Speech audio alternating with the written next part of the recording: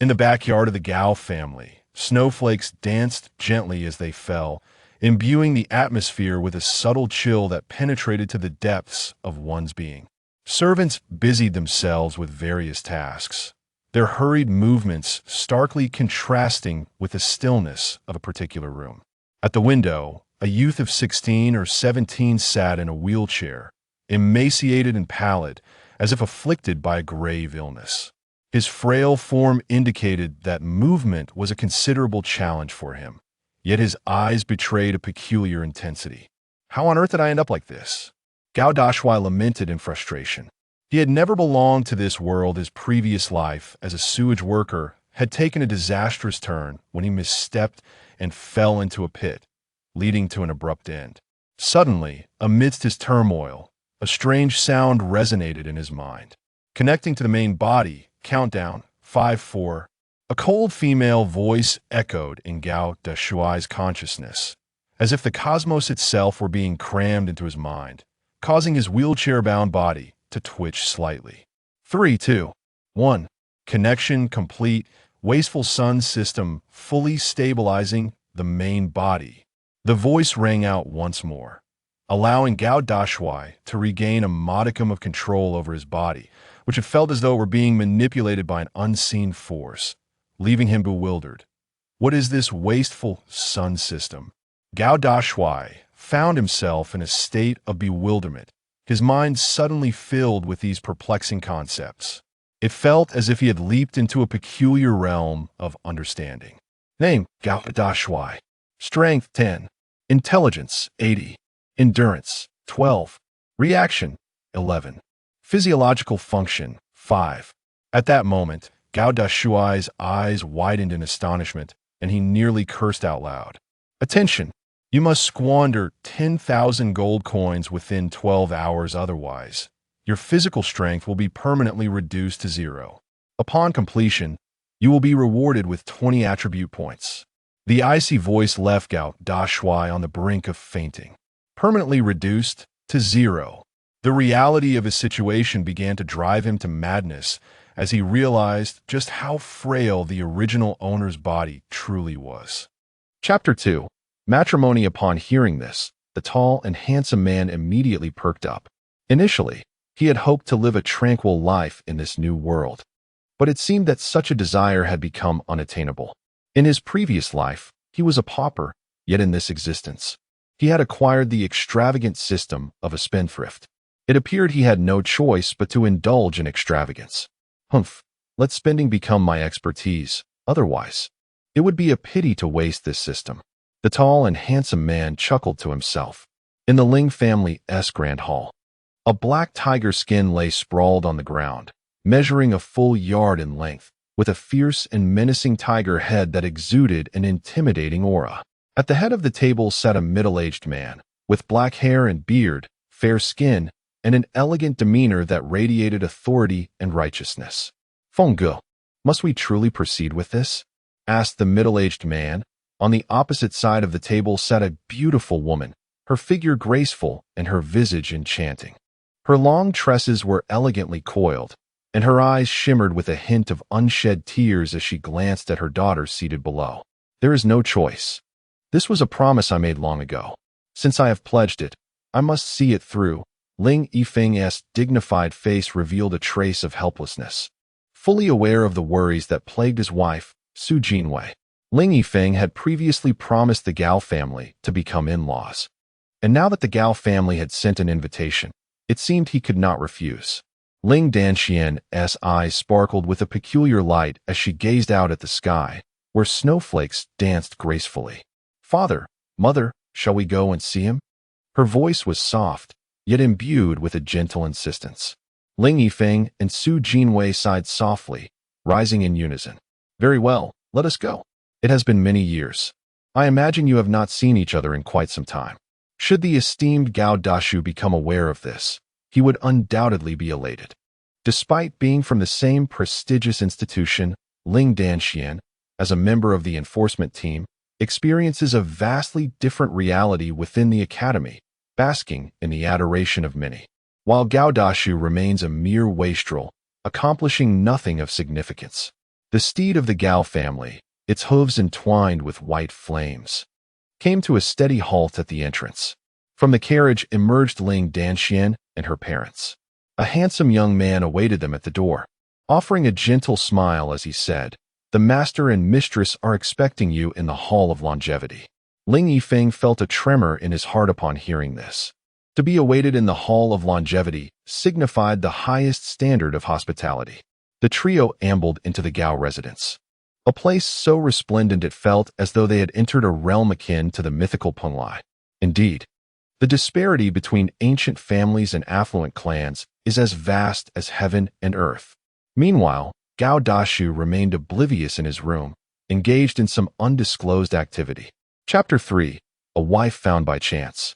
The room was adorned with black jade, reflecting the brilliant light that streamed in from outside, casting a mesmerizing glow.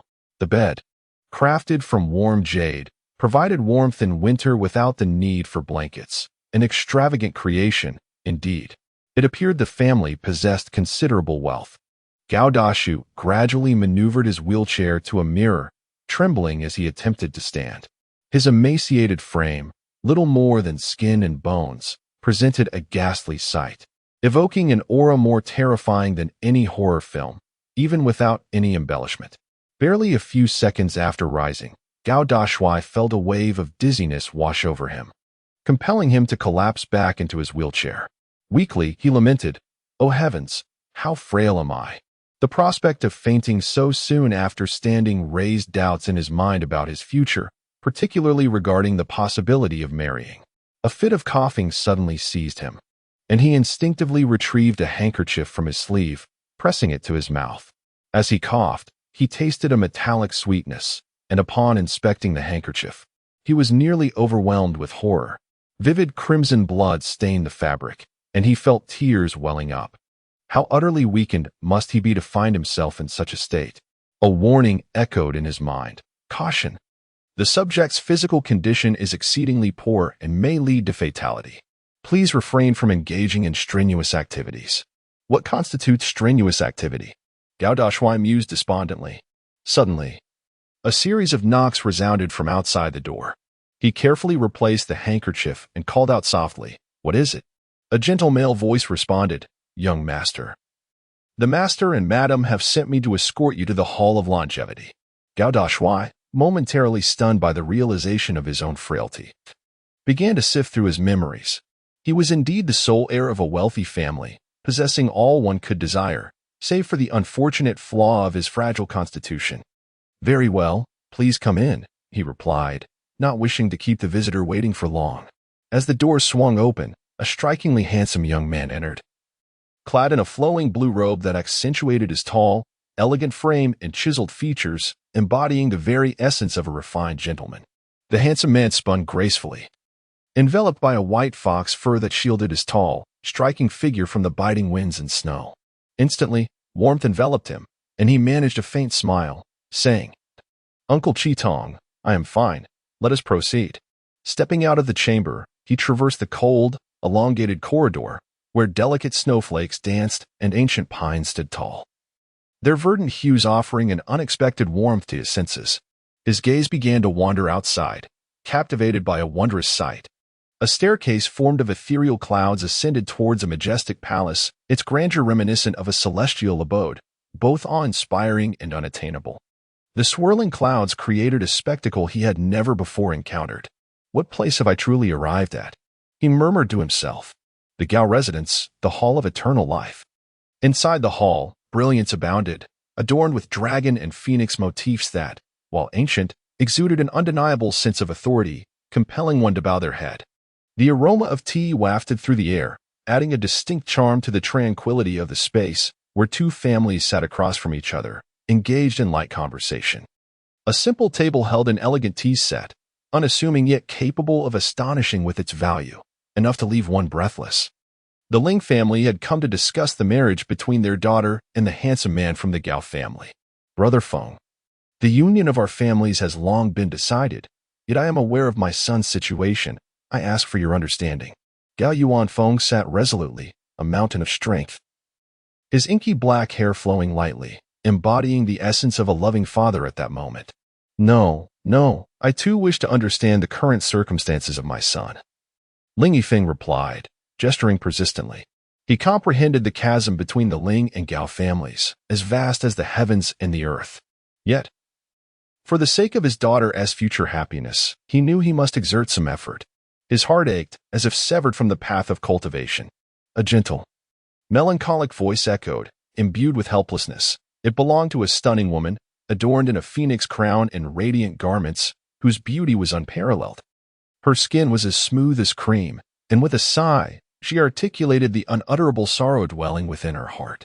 Gao Yuanfeng tenderly patted his wife's hand and softly reassured her, Jian, it will be all right. Our son is not as lacking as we fear.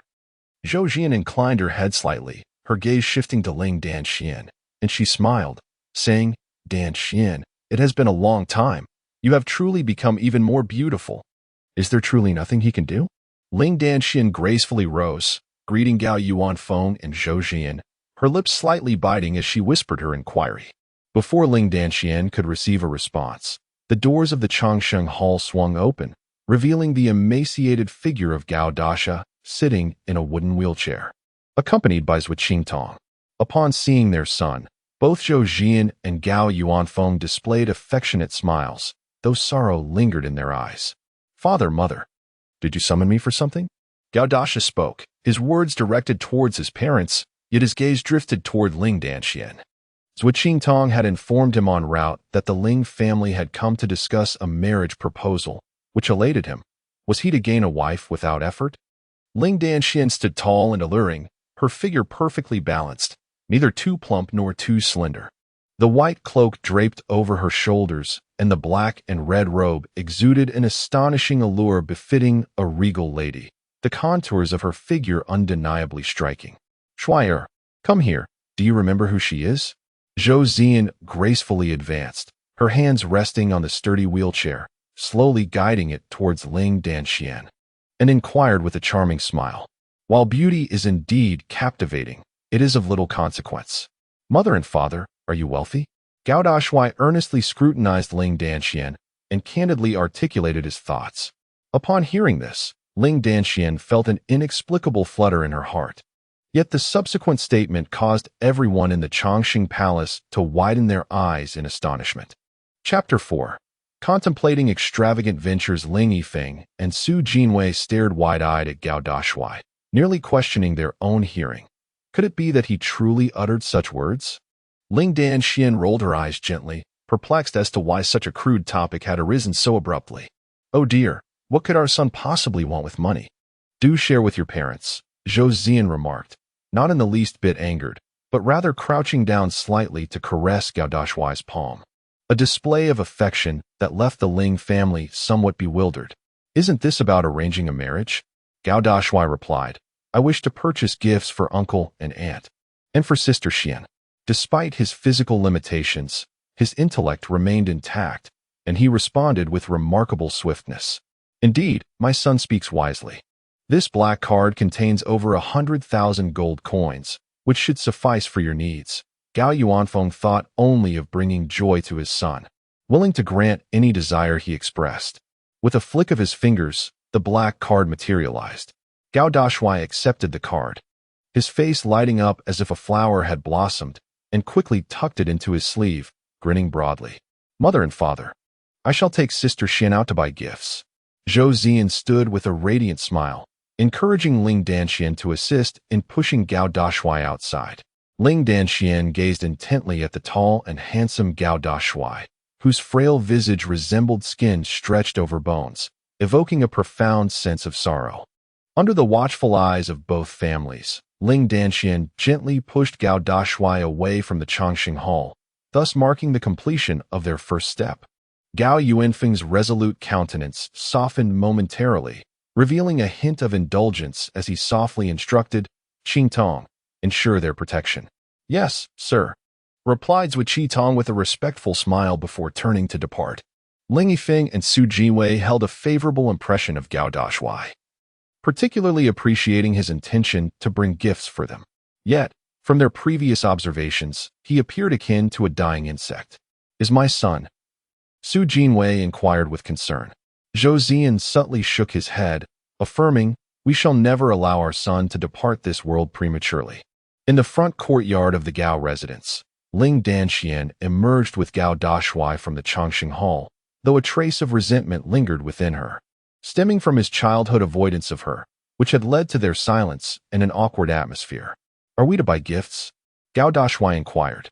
"Is this all?" Ling Danxian responded with confusion. Gao Dashuai shook his head and proudly declared, "There are also extravagances. Zidu, one of the three great capitals of the Empire of Lu, is a coveted destination for countless cultivators.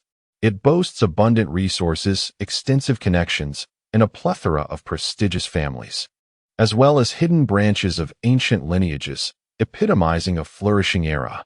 In the west district of Zidu, the streets were bustling with vehicles and throngs of people, including shape-shifting spirit beasts from distant realms, creating an exceptionally vibrant scene. Yet, at that moment, the gaze of all present became fixated on the approaching war chariot. The three-headed azure Qilin hound serves as the formidable power propelling the war chariot, its scales glistening ominously, hooves entwined with clouds and mist, its fierce visage exuding an aura of dominance. Wherever it strides, the populace instinctively retreats, for the azure Qilin hound is not a benign creature. Is it true that the azure Qilin hound is now harnessed for a chariot? Whispers abound that one such beast bears the bloodline of the mythical Qilin. Could it possibly be the worthless young master of the Gao family? It seems likely, as few others make such a grand entrance.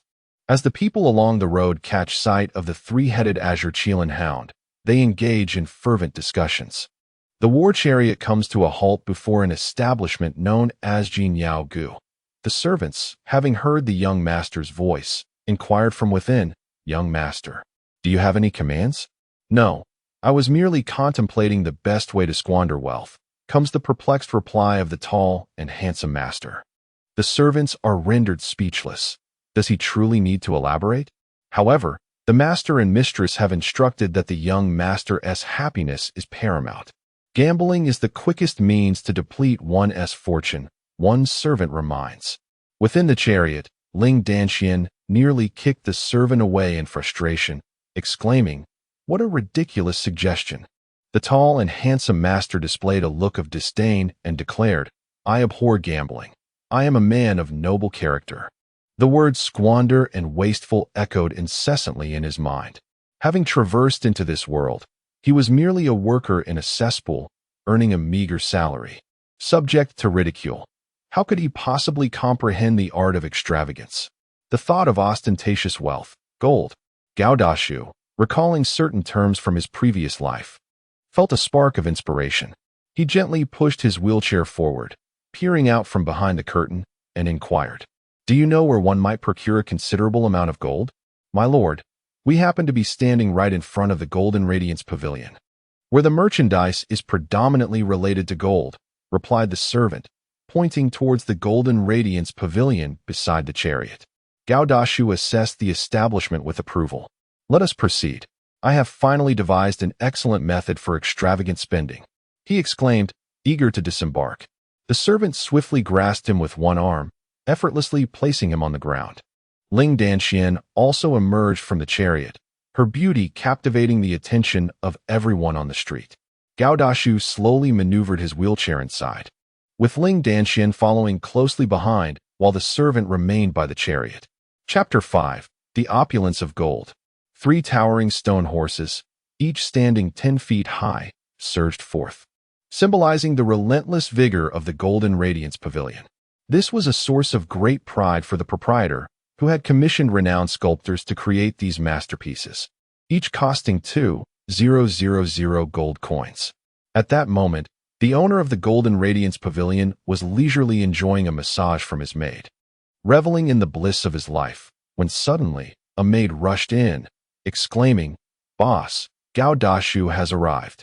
The owner, mid-sip of his tea, sputtered in shock, his eyes wide with disbelief. "Are you certain you are not mistaken? It is indeed him, the infamous wastrel young master," the maid affirmed with a nod. The proprietor of Jinyag abruptly rose to his feet, hurrying away in a flurry. It is well known that the esteemed Master Gao of the Gao family has garnered a reputation in Zidu as a distinguished figure. One can easily surmise the extent of his frailty.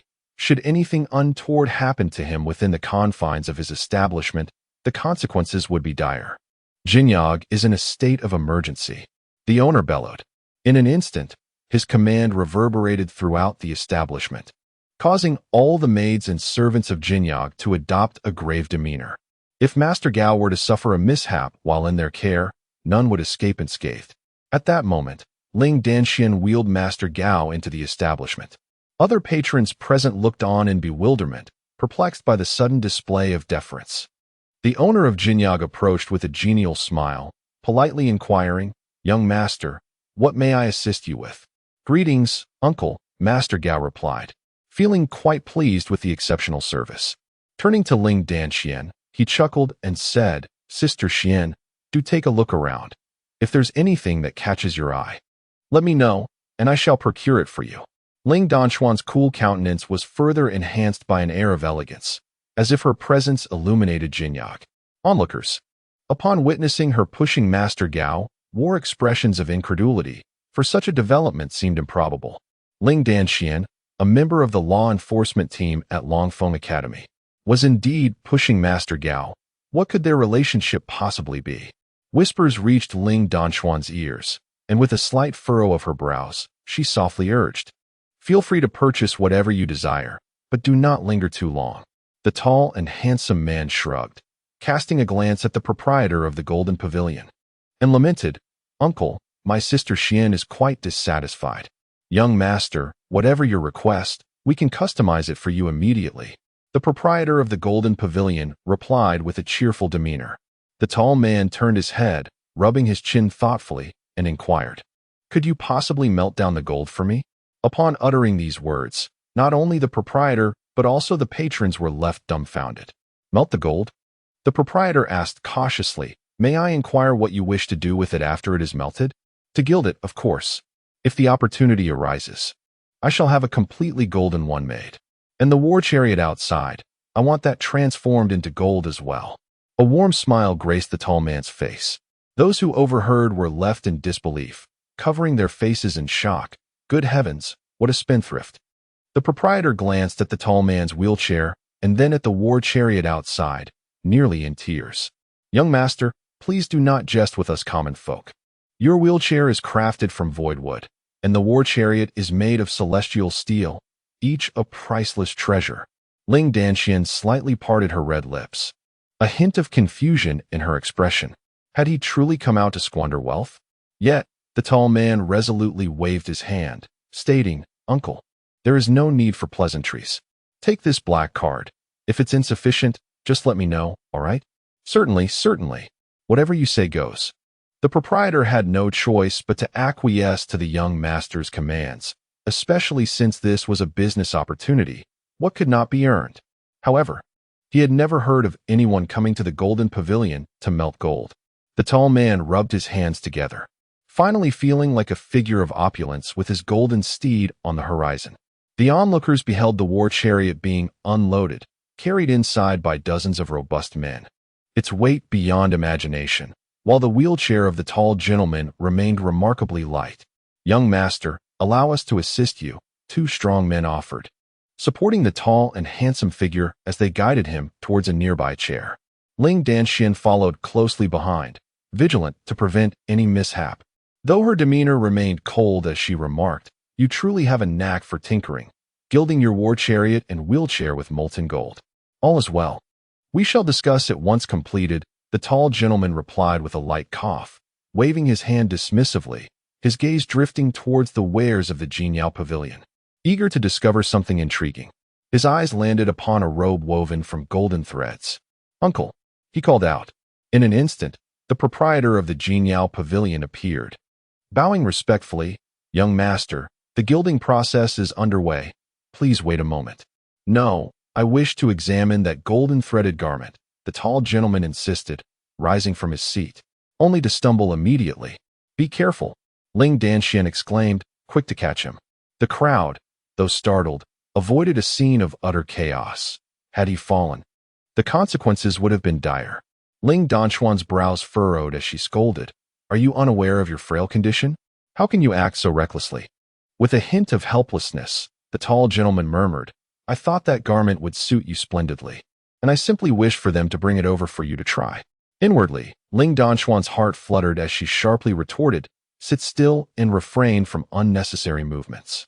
The proprietor, with keen awareness, hurriedly retrieved the radiant robe, its golden sheen shimmering like a phoenix in flight, breathtakingly beautiful. Beautiful, bring me 3 sets, one for my mother, one for my aunt, and another for Sister Xian. The tall and handsome gentleman took an instant liking to them. The owner of Jinyao Pavilion hurriedly departed to make preparations. Ling Danxian examined her hands, recalling how they seemed merely skeletal when she assisted the tall gentleman. After approximately 2 hours, the once ordinary chariot had been entirely coated in gold, while the wooden wheelchair had also been transformed into a golden hue. As it was unveiled, the sunlight illuminated it brilliantly, nearly blinding countless passers-by with its dazzling glow. How exquisite! The tall gentleman settled into his new wheelchair, finding it exceptionally comfortable. And it was adorned in ostentatious gold. Ling Danxian felt increasingly restless. How could such a vulgar color be chosen? Surely, there could have been alternatives. Let us take a stroll down the street, the tall gentleman cheerfully suggested. The servants secured the harness around the Qilin hound, which strutted proudly as they proceeded. Along the way, many shielded their eyes, wondering who was flaunting such opulence. It was overwhelmingly radiant. Chapter 6. Only the extravagant can find happiness. The tall gentleman's golden wheelchair and chariot shone magnificently beneath the sun, casting a brilliant light wherever they went, forcing many to shield their eyes to avoid being blinded. Ling Danxian longed to dismount and walk.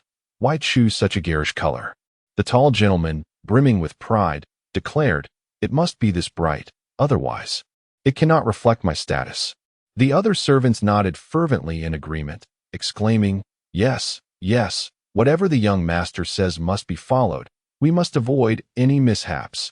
Upon hearing this, Ling Danxian rolled her beautiful eyes, remarking softly that this group of subordinates was quite capable. Is the elder still in the Chongqing Hall? She inquired. The master and mistress are currently engaged in conversation with Miss Danshuan's parents in the main hall. Gao Yuanfeng, observing the situation, embraced her gently, running his fingers through her silky hair. If it truly comes to that, I shall seek the elder's assistance. I cannot fathom why Shuai has endured such torment for 17 long years. He still cannot frolic like other children, confined to a wheelchair.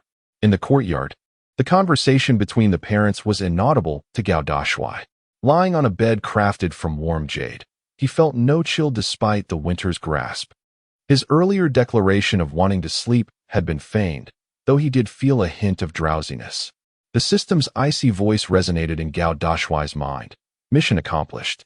You have been awarded 20 attribute points to allocate freely, though it is advised to enhance your physical stamina and bodily functions. This revelation brought him a sense of relief. Completion was sufficient. Gao Dashuai had no desire to remain a man with permanent 0 physical strength, for no amount of completed tasks would matter then.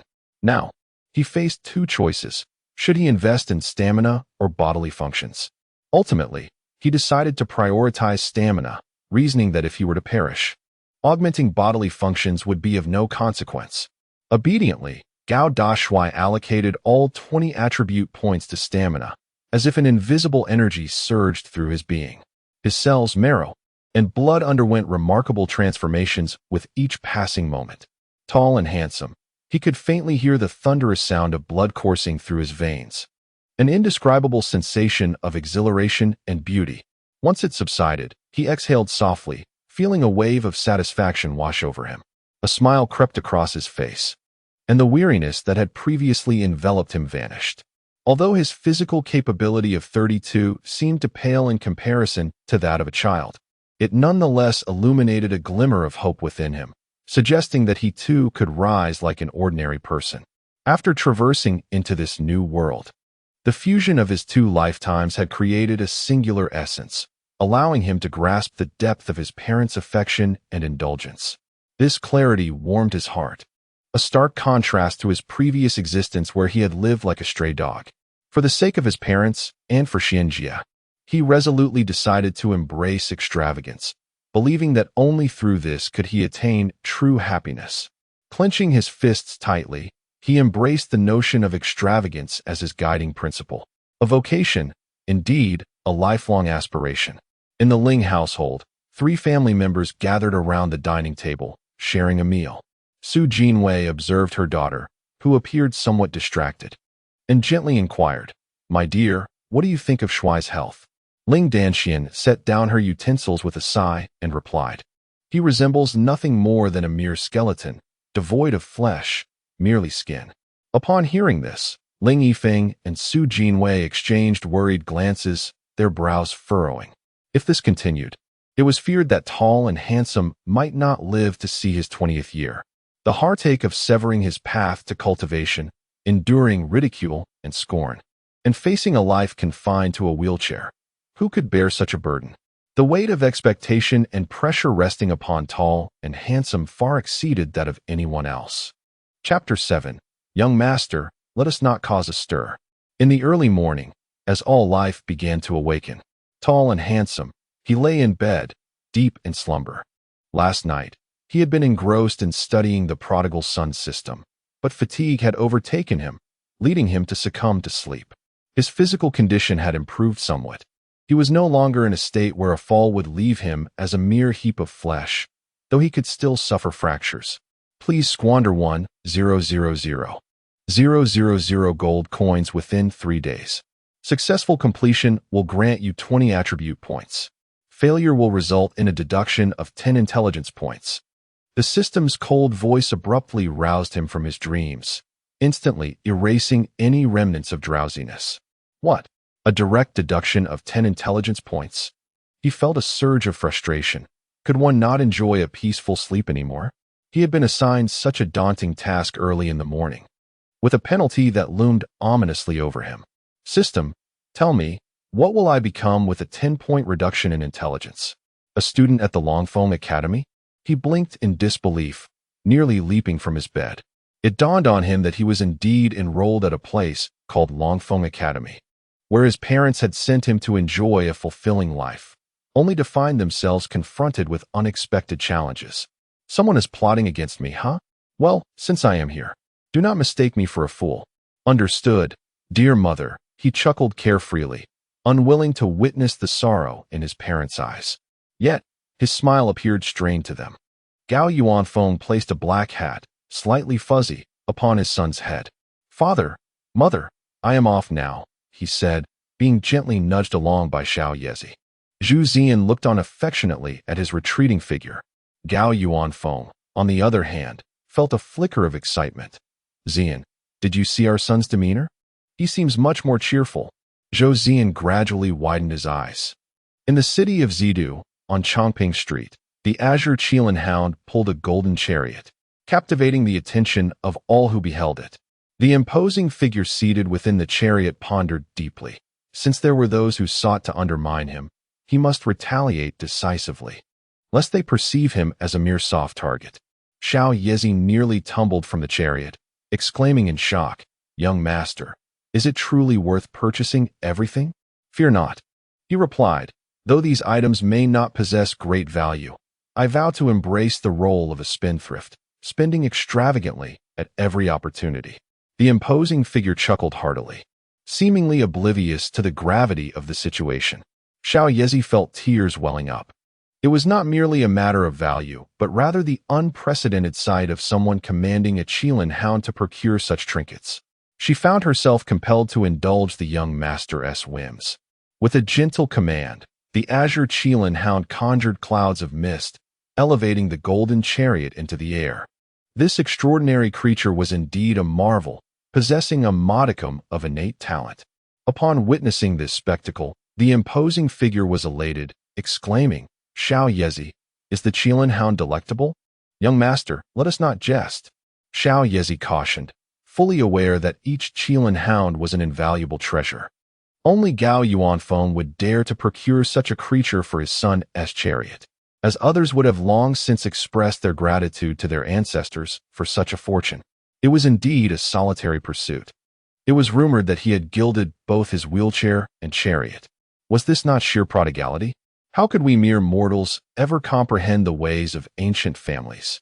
Disregarding the discussions surrounding his stature and charm, he indulged in an array of crimson-hued beverages.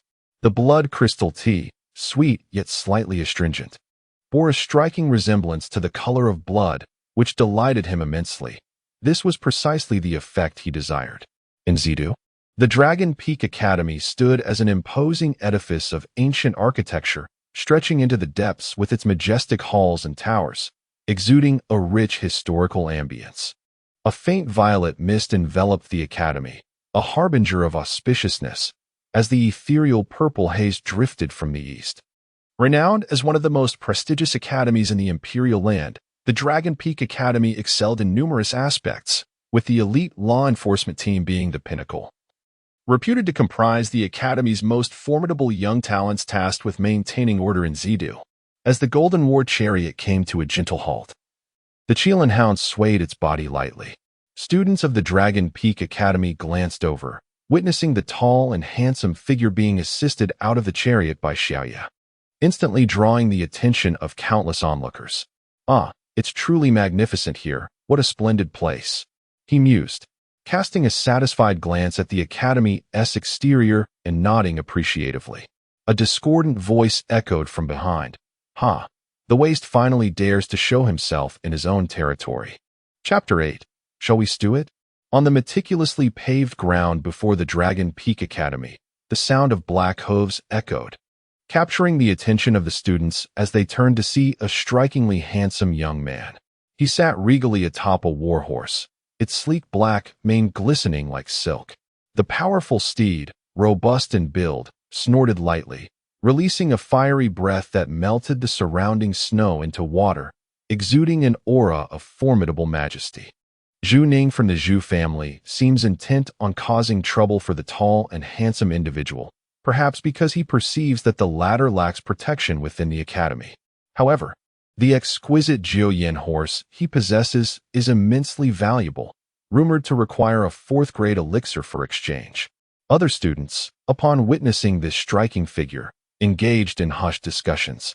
Although the Zhu family is considered a semi-ancient lineage in Zidu, it undoubtedly ranks among the upper echelons of affluent families. Often referred to as the one closest to the ancient aristocracy, this revelation elicited incredulous expressions from the gathered students, including Zhu Ning. How dare he speak so boldly? It is well known that the tall and handsome individual was previously reticent, even somewhat timid. So what has prompted such newfound audacity? Zhu Ning shook his head lightly, mocking, "Oh really? Then you should take a good stroll. Perhaps you might extend your days a bit." "You." Xiao Yezi seethed with fury. Yet, the tall and handsome individual merely chuckled and waved his hand, saying, "Xiao Yezi, push me over to take a look at the horse. It appears quite splendid."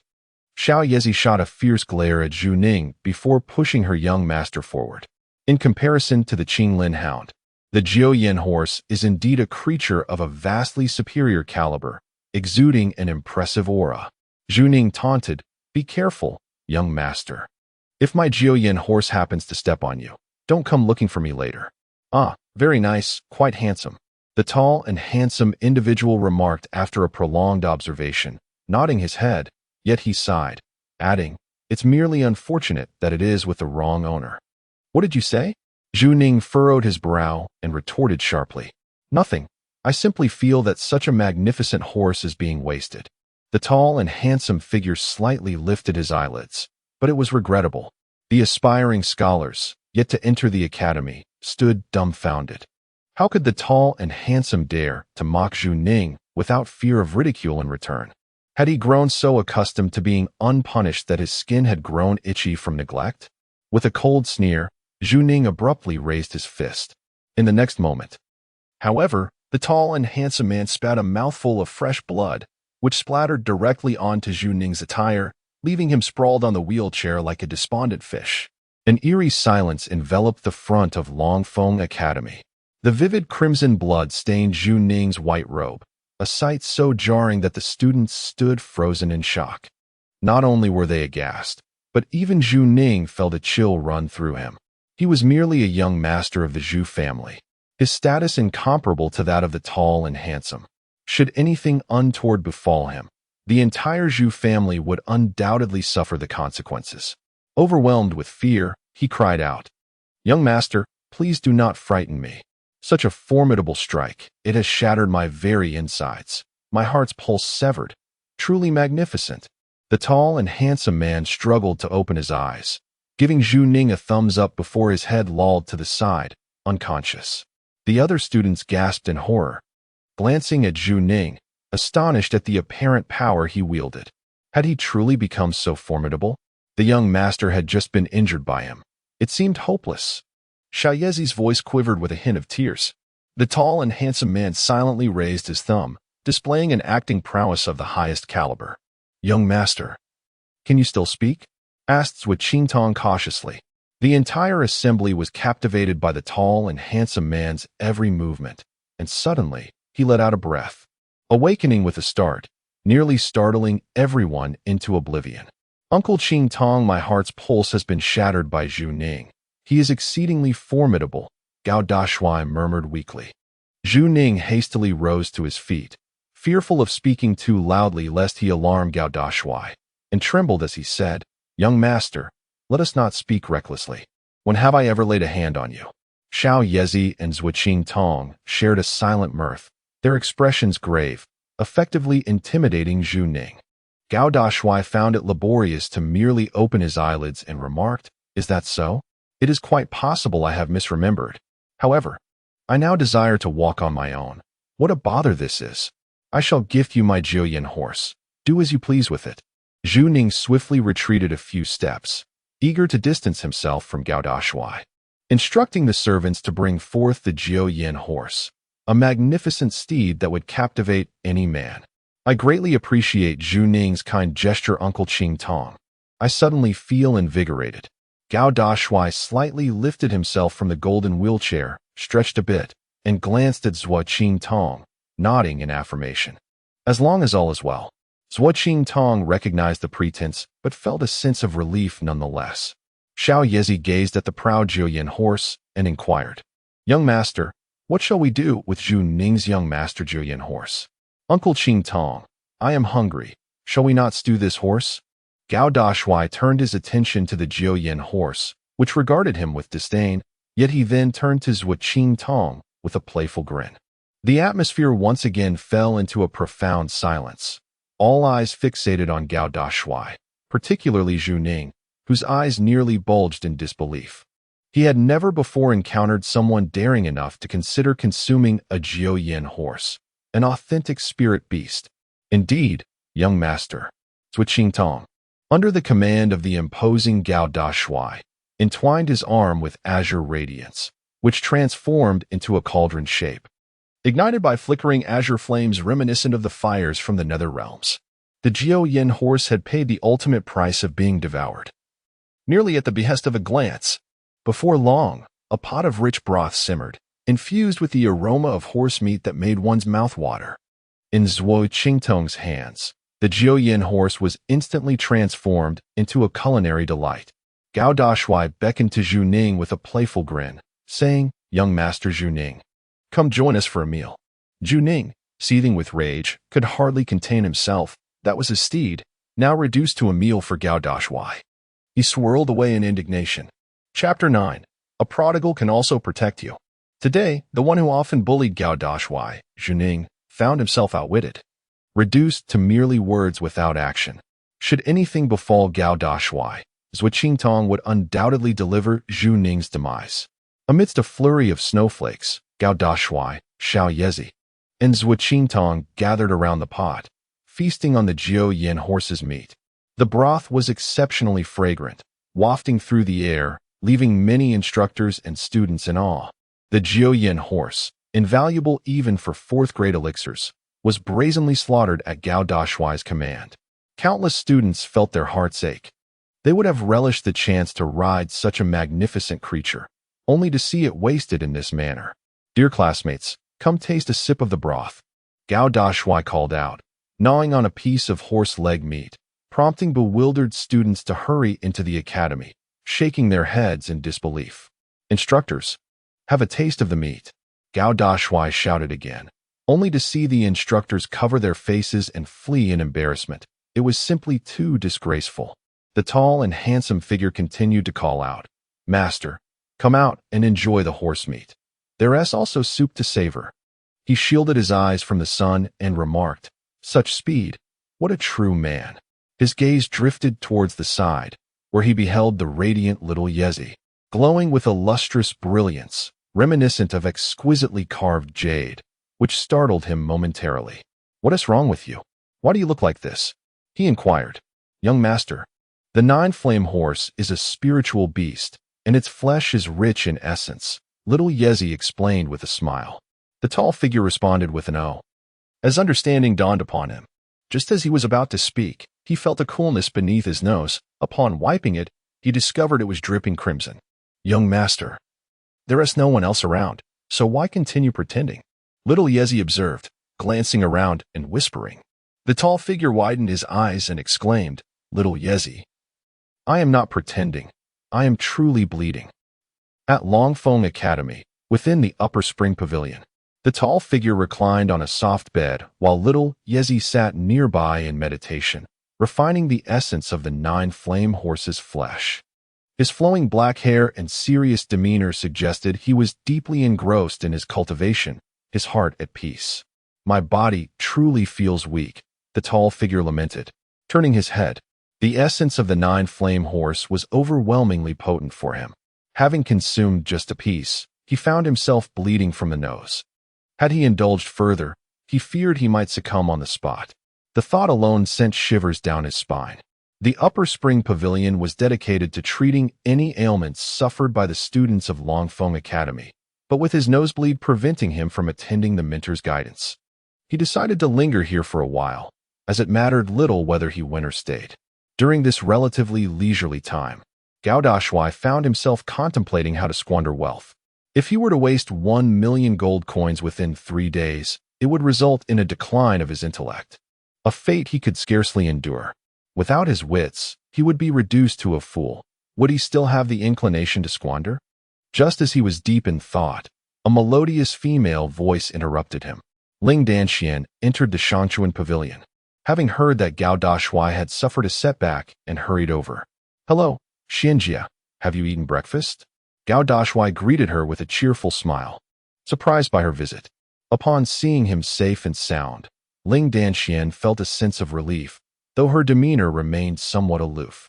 "How did you end up clashing with Zhuning?" Ling Danxian glanced at the small figure of Yezi sitting cross-legged on the ground and took a seat beside Gao Dashuai's bed. He shrugged and replied, "Xianjia, I didn't do anything wrong. I've been quite obedient." "Obedient? Then how did you end up feeding the Juyin horse?"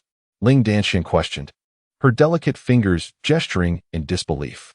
Gao Dashuai, feeling aggrieved, explained, "There was no other choice.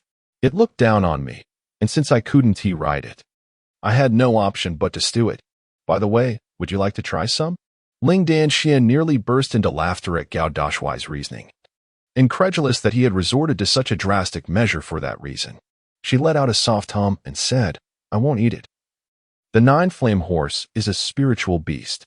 Consuming its flesh is rich in essence, and you are well aware of your own condition. However, before she could finish her sentence, Ling Danxian tightly closed her crimson lips, while Xiaoyi suddenly opened her eyes wide, drenched in cold sweat. It was crucial to understand that the young master feared nothing more than the mention of his heart injury, which rendered him incapable of cultivation. "No worries, aren't we wealthy? If I cannot become a cultivator, I shall be a spendthrift." Yet, at that moment, Gao Dashuai appeared particularly carefree, laughing with abandon. However, in Ling Danxuan's eyes, his laughter seemed like a forced attempt at self-encouragement. The heart injury was considered a grave ailment, one that could inflict significant harm on the body. For cultivators, it was a fatal blow. To embark on the path of cultivation, one must first interrogate their heart. For only a heart free of guilt could tread the path of cultivation. Gao Dashuai, burdened with such a heart injury, signified a life devoid of the possibility of cultivation. Consequently, he had succumbed to despair and silence, resulting in his presently poor physical condition, teetering on the brink of collapse. Living joyfully as a spendthrift was far preferable to the arduous journey of cultivation, was it not? Gao Dashuai was particularly cheerful. Although he envied those who could wield formidable martial arts, the thought of cultivating himself was preposterous. I haven't heard of anyone pledging to be a spendthrift, he remarked.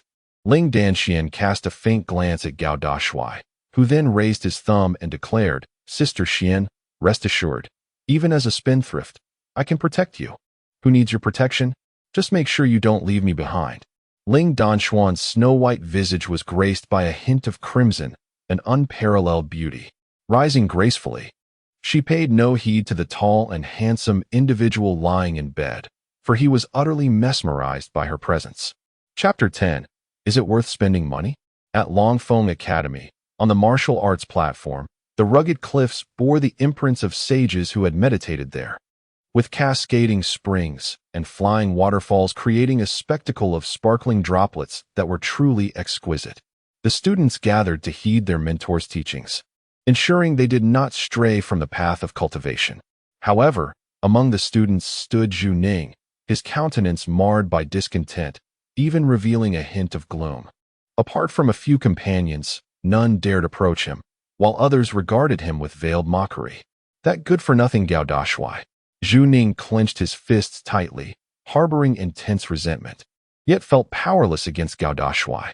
Earlier that morning, Zhu Ning had been thoroughly alarmed, genuinely believing Gao Dashuai had coughed up blood, prompting him to leave in a frantic scramble. Yet, he later discerned the scent on his robes, realizing it was merely blood crystal tea, resembling actual blood. This revelation ignited his fury, for he had always bullied Gao Dashuai, and now the tables had turned, inciting his wrath. Young Master Zhu, shall we secretly sabotage his wheelchair? Someone nearby proposed a nefarious scheme. Zhu Ning cast a cold glance at him and replied, if he were to fall to his death, your entire family would be doomed. Do you truly believe the Zhu family is unaware of everything? The individual shuddered at this, too frightened to dwell on it further. Another person interjected, young Master Zhu, there will be a batch of auction items at the Golden Hammer auction today. Will you attend? Initially, Zhu Ning intended to decline, but the mention of the auction sparked his interest. The Golden Hammer auction, considered a medium-sized auction in Zidu, is renowned for its saying, once the Golden Hammer strikes, 1,000 mouths cannot speak, which aptly reflects the finality of the auctioneer's gavel. It has garnered considerable acclaim, albeit lacking significant renown in Zidu. Large auctions are typically the domain of affluent families and ancient lineages, while those like Zhu Ning are relegated to smaller or medium-sized events. Zhu Ning's mind sparked with a mischievous thought. Since he had been deceived, why not turn the tables and deceive in return? Driven by a naive desire for retribution against the imposing Gao Dashuai, he felt a flutter of excitement at the prospect. When it comes to intelligence, he had never feared anyone, especially not a mere cripple confined to a wheelchair. In the afternoon, Gao Dashuai lay in Shangchuan Pavilion for an extended period, contemplating his financial follies. With no other recourse, he decided to take things one step at a time, allowing Xiao Yezi to assist him outside, where they encountered Ling Danxian, elegantly poised and waiting. Her cloak danced gracefully in the breeze, and her exquisite figure, adorned with cascading hair, was a sight to behold, so captivating and alluring. Ling Danxian awaited Gao Dashuai, and upon seeing her, Xiao Yezi's heart swelled with joy. It seemed she truly was willing to accept the young master. Sister Xian, are you waiting for me? Gao Dashuai called out with a cheerful wave, leaving the students exiting Longfeng Academy momentarily stunned. Although rumors of their childhood betrothal had circulated, few imagined it to be true. As a member of the enforcement team, Ling Danxian was pursued by many. Why would she choose Gao Dashuai? Indeed, she is so beautiful and possesses such a gentle temperament. It truly seems a waste. Were it not for Gao Dashuai's current state, I might have endeavored to win Ling Danxian for myself. The students harbored a deep sense of indignation, yet what could they do? After all, Gao Dashuai hailed from an illustrious ancient family. It was indeed fortunate that young Master Zhu Ning possessed the 9-flame horse, After feasting, one could sleep soundly. Gao Dashuai expressed his heartfelt gratitude. Zhu Ning's lips twitched, suppressing his rage at the man's utter lack of discretion. Dashuai, I've heard that the Golden Hammer auction has received a new batch of items. Would you care to accompany me? Zhu Ning inquired with a slight smile. Taking a deep breath, Ling Danxian stepped forward, her tone frosty. Zhu Ning, what mischief are you plotting this time? Wait, Sister Xian. Gao Dashuai's eyes lit up upon hearing of the auction. He eagerly grasped Ling Danxuan's delicate hand and excitedly asked, Are the items expensive? Just how costly can they be? That depends on the value of the items, Zhu Ning replied hastily. However, I have heard that each piece is valued between several thousand to several 100,000 gold coins. Seeing Gao Dashuai falling into the trap, Zhu Ning quickly elaborated, and Gao Dashuai became utterly exhilarated. It was as if fortune had presented him with a pillow while he was dozing off. He couldn't be more delighted about how to indulge himself. Ling Danxian could clearly see through Zhu Ning's scheme and softly urged, Dashuai, we shouldn't go. Aunt Xian is worried about you. The Golden Hammer auction was a grand spectacle, with two towering golden pillars symbolizing the influx of wealth. At the entrance stood two lovely maidens, tall and graceful, their bright smiles radiating youthful exuberance. Upon hearing of the new offerings at the Golden Hammer auction, crowds of people flocked towards the venue. Meanwhile, a shadow loomed overhead, prompting the throng to swiftly make way. Three majestic Qilin hounds forged a path, followed by a resplendent golden war chariot, exuding an aura of formidable power. Is this truly the Golden Hammer auction? Quite impressive indeed. The Grand Master arrived, seated in a wheelchair and escorted by attendants. The two maidens, upon noticing his presence, hurriedly bowed, exclaiming, Esteemed young master, greetings. Indeed, it is good for everyone to be well, the Grand Master replied with a jovial wave of his hand. Ling Danxian pushed the Grand Master into the auction hall, trailed closely by the little shadow, Xiao Yezi. Onlookers outside were left in awe, astonished by the grandiose entrance, with the chariot seemingly gilded in gold. Shortly thereafter, Zhu Ning and his companions arrived, lacking such rare beasts as the Qilin hound. And with their Jiuyin steeds having been consumed, they had no choice but to arrive on lesser mounts. Just wait, I shall surely find a way to outsmart you. Zhu Ning, with a grim expression, dismounted and entered the Golden Hammer auction alongside his comrades. The spectators exchanged glances, sensing that a rivalry was brewing between the two young masters. The Grand Master remained unconcerned by Zhu Ning's schemes. Rather, he was focused on how to indulge in reckless spending. At last, he had found the opportunity to preserve his dignity. He decided to indulge in extravagance just this once. Chapter 11. The Commencement of Extravagance. The auction hall featured an elevated platform at the front, radiant lights swirling above, with rows of seats meticulously arranged ascendingly. On either side were private boxes, reserved exclusively for those of high status within the Purple Capital. In the elegant private room number 1, the atmosphere was refined, adorned with potted plants in the corners, the air fresh and invigorating. And the ample light allowed for a clear view of the entire auction venue. The tall and handsome Gao Dashuai, along with Ling Danxian and Xiao Yezi, entered and found the surroundings quite agreeable. Young master, how do you find it? If it does not meet your expectations, we shall make immediate arrangements. Inquired the manager of the Jin Shui auction house with utmost respect. Gao Dashuai, with a cheerful smile, nodded and replied, There is no need for such trouble, uncle. This place is rather delightful. Upon hearing Gao Dashuai address him as uncle, the manager felt a wave of satisfaction. After all, Gao Dashuai, despite being deemed a waste, was backed by the influential Gao family, thus elevating his status significantly. You are too kind, young master. Should you have any requests, do not hesitate to call for me, the manager said with a slight smile as he stepped back. Gao Dashuai turned to Xiao Yezi and said, Xiao Yezi, take a seat. Why remain standing? Do your feet not ache? No, young master, I prefer to stand, replied Xiao Yezi, feeling deeply touched, yet fully aware of her position as the young master's personal attendant. Ling Danxian, seated gracefully, softly remarked, Your young master has spoken. You must comply. Yes, Xiao Yezi acquiesced, reluctantly settling down, her heart heavy with emotion. Pondering why such a kind young master had to endure such inherent affliction, rendering him unable to cultivate. Such a thought was truly heart-wrenching. "Young master, do you find this place satisfactory?" came the voice of Zhu Ning from the adjacent room. Hearing his voice, Gao Dashuai chuckled and called out, "Not bad, not bad. I never imagined you frequented such establishments. Your family must be quite wealthy." Hee, that is only natural. However, in truth, it is absolutely not the case. No matter how wealthy his family is, he cannot be the sole heir. They certainly do not shower him with tens of thousands of gold coins daily. A dull thud resonated through the auction house, revealing a captivating woman standing atop the platform, her figure graceful, lips a fiery red, and her enchanting eyes mesmerizing. In her hand, she held a golden hammer, signaling the commencement of the auction. "Ladies and gentlemen, without further ado, let us begin," the alluring woman announced in a melodic voice.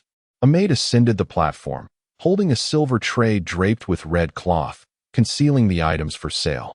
The enchanting woman softly stated, "This auction features a total of 22 items. The first item is a multicolored bracelet, intricately carved from colorful stones." As she began to introduce the merchandise, she was abruptly interrupted by a loud voice, 30,000 gold coins. The room fell into a hushed silence. The enchanting woman widened her eyes, gazing towards the source of the bid from the first private box. She recognized the identity of the bidder. The most notorious wasteful young master in the Purple City, Gao Dashuai, whose bid had already surpassed the value of the multicolored bracelet. Inside the private box, Ling Danxian pressed her forehead and gently shook her head, saying, "Do you have any idea how much it costs to create a multicolored bracelet? Only 2,000 gold coins are needed. Do you truly believe money holds no value?" "Not at all. I simply think that this bracelet would look stunning on your wrist. Hence my bid," Gao Dashuai replied with a carefree laugh. Ling Danxuan's heart skipped a beat upon hearing this, her ears slightly flushed. She turned her head and said, "Thank you, but please do not squander your money. I refuse to conform. I solemnly vow to be a spendthrift," declared the tall and handsome man with righteous fervor. Ling Danxian bit her lip, gazing at him with defiance. "I shall not allow you to indulge in such folly. Do not think mere flattery will suffice." The colorful bracelet was purchased for 30,000 gold coins, with no one daring to contest the price, for it was simply not worth it.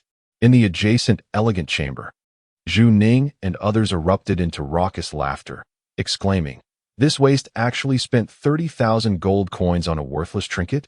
Ha ha." The soundproofing between the chambers was exceptional. Unless one intended to speak loudly, it was nearly impossible to hear anything.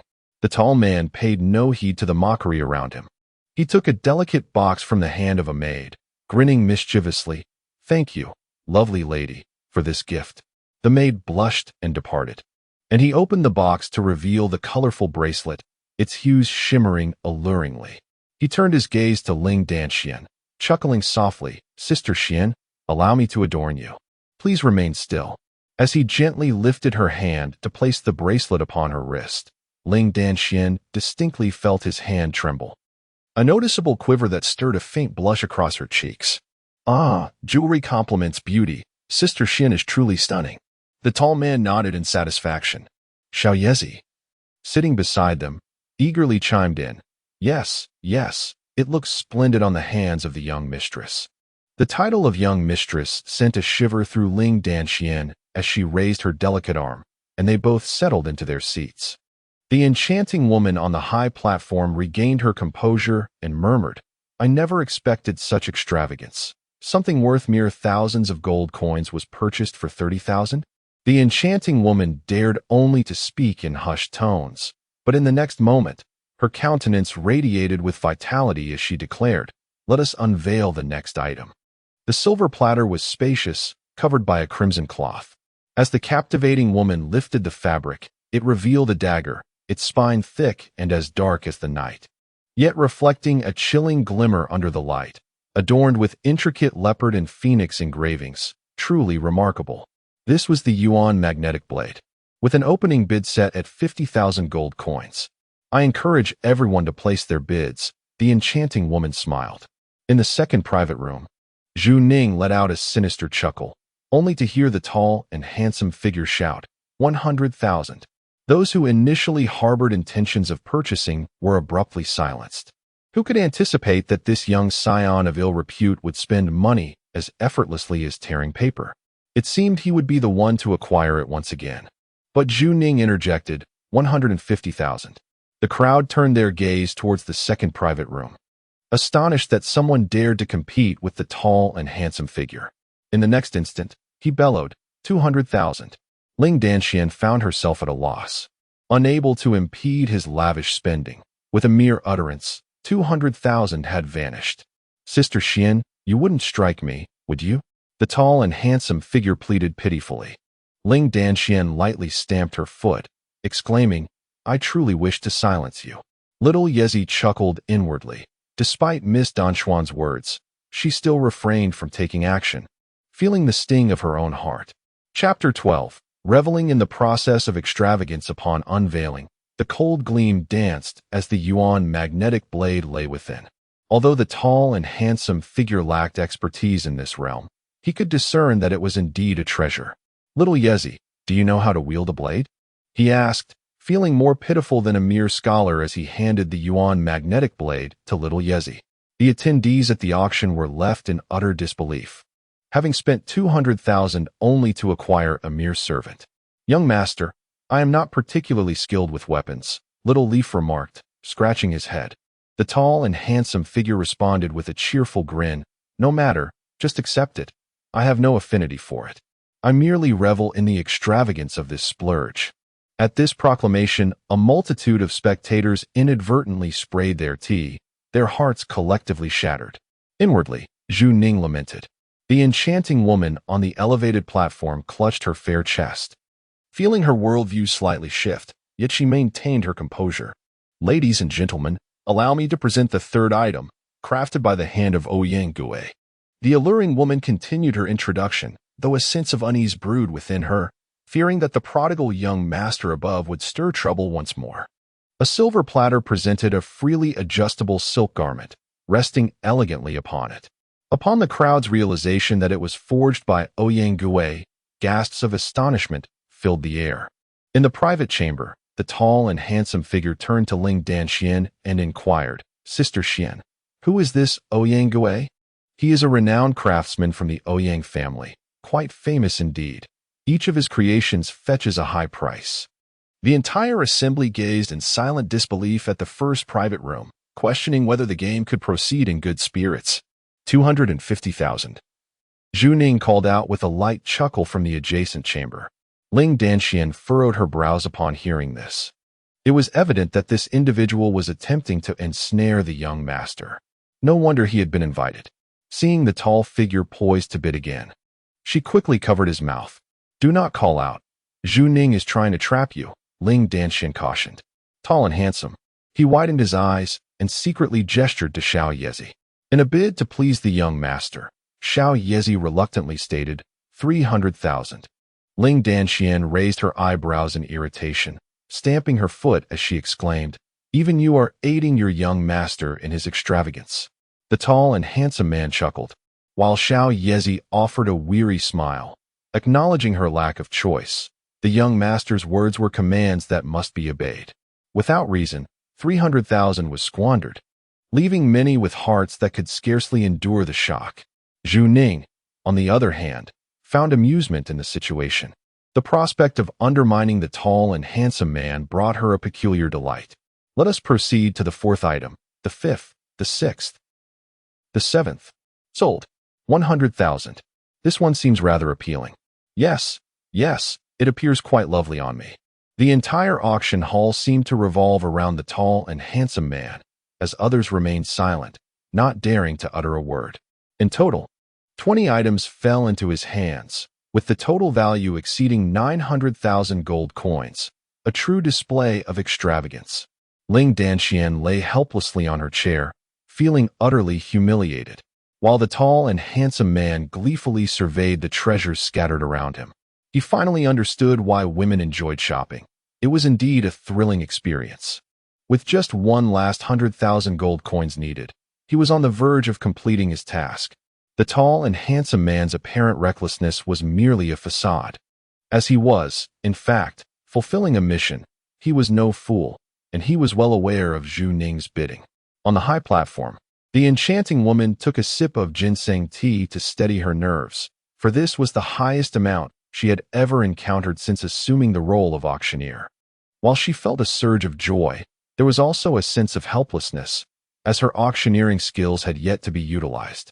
"Let us proceed to the next item," she announced, her voice lacking vigor. A maid presented a silver tray, revealing a peculiar jar, neither entirely metallic nor wholly earthen, its shape quite unusual. "This item has been transported from the chaotic realm of Jiuluan, sealed yet aged, rendering its value incalculable. There is no reserve price. Feel free to bid," she declared, gesturing towards the jar, a mischievous smile gracing her lips, captivating all present. "Excuse me, what is that small stone beside the jar?" inquired the tall and handsome figure, squinting at the stone next to the jar. "Ha ha ha, truly a waste. No wonder those from ancient families are so affluent," guffawed the neighboring Zhi Ling, while his companions shook their heads in mockery. The onlookers displayed expressions of resignation, feeling pity for such a son. Despite the seal, the jar appeared worn and tattered, unlikely to harbor treasures, yet someone had audaciously bid 100,000, inviting scorn from many. However, the tall and handsome man seemed utterly unfazed, laughing with unrestrained joy, cradling the jar in his arms and clutching the stone tightly. A clear, cold voice resonated in his mind. "Main task completed, awarded 20 attribute points, amount reset to 0. New task will be released tomorrow morning." The handsome man grinned broadly, drooling with excitement. He felt utterly elated, believing all was well. "How can you still be laughing after purchasing such worthless items? I am truly defeated by you," remarked his companion with exasperation. Ling Danxian, upon seeing the tall and handsome figure, could hardly contain her irritation. With a finger, she playfully poked his forehead, utterly at a loss for words.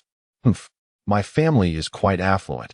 If I do not squander a bit, how shall I acquire even more wealth?" The tall and handsome man, rather than feeling ashamed, took pride in her words. Those who overheard were left in utter shock, collapsing to the ground. Chapter 13. Would you grant me a kiss? However, only one item remained for auction. Zhu Ning planned to ensnare the tall and handsome man one final time, and this would be the most significant attempt. The alluring woman took a sip of ginseng tea, inhaled deeply, and forced a smile, declaring, "Ladies and gentlemen, let us unveil the last item." The maid presented the item from this auction, unveiling it with a crimson cloth. Surrounding it was a crystal display, revealing a small tree bearing a moon-shaped spirit fruit. The Changyue fruit, known for its stabilizing properties, commenced bidding at.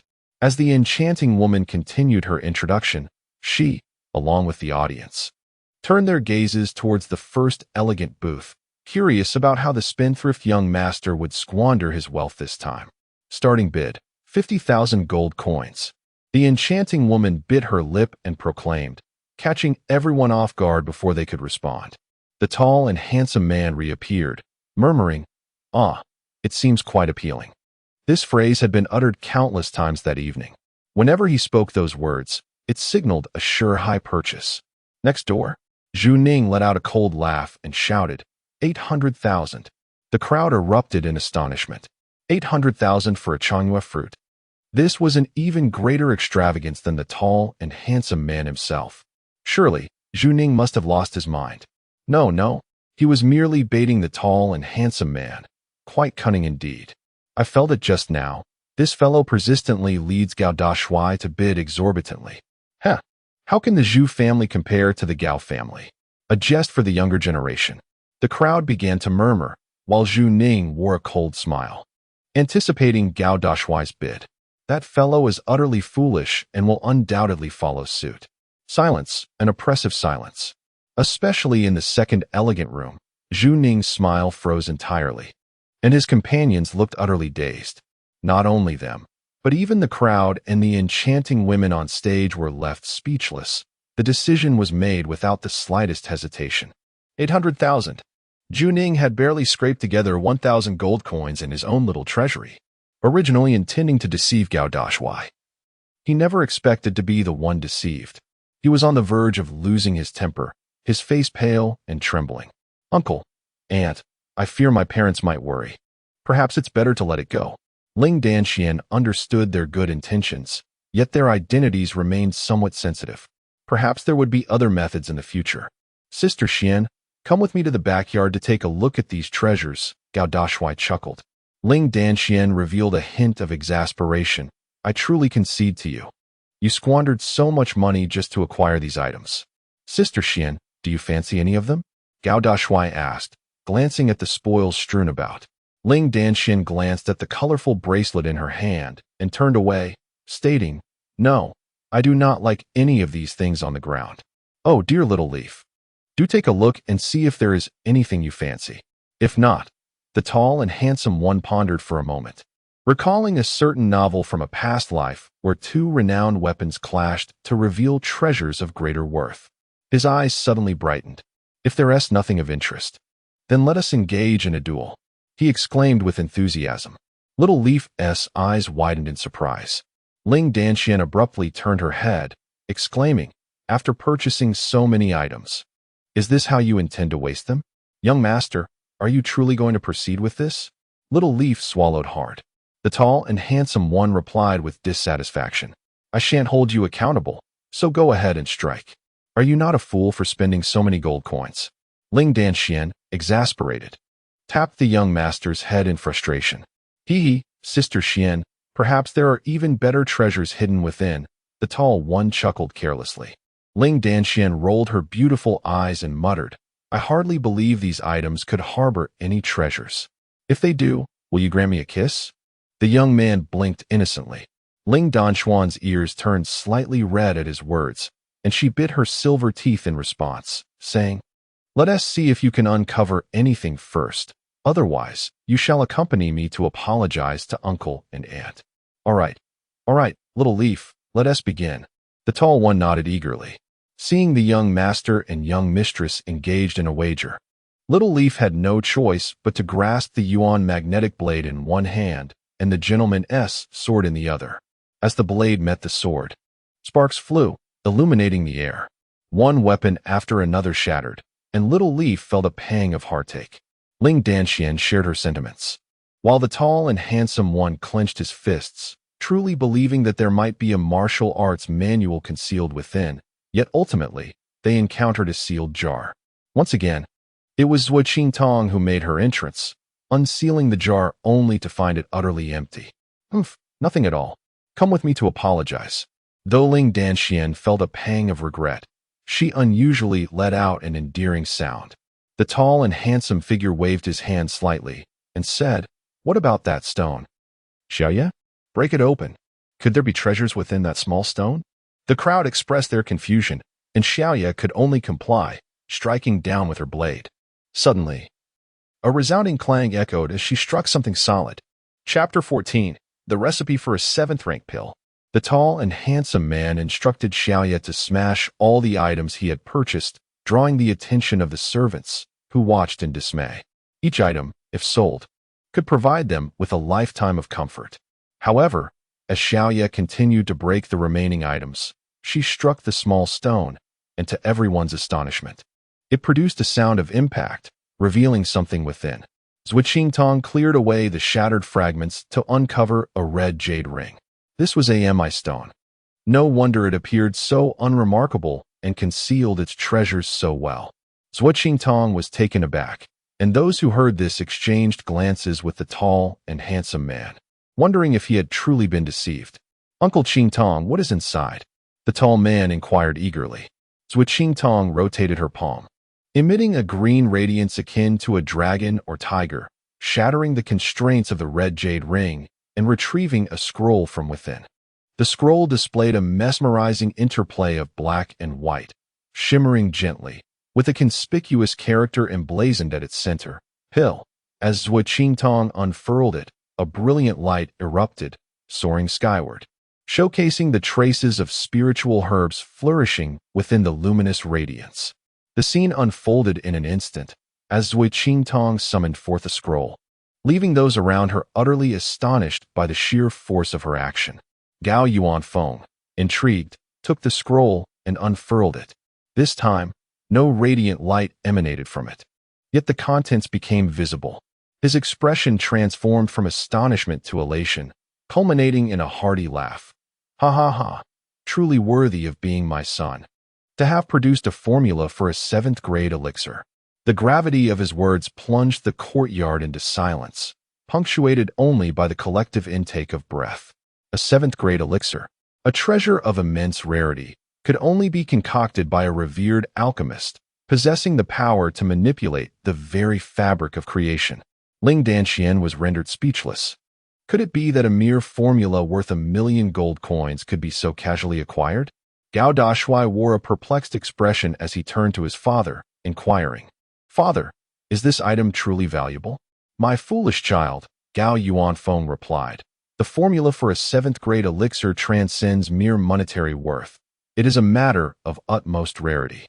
Zhou Zian, both amused and exasperated, affectionately kissed Gao Dashuai, marveling at his son's simplicity.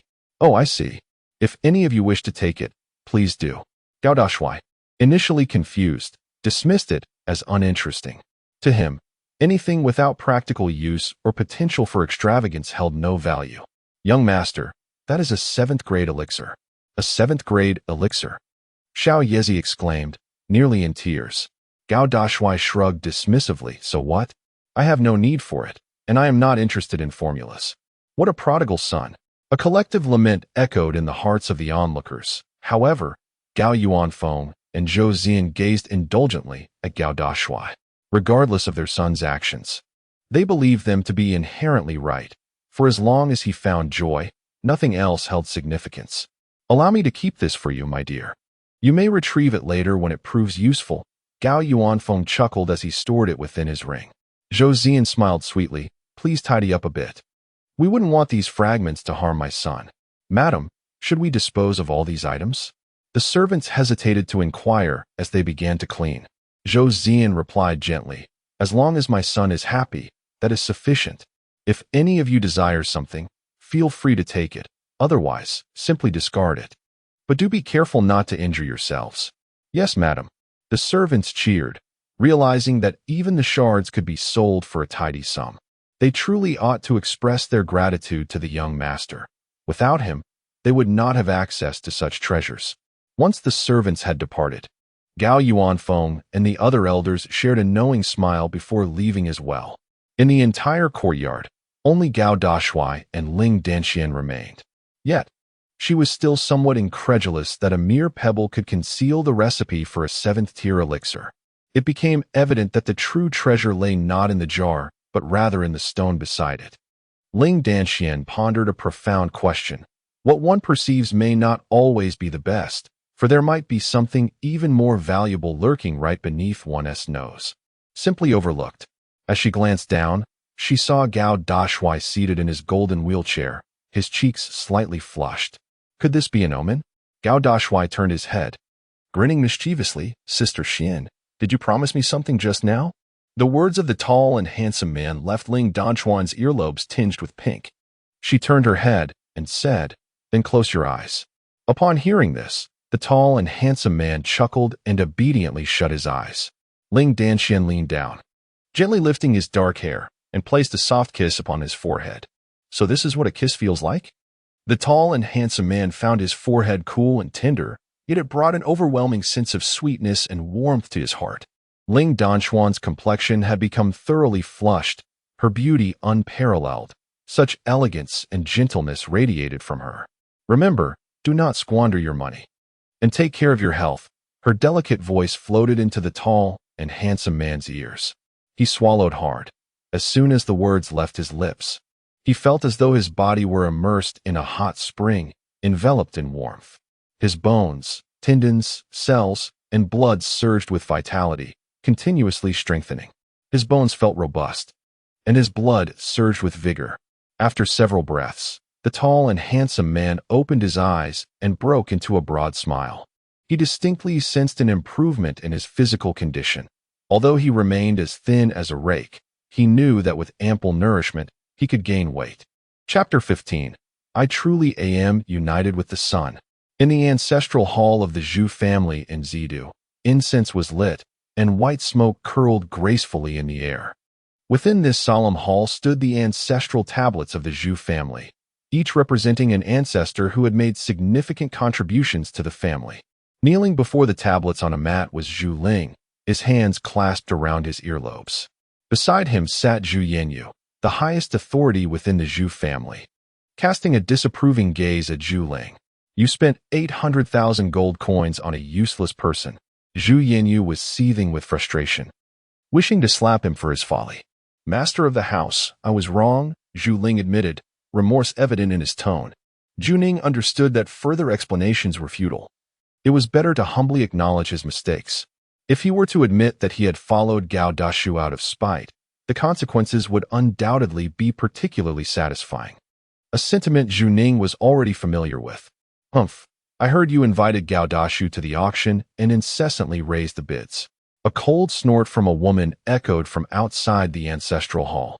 Upon hearing this, Zhu Yenyu's eyes widened in disbelief as she exclaimed, "Dare you bid against Gao Dashuai? Head of the family, I truly erred." Zhu Ning trembled all over, urgently pleading for mercy, yet his pleas fell on deaf ears. The sound of a beating resonated from within the ancestral hall, and after a long while, silence finally enveloped the interior. Zhu Ning remained kneeling, his head adorned with a pig's head, bruised and battered. Only then did Zhu Yanyu slightly exhale in relief, glaring at him. "Focus on your cultivation and do not provoke Gao Dashuai. Do you truly believe yourself to be remarkable? A waste, what are you worth?" Zhu Ning muttered with a pout. Just as Zhu Yanyu lifted her teacup, she heard his words and coldly retorted, "What did you just say?" "Nothing. I merely remarked that the head of the family is wise and formidable, and I couldn't agree more." Zhu Ning immediately conceded. "A waste?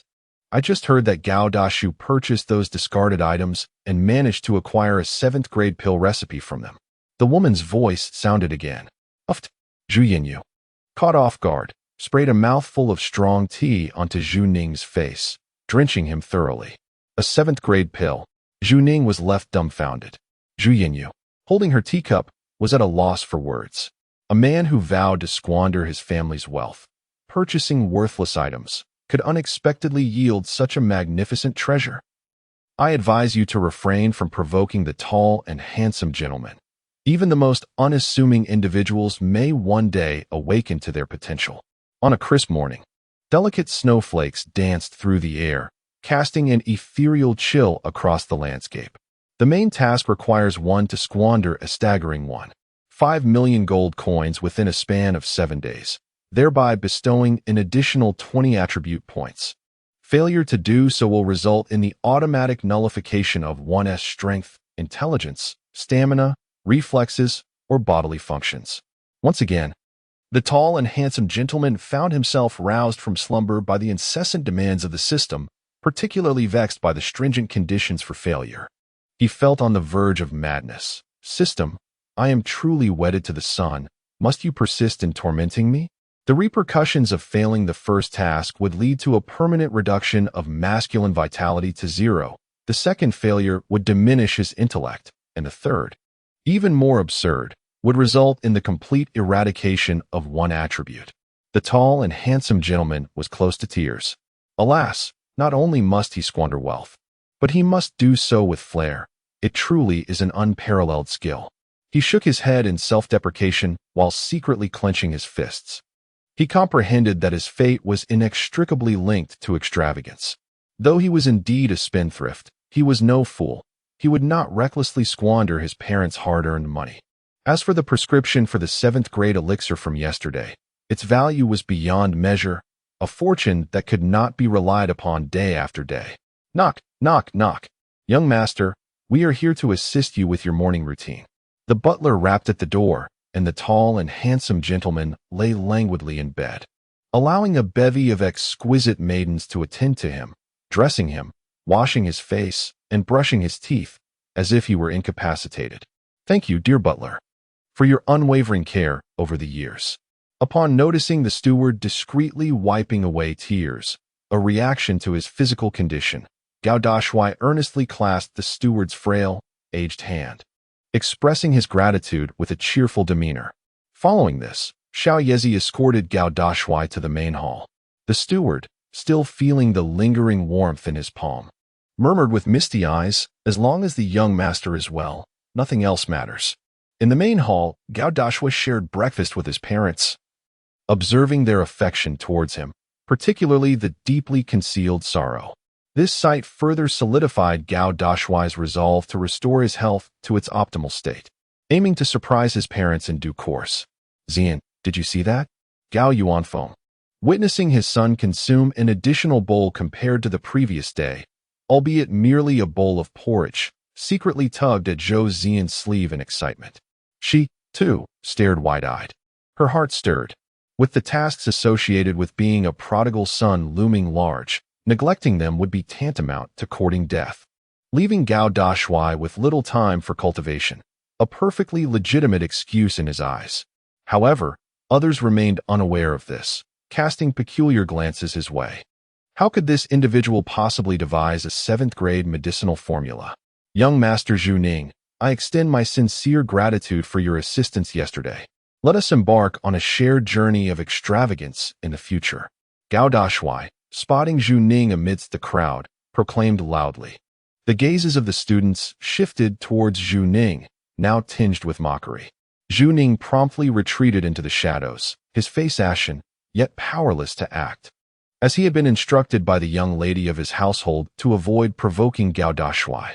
Many students noticed that Zhu Ning, who had once bullied Gao Dashuai, had now become subdued, refraining from confronting him.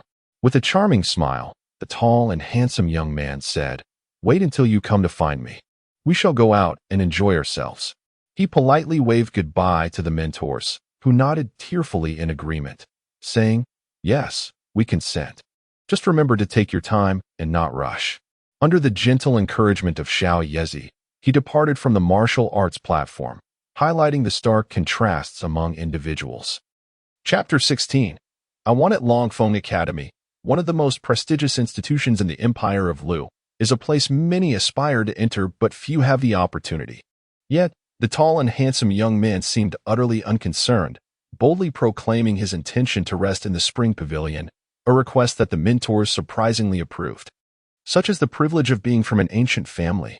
Setting aside that identity, he also had his parents to consider. Renowned figures and formidable individuals within the Empire of Lu. Who would dare provoke them? "Mentor, I feel a bit drowsy and wish to take a nap," he stated as Xiao Yezi guided him into the spring pavilion. Upon hearing his declaration, the medical mentor could only stiffly nod in acquiescence, knowing there was no alternative but to allow him entry.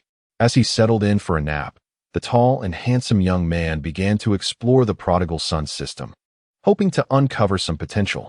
It appeared to be in its nascent stages, limited to assigning tasks and granting attribute points, with no further options available.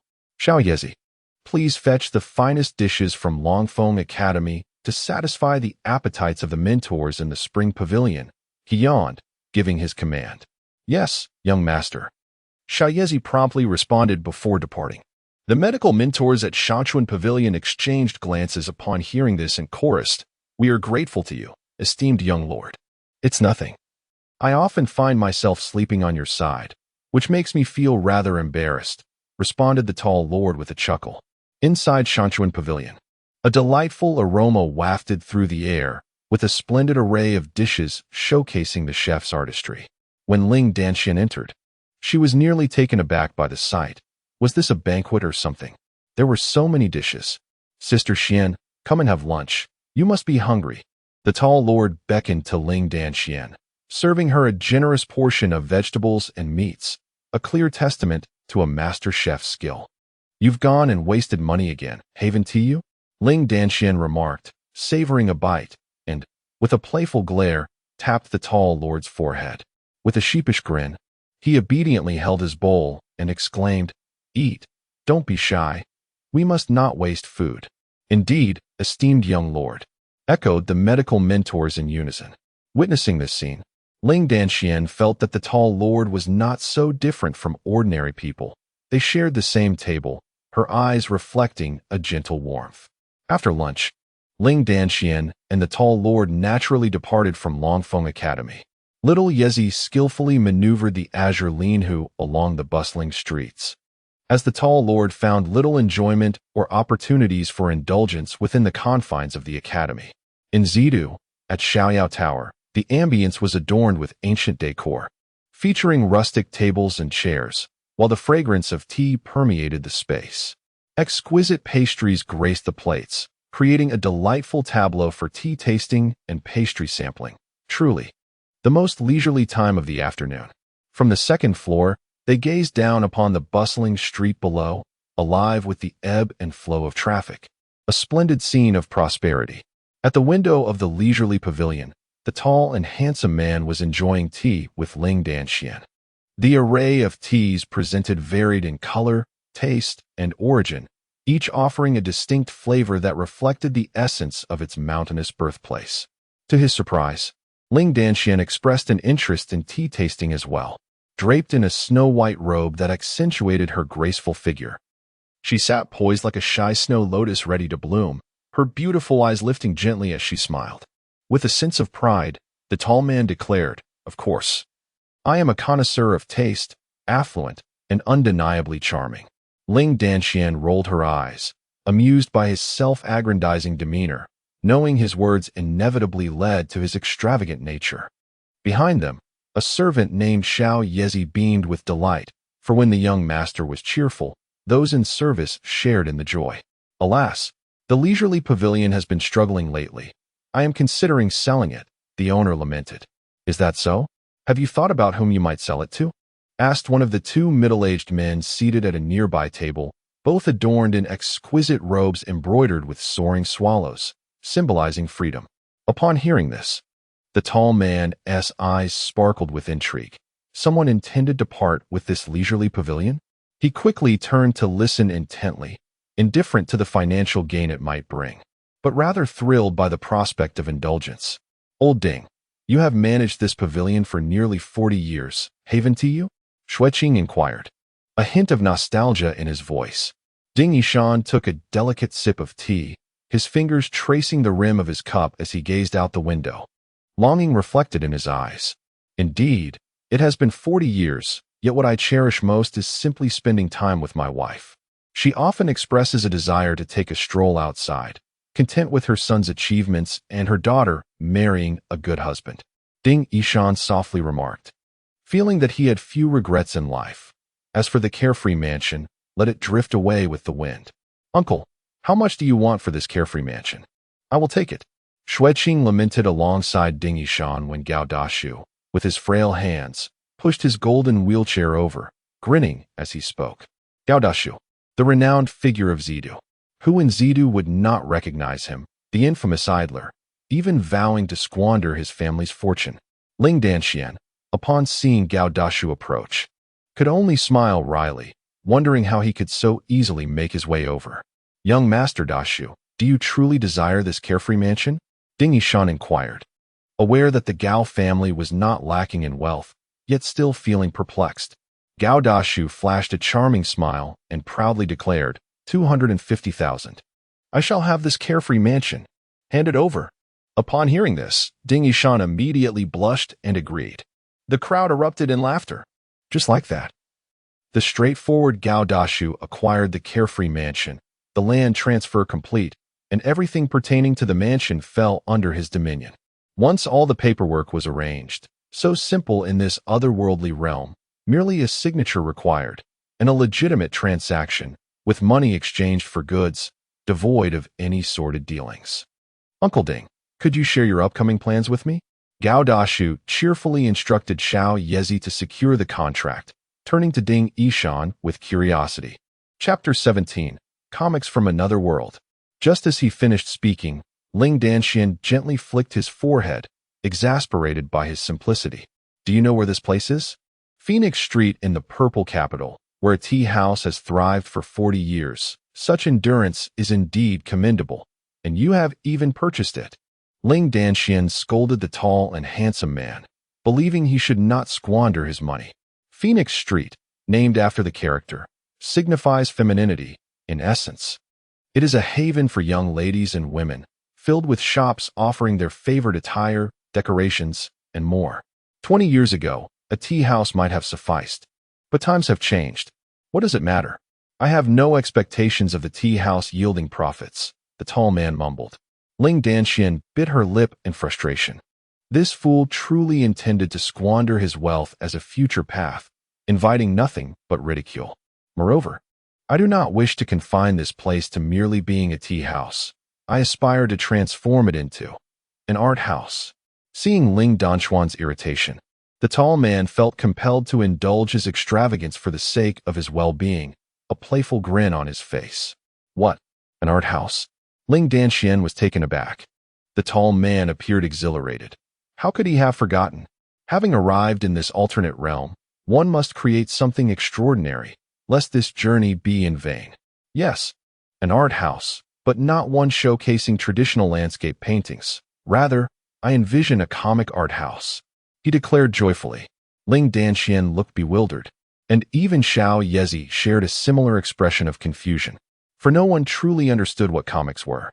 And it seemed the tall man had stumbled upon a new avenue for extravagance.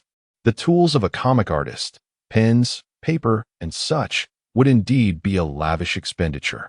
As he sought only the finest, the realization dawned upon him. Thank you for your reminder, Sister Xian. I love you. The tall and handsome gentleman embraced Ling Danxuan's slender waist, inhaling her fragrant scent deeply before releasing her and exclaiming, "Little Leaf, push me to the neighboring shop. I intend to acquire it."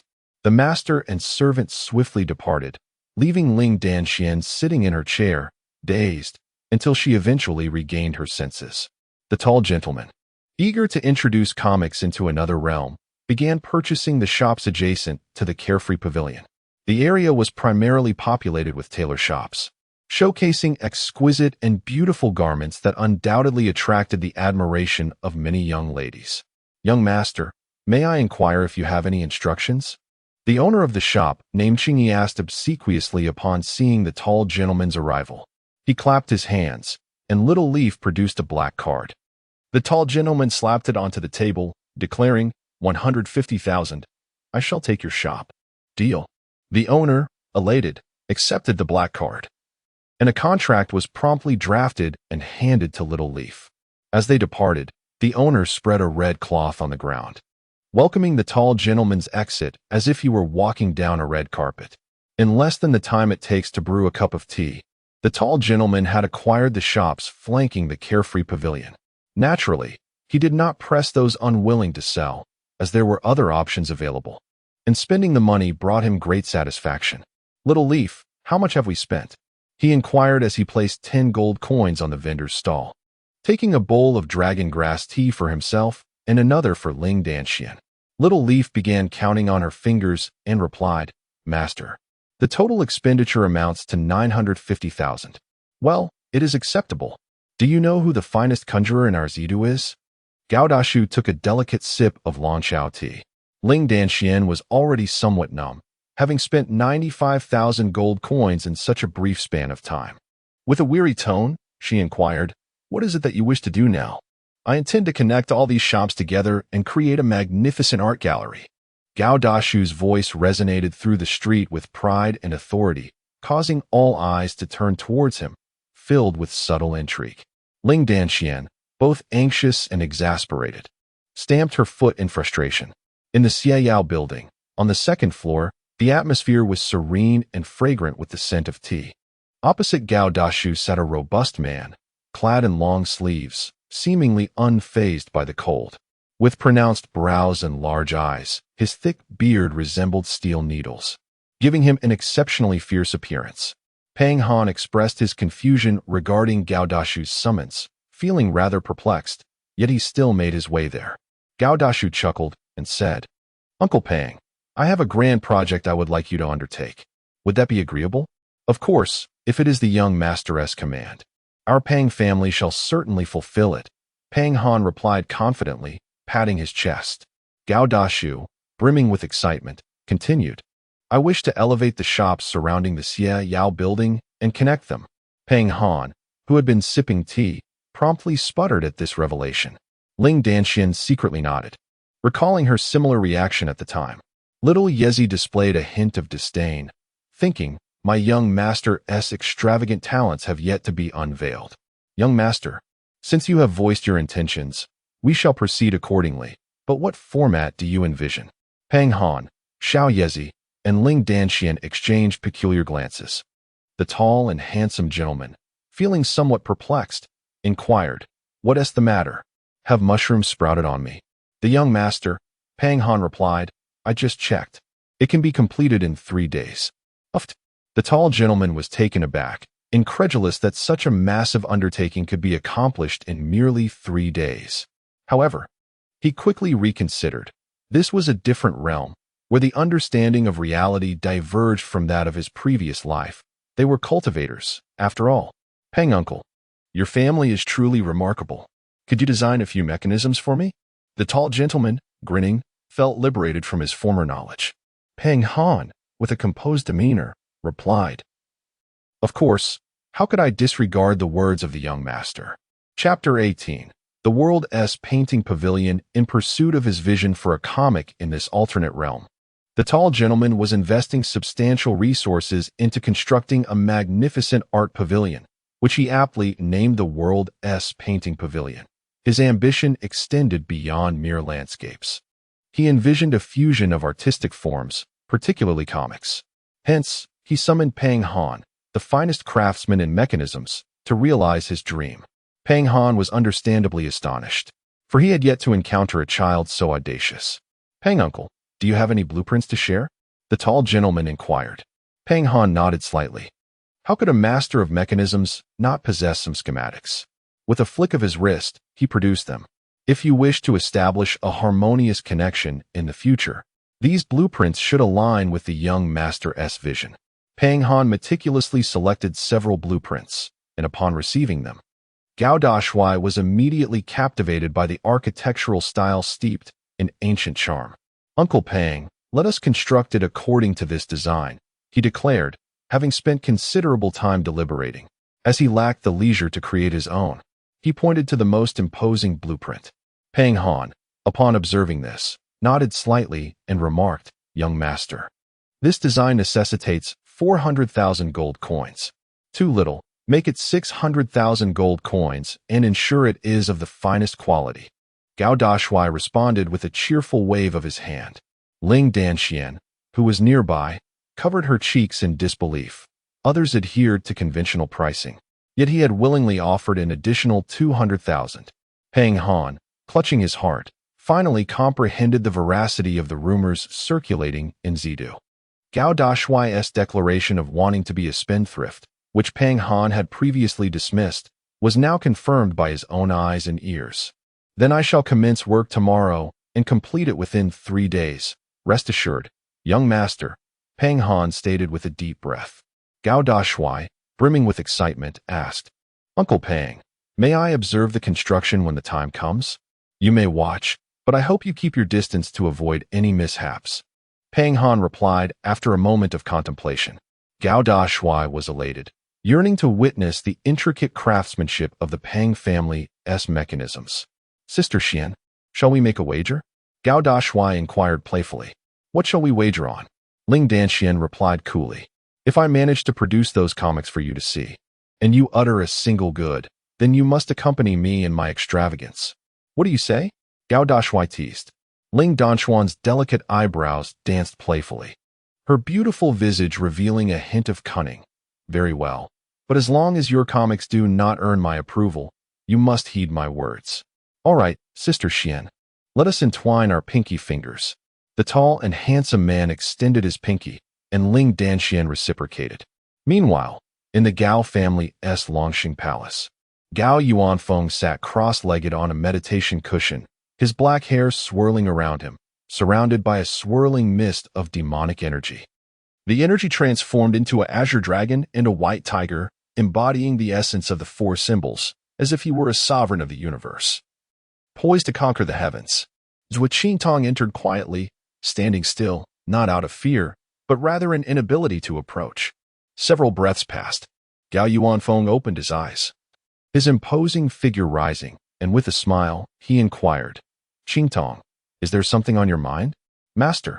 The young master just purchased the Xiaoyao Tower and several shops on Phoenix Street, including Qi, which is quite renowned. Among them, there are 7 shops and a tea house. Zhuo Qingtong reported truthfully, particularly amused by the young master's remarks. "Haha, what schemes is my son concocting now?" Gao Yuanfeng's gaze softened with affection, prompting Zhuo Qingtong to recount every detail. Soon after, the arrival of Zhou Zian led to collective laughter, their spirits unperturbed, even joyous. "Qingtong, you may go. Report back if anything arises," Gao Yuanfeng said with a smile. Zhuo Qingtong departed with a grin. Zhou Zian, with a gentle smile, remarked, "Our son wishes to create some comics. I've never heard of such a thing. As long as he finds joy in it, nothing else matters." Gao Yuanfeng felt a wave of contentment, solely because of his son's happiness. Zhou Zian nodded in agreement. Indeed, his son had become significantly more cheerful these past few days, largely thanks to Ling Danxian. The following day, at Huang Street, during midday, Pang Han personally led a team to construct the Tianxia painting tower. Members of the Pang family arrived in droves, each possessing a robust and imposing stature. An abundance of construction materials lay scattered about, all of the finest quality, as per the directives of the esteemed leader. Fireproof, waterproof, and even resistant to attacks, the Xiangui wood was a luxurious material. Its expense only justified by a spendthrift like the esteemed leader. Others would scarcely dare to indulge in such extravagance, especially when profit was uncertain. "Commence," Pang Han declared, arms crossed over his chest, his expression grave. In the midst of work, he was far from careless. The Pang family's craftsmanship was rooted in precision and integrity, allowing them to earn the respect of many in the purple capital. A thunderous rumble echoed as the Pang family members, enveloped in radiant brilliance, commanded the Xiangui wood beneath them, which moved in unison as if an army, a myriad of wooden dragons surging forth across the sky, yet maintaining perfect order without a hint of chaos. This astonishing spectacle captured the attention of the esteemed leader not far away, his eyes widening in disbelief. The speed of construction was nothing short of terrifying, finally liberating him from the constraints of his previous knowledge. "Uncle Qitong, I recall that the Pang family practices." Little Yezi inquired of Zhuo Qingtong. With a gentle smile, Zhuo Qingtong replied, "The royal classic of spirit trees, the Pang family's well-guarded secret, is indeed extraordinary." Concerned that the esteemed leader might be adversely affected, Zhuo Qingtong realized that such worries were unwarranted. Gao Dashuai found the scene before him both awe-inspiring and striking, realizing that his understanding of the Empyrean realm was rather limited. However, he felt no need for extensive knowledge, as he considered himself merely a spendthrift, chuckling to himself. The thought of creating comics in this otherworldly dimension thrilled him. Once the Tianxia art house was completed, he would recruit skilled artists to illustrate for him. He envisioned a myriad of genres, from shoujo and shonen to action-packed tales. As for the artist's abilities, Gao Dashuai was confident he could offer them a rough imitation of what he desired. Guiding them to create in that style would certainly yield satisfactory results. Chapter 19. The materialistic man of another world. Gao Dashuai expended 155,000 to acquire 7 shops on Phoenix Street and a leisure tower, even restructuring it with additional layers to suit his vision. Within 3 days, the Tianxia art house was successfully erected, though not particularly towering compared to other edifices in Zidu. Its construction in Phoenix Street was nothing short of astonishing. The Tianxia art house, comprised of 8 ancient buildings interconnected by a freely navigable walkway, boasted elevated views and was equipped with safety measures to ensure that visitors could enjoy tea and art without the peril of accidental falls. On a radiant morning, the tall and handsome figure was brought forth by Xiao Yezi, who gazed upon the Tianxia painting building before him. In that moment, he felt an overwhelming sense of ease, realizing that he had finally accomplished his goal. The comic could now be arranged as scheduled. although he hoped not to recruit those with rigid minds.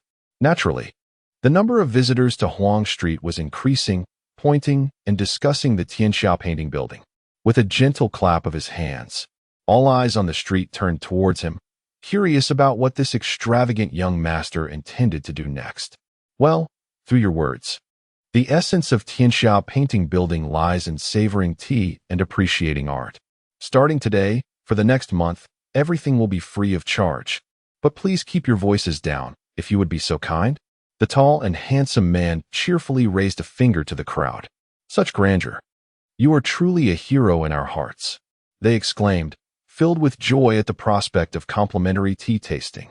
Xiao Yezi observed the young master's generosity, pondering whether to commend his magnanimity or criticize his extravagance, for offering free tea was indeed a considerable expense. Yet, one could not deny that the tall and handsome man was both foolishly generous and affluent. The main task was completed, granting him 20 attribute points, while his gold coins were entirely depleted. Beginning tomorrow, the task would increase in difficulty, so stay tuned. The system's cold voice echoed in the tall and handsome man's mind. He nearly choked on his own blood, wondering how much more this system would torment him. Upon encountering the young master clutching his heart, Xiao Yezi instinctively inquired, "Young master, are you unwell?" To which he replied, "Not at all. I feel exceptionally well. Come, let us head to Longfeng Academy." Despite his outward smile, Gao Dashuai was acutely aware of his own struggles. Xiao Yezi, perplexed, noted that he indeed did not appear to be in distress. "System, would you consider allowing me to marry when you cease to torment me?" "No. What is wrong with me? I am handsome, wealthy, and somewhat foolish. Your physique is too frail. It is not to my liking." Occasionally, jesting with the system brings a degree of joy. At noon, Gao Dashuai and Ling Danxian exited Longfeng Academy after their lunch. It is noteworthy that Ling Danxian, being part of the enforcement team, managed certain affairs within Zidu, a testament to the academy's rigorous training. However, she chose to remain by Gao Dashuai's side daily, a decision reflective of her own volition. Otherwise, it would not be so effortlessly done. She is a girl of conviction, kind-hearted, and possesses an air of sophistication. Indeed, despite the considerable expense, the construction of Tian Painting Tower is rather splendid, Ling Danxian remarked, her praise being a first. Gao Dashuai beamed with satisfaction. "So does this imply I can freely indulge in extravagance henceforth?" "Do not rejoice too soon. Our wager still stands," Ling Danxian countered, observing Gao Dashuai's laughter from his wheelchair. Her heart softened, yet she remained reluctant to permit him to squander his resources frivolously. "I have no worries," Gao Dashuai teased. "For Sister Xian will join me as a duo of spendthrifts. Who would want to accompany you, you vain creature?" Ling Danxian rolled her beautiful eyes and raised her crimson lips as she entered the renowned Tianxia painting house. The establishment was indeed bustling with patrons eager to savor tea and admire art, especially since the charming and tall gentleman had announced a month of free access. Artists were encouraged to display their own landscapes, portraits, and more, with the opportunity for interested buyers to purchase directly, thus providing a lucrative avenue for the creators. The tall gentleman wholeheartedly approved of this initiative. The ink-wash landscapes, embodying the essence of black and white, seemed to narrate a tale of the heavens and the earth. The jade-green bamboo groves symbolized an unyielding spirit, demonstrating resilience and tenacity. The enchanting lady by the pond epitomized the quiet anticipation of her beloved, embodying a profound obsession with love. Various styles adorned the walls, while the tall gentleman meticulously searched for any risque paintings. Even if there were any, he likely wouldn't find them appealing, as the depictions were notoriously unappealing. What was once a serene atmosphere in the Tianxia tea house became disrupted by a dissonant commotion, resembling an argument. The patrons on the first floor frowned in discontent, yet the tall gentleman merely hushed them, urging silence. Upon seeing him, the crowd relaxed, realizing that even this distinguished young master had arrived, alleviating the need for their intervention. To their surprise, they encountered a rare sight, a materialistic man. The tall gentleman chuckled, and Ling Danxian curiously inquired, "My lord, what do you mean by a materialistic man?" He responded, "Ah." It refers to one who fantasizes daily about being supported by wealthy women, willing to betray friends and family for mere gain. That is the essence of it. With just a brief explanation, the tall gentleman enlightened Ling Danxian. After listening, Ling Danxian displayed a look of disgust and remarked, "Can this even be considered a man? Our young master is far superior to such a person." Xiao Yezi similarly raised her arm to shout in agreement. The tall and handsome man, feeling dissatisfied, retorted, "Xiao Yezi, I am a spendthrift, not a gold digger." At a square table with 3 cups of tea, a man sat in his chair.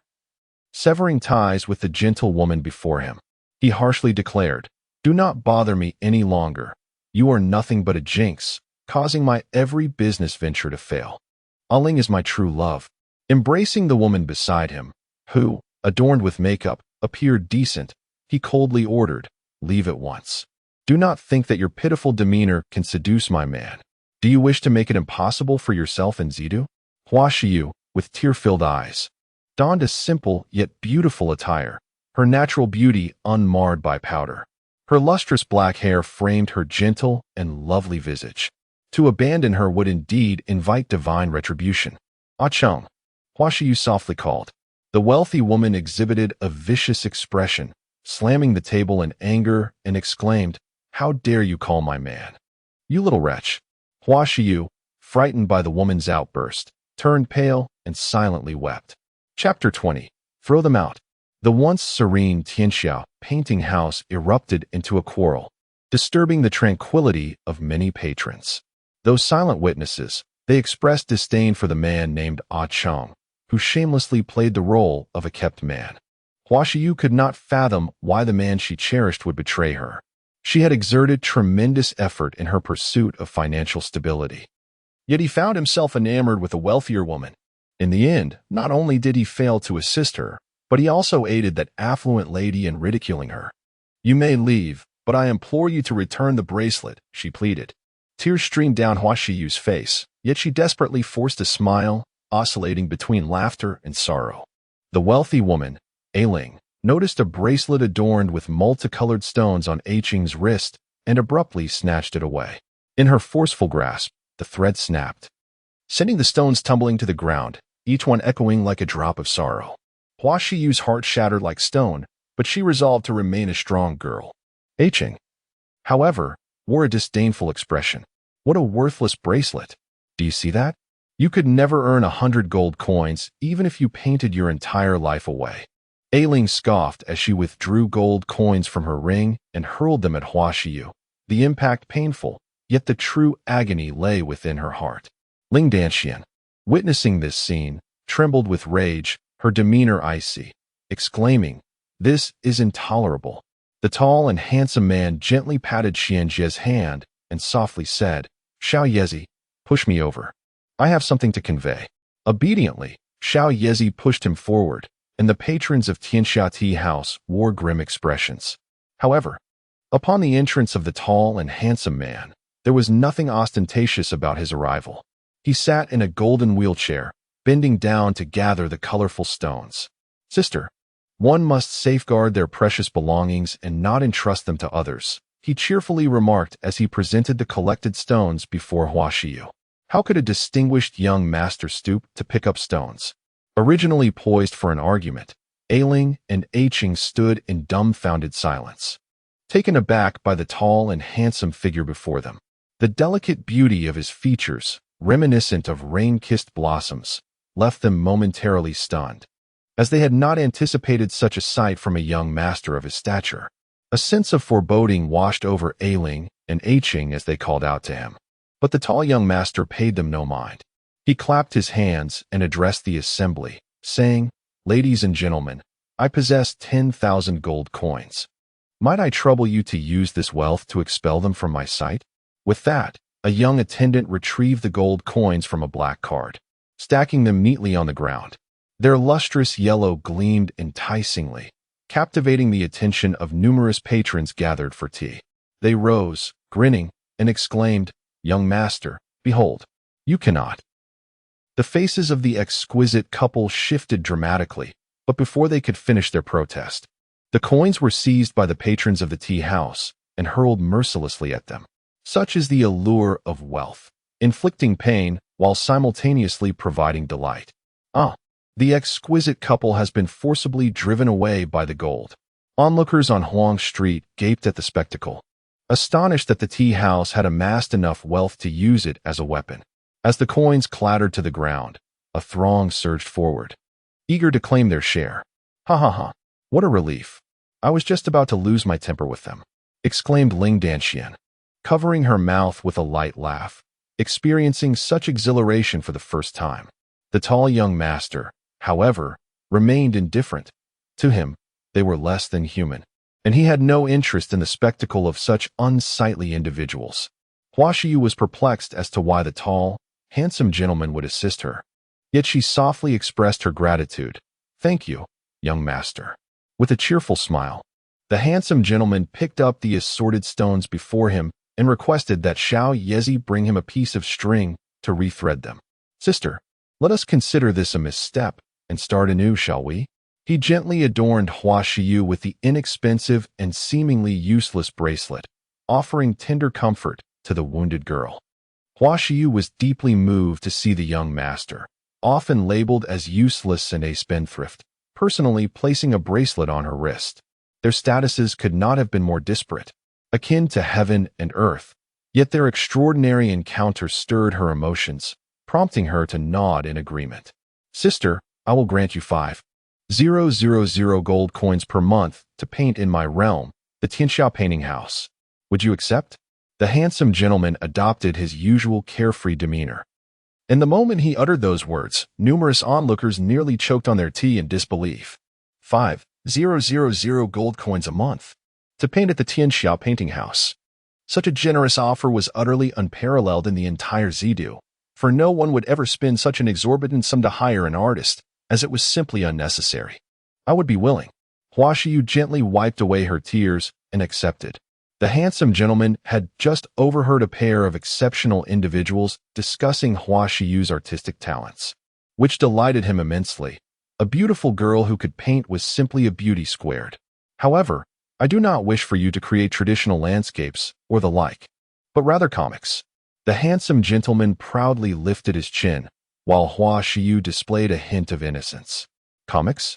What are comics? Not only was Hua Shiyu puzzled, but the guests were equally in the dark.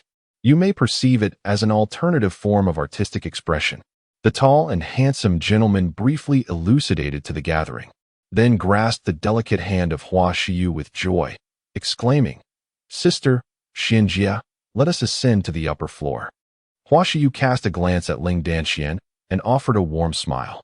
Having witnessed the earlier scene, Ling Danxian recognized that she was a good girl. With graceful steps, she took Hua Shiyu's hand and gently said, Let us go upstairs and see what this fool has to show us. The group ascended to the pinnacle of the Tianxia painting tower, where access was restricted to guests, guarded by attendants, prompting much speculation among the visitors about the true nature of this comic. At the summit of the Tianxia painting tower, a rectangular desk was adorned with ink, brushes, paper, and inkstones, emanating an unmistakable scent of literature. Upon entering, it became evident that Hua Shiyu, having devoted many years to her craft, remained oblivious to the essence of comics. Sister, I am still unaware of your name, the tall gentleman inquired as he poised to draw. Ling Danxian let out a wry smile, realizing that only this fellow could so effortlessly whisk someone away. Hua Shiyu, an artist of landscapes and poetry, delightedly returned his smile. Chapter 21. First, give me 500 sets. Hua Shiyu was taken away by the tall gentleman, and it was indeed a pity that such a gentle and beautiful girl fell prey to a materialistic man, a fate that seemed to invite divine retribution. Thus, with a heart full of integrity, the tall gentleman welcomed Hua Shiyu into the Tianxia painting tower. Tall and handsome did not immediately put pen to paper. Instead, he quietly listened as Hua Shiyu recounted her experiences with the gold-digging man. They had known each other since childhood, and Hua Shiyu had harbored a fondness for him. However, after a series of business failures, he blamed her for being his misfortune. Thus, the current situation was merely a matter of time. Yet, the gold-digging man was willing to be supported by wealthy women, and that was his affair. Now, Hua Shiyu belonged to tall and handsome, who would ensure she faced no grievances whatsoever. Sister Shiyu, are you feeling better now?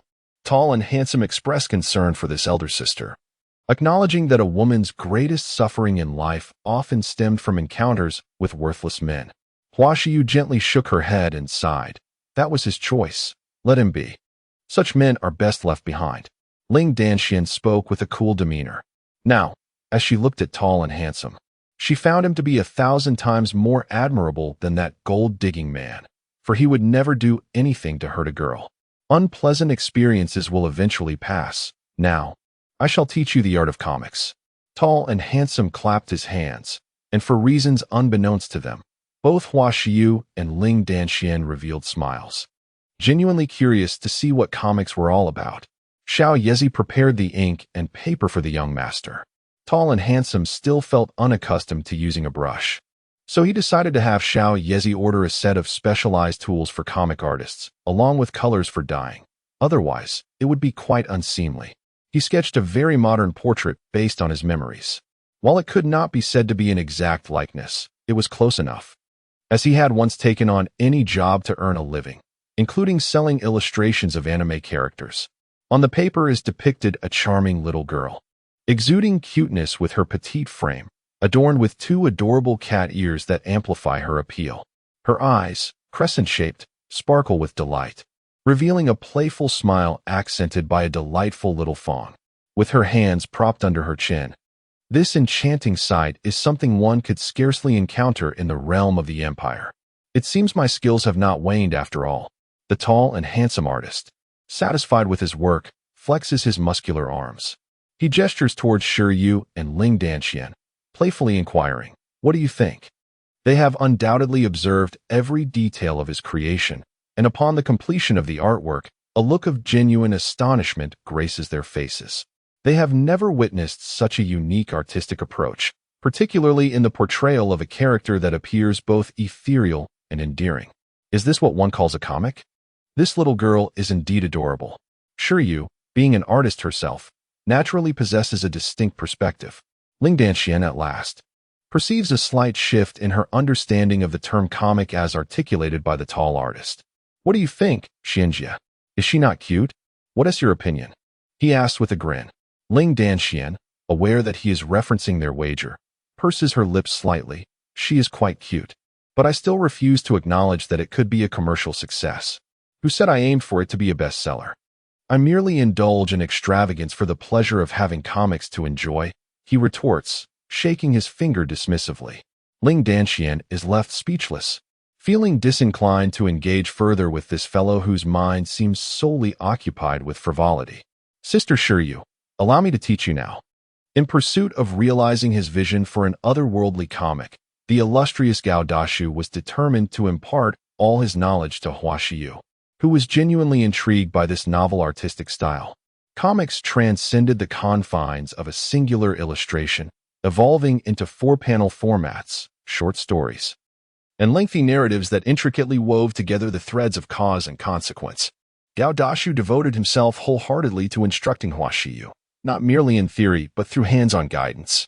With a plethora of artistic tools at his disposal, he swiftly demonstrated techniques while explaining the processes to Xiaoya, encouraging her to engage actively.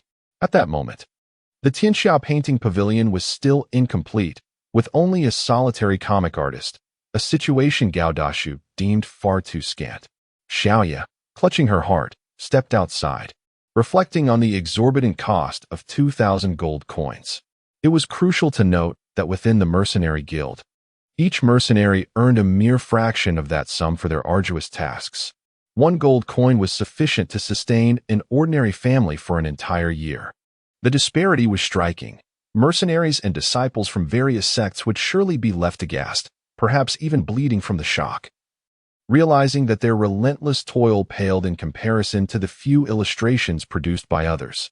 As the day drew to a close, Gao Dashuai emerged from the Tianxia painting pavilion, his heart buoyed by the significant strides made in advancing the realm of comics within the Empire of Lu, with the promise of diligently mentoring Hua Shiyu.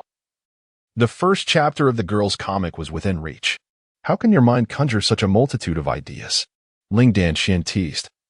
poking at Gao Dashui's head atop the golden chariot. Gao Dashui shook his head playfully, grinning. What can I say? I am a spendthrift heir, and thus, my ways of extravagance must outnumber others. You truly are insatiable of flattering, she remarked. Ling Danxian smiled brightly, having encountered the form of comics for the first time today. It was indeed quite remarkable, unprecedented in her experience, particularly in the exquisite depiction of human movements, gestures, expressions, and hair. The golden chariot arrived at the Ling residence. And as Ling Danxian alighted, the tall and handsome figure called out, Sister Xian, let us visit the Tianxia painting building tomorrow to view the comics. She acknowledged with slight annoyance. I understand. Just be careful and don't rush too much, Little Leaf. Little Leaf smiled and nodded, guiding the three-headed Qinglin hound towards the Gao residence. Ling Danxian watched the golden chariot whisk away like the wind, her fingers interlocked as she murmured, You must live as long as I do. Otherwise, I shall never forgive you. Chapter 22.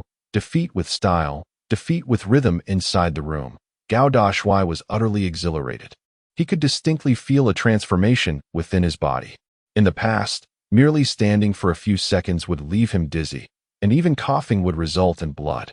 Now, his physical fitness had surged to 72, and he lay sprawled on the bed, reveling in the sensation. However, he still needed to inquire, System. Is 72 nearly on par with an ordinary person?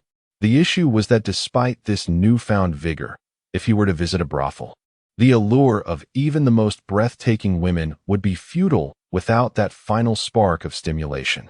No, I must revolutionize the nightlife in the empire of Lu. Gao Dashuai's mind was teeming with ideas. For his own pleasure and extravagance, he must enact these changes, lest he find himself confined to his bed once his health improved.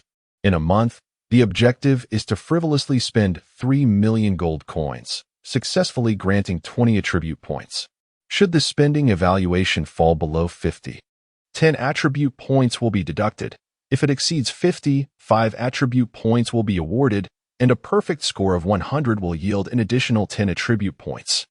Failure will result in the complete reset of physical stamina. Early in the morning, Gao Dashuai was abruptly awakened by the system's voice. He had heard whispers of increased difficulty the day prior.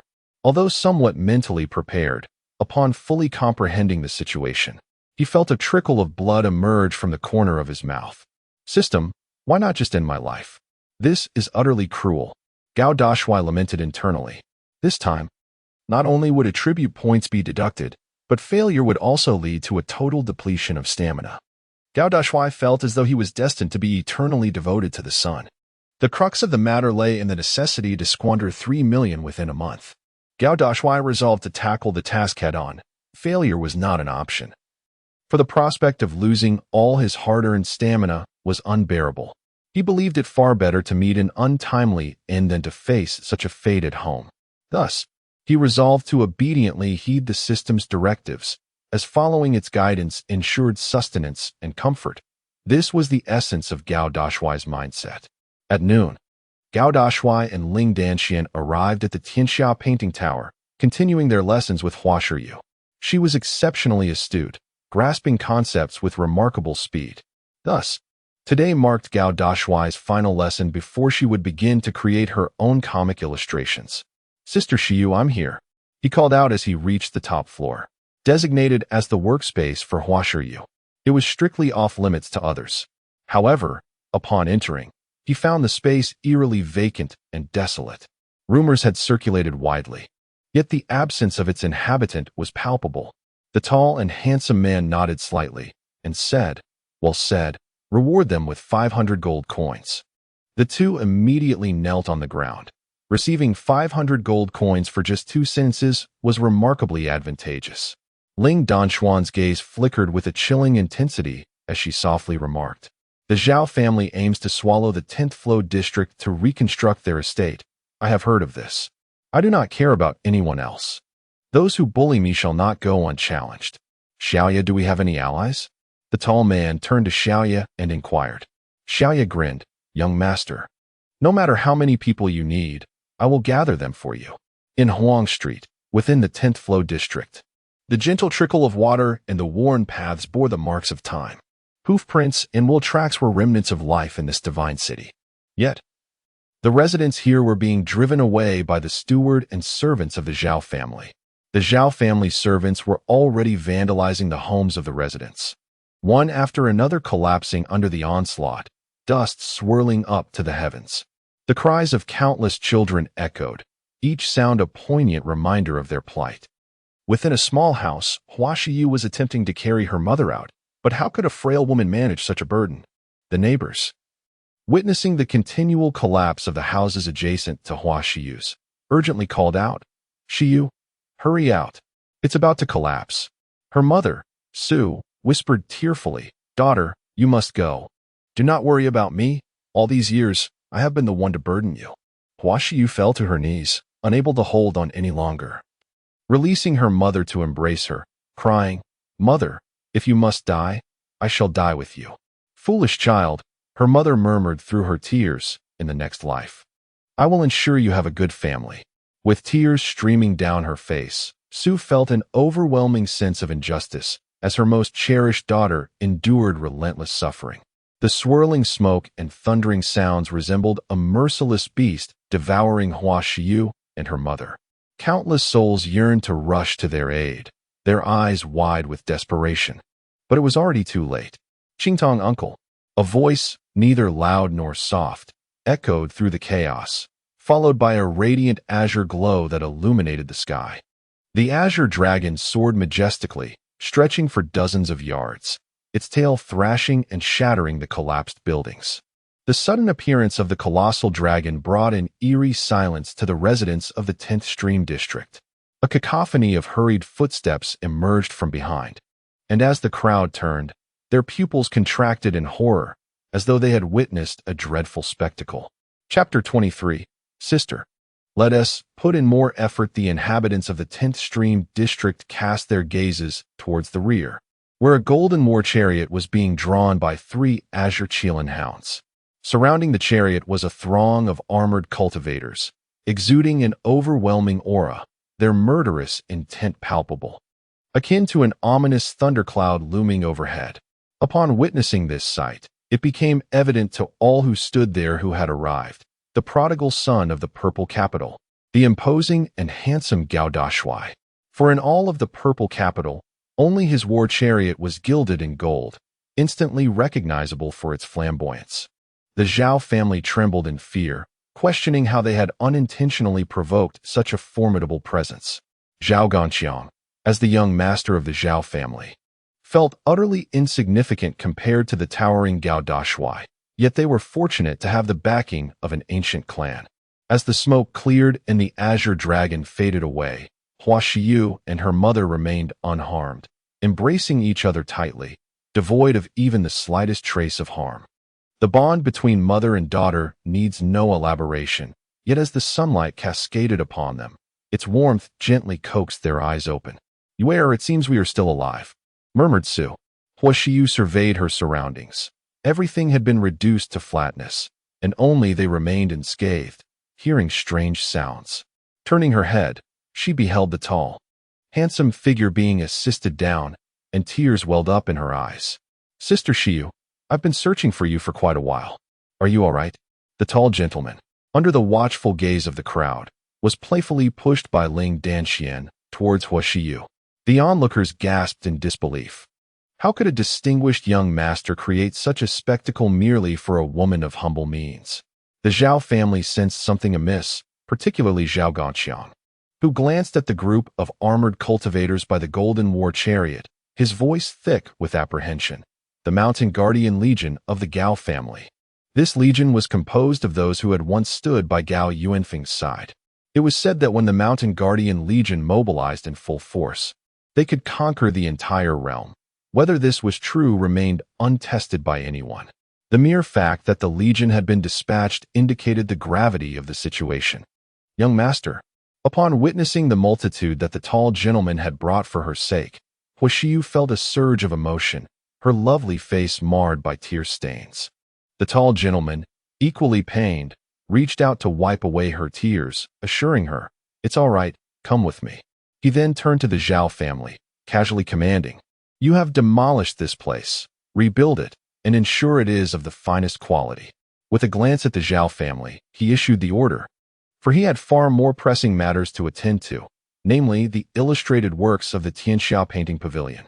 Zhao Gongxiang was nearly overwhelmed, nearly spitting blood at the thought of having to reconstruct everything again. With a troubled expression, he murmured, "Master, we have been instructed by the Zhou family to handle this matter, and we hope you might grant us some consideration." The Zhou family? I am unfamiliar with them. Uncle Qitong, let the Zhao family bear the cost for the renovation and construction of everyone's homes. Gao Dashuai dismissed the Zhou family with a wave, summoning Zhuo Qingtong and cheerfully instructing him, "Very well, young master, we shall comply." Zhuo Qingtong nodded with a smile. Meanwhile, the residents of the 10th district were overjoyed, expressing their heartfelt gratitude to Gao Dashuai, many of them kneeling in appreciation. "May the young master live a long life. The young master is truly remarkable. The young master is destined for greatness." Their gratitude was genuine. Had it not been for Gao Dashuai's intervention, the area would have undoubtedly fallen into the hands of the Zhao family. "Thank you all for your kind words. I shall live up to your expectations." Gao Dashuai responded with a beaming smile and clasped hands. Many residents cast envious glances at Wasiu and her mother, realizing they were indeed stepping into a brighter existence. "Young master, I cannot possibly accept this honor," Su Shi exclaimed, seeing Gao Dashuai inviting him onto the golden war chariot, hastily waving her hands. Gao Dashuai chuckled. "It's perfectly fine. The chariot is meant for riding. What else would it be used for?" Wasiu felt a deep sense of gratitude witnessing Gao Dashuai's kindness toward her mother. Her heart, once bruised by a materialistic man, seemed to be healing under Gao Dashuai's nurturing presence. She stood there, gently wiping away her tears and pressing her lips together. "Zhao Gongxiang, speak. Will you prepare to obey the words of my young master, or shall I sever your hands and feet?" Zhuo Qingtong stepped forward, the azure lights swirling around him, accompanied by a celestial dragon, his gaze piercing as if to penetrate the hearts and minds of others. Thud! The servants and steward brought by Zhao Gongxiang were utterly unable to withstand the formidable presence of Zhuo Qingtong, all collapsing to their knees.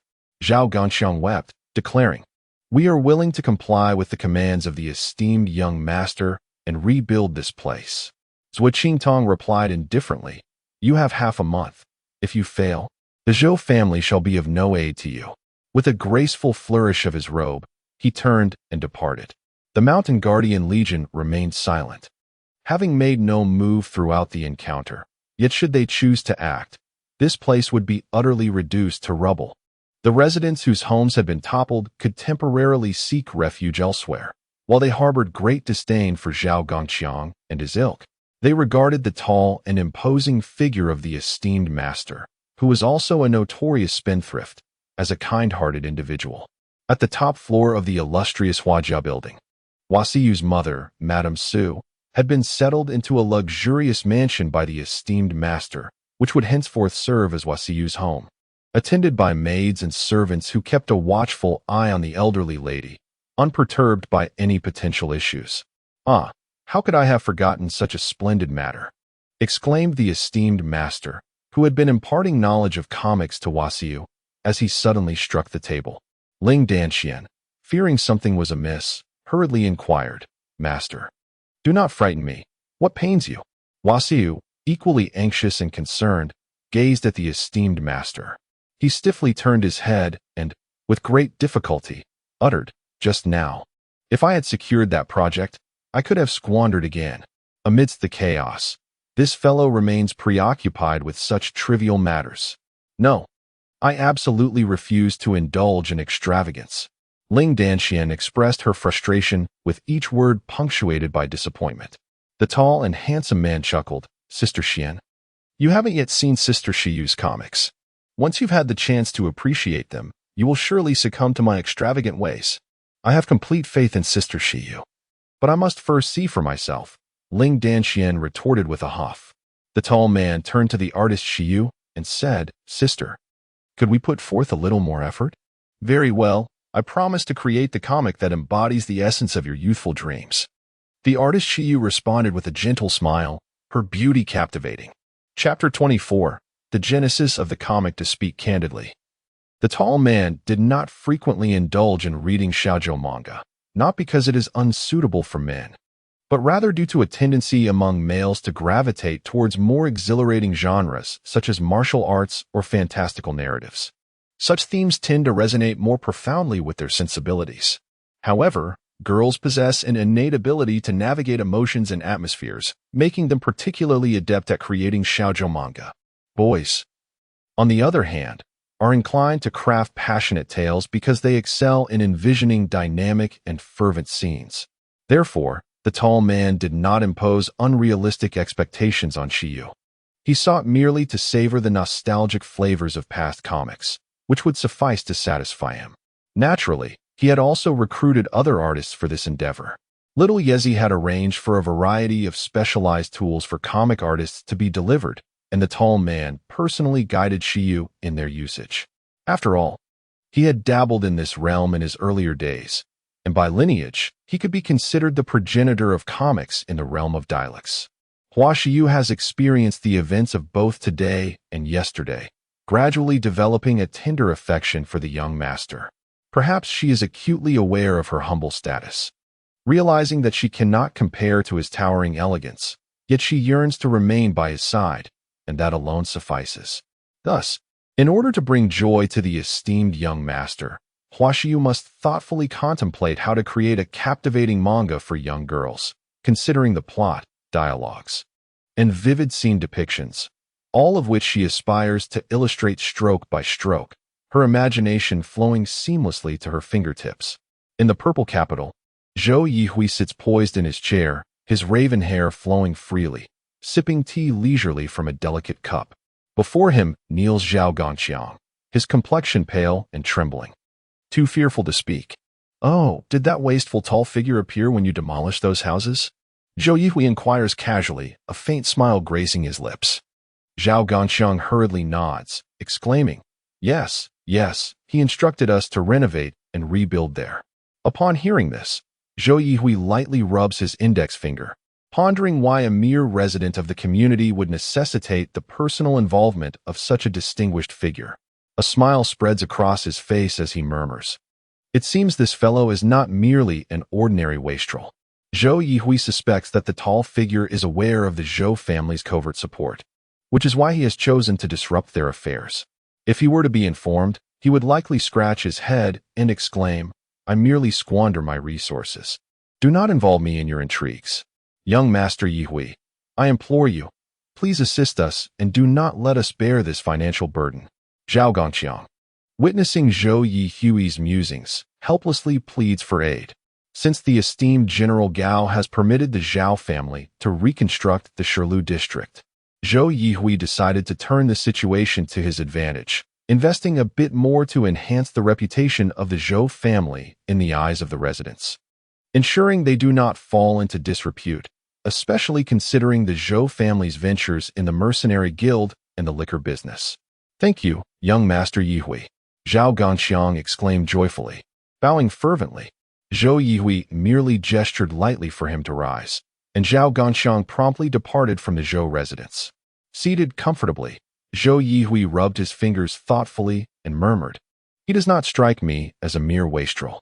The impression of General Gao now held a certain weight in Zhou Yihui's mind, as he believed such actions could hardly be the work of a prodigal son. Zhao Ganqiang had also mentioned the matter concerning the poetess Shiryu. Yet Zhou Yihui harbored no particular thoughts on it. After all, she was merely a destitute woman. "May I inquire, dear ladies, what would you like to drink?" Although complimentary, the demeanor of the maidservant must remain gracious as she addressed the two newly arrived guests. The ladies, having just purchased garments, softly replied, "We would like a pot of jasmine tea, please." "Very well. Might I ask if you would be interested in viewing some comics?" the maidservant inquired with a warm smile. The two ladies were momentarily taken aback. They had never encountered the term comics before, but felt a flicker of curiosity. All right then, let us see." They nodded in agreement, prompting the maidservant to depart. In a short while, she returned with the fragrant jasmine tea, accompanied by two simply bound books with blue covers. "Excuse me, do you have any more comics?" The ladies asked eagerly after savoring a sip of the tea, suppressing their excitement while hastily stopping the passing maidservant. The maid, upon hearing this, expressed her apologies, saying, "I am truly sorry, miss, but this is all that we have at the moment." The novel manga quickly spread, showcasing entirely new character depictions that starkly contrasted with conventional illustrations, gradually disseminating from the Tianxia painting pavilion. The tall and handsome gentleman had no intention of promoting it, yet those who had seen it sang its praises. However, the allure of the girl's manga captivated primarily young females, leaving males largely indifferent, as they sought excitement, bloodshed, and adventure instead. On the top floor of the Tianxia painting pavilion, the tall and handsome gentleman sighed, "Ah, this is precisely the kind of girl-esque manga I envision. Though I have seen little of it, my sister's artistry is truly exquisite." He gazed at the original artwork of the character Shiyu, where the depicted woman appeared on the verge of tears, evoking a sense of compassion within him. Shiyu, initially somewhat anxious, felt her heart lighten upon hearing his words. Ling Danxian, still holding the original manuscript by the window, had reddened eyes upon witnessing it, clearly quite fond of this particular manga. For 20 years of devotion to the man she cherished, she was met only with betrayal. Ling Danxian murmured, reflecting the very plot of the manga, and quickly turned to inquire, "Sister Shiyu, will she continue to suffer?" Chapter 25, Classmate. It's you. After witnessing the manga featuring Shiyu, Ling Danxian realized how profoundly emotive girl-esque manga could be. Each word harmoniously paired with illustrations could evoke a visceral empathy within the reader. "Fear not. I shall ensure that the heroine of the manga finds happiness," Shiyu replied with a radiant smile. Upon hearing this, Ling Danxian naturally breathed a sigh of relief, while Gao Dashuai wore a playful grin, causing Ling Danxuan's cheeks to flush. "What are you looking at? Haven't you seen others moved by their surroundings?" Ling Danxian turned her head away. Gao Dashuai, pushing his wheelchair, looked at Ling Danxian and teased, "Sister Xian, why don't you tell me? Is this comic worth reading?" "Of course. It's quite good. I suppose this time you have one. Your little brain is quite resourceful." Ling Danxian originally intended to simply say good, but recalling their wager, she swiftly altered her response. "Sister Xian, you did say that if my comic pleased you, you'd join me in splurging." Gao Dashuai chuckled mischievously. Ling Danxian, with a glint of mischief in her eyes, replied, "I never explicitly said good, so it doesn't count." "Oh, Sister Xian is being tricky. Well then, I shall step outside and squander 100 or 80,000 first." Gao Dashuai laughed as he attempted to wheel himself out. Ling Danxian immediately grasped the wheelchair, resisting his efforts with surprising strength. "Let go. Not a chance." The couple exchanged playful shouts, drawing laughter from the nearby Hua Shiyu, who covered her mouth in amusement. Gao Dashuai truly was a lively spirit, and even Ling Danxian couldn't help but chuckle. At Longfeng Academy, another clear morning dawned. Gao Dashuai was pushed inside by Zhao Yezi, drawing the whispers of many students who glanced his way. However, Gao Dashuai paid them no mind, heading straight to Chun Pavilion to catch some sleep. "I heard Gao Dashuai created a comic. Do you know what a comic is?" "Not really.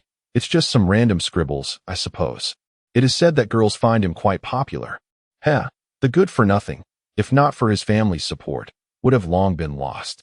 I wonder how many have begun to recognize the term manga and understand it to be the creation of the tall and handsome. Yet the issue remains that no one holds any hope for it. The reason is simple. Who would truly be interested in those so-called manga? Zhu Ning silently observed the departure of the tall and handsome with a cold sneer. He had no intention of provoking him, but he took a certain pleasure in witnessing his reckless spending. Zhu Ning was aware that the elders of the Gao family would surely disapprove of such foolishness. How absurd it was for me to consider challenging a good-for-nothing. Shaking his head with a smile, Zhu Ning made his way to the martial arts platform. "Oh, is there really such a crowd? I thought a few would suffice," Gao Dashuai remarked with surprise. It seems the novelty of manga captivates many, and he had also heard that the artist Hua Shiyu earned an exceptionally high salary. "Very well. I shall personally review the candidates this afternoon. I will not accept any waste of paper or materials," Gao Dashuai declared before closing his eyes to rest. Xiaoya could only manage a bitter smile. He had never encountered such an unconventional hiring method. At the Tianxiao painting building, on the 8th floor, 3rd level, it was rumored that they were seeking manga artists. These individuals relied on their art to support themselves or their families. Moreover, word had spread that Hua Xiu earned 5,000 gold coins a month. What a staggering amount. My artistic skills are truly exceptional. Surely, I shall be chosen by the esteemed young master. Humph, they are all mere amateurs. I excel at portraiture. Who dares to compete with me? My finest piece once sold for 200 silver coins. I hope to be selected. My family can barely afford rice. 28 individuals who rely on painting for their livelihood have gathered, each seated with a cup of tea.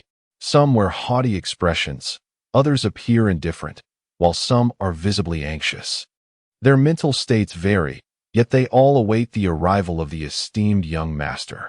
Shortly thereafter, the tall and handsome master arrives, accompanied by the enchanting beauties, Hua Xiu and Ling Danxian, who take their places before the aspiring comic artists. The young master's gaze sweeps over the crowd, 27 men and 1 woman. Young master, here is my artwork. I hope you will take a look, declares a man with an air of arrogance, rising to present his piece. Xiao Yezi takes the drawing from his hands, and upon a fleeting glance, the young master crumples it and discards it onto the floor. The man's face pales in shock. How could it be thrown away? The young master regards him with disdain, remarking, "Is this what you call art? I thought I was looking at a child's drawing. It is unworthy. Xiao Yezi, show them the painting by Sister Xiu. Is this the form of comics?" He questions, perplexed, as the proportions of the eyes seem askew. Yet, there is an undeniable subtle beauty to it. Those who behold this artwork are left speechless. A stark contrast to the previous submissions. The young master, seeing their expressions, chuckles. Do you see? This is true artistry, beautiful and well-proportioned. Do you understand? The group nods slowly, though they have never been trained in this style, which is hardly surprising. Ling Danxian tugs at the young master's sleeve and whispers, "What will you do to assess their qualifications if they are unfamiliar with this? It is quite simple. One must possess a good character. However, the most crucial aspect is the ability to utilize waste paper and materials, for that is of utmost importance." The tall and handsome man spoke with conviction. Ling Danxian rolled her eyes, while Hua Xiu offered a gentle smile. Suddenly, a very young man, clutching his artwork, prepared to leave, feeling hopeless. Yet, the tall man called out, "Hey, classmate, where do you think you're going? I haven't dismissed you yet. I don't draw well, and I waste an excessive amount of paper, to the point where I can barely support my family." Lu Hua replied, his voice tinged with a hint of sorrow. Upon hearing this, the tall man's eyes sparkled with interest as he exclaimed, "Classmate, you are the one I need. Create comics for me." Everyone stood in stunned silence, bewildered by the absurdity of the situation.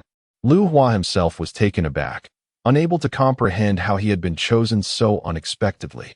Chapter 26. The Art of Profligacy. The onlookers could not fathom what thoughts occupied the tall man's mind, whether the extensive waste of paper was a good thing or not.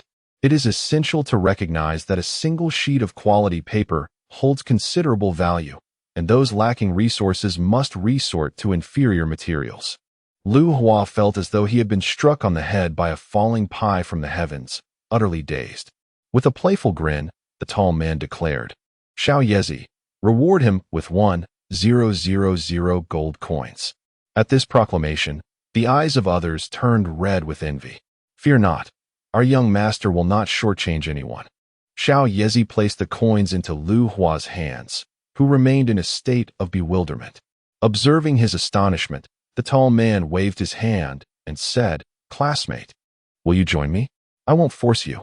"Yes," Lu Hua replied eagerly. Lu Hua, his face flushed with emotion, let out a roar that might have been the most forceful cry of his life, yet he felt no regret. Those who were aware understood, while others might have mistakenly believed he was hurling insults without uttering a word. "All right, take a seat behind me." The tall and handsome master nodded in satisfaction. Lu Hua, clutching his artwork, settled into the chair at the back, signifying that he had been chosen. The others looked on, their eyes tinged with envy, for he had just been granted a reward of 1,000 gold coins. "Young master, I can produce waste paper, an extraordinary amount." One of them exclaimed eagerly. "I mostly squander paper recklessly. Choose me, and I assure you I can waste dozens of pounds of quality paper in a single day. I excel in creating erotic paintings, which waste even more paper." They clamored like madmen, each vying for attention. Xiao Yezi shouted, "Silence! My master will select whomever he deems fit. Your input is unnecessary." Her voice resonated, silencing them all as they obediently froze in place. "You claim to waste a lot of paper? Pray tell, how do you do so?" the tall master inquired, turning to the man who had just discarded the painting. The man hurriedly stepped forward, responding, "I waste at least 30 sheets daily. Otherwise, I find no joy in my heart." The tall master scrutinized the man, then glanced at Xiao Yezi, saying, "Xiao Yezi, throw him out." Without hesitation, Xiao Yezi seized the man's collar, disregarding his futile protests. "Weren't you just bragging about wasting paper? Why are you still here?" Ling Danxian questioned, puzzled, while Hua Xiu nodded in agreement. The tall and handsome individual raised his head and declared, "What I seek are honest individuals, not those who would deceive me. I am unafraid of your poverty or lack of ability. I can teach, but I will not tolerate deceit." Those who had initially intended to deceive him bowed their heads in shame. Although he was indeed a spendthrift, he saw no reason to treat money as mere refuse to be carelessly discarded. Ling Danxian and Hua Xiu exchanged glances and smiled knowingly. This fellow was not lacking in wit. "Now, everyone here shall receive a reward of 500 gold coins," the tall and handsome man announced, waving his hand once more to disperse over 10,000 gold coins. The previously despondent individuals suddenly lifted their heads in astonishment, questioning why they were being bestowed with such generosity. "As long as you remain truthful, I shall not neglect you. However, I present you with a challenge. Create your own style within this framework. Those whose work merits it shall rise to the status of cartoonist, while those whose work falls short will serve as assistants to the cartoonists," he instructed. With the prospect of opportunity, smiles emerged on their faces. Xiao Yezi arranged for the delivery of the necessary drawing tools and provided a brief tutorial on their use. This distinction was vital between cartoonists and their assistants. After some time, 27 cartoon-style illustrations were submitted, with Lu Hua among them, as he could not be an exception. This served to balance the sentiments of the others. Yet Lu Hua remained unperturbed, confident in his abilities. "Ah, this is quite remarkable indeed. There is a certain flair to it," the tall and handsome man remarked with a hint of surprise. Ling Danxian and Hua Xiu leaned in to observe, noting the variety of comic styles, although most bore a resemblance to the general style of Hua Xiu. To one's astonishment, there exists an individual capable of depicting the ethereal style of fantasy martial arts. Truly remarkable. The tall and handsome figure gazed upon an illustration, a man standing atop a lofty mountain, enveloped in swirling mists, brandishing his sword defiantly against the heavens, embodying the relentless struggle against the injustices of the world, seeking to contend with the Tao. Among the artworks was another piece, reminiscent of the first yet infused with the essence of romance and sentiment, which equally surprised the tall and handsome figure. It seems that the world still harbors its fair share of devoted female fans, albeit they are a rare sight. Let the creator of these 4 pieces step forward. "I wish to behold their talent," he declared. Ultimately, only 4 individuals met his approval, while the rest were urged to hone their skills further. As they looked on, the atmosphere was a blend of joy and sorrow, but soon 4 individuals emerged: Lu Hua, Gu Ming, Yi Yin, and Pei Zhu, with Yi Yin being particularly striking in appearance. When announced as selected, her excitement was palpable, and the other 3 shared in her exuberance. Do not be disheartened, others. Follow closely in their footsteps and create your own unique manga. Therein lies your success, the tall and handsome figure encouraged with a wave of his hand. Upon hearing that there was still hope, the others resolved to strive harder in the future. The salary for a manga artist is 5,000 gold coins per month, while assistants earn 500 gold coins, he added with a cheerful grin. The manga artists and their assistants, overwhelmed with excitement, knelt in gratitude and proclaimed, "May the young master enjoy longevity and everlasting prosperity." Hearing such words filled the tall and handsome figure with joy, while Ling Danxian, observing his antics, simply shook her head and smiled. This time, the extravagance seemed relatively modest, and she found pleasure in the manga, truly appreciating their charm. Xiao Yezi led them to arrange for their new residence, where tomorrow, the tall and handsome chief would personally provide an explanation. Once this briefing was completed, there would be no need for his involvement with future newcomers, as he was far too occupied with his daily responsibilities. I find myself lacking in the number of subordinates. I must find time to recruit more.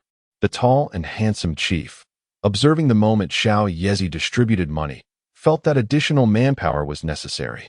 Ling Danxian rolled her beautiful eyes and remarked, "What more subordinates do you desire?"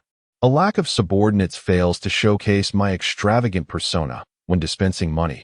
It must be accompanied by flair and finesse, and it must be done with style. The more the chief expounded, the more he felt his arguments were valid, even uttering some absurd logic.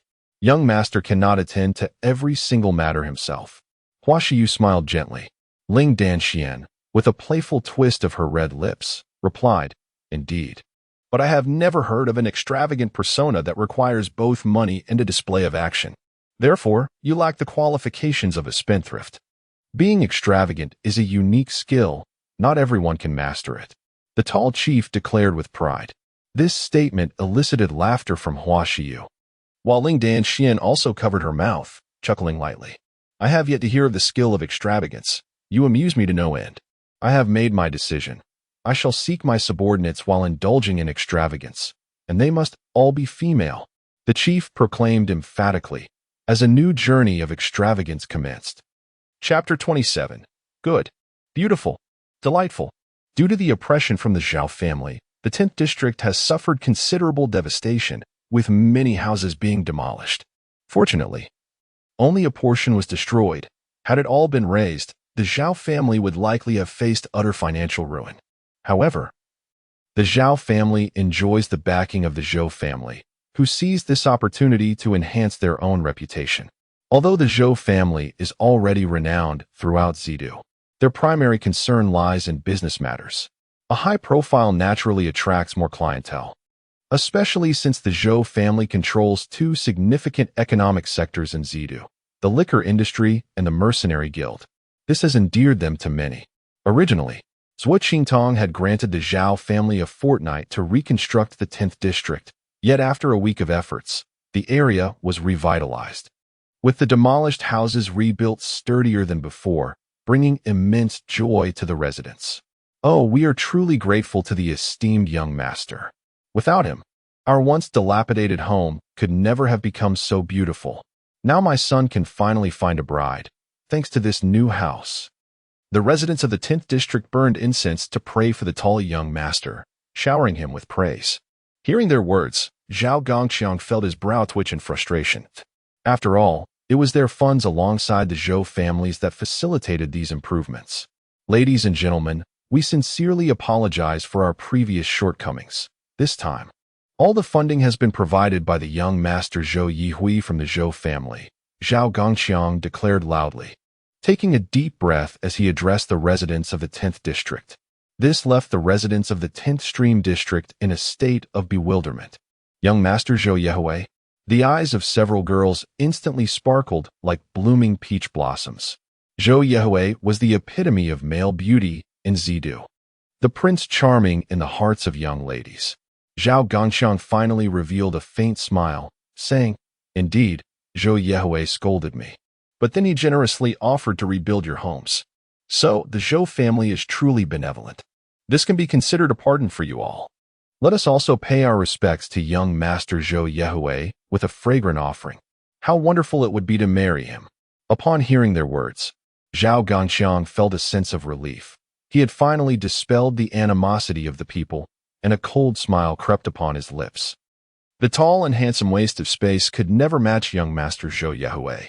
Zhao Gongxiang looked forward to the day when the tall and handsome would meet his downfall. In the realm of Tianxia Hualu, on the 3rd level of the 4th floor, this was the daily workspace for cartoonists and their assistants. Poetic Rain was alone on the top floor, which was a studio specially designated for her by the tall and handsome. He had imparted knowledge to the 4 new cartoonists. While the assistants listened attentively, the extent of their learning would depend on their comprehension. Today marked the tall and handsome's visit to assess their progress. According to the standards of manga, all panels, backgrounds, and dot patterns were meticulously prepared. 4 blue-covered comic books lay before the tall and handsome, and the entire 3rd level was enveloped in a serious atmosphere. Lu Hua, Yi Yan, Gu Ming, and Pei Zhu, the 4 cartoonists along with their assistants, remained obediently in place. Tall and handsome gazed upon the covers of the books and remarked, "You must swiftly design covers for your comics. It is essential to capture attention." Upon witnessing Tall and Handsome's somewhat serious demeanor, Hua Shiyu and Ling Danxin could not help but chuckle softly. Tall and Handsome, slightly displeased, said, "Ladies, you put me in a rather awkward position. I am here to evaluate your work. Must I adopt the guise of a mentor?" Ling Danxian raised an eyebrow and inquired. In the next moment, Tall and Handsome burst into laughter. "Very well. I am not particularly suited for that.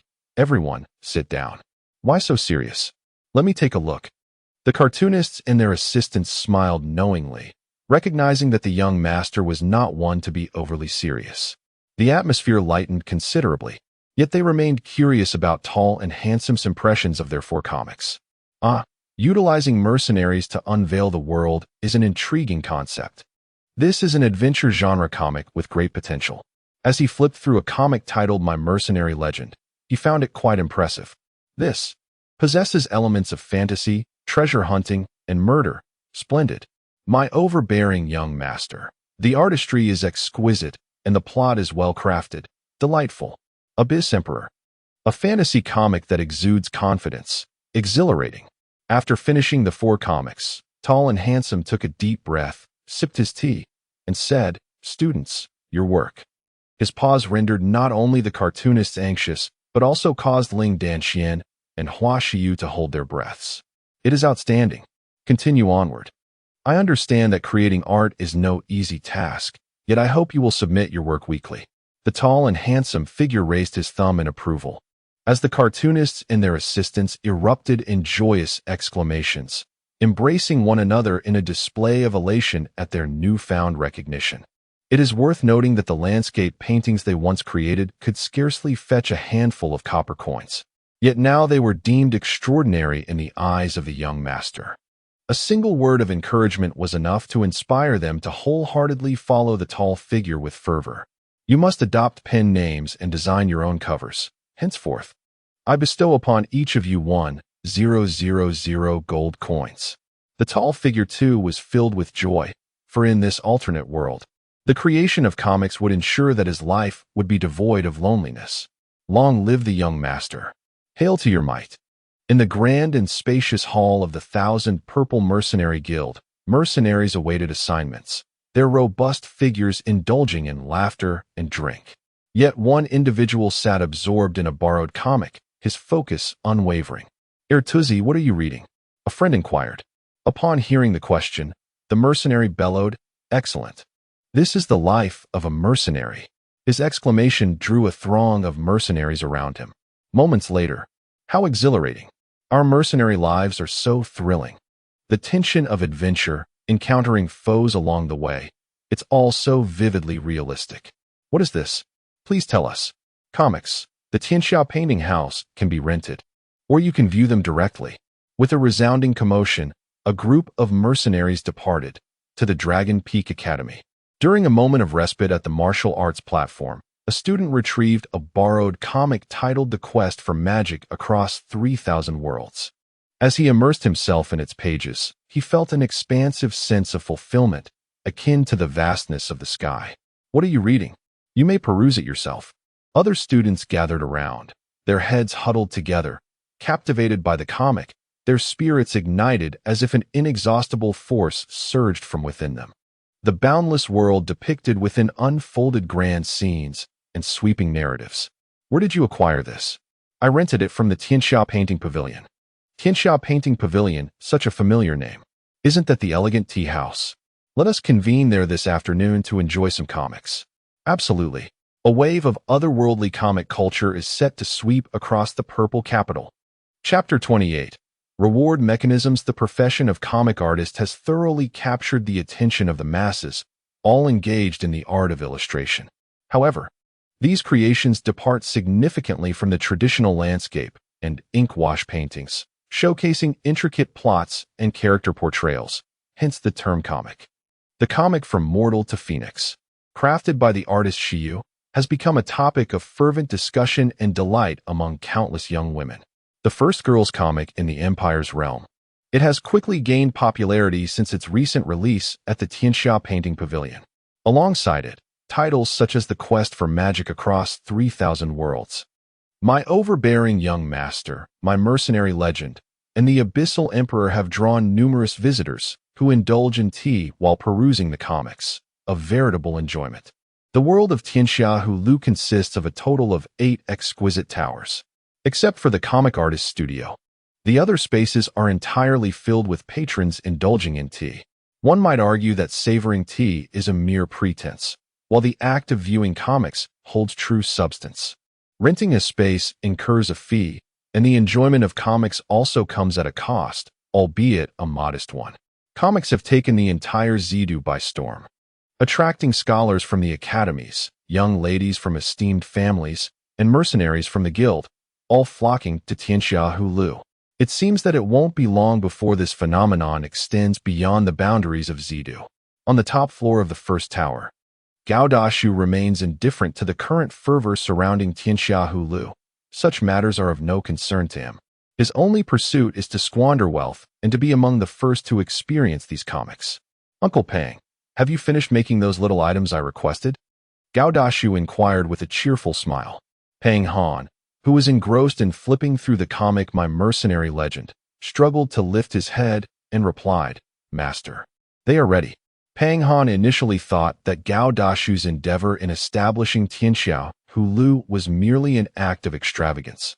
But he was taken aback to discover that he was actually engaged in creating these so-called comics. It must be said that Pang Han was indeed captivated. The artistic representation within the comics was extraordinary. Uncle Pang, aren't they splendid? Gao Dashuai asked, noticing Pang Han's reaction. Pang Han closed the comic and exclaimed, Master, I truly never expected comics to be like this. It would be an understatement to say they are merely good. They are utterly magnificent. In the future, you can enjoy the comics at Tianxia Hulu free of charge, and you will always be the first to see the latest installment of My Mercenary Legend. Gao Dashuai responded generously. Pang Han's face flushed crimson, and he hurriedly replied, I sincerely thank you, Master. Those who cherish comics are not inherently wicked. The tall and handsome figure laughed heartily, devoid of any pretense. Ling Danxian and Hua Shiyu exchanged a gentle smile. Pang Han spoke with utmost seriousness. Young Master, should you require anything in the future, simply utter a word, and I, Pang Han, shall be at your service. To have won over a skilled practitioner of mechanism like the Pang family through a mere comic was truly unexpected for Ling Danxian. Hua Shiyu felt that this was the charm befitting a young master, kind-hearted and honest, albeit a bit extravagant, yet undeniably a good person. Recently, the Tianxia Huagong introduced a peculiar tool designed for rewarding comic authors, enabling them to expedite their work. This innovation was also the brainchild of the tall and handsome figure, serving as a form of appreciation from readers to the creators. I am particularly fond of From Ordinary Girl to Phoenix, which is simply inspirational. A young lady from a wealthy family deposited a gold coin into a wooden box, which was promptly transferred to the studios of every comic artist within. My Mercenary Life narrates the adventures of mercenaries, and I wish to reward its author. A mercenary casually tossed a few silver coins, though modest in amount. It symbolized a genuine affection for the comic. Throughout the day, Tianxia Huagong compiled the rewards, astonishingly totaling nearly 3,000 gold coins, all contributed by the young ladies and gentlemen of affluent families. This phenomenon was nothing short of remarkable. In terms of rewards, the Tianxia Hualu shares a 50-50 division, with manga authors receiving an equal portion. In the past, for those who engaged in painting, Earning a few dozen copper coins would have felt like a stroke of fortune. Yet now, their sole desire is to complete the manga as a means of repaying the young master. What? Is that truly the case? Ling Danxian, upon hearing the steward of Tianxia Hualu recount the situation, inquired with astonishment. The steward, with a wry smile, nodded in affirmation. The allure of manga is undeniably profound. A tea house that was once on the brink of desolation has, through the seemingly reckless extravagance of Gao Dashuai, blossomed into something splendid. Ling Danxian cast a skeptical glance at Gao Dashuai, who was seated in a golden wheelchair. Could this fellow have envisioned such a future? Be honest with me. Did you foresee this scenario? What does that have to do with me? My talent for squandering has yet to be fully unleashed. Until I indulge in wastefulness, I feel rather uncomfortable. Gao Dashuai rolled his eyes. After hearing this, the steward clutched his heart and took his leave, realizing that the young master's world was indeed beyond their comprehension. In the Gao family, within the Chongqing Hall, Gao Yuanfeng held a volume of Seeking the Devil Through 3,000 Worlds, engrossed in its pages. Meanwhile, Zhou Zian was captivated by From Ordinary Woman to Phoenix. Her eyes slightly reddened, evidently moved by the narrative. Who would have thought that amidst Gao Dashuai's chaotic antics, such remarkable manga could emerge? Gao Yuanfeng remarked with a smile.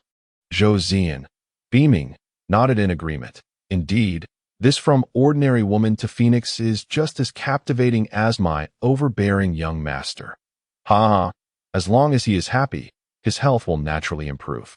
Gao Yuanfeng was not concerned about how much his son spent. His only worry was for his son's well-being. Zhou Zian observed that his son had become considerably more cheerful lately, eating more, much to the delight of the elderly couple. He recalled a girl named Hua Xiu, who seemed quite admirable. Perhaps she could serve as a secondary partner for his son. Zhou Zian smiled gently. Gao Yuanfeng erupted into hearty laughter. Ha ha, splendid. As long as our son is happy, anything is acceptable. I heard from the esteemed physician that as long as Shuai maintains a carefree heart, emotional wounds will not inflict harm upon him, and his health could potentially recover to about 80%. It appears to be true. Gao Yuanfeng's eyes sparkled with brilliance. Thus, the tall and handsome Shuai, for the sake of his health, was compelled to squander wealth while simultaneously ensuring his parents' happiness. He had no desire for a premature demise. His extravagant ventures had yet to reach their true fruition. Chapter 29. Acquiring a Mercenary Guild. Tang Hai had been feeling quite troubled lately. As the Qinzi Mercenary Guild he managed was facing oppression from the Wanjin Mercenary Guild. They were continuously siphoning away the mercenary teams from his guild, resulting in numerous unfinished business deals and substantial losses. The Wanjian Mercenary Guild was one of the foremost in Zidu, backed by the formidable Zhou family, specifically the enterprise of Zhou Qinrui, who was the father of Zhou Yehui. It seemed there was an ambition to unify the mercenary guilds within Zidu, albeit a challenging endeavor that would require time. The role of a mercenary guild involves protecting caravans, treasure hunting, and conducting searches, all in accordance with the requests of task issuers, earning rewards upon completion. This profession pertains to life and death, with many individuals having entered the mercenary life without formal education or at a tender age. However, mercenaries often encounter robbers attacking caravans or fall victim to the assaults of mystical beasts, resulting in countless mercenaries meeting their demise each year. Some prodigies are stifled before they even have a chance to flourish. Currently, the Qinzi Mercenary Guild is fraught with peril.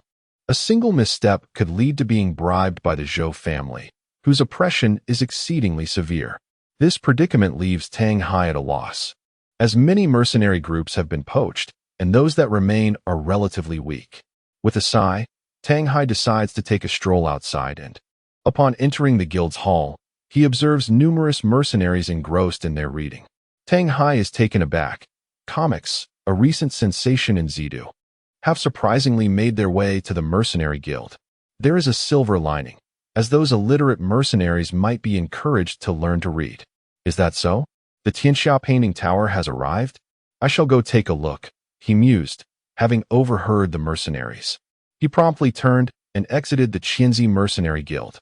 Upon reaching Phoenix Street, Tang Hai gazed up at the towering Tianxia painting tower and stepped inside. The establishment was bustling with patrons, yet it maintained an air of tranquility. Everyone adhered to the rules of the tower, enjoying comics and tea in hushed tones. Discussions were permitted, provided they did not disturb others, fostering a delicate atmosphere. "Good day. How may I assist you?" Tang Hai, driven by a momentary impulse, found himself utterly engrossed in the plots of the two comics while savoring tea.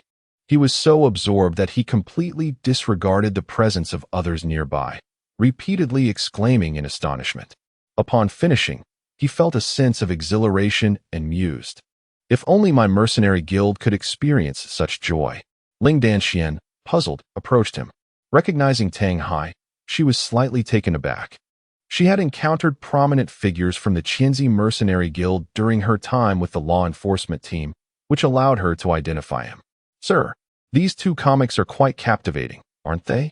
inquired the tall and handsome Gao Dashuai, who was familiar with Tang Hai. Turning to see Gao Dashuai, a renowned figure in Zidu, Tang Hai smiled and nodded. "Indeed, they are splendid. I yearn for the passion depicted within." Noticing Tang Hai's contemplative mood, Gao Dashuai asked with concern, "Is something troubling you?" Ling Danxian sensed an ominous undertone, but could not discern its source. Tang Hai poured a cup of Longjing tea for Gao Dashuai and sighed. "My mercenary guild is facing oppression and may be seized by the Zhou family." "The Zhou family? I believe this is the second time I've heard that name," Gao Dashuai murmured to himself.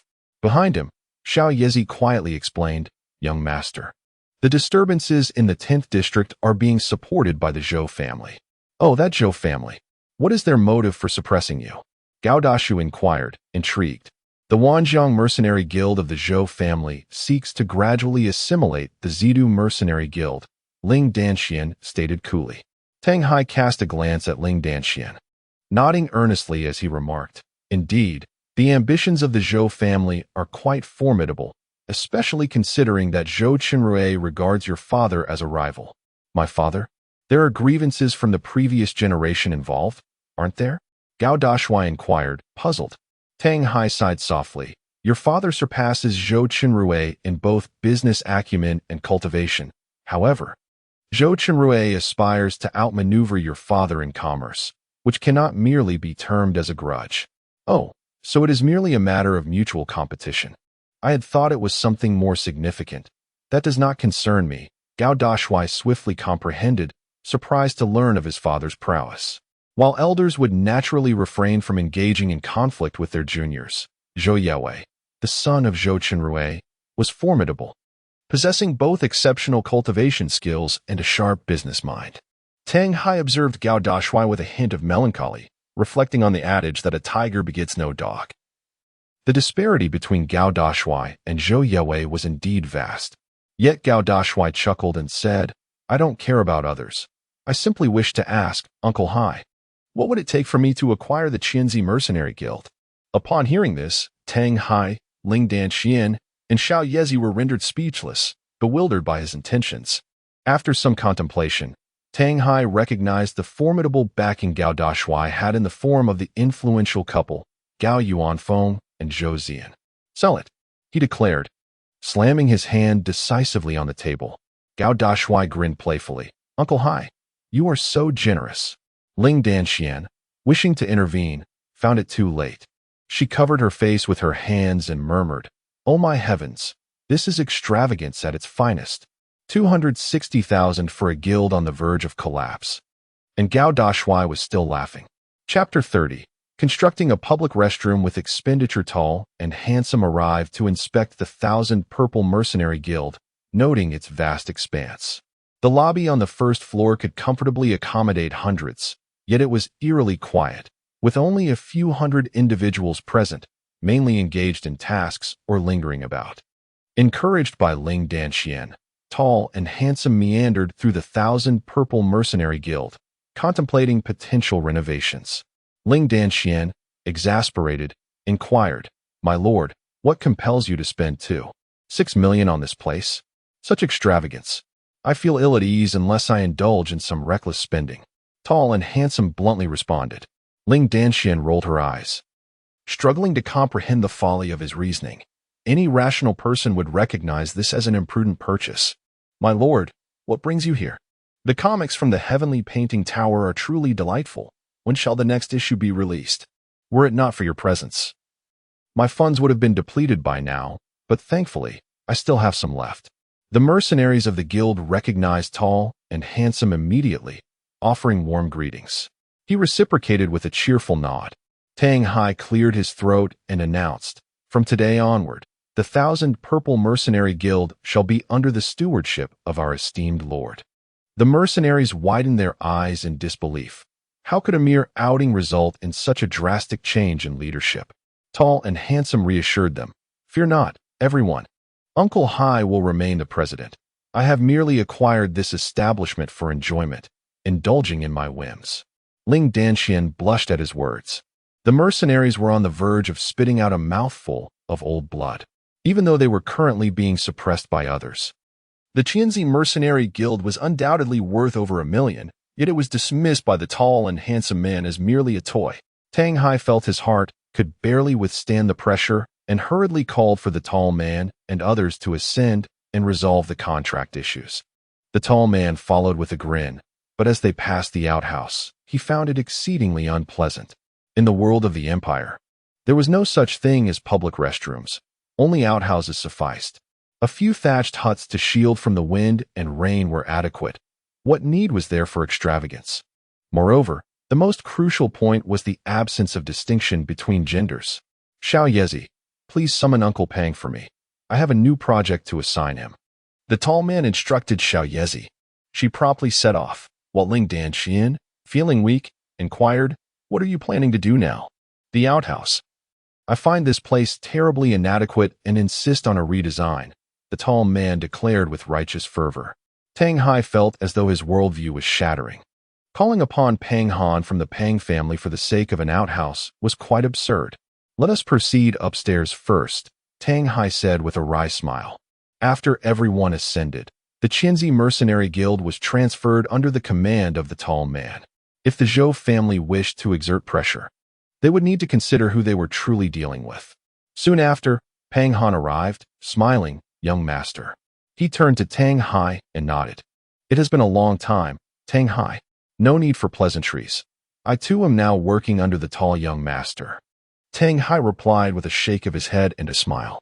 "Uncle Pang, I offer you 400,000 to transform the communal restroom into separate facilities for men and women." The tall and handsome figure delved straight into the matter. As Pang Han settled down, intent on savoring a sip of tea, he abruptly spewed it forth, drenching Tang Hai in the process. "My apologies." Pang Han coughed while expressing his regret. Tang Hai, wiping the tea from his face, chuckled and replied, "It's all right. I felt exactly the same way at that moment." Ling Danxian, her cheeks flushed, fell silent, astonished by the staggering sum for a mere restroom. "Young master, could you repeat that?" Pang Han wondered if he had misheard. Cautiously probing, the tall and handsome figure grinned. "Construct for me a luxurious and spacious restroom, utilizing only the finest materials. 400,000. Could you enlighten me as to why?" Ling Danxian inquired with a wry smile. The tall figure gazed intently into her eyes and earnestly stated, "It is exceedingly unfair for the female mercenaries. For a young woman to relieve herself in such unsanitary conditions is simply unacceptable. By establishing separate facilities, we can alleviate any potential discomfort and urgency, which is of utmost importance for the ladies." His sincerity resonated deeply with Ling Danxian, softening her gaze. Tang Hai, utterly astonished, could only sigh, realizing he had overlooked this aspect entirely. Pang Han, too, fell into contemplative silence before nodding affirmatively. "Young master, rest assured, I shall ensure that your directives are executed flawlessly." The impression of the tall and handsome figure is rapidly evolving in the minds of the crowd. He is not merely a spendthrift, but rather a kind-hearted and benevolent one. Ling Danxian murmured, "400,000 is far too much. How large of a toilet must that be? Sister Xian, do you find that insufficient?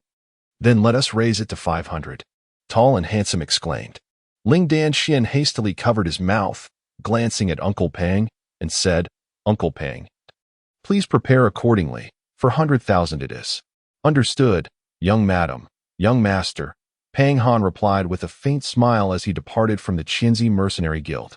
Only then did Ling Danxian exhale in relief, casting an admonishing glare at Tall and Handsome, declaring, "If you dare to squander money again, I shall truly ignore you. You big fool." Hee hee, Sister Xian's hand is truly delightful, Tall and Handsome retorted playfully. Ling Danshuan's earlobes shimmered, rosy and charming, as she turned her head and said, "Big fool." Xiaoyezi felt a swell of happiness witnessing the camaraderie between the young master and young madam. Suddenly, Tall and Handsome recalled something important and said urgently, "Xiaoyezi, take me downstairs. I have an announcement to make. Have you heard? Our guild has been acquired by Tall and Handsome. Indeed, even I am tempted to join another guild. If it weren't for the Zhou family's oppression and recruitment tactics, our Qianzi Mercenary Guild would be bustling with activity. Alas, it now lies desolate." The mercenaries felt a chill in their hearts, yet upon seeing Tall and Handsome descend, he greeted the crowd of mercenaries with a jovial demeanor, stating, "I am currently in need of some underlings, offering 1,000 gold coins per month. Those who arrive early shall be rewarded, while those who come late shall find none. Who is interested?" This sentence detonated in the ears of the mercenaries like a bomb, instantly transforming them into frenzied hounds pouncing towards the Tall and Handsome leader. 1,000 gold coins each month is a sum that would take them considerable time to earn. "Young master," they exclaimed, "I am at the 7th level of hard inquiry. I can endure any hardship." "Young master, I have just reached the 6th level of hard inquiry, and I am particularly skilled at warming beds, foot baths, massages. Warming your bed, my entire essence exists solely for you." The entire mercenary guild erupted in excitement. Chapter 31. As long as she is female, the Qianzi Mercenary Guild was in a complete uproar, for they had heard that the Tall and Handsome leader wished to recruit underlings, particularly offering 1,000 gold coins each month. This was indeed a heavenly opportunity that had seemingly fallen from the sky. Fortunately, the presence of Xiaoya and Tang Hai served as a buffer, otherwise, chaos could have ensued, potentially harming the leader and turning a delightful affair into a disastrous one. However, one aspect left the Tall and Handsome leader particularly perplexed. What were the 7th and 6th levels of hard inquiry? "Xuanjia, what is their 7th level of hard inquiry?" he inquired, tugging at the sleeve of Ling Danxian. Upon hearing this question, Ling Danxian felt as if her heart had been violently struck. She understood that the leader would never be able to cultivate. To cultivate, one must first inquire within, free of guilt. Only then can one advance in martial arts, which is divided into 9 levels, with a minor bottleneck every 3 levels. Ling Danxian gently knelt down, cradling the leader's hand, and meticulously explained the cultivation realms of the imperial land world to him. To cultivate, one must first inquire within, purged of guilt, before entering the realm of martial arts.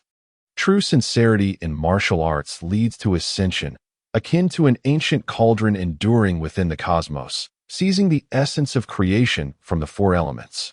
In the realm of the Empire of Lu, distinctions of levels are categorized as asking the heart, refining the heart, heavenly cauldron, and the 4 elements. With the protection of a formidable father figure, there is no need for concern. The immediate priority for the Tall and Handsome individual is to enhance his physical prowess. "What level is my sister Xian?" he inquired with a cheerful grin. Ling Danxian, upon hearing his question, broke into a radiant smile. "I currently reside in the original heart stage of the refining heart realm. Only with unwavering determination can one ascend to the entranced heart level. Fear not. Even if I am a prodigal, I can safeguard you for a lifetime." The Tall and Handsome one chuckled carefreely. Witnessing his joyous expression warmed Ling Danshuan's heart, gradually dispelling any lingering resentment she harbored towards him. "As long as you refrain from squandering money, I can feel at ease," she replied, her earlobes tinged with pink and her lips slightly pouting. In a burst of excitement, the girl knelt down and acquired gold coins from Xiaoyezi. The glimmering, golden coins flashed before the eyes of numerous mercenaries, who immediately lamented their foolishness.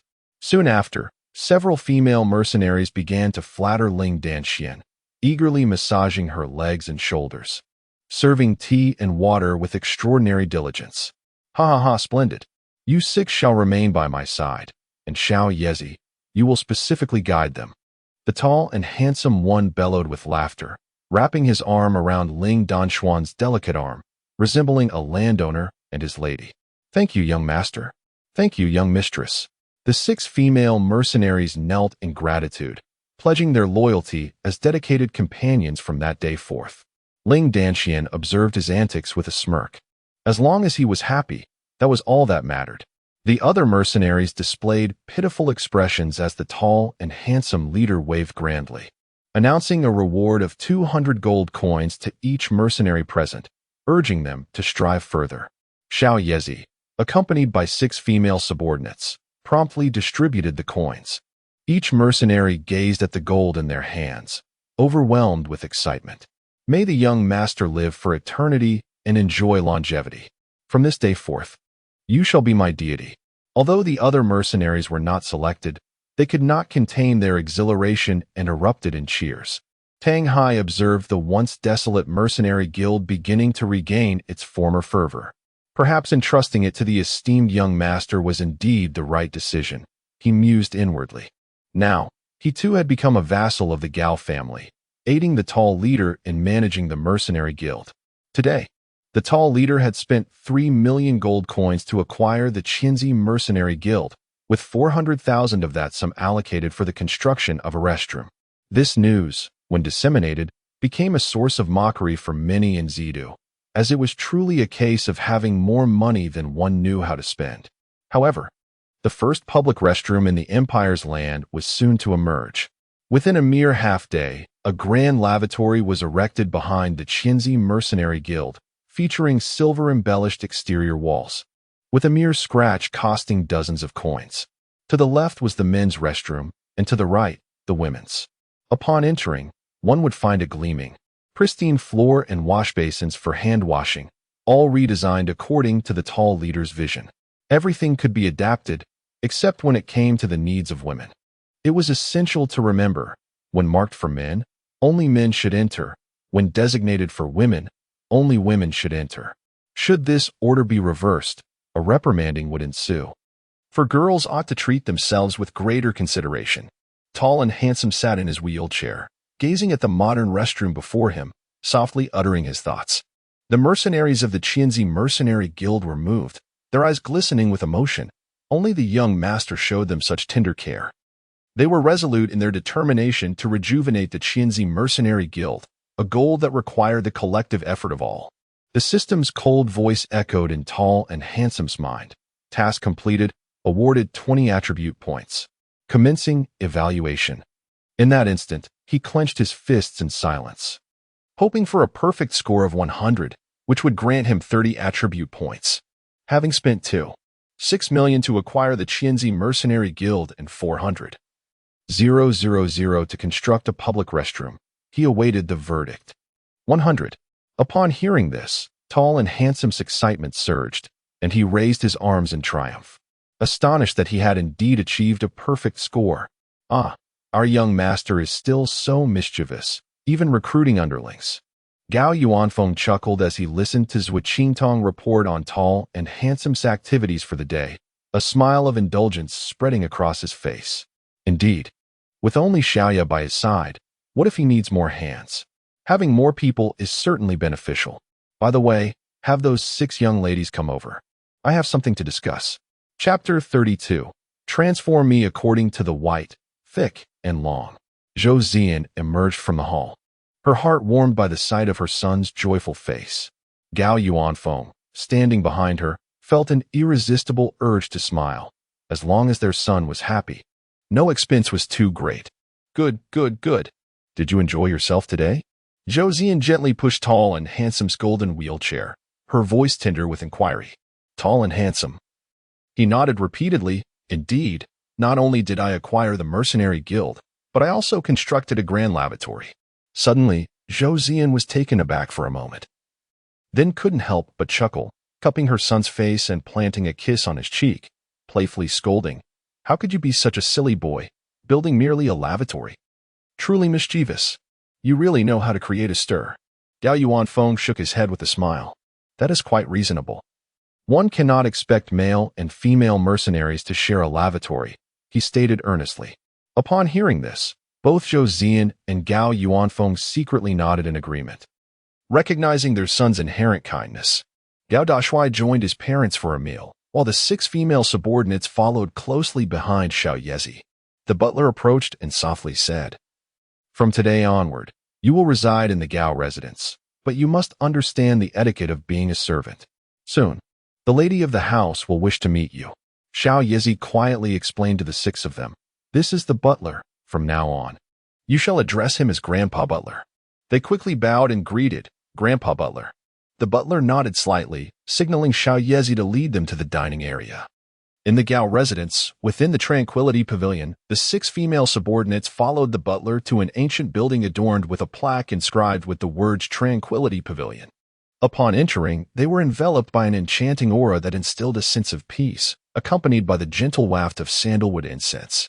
The butler guided the 6 female subordinates to the beaded curtain before stepping back. They stood still, too timid to move or speak, quietly awaiting their fate. After a considerable time, Zhou Ziyan's figure gracefully emerged from behind the curtain, swaying like a beautiful serpent. "From this day forth, you shall stand by my son's side. Yet it is imperative that you grasp one crucial truth. Your lives are to be devoted to his protection, and I am well aware of your origins." Zhou Ziyan's voice was soft and melodious, imbued with an extraordinary gentleness. Yet to the ears of the 6 female subordinates, this gentleness felt akin to 2 armies poised for battle, ready to erupt at any moment. They trembled as they replied, "Yes, madam. Should any of you harbor ill intentions towards my son?" Zhou Ziyan's enchanting eyes fluttered lightly, the moonlight cascading upon her form like translucent white jade. As her delicate finger pointed downwards, thud, the 6 female subordinates seemed enveloped in an abyss of fear, collapsing to their knees, their pupils constricting, as if their hearts were about to leap from their throats, gasping for breath as though inhaling the final remnants of air in their lives. "My son is off limits to all. For him, I would slay thousands. For him, I can procure whatever he desires." Zhou Ziyan's smile blossomed, breathtakingly beautiful.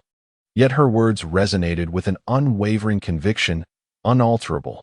"Madam, we shall protect the young master with our lives." The 6 female subordinates, their faces pale and drenched in sweat, bowed their heads in assurance. In the next moment, the oppressive aura of the Jingxin Pavilion dissipated entirely, rendering the scene akin to a fleeting dream. "Serve my handsome son well, and you shall have whatever you desire. Do you understand?" Zhou Ziyan spoke softly. The 6 female subordinates buried their heads deep into the ground, murmuring, "Yes, madam. Enough, you may leave now." Zhou Ziyan gently waved her hand. The 6 female subordinates assisted each other in departing from the Jingxin Pavilion. As the steward guided them to their resting quarters, conveniently located near the room of the tall and handsome young master, Zhou Ziyan took a delicate sip of fragrant tea. As faint wisps of azure smoke danced in the moonlight, lending an air of mystery to the scene, the tall and handsome man now reclined on his bed, ready to allocate the 30 attribute points he had acquired. This pivotal moment would determine whether his blissful life could truly flourish, all hinging on the whims of the Prodigal system. "My current physical ability stands at 72, he declared mentally to the system. "Raise it to 80. Instantly, his physical prowess surged from 72 to 80, a torrent of vitality coursing through him, compelling him to arch his back in sheer ecstasy. "At last, I possess the physique of an ordinary person." He rejoiced internally, relieved that a mere fall would only result in a few scrapes rather than a catastrophic collapse. Shifting his focus, he instructed, "System, allocate the remaining attribute points to my bodily functions. Please select the direction you wish to enhance," the system's cold voice responded, igniting a spark of excitement in his eyes. "May the host continue to evolve," the system added, offering its congratulations. With a grin, he replied, Of course, of course. Joyful tidings invigorate the spirit." Soon, he succumbed to slumber. No longer reliant on a wheelchair for mobility, he still hesitated to part ways with it. The perilous nature of this world necessitated that he maintain the guise of a weakling for his own protection.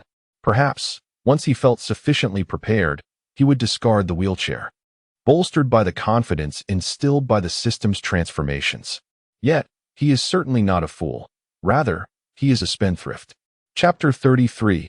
Encountering a Beauty.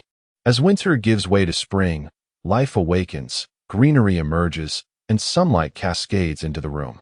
The tall and handsome man sleeps peacefully upon a bed intricately carved from warm jade. The objective is to squander 2 million gold coins within a month. Success will grant him an additional 20 attribute points. Failure will result in a complete reset of intelligence with increased difficulty. The spendthrift evaluation must exceed 80. Upon completion, the system will automatically upgrade by 50% and bestow an additional 10 attribute points. As the tall and handsome man drowsily stirred, he heard the voice of the system and abruptly sat up. Even the sight of the morning sun failed to bring him joy, for he sensed that the system was intent on pushing him to his limits. Hadn't the previous amounts he was required to squander only escalated? Why was this amount so low, and the penalty so severe?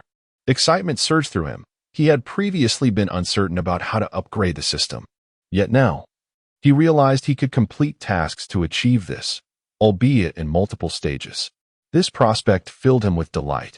An upgrade to the system signified transformation, with a plethora of surprises awaiting him. Taking a deep breath, he chuckled. It seems I truly must hone my art of extravagance. Not only must I spend with flair, but I must do so with style. Having gleaned some understanding from his previous spendthrift evaluations, he recognized that if his methods of expenditure lacked elegance, his ratings would inevitably suffer. The key lies in being entertaining, stylish, and sophisticated to achieve high scores. This time, there must be no errors, otherwise, my plight would be worse than that of a simpleton. Gazing at the disheartening outcome, the towering figure felt his intellect diminish to naught, rendering his situation far more tragic than that of a fool. Thus, he must summon his legendary prowess in misfortune. The morning dawned bright and sunny, yet by midday, ominous clouds gathered, and a gentle drizzle began to fall, a persistent spring rain akin to unbreakable longing. The once bustling streets, filled with pedestrians, transformed as they sought refuge from the rain. As the raindrops danced, cleansing the city of Zidu, the air post-storm would emerge refreshingly pure. In a narrow alley off Huang Street, 2 burly men, braving the rain, unceremoniously discarded a blue-clad woman into a corner, treating her as if she were mere refuse. What began as a gentle drizzle escalated into a torrential downpour, showing no signs of abating. The golden chariot rolled on, while the azure Qilin beast ambled slowly. The towering figure, in good spirits, reveled in the rain spectacle, indulging in the ministrations of his female subordinate. Ling Danxian, too, found tranquility within as she observed the rain, feeling as though her heart had been thoroughly cleansed. Turning to gaze at the towering figure, his appearance resembled that of a landowner, eliciting laughter at his comical demeanor as they journeyed towards the Tianxia painting pavilion. I find the scenery during rain captivating, truly beautiful. Xiaoyezi. Stop for a moment, the towering figure exclaimed, leaning closer to the chariot's window to gaze outside, only to suddenly shout. Xiaoyezi promptly pulled the reins, bringing the azure Qilin beast to a steady halt. Young master, what is your command? She inquired. Ling Danxian, equally perplexed, wondered why they had come to a halt. The towering figure squinted toward the alley. Xuanjie, do you see someone inside? Tall and handsome, he inquired about Ling Danxian. Ling Danxian cast a glance, astonished, and remarked, there truly is someone. She seems to have fainted. Brothers, go and bring that person here. You are awake. Dr. Wang has treated you. You caught a cold from the rain. Please take your medicine. As the door swung open, Hua Xiu, clad in pure white, radiant and beautiful, expressed her delight upon seeing Lu Fian awake. Gently, Hua Xiu assisted Lu Fian to sit up, holding the medicine and slowly feeding it to her. Once she had finished, Lu Fian asked incredulously, young master? Hua Xiu tenderly nodded. Lu Fian exhaled deeply, realizing how fortunate she was to have been saved by the seemingly ineffectual young master of Zidu. At that moment, the door opened once more, and Gao Dashuai, Ling Danxian, and the petite female subordinate arrived, equally thrilled to see Lu Fian awake. Gao Dashuai chuckled, sister, Why were you out in the rain all alone? Has your fever subsided? He reached out to touch Lu Fian's forehead, nodding approvingly. Today, Lu Fian felt she was truly witnessing reality, and the concern of this young master stirred her emotions, prompting memories of her recent experiences to flood her mind, her eyes glistening with tears. Do not cry, just speak about whatever troubles you, Gao Dashuai comforted. Noticing her impending tears, Hua Xiyu and Ling Danxian exchanged glances, sensing that this woman had a story worth hearing. I apologize. I seem to have lost my composure, Lu Fian admitted. Lu Fian chuckled self-deprecatingly, rubbing her eyes before releasing a gentle sigh. She softly remarked, I was originally the esteemed auctioneer of the Nine Heavens auction house, but I was later marginalized due to a certain incident. Chapter 34, From Now On. You shall remain by my side. Lu Fian had been a premier auctioneer at the Nine Heavens auction house, consistently securing significant funds for the establishment through her eloquence, sharp intellect, and her meticulous understanding of the treasures themselves. It was only natural for her to be held in high regard by the auction house, and many sought to be near her. Not only was she articulate and astute, but her beauty was captivating. Her eyes, reminiscent of tranquil waters, seemed to enchant all who beheld them with a mere flutter. What truly set Lu Fian apart was her demeanor, graceful yet formidable, exuding an allure that compelled others to seek her favor. Over time, her status within the Nine Heavens auction house elevated her to an unparalleled position. It would not be an exaggeration to call her the chief auctioneer. As the saying goes, fame invites envy, and it is especially true for a strikingly beautiful woman, whose allure naturally incites jealousy among others. Thus, a coalition of rival female auctioneers conspired to oust Lu Fian, accusing her of misappropriating funds from the auction house. Consequently, she found herself discarded in an alley. There was a reason she was not sold into a brothel, the owner of the Nine Heavens auction house, recognizing her dedication and hard work, spared her from that fate, yet she was still cast out by the other auctioneers. After finishing her tale, Lu Fian gently pinched her high nose. Ling Danxian and Hua Xiyu exchanged glances, a flicker of indignation evident in their expressions. The tall and handsome man spoke softly. It is indeed true that companions can become adversaries. Stay here for as long as you wish and recuperate at your own pace. His words provided reassurance to Lu Fian, who expressed her gratitude, saying, Thank you, sir. Encountering you is a stroke of fortune, although Ling Danxian felt a surge of anger within. Upon recognizing Lu Fian's background and experiences, her eyes suddenly sparkled with intrigue. Clearing her throat, she said, Little Yezi, take the sir next door to enjoy some comics. We ladies have some secrets to discuss. Remember to ensure she rests well.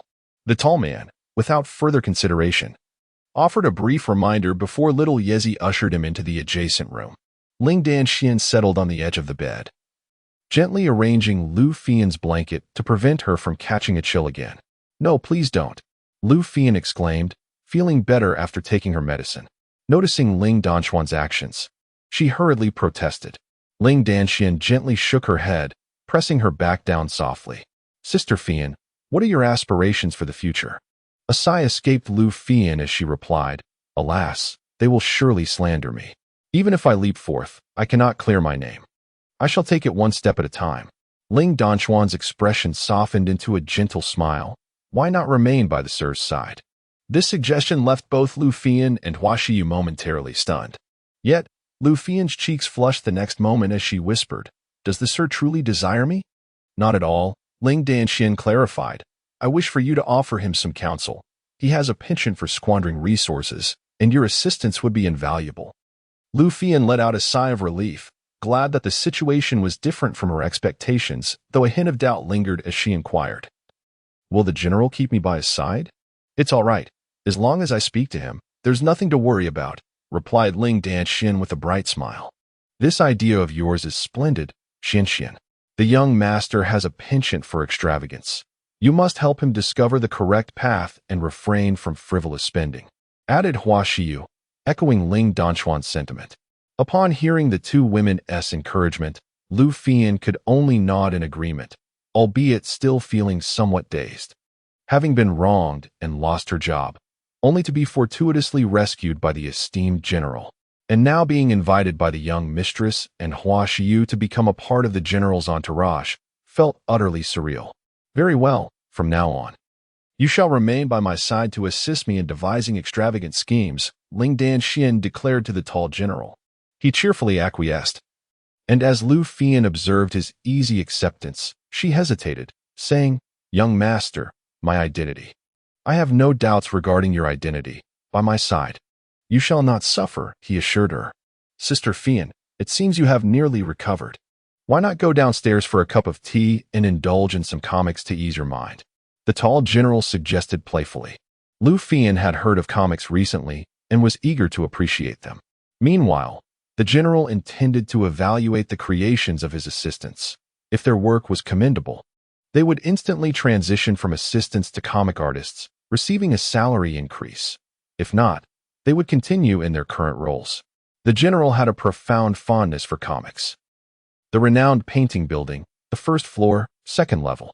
Lu Fian donned a flowing white robe, her raven hair cascading like ink. And the subtle fragility of her beauty elicited a desire in men to protect her. The atmosphere was notably serene, with patrons savoring tea while perusing comics or engaging in discussions about their plots. Just as Lu Fian sought a place to sit, a group ascended the stairs. At the forefront, a heavily made-up woman shrieked, shattering the tranquility of the second floor, causing the guests to lift their heads in annoyance. You shameless harlot, misappropriating funds from the auction, and now you dare to grace this refined establishment? Do you possess no sense of shame? Feng Shuang's eyes glinted with malice as she pointed an accusing finger at Lu Fian, the surrounding guests immediately turning their attention to her. Lu Fian's complexion turned pale. Her crimson lips tinged with bitterness as she retorted, Feng Shuang, you have already expelled me from the Jiuxiao auction. What more do you desire? You little thief. I will ensure everyone knows your true nature, Feng Shuang persisted, relentless, while the other female auctioneers behind her sneered coldly. Several patrons interjected. The Tianxia painting house is a sanctuary of tranquility. If you wish to create a disturbance, kindly do so outside. The maids approached respectfully. Feng Shuang revealed a triumphant smirk, as many gazes now turned towards Lu Fian, filled with disdain. Very well, as a fellow professional, I offer you a toast. Feng Shuang seized a cup of tea from another's table and abruptly splashed it onto Lu Fian. Warm tea cascaded down Lu Fian's cheeks, rendering her exceedingly disheveled. While sorrow welled within her, she had committed no wrongdoing but was relentlessly harassed. Huh, look at this little wretch. Who would dare to stand up for you? Feng Shuang and her companions erupted in mocking laughter. As the maidens furrowed their brows, preparing to speak, footsteps echoed from above, heralding the arrival of the imposing figure of the handsome lord. Sister Fian, what troubles you? Lin Danxian and Hua Xiu rushed forward upon seeing Lu Fian's distressed countenance. Lu Fian merely shook her head gently. The handsome lord tenderly removed the tea leaves from her face, saying, Sister, do not be disheartened. Sister? A sudden wave of astonishment washed over Feng Shuang and the others, as the revelation that the woman doused with tea was indeed his sister left them in stunned silence.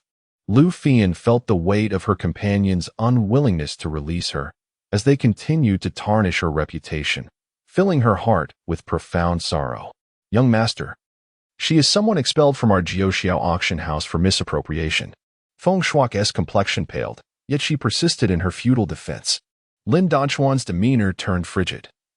Her eyes glinting with frost, the tea of the seated guest froze solid, instilling fear in many. Coldly, she demanded, Do you have any evidence? Yes. Someone witnessed this wretched Lu Fian engaging in clandestine actions. Feng Shuang and her companions exclaimed, nearly terrified into submission. Lin Danxian scoffed, remarking, Words spoken and sights seen are mere illusions. Produce genuine evidence, or I shall have you apprehended. They had simply conspired to expel Lu Fian, and there was no possibility of evidence ever surfacing. Their only desire was to depart swiftly. There's no rush, if you wish to leave. You must first kneel and exit with the gold. The handsome lord chuckled mischievously. The statement left those present in a state of confusion, prompting the tall and handsome man to gently wave his hand. My brothers, scatter the gold coins on the ground, extending all the way outside the painting building. Naturally, Xiao Yezi and the 6 female subordinates complied obediently, promptly retrieving a substantial pile of gold coins from their black cards and laying them out on the ground. In an instant, it resembled a pathway forged from gold, leading through the corridor and up to the outer entrance. The patrons on the first floor were astonished to see coins laid out as a path, their eyes widening in disbelief. My goodness, what kind of status must one possess to do such a thing? The tall man chuckled at Feng Shuang and the others, saying, "Roll up your pant legs and kneel to shuffle out. Do not rise until I say so, understood?" Feng Shuang and her companions' faces turned crimson, yet they had no choice but to obey the tall man's command. Trembling, they rolled up their pant legs and, with a thud, knelt upon the gold coins. An immediate sharp pain shooting through their knees. The surface of the coins was textured, making the act of kneeling quite painful. However, the physical discomfort was trivial compared to the burning gazes of those around them, which felt like needles against their backs. The sensation of embarrassment made them lower their heads, unable to meet anyone's eyes.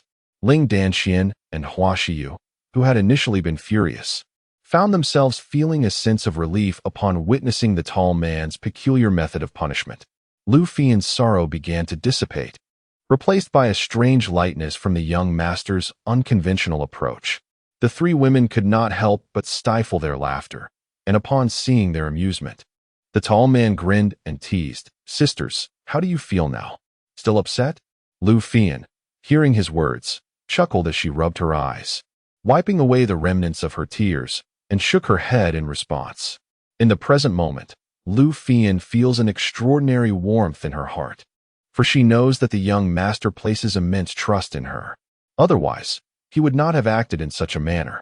With unwavering devotion, she remains by his side, intent on devising various profitable schemes for him. Feng Shuang and her companions tumbled down from the corridor, their knees scraped and bleeding.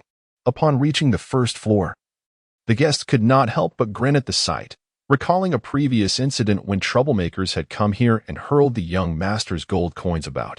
From this day forth, such individuals are forbidden from entering the Tianxia painting building. The voice of the tall young master was soft, yet it resonated with everyone present. Who are you?" he inquired, holding a comic and gazing at it in confusion.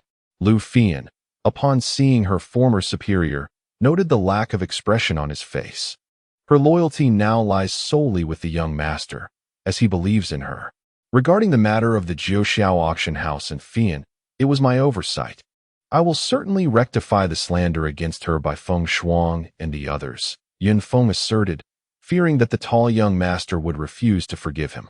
With a swift motion, Yun Feng clapped his hands, prompting the cultivators at the auction to seize Feng Shuang and her companions and throw them harshly to the ground. Their faces turned pale, trembling in fear, as the exposure of their misdeeds meant their imminent downfall. "Oh, what about them, sister? Shall we take them in as your little subordinates?" The tall young master cast a casual glance at Lu Fian. Ling Danxian and Hua Shiyu chuckled softly at the remark, for only he could entertain such a whimsical thought. Yun Feng felt a jolt of surprise. Had Lu Fian truly become the tall young master's sister? Lu Fian gazed at the trembling Feng Shuang and others, her eyes reflecting a myriad of emotions, before she finally sighed, "As long as they do not defame me, that is enough." A hint of tenderness graced Lu Fian's visage, leaving Yun Feng puzzled. She spoke softly, "In this lifetime, I am already bound to the esteemed young master. It is impossible for me to part from his side." Yun Feng was momentarily rendered speechless, glancing at the tall and handsome figure who, throughout, maintained an air of indifference, engrossed in his comic, seemingly dismissing any other matters. With a deep sigh, Yun Feng remarked, "Esteemed young master, what a waste of your time." The attendees of the Jiuxiao auction house had all departed from the Tianxia painting building, while Ling Danxian felt a surge of excitement within her. Hua Shiyu thought the young master was exceedingly charming, clearing away all the blemishes from Lu Fian's reputation and ensuring her presence remained by his side. "Ah, Sister Fian.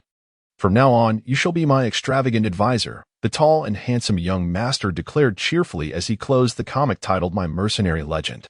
Upon hearing this, Lu Fian gently nodded, lowering her gaze, and replied, "Yes, my young master." Chapter 36. The Tactics of Zhou Yehui in the Purple Capital, the Zhou family. Zhou Yehui was recently contemplating how to effectively suppress the tall and handsome young master. His nature was such that he could not allow himself to be struck without retaliating. Although the affairs of the 10th Flow district had garnered him some notoriety, he found it impossible to seize control of it.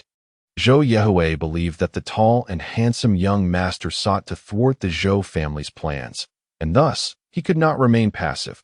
A counterattack was imperative. Therefore, he was pondering how to neutralize the current arrogance of the tall and handsome young master. Recently, the illustrious reputation of the esteemed Gao Dashuai has been circulating widely, having pioneered the realm of comics, which has garnered considerable attention.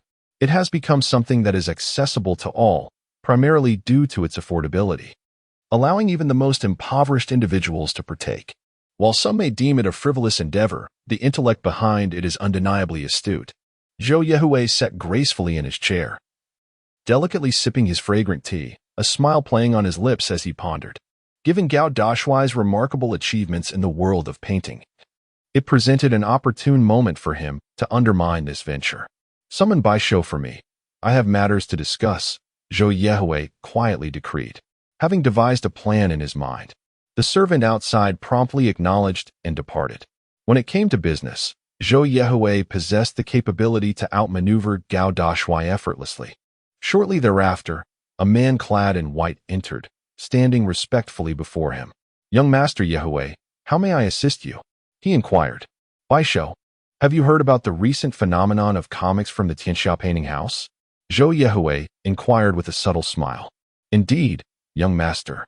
I have heard of it and even witnessed it firsthand. It is quite impressive," Baisho responded, immediately grasping Zhou Yehui's intent to take action against the perceived prodigal. A smile broke across his face. "Young Master Yehui, I can not only replicate it, but can also create new plots and characters without any hindrance." "Ha ha, painting demon Baisho. Your moniker truly suits you," Zhou Yehui exclaimed, reveling in Baisho's understanding. Baisho knelt before him, declaring, "I shall undoubtedly assist young Master Yehui in vanquishing that inept wastrel. My one restaurant has been entrusted to you. How long will it take to transform it into something akin to the renowned Tianxia painting building?" Although Zhou Yehui may not possess the same extravagant tendencies as the illustrious General Gao, he certainly has his own methods when it comes to business, particularly in suppressing rivals. "Young Master Yehui, 2 days will suffice," Baisho responded confidently with a smile. Zhou Yehui nodded, and Baisho turned to leave. He would undoubtedly obey any command from young Master Yehui, for securing the favor of the Zhou family was paramount. Baisho was not alone. He had originally belonged to a minor sect, later taken under Zhou Yehui's wing. Baisho specialized in creating counterfeit paintings, skillfully imitating the original artist's brushwork to produce exquisite landscapes or ink paintings, thus allowing him to sell them at a premium price. After Baisho departed, a middle-aged man emerged, donned in a resplendent purple robe, his deep-set eyes resembling the vastness of the night sky. He sat quietly in a chair and casually inquired, "Are you contemplating taking action against that useless General Gao?" "Indeed, a bit of suppression would be wise to curb his arrogance, which may impede your mercenary guild's expansion, Father," Zhou Yehui replied with a smile. Zhou Qinrui also displayed a hint of amusement, remarking, "While Gao Yuanfeng himself is impeccable, his son, well." Zhou Qinrui regarded Gao Yuanfeng as a rival, both in cultivation and business. However, it was evident that Gao Yuanfeng had never paid any heed to Zhou Qinrui, as he was now firmly seated at the rear, focusing solely on his cultivation and neglecting other matters. Though Zhou Qinrui was reluctant to admit it, Gao Yuanfeng was indeed superior to him. Zhou Qinrui hoped that his son could vindicate him by suppressing Gao Dashuai, implying that Gao Dashuai was inferior to Zhou Yehui. "Ha ha ha. If Yehui has any issues, feel free to share. I shall offer my counsel," Zhou Qinrui chuckled lightly. Zhou Yihui nodded in agreement. In the realm of business, his intellect was on par with that of his father, yet experience held significant value. Zhu Hualu, formerly known as Wang Jiamen, had undergone a transformation that puzzled many passers-by and former patrons alike. Why the sudden change? They wondered. Just then, Bai Shou emerged with his entourage, beaming at the guests. Ladies and gentlemen, starting today, Zhu Hualu will introduce a series of new comics. We hope you enjoy them while sipping your drinks. Bai Shou's voice resonated as he observed the crowd surrounding Zhu Hualu. It is worth noting that comics in Zidu had become widely popular. People recognized that Zhu Hualu offered a similar experience to Tianxia Hualu. Yet while the latter focused on tea and comics, Zhu Hualu distinguished itself by serving alcohol. Can the incompetent Gao Dashuai truly rival me? Can he outshine young Master Yihui? Bai Shou thought to himself, his outward smile concealing a profound disdain for the wasteful Gao Dashuai. At the top floor of Tianxia Hualu, one of the female subordinates, holding a plate of fruit and feeding it to her master in small bites, whispered, "Young master, I've heard that a new establishment called Zhu Hualu has emerged. And they too offer comics. Is that so? Has anyone among you gone to see it?" Tall and handsome, he munched on fruit, casually flipping through a comic book, and asked a question. The people around him shook their heads, and Ling Danxian inquired, "Are you not concerned? What should I be worried about? Now that the front has been opened, more will inevitably follow suit," he replied with a carefree chuckle, having never truly worried about such matters. He had always intended to squander his wealth in pursuit of enjoyment. Ling Danxian glanced at one of the female subordinates and asked, "Do you know who the owner of this Juehua building is?" Chapter 37. Difficult to paint the bones of the dragon and tiger when everyone heard Lu Fian's words. They were taken aback, astonished by the profound heritage of Juehua building. Moreover, with the support of the Zhou family behind it, its closure seemed impossible. Is Zhou Yihui trying to deal with the young master? Hua Shiyu asked, puzzled. Ling Danxian furrowed her brows slightly. Perhaps it's due to the last incident in the Shirlu district. He thinks the young master is deliberately obstructing the Zhou family. How petty. Lu Fian looked at the tall and handsome one, mumbling, "As long as I can indulge, I prefer not to engage in business disputes. It's too taxing." Ling Danxian rolled her beautiful eyes, while Hua Shiyu stifled a laugh, finding the young master's carefree nature amusing. Seeing that the young master was uninterested, Lu Fian softly suggested, "In that case, let us remain unchanged amidst the changes and observe the developments that follow." Everyone knew of Lu Fian's keen intellect, and since she had spoken, they decided to heed her advice. Now, she has transformed into a tall and handsome advisor. Her status significantly elevated above many others as she patiently awaits. Over the course of 3 days, the comic offerings at Juehua Tower have undeniably captivated a large audience, presenting brand new characters alongside revised storylines that have dazzled the guests, who savor fine beverages while experiencing this exquisite entertainment. The volume titled Mercenary Overlord is particularly invigorating, evoking a sense of excitement within me. Demon Lord Supreme is equally commendable, especially in terms of its artistic execution. I can hardly contain myself. The male protagonist of Empress of the World is simply too striking. The patrons within Juehua Tower consistently express their amazement, while the enigmatic Bai Shou sits atop the establishment, relishing the ministrations of his maidservants. This lifestyle is precisely what he desires, merely appropriating the achievements of others and making subtle alterations to claim success. Boss, the tips from today's patrons alone amount to approximately 2,000 gold coins. Upon hearing his subordinate's report, Bai Shou immediately straightened up, astonished by the generous gratuities. Such a bounty in tips is remarkable. Ha ha ha, this is truly lucrative. We must intensify our promotional efforts and ensure we capture all the clientele from Tianxia Painting Tower, allowing that tall and handsome fool to suffer in the winds of the Northwest. Bai Shou understood that this favorable circumstance arose from covert promotions conducted at Tianxia Painting Tower. Understood, boss. His subordinate promptly withdrew. As Bai Shou closed his eyes in enjoyment, he mused, "This prodigal's idea is clever, yet ultimately, it serves only to adorn another's achievements. Young Master Yihui possesses an exceptional intellect. Baishou holds deep disdain for the tall and handsome figure, while he harbors immense admiration for Zhou Yihui. Have you heard the news about Tianxia Painting Tower? Is it true that the comics from Jiuehua Tower are more captivating than those from Tianxia Tower? I would never deceive you. The plot of the comics over there is indeed superior. Once I finish reading, I shall make my way over. Why delay? Let us depart immediately. In recent days, the patrons of Tianxia Tower have dwindled significantly, seemingly reduced by 1/10. One must grasp the financial losses incurred, especially as numerous maidens serving tea have witnessed many guests departing in pairs. Tianxia Tower boasts a total of 8 buildings, which were nearly always overflowing with visitors.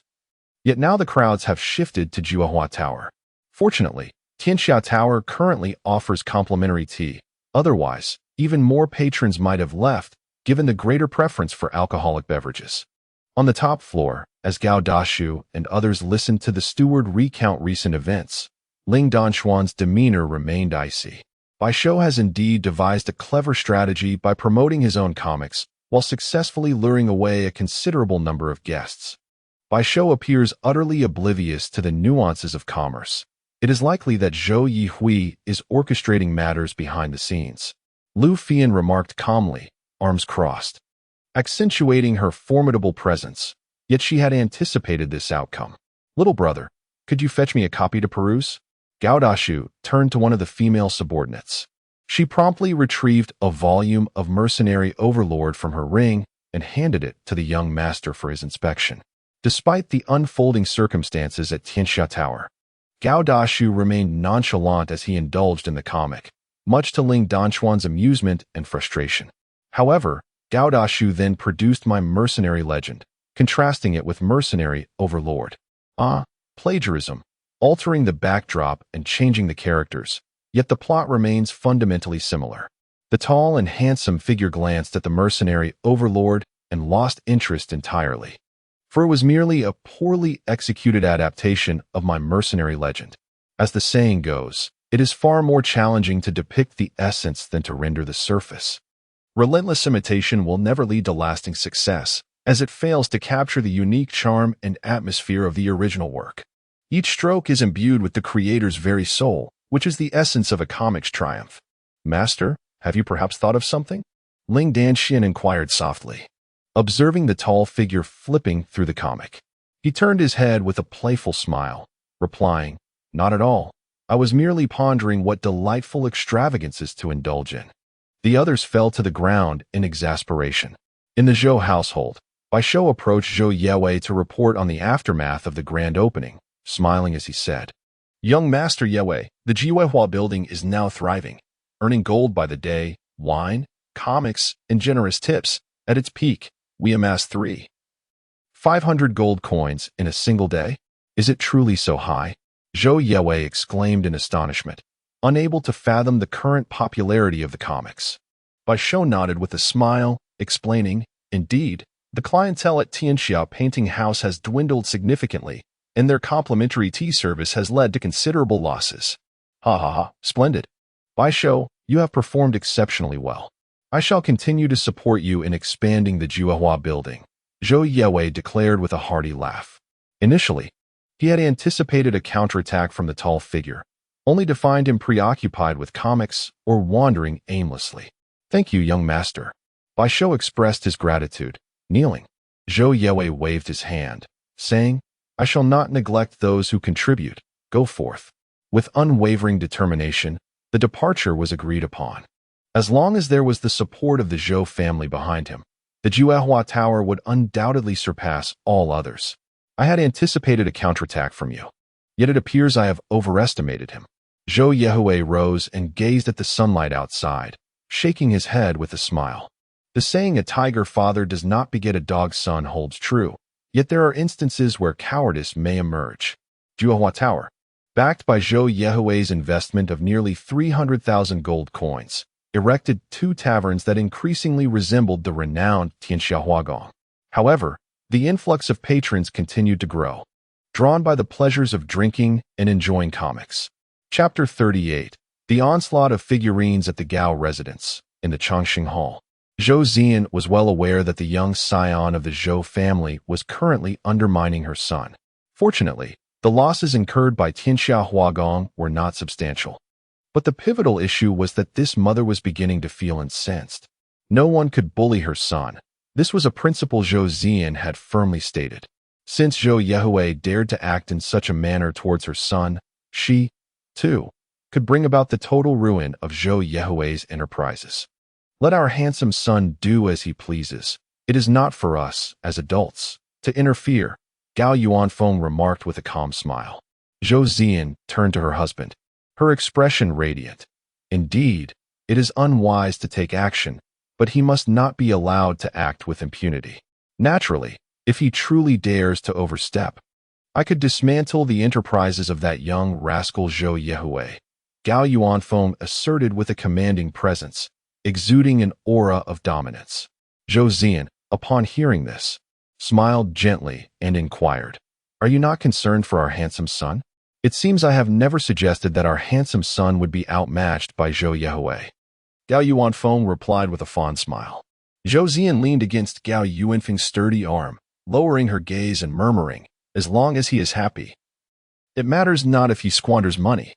The pinnacle of the Tianxia Hua was experiencing a significant downturn in recent days, which pained the overseer to witness.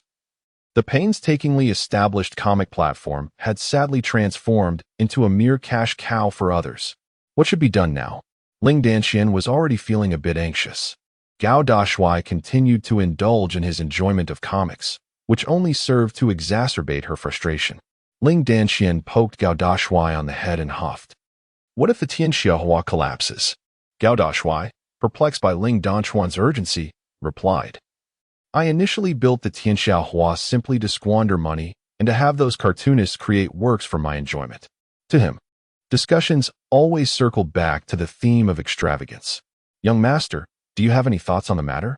Lu Fian inquired gently, squatting before Gao Dashuai.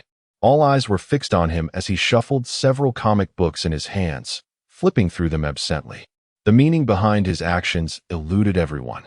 But in Lu Fian's eyes, a new idea began to form, and she exclaimed, "Young master, you are truly brilliant. How could you conceive such a method?"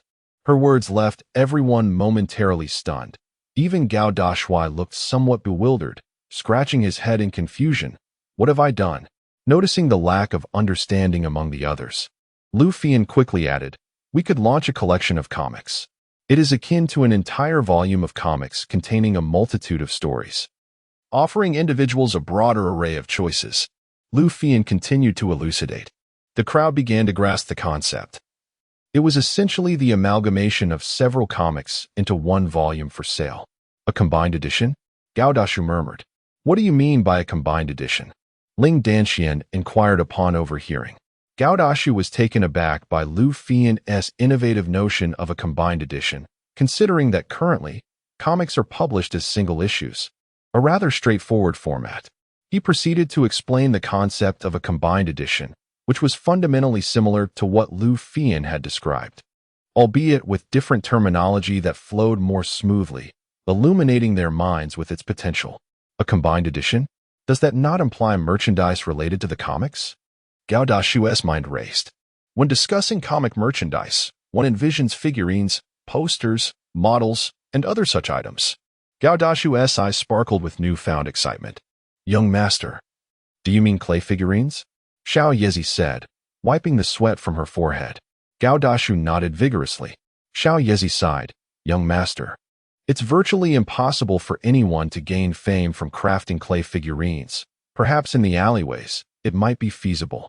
Immediately find the best clay sculptor in Zidu and instruct them to create figures based on the comic characters. I will pay 10 gold coins for each." Gao Dashu exuberantly displayed his affluent disposition. The manager, upon hearing this proclamation, nearly choked in disbelief. 10 gold coins for a single clay figurine? Ling Danxian, Lu Fian, Hua Shiyu, and the 6 female companions widened their eyes in astonishment. This could very well be the most expensive clay figurine in history. "Sister Fian, since we are to collaborate on a publication, I shall provide you with 1 million. You may manage the operations as you see fit." proclaimed the tall and handsome figure with a commanding presence. Upon hearing this, Lu Fian contemplated and inquired, "Young master, if we sell a joint publication, could we perhaps include one of those clay figurines you mentioned?" After a moment of reflection, the tall and handsome man mused, the figurines crafted from the comics. Known as figures, indeed, that could potentially yield greater profits. He promptly acquiesced. Lu Fian's face brightened with delight as she nodded and departed to prepare for the joint publication. This edition would not only feature the renowned comics, but also include new illustrations drawn by the assistants, as well as fan works. After all, the tall and handsome man had inspired the artists and assistants with a plethora of ideas. At the Juehua Tower, the leader remarked, "The Tianxia Painting Tower has introduced a comic known as joint publication, which amalgamates various comics." Bai Shou, listening to his subordinate's report, sneered, "The vicious dog retaliates. There is no need for concern." Just as Bai Shou dismissed the significance of the Tianxia Painting Tower's joint publication, it began to attract a multitude of eager customers. "Oh, it appears to be quite impressive. New plot lines, fresh comics. This expenditure is worthwhile. I shall collect it." Indeed, this volume titled Nine Heavens Demon God is exceptional. The joint publication featured fan comics and new works that were otherwise unseen at the Tianxia Painting Tower, instantly captivating the audience. Many brought their findings to Juehua Tower, and upon finishing the comics there, some leaned in closer. "What are you reading?" "This is the new comic from Tianxia Painting Tower, titled Era of Heroes. It is splendid." "Is that so? Allow me to take a look." "Do not dawdle. Go purchase a copy. It is reasonably priced." "Allow me a glimpse, and if it captivates me, I shall buy it as well." As this was spoken, another individual entered, holding an unusual object that undeniably captivated the attention of the patrons. Upon closer inspection, it astonishingly resembled the female protagonist from the renowned comic The Rise of Phoenix. "Wow, how exquisite. How much does it cost?" "Humph, such superficiality. She is my treasure. Priceless beyond measure. Quickly tell me. I desire one as well." "It is a complimentary figurine with the purchase of comics at Tianxia Huaguan." With those words, a throng of customers hastily exited Tianxia Huaguan. Chapter 39. The Counterattack of Tianxia Huaguan. The impact of the comics derived from Tianxia Huaguan on countless individuals is nearly incalculable. The characters within the comics embody bravery and strength, constantly uplifting the spirits of their viewers. Hence, readers are immensely fond of these characters. And to hold such a figurine is akin to being in the presence of the protagonists from the comics. Tianxia Huaguan experienced a resurgence, returning to its former bustling state. Filled to capacity, this delighted Ling Danxian, Hua Xiyu, and Lu Fian, who beamed with joy, realizing the powerful influence of the collaboration with the figurines. This time, the tall and handsome benefactor invested 1 million directly into the collaboration, completely transforming the book cover into a visually stunning masterpiece that attracted the eye.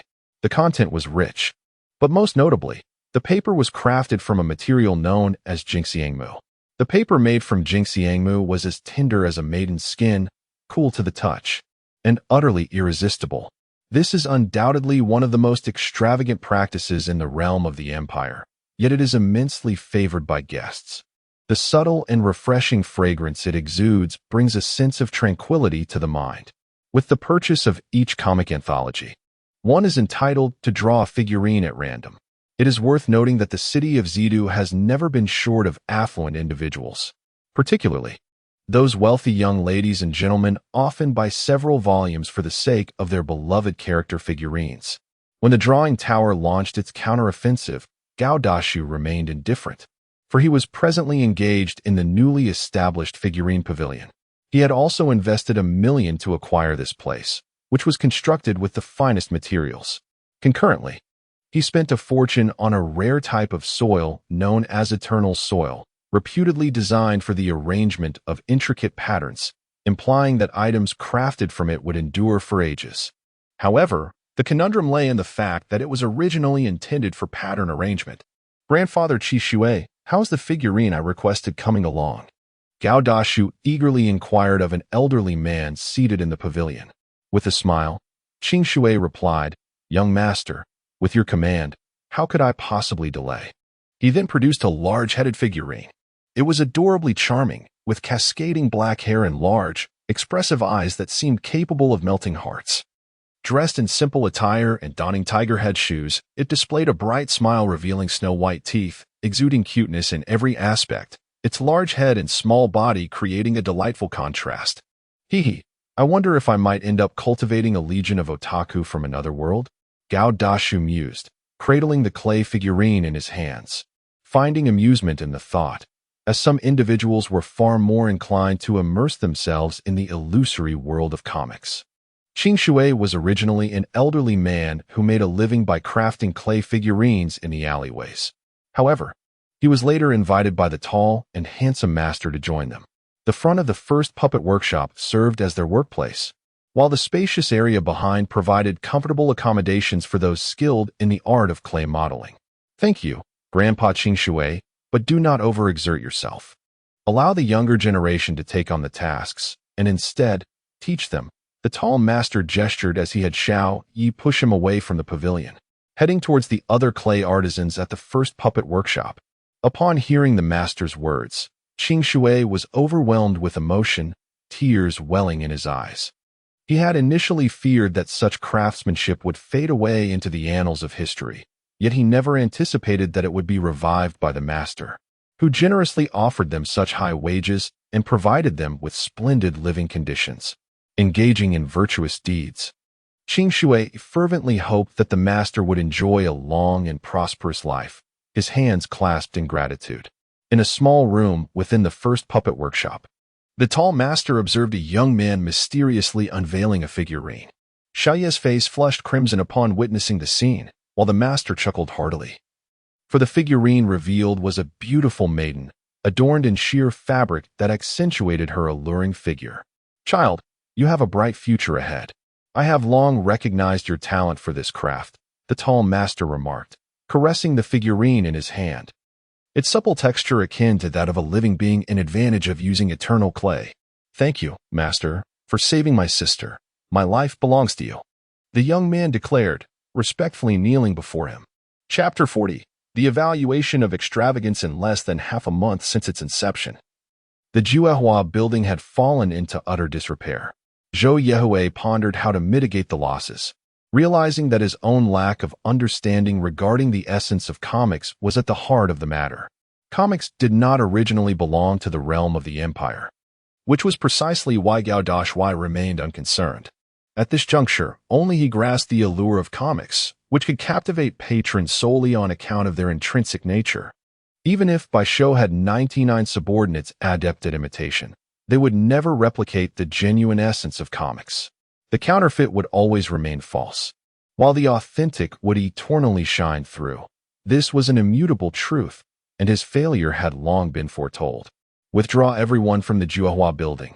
I will take it from here," Zhou Yehui declared, his expression betraying a hint of distress. This confrontation could be deemed a personal defeat, and he surmised that Gao Dashuai's indifference would only deepen his own heartache. "Yes, young master Yehui," Baisho replied hastily, nodding before taking his leave. In a bid to minimize his losses, Zhou Yehui resolved to sell off everything that could be relinquished, acknowledging that he could no longer contend against Gao Dashuai. "Father, I initially believed Gao Dashuai was unconcerned, yet he concealed a trump card," Zhou Yehui mused with a faint smile, shaking his head. Zhou Chenrui, harboring a tinge of disdain for Gao Dashuai, remarked softly, "Let us not forget who his parents are. While he may lack understanding, they certainly do. Gao Yuanfeng, Zhou Zian." Zhou Yehui murmured these names, nodding slightly. "What plans do we have moving forward?" Zhou Chenrui inquired, taking a sip of fragrant tea with an air of nonchalance. Zhou Yehui gazed at the night sky, a charming smile gracing her lips as she remarked, "I have heard that the tall and handsome gentleman has an impressive fiancée. The Gao family, Chongqing Palace." Gao Yuanfeng listened intently as Zui Qingtong recounted the duel between Tianxia Hu Lu and Zhu Hu Lu, while Zhou Zian displayed an expression of surprise. They had not anticipated that their son would triumph over Zhou Yehui. "The master, madam," and young master introduced a joint publication and gifted dolls, swiftly altering the course of events. Zhuo Qingtong also expressed a sentiment of astonishment. The downfall of the tall and handsome gentleman had marked the beginning of this reversal. How remarkable! Ha ha! Zhou Qinrui initially lost to me in business, then in external ventures. And now even his son succumbs to my charming son. Charming son, are you not concerned about the potential closure of Tianxiahu Lu? Zhou Zian crouched before the tall and handsome gentleman and inquired. The tall and handsome gentleman chuckled. What do I have to worry about? It is difficult to depict the essence of a dragon or a tiger. No matter how well it is imitated, it remains a counterfeit, never truly genuine. Gao Yuanfeng and Zhou Zian echoed these words, their hearts trembling. It became evident that their son had long understood the unfolding situation, which explained his apparent indifference.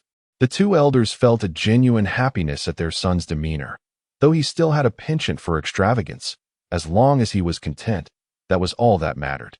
The tall and handsome gentleman called out, "Father, mother, let us dine. I am nearly famished." "Very well, let us eat." The two elders joyfully urged their son into the main hall, the backyard. The protagonist has completed the task and is rewarded with 20 attribute points. Now, he awaits the evaluation from the system with bated breath. Lying on his bed, he rubs his hands together, fervently hoping for a high score. As he desires those attribute points, with 1,000,000 gold coins, he aims to support the grand establishment of the Huagong Pavilion, investing another 1,000,000 to establish the first puppet manor. After triumphing over the Huagong Pavilion in a fierce competition, he delivers a significant blow to the white-handed adversary, thereby receiving an evaluation of 100. Having accomplished the additional difficulty, he is granted another 10 attribute points, and the Spendthrift system's upgrade promises a 50 enhancement. The system's cold voice resonates within his mind, igniting a thrill. Chapter 41. I shall strive to be extravagant. In the tranquil room, he focuses intently on his transformation. He senses his waist becoming both supple and strong. The morning's discomfort has diminished significantly. Yes, another step forward. He silently encourages himself. A slight movement reveals only minor soreness in his lower back, with no other issues to speak of. Though he acknowledges the Spendthrift system's troublesome nature, he finds it beneficial. At least now, he believes he can utilize it without difficulty. However, he prefers to take his time, especially with his stunning fiancée, Ling Danxian, the mature and gentle Hua Xiu, and the beautiful and obedient Lu Fian by his side. He understands that nurturing his body is essential for a future filled with happiness. Moreover, the Spendthrift system will not allow him to proceed without challenges. Thus, he must muster his courage and confront the dawn of tomorrow. Every morning, the system gently rouses Gao Dashuai with its tasks. System, I loathe you. Gao Dashuai no longer succumbs to madness. Instead, he wears an expression devoid of hope. As if each time he enhances a certain attribute, the system's punitive tasks regard his upgraded attributes as a form of punishment, repeatedly instilling a sense of crisis within him. Alas, I must strive to squander. Each day, Gao Dashuai reflects upon himself. Squander, squander, and yet again squander. For without squandering, one's health would falter, and one would bid farewell to this world. Thus, let us squander. In Zidu, Zhou Yihui calmly inquired of the man clad in azure. How goes the investigation into Ling Danxian? The man in azure replied respectfully, Young master, Ling Danxian is the daughter of the Ling family. Her father is acquainted with Gao Dashuai's father, and they were betrothed in childhood. The azure-clad man divulged all he had discovered. Zhou Yihui listened with closed eyes, formulating a plan in his mind to turn Ling Danxian into his woman, seeking to undermine Gao Dashuai and exact revenge. Excellent work. You may now receive your reward. Zhou Yihui remarked with a faint smile, waving his hand dismissively. As the man in azure withdrew, Zhou Yihui clasped his hands upon his knees. A subtle smile gracing his lips, I shall gradually dissolve her heart. A woman, especially a fiancée, who grows particularly close to another man during this period, even to the point of severing the engagement, would place the male counterpart in an exceedingly awkward position, prompting a desire to retreat into obscurity. This is a most insidious scheme. At the puppet first manor, the distinguished and handsome gentleman first arrived at the Tianxia Lu to procure the latest manga, subsequently making his way to the doll first manor. His initial act was to toss a staggering 500,000 gold coins into the establishment. Observing the limited colors of the figurines, he commanded the manager, enhance the variety of colored clay. Add hues such as red, orange, yellow, green, blue, indigo, and violet. Anything vibrant will suffice, understood? The manager, utterly astounded by the sum of money thrown before him, had never encountered anyone so lavishly spending on clay figures. In the hands of this extravagant young master, the figurines had transformed into mere toys. Nevertheless, the manager knew he must comply with the young master's wishes without question. Moreover, take out 5,000 gold coins for your own indulgence, said the gentleman, radiating an aura of opulence. The manager immediately knelt in reverence before this display of wealth, proclaiming, I shall obey the young master's command and ensure a variety of colored clay is procured. Standing behind the gentleman, Ling Danxian rolled her eyes, while Hua Xiu and Lu Fian stifled their laughter. Thanks to the doll first manor, the sales of manga at Tianxia Lu flourished remarkably, with the complementary figurines being of modest quality, an arrangement orchestrated by Lu Fian. Only those who purchased multiple volumes or frequented the establishment would receive rare figurines as gifts, resulting in a bustling atmosphere at Tianxia Lu, especially as the month of complimentary service was nearing its end. Both Tianxia Lu and Doll First Manor were thriving. Yet the Qinzi Mercenary Guild remained stagnant, lethargically existing like a fish out of water. The crux of the matter lay in the young master's inability to conceive any extravagant endeavors for the Mercenary Guild. As frivolity in expenditure has become a luxury we can no longer afford, the great and handsome figure believes that if one must indulge, it should be done with elegance and flair.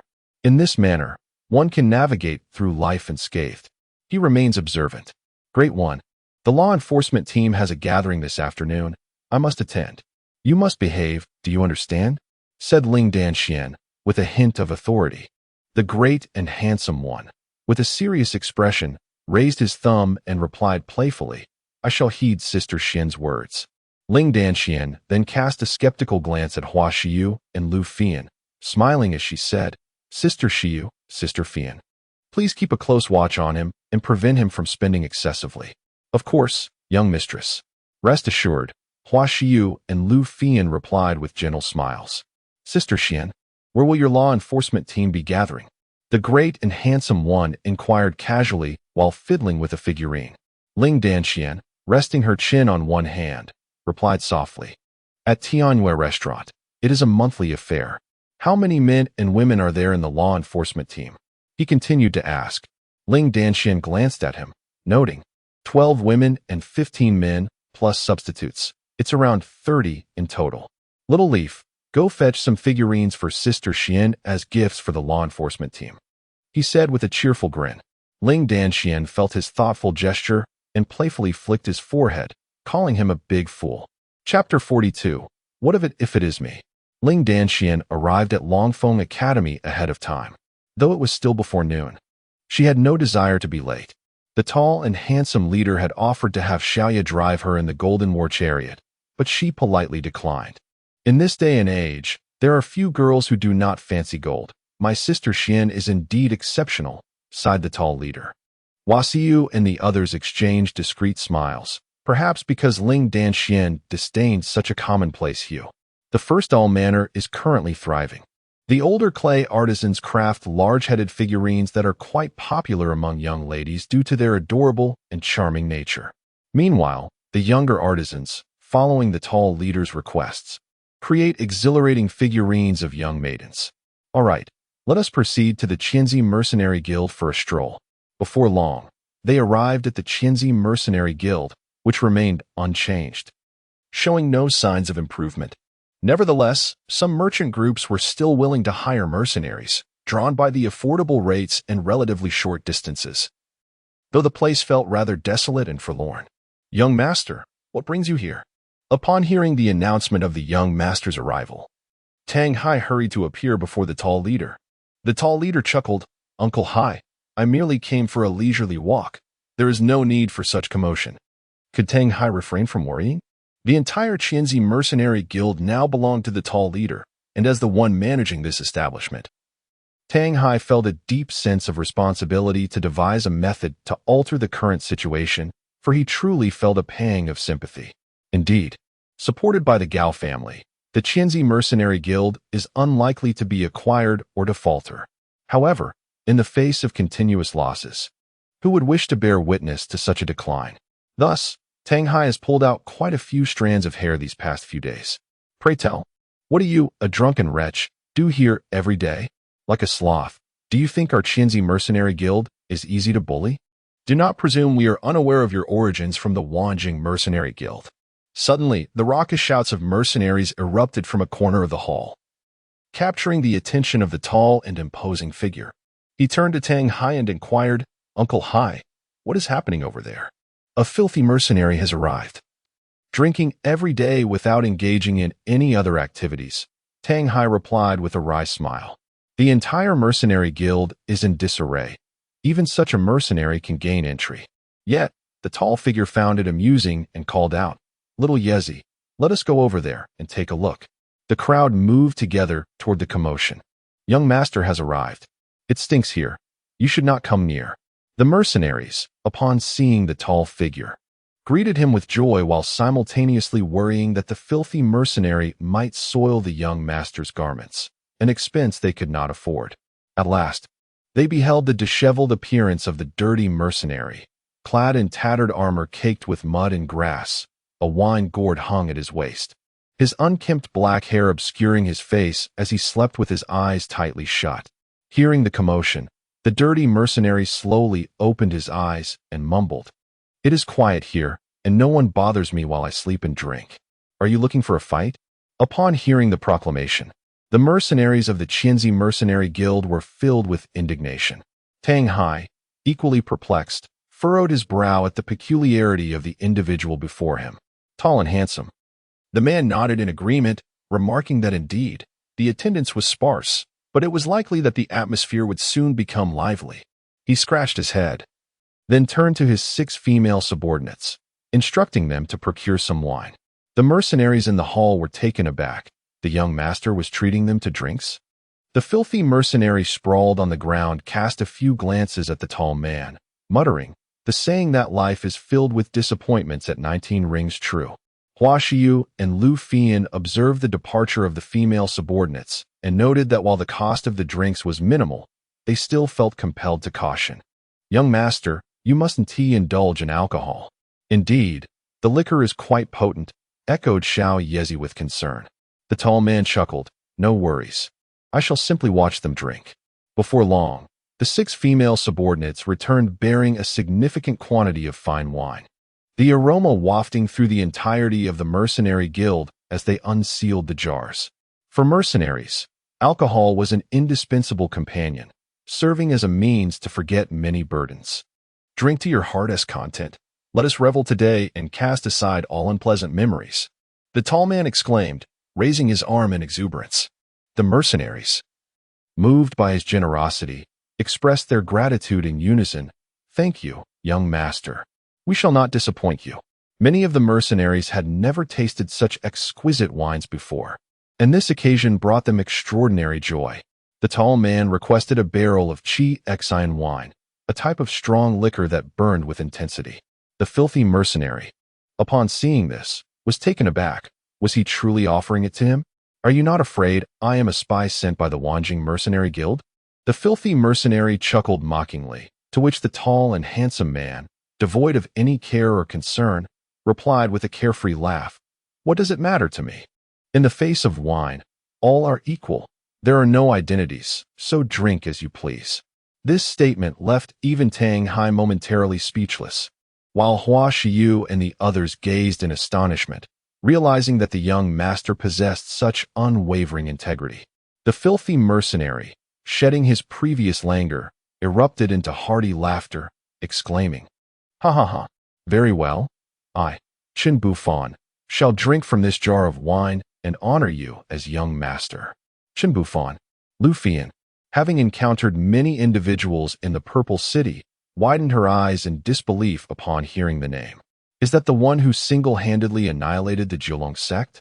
Crash! Countless wine bowls shattered on the floor of the hall, spilling wine everywhere. The mercenaries stared blankly at the now upright Chen Bufan, who flashed a smile and said, "So what if it is me?" Chapter 43. A Jar of Wine.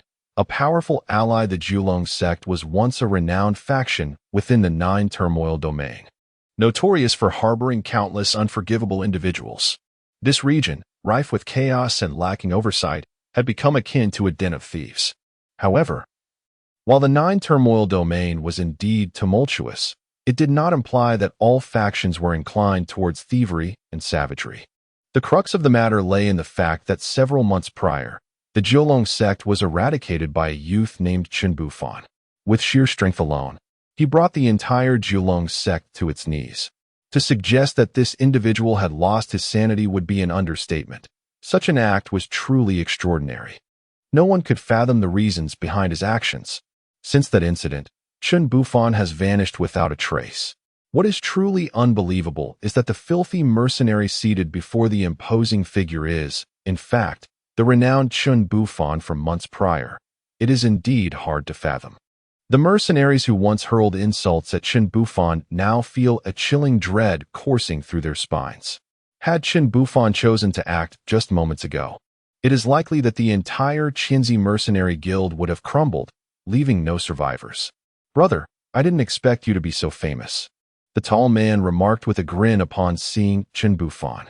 Chen Bufan accepted the crimson wine from the hand of his female companion, took a hearty sip, wiped his mouth, and replied, "Fame is but an empty title.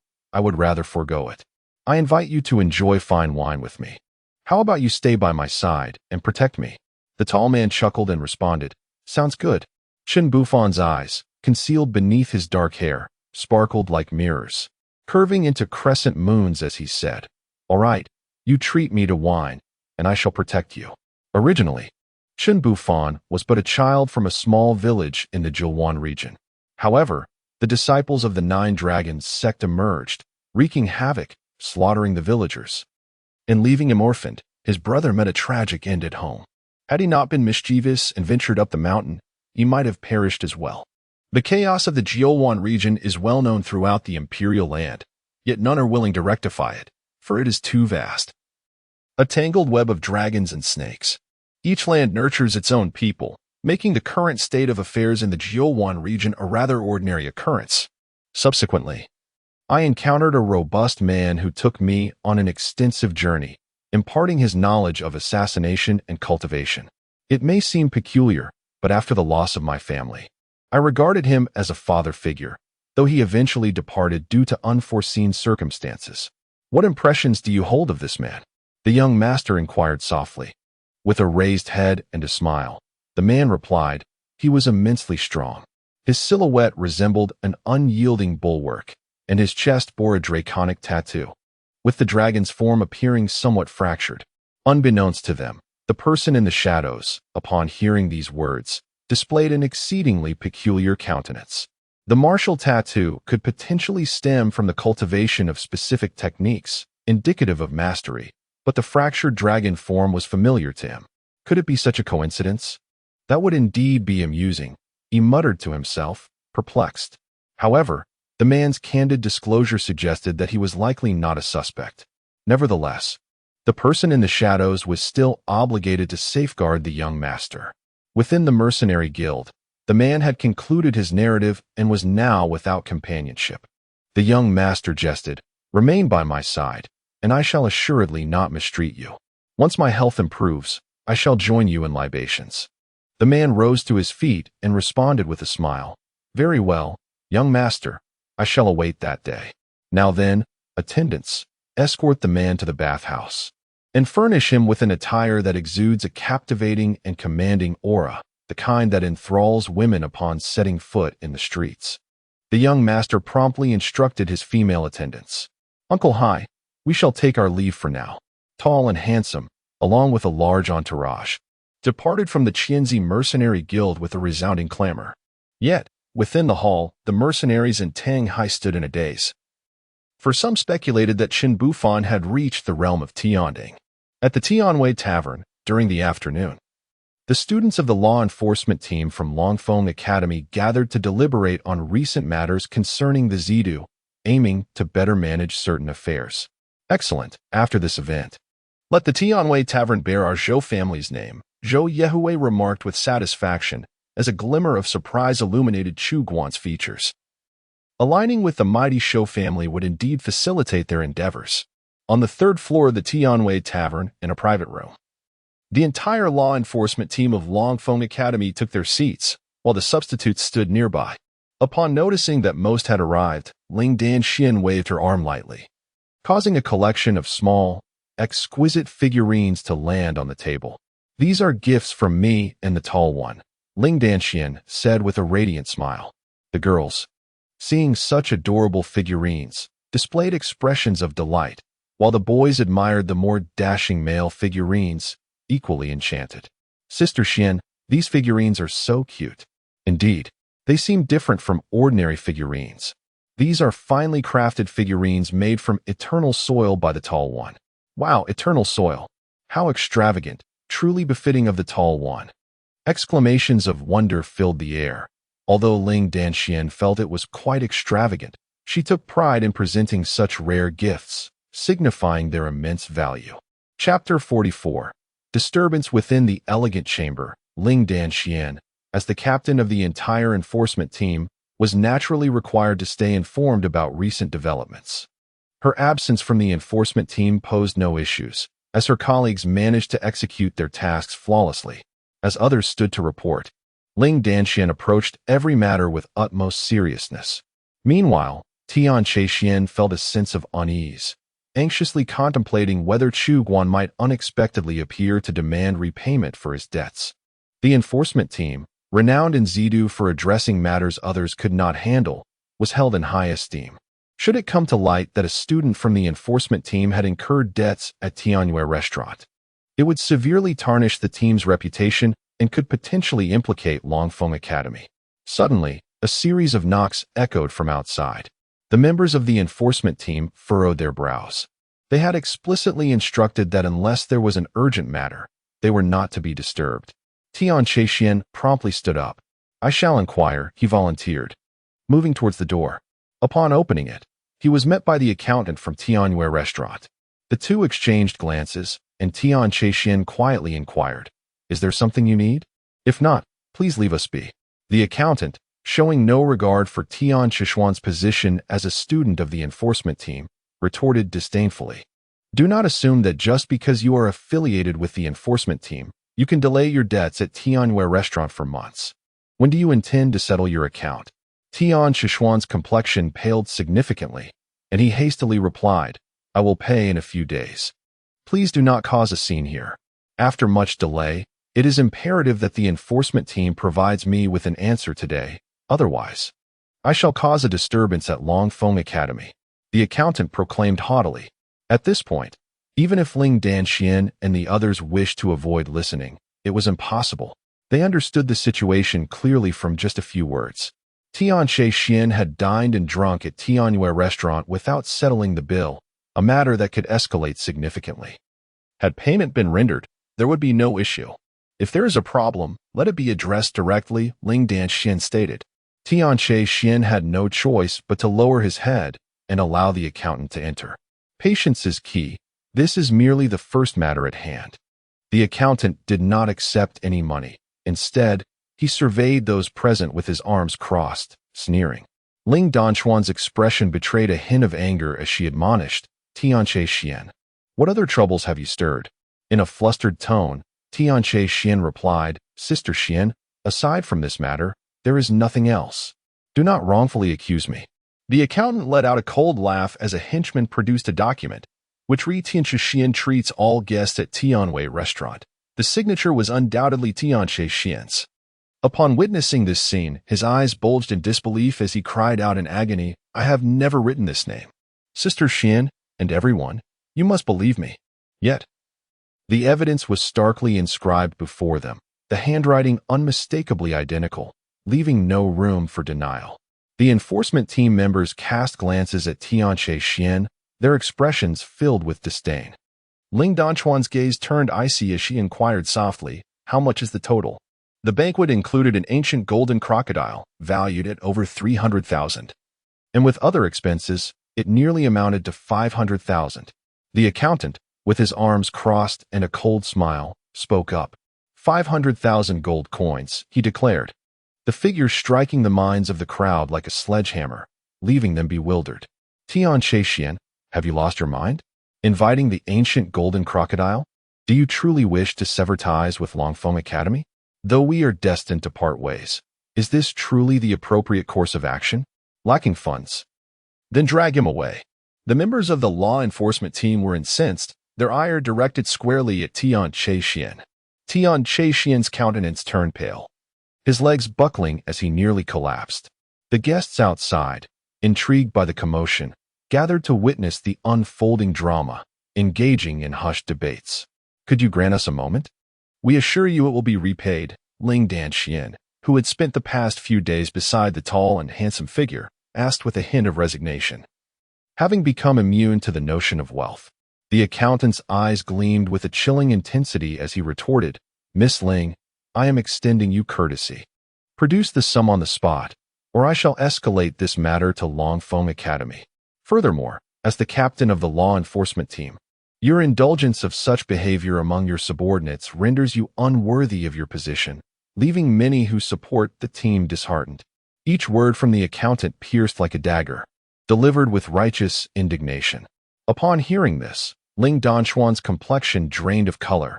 Had it not been for Zhu Aoyun standing behind her, she might have crumpled into her chair.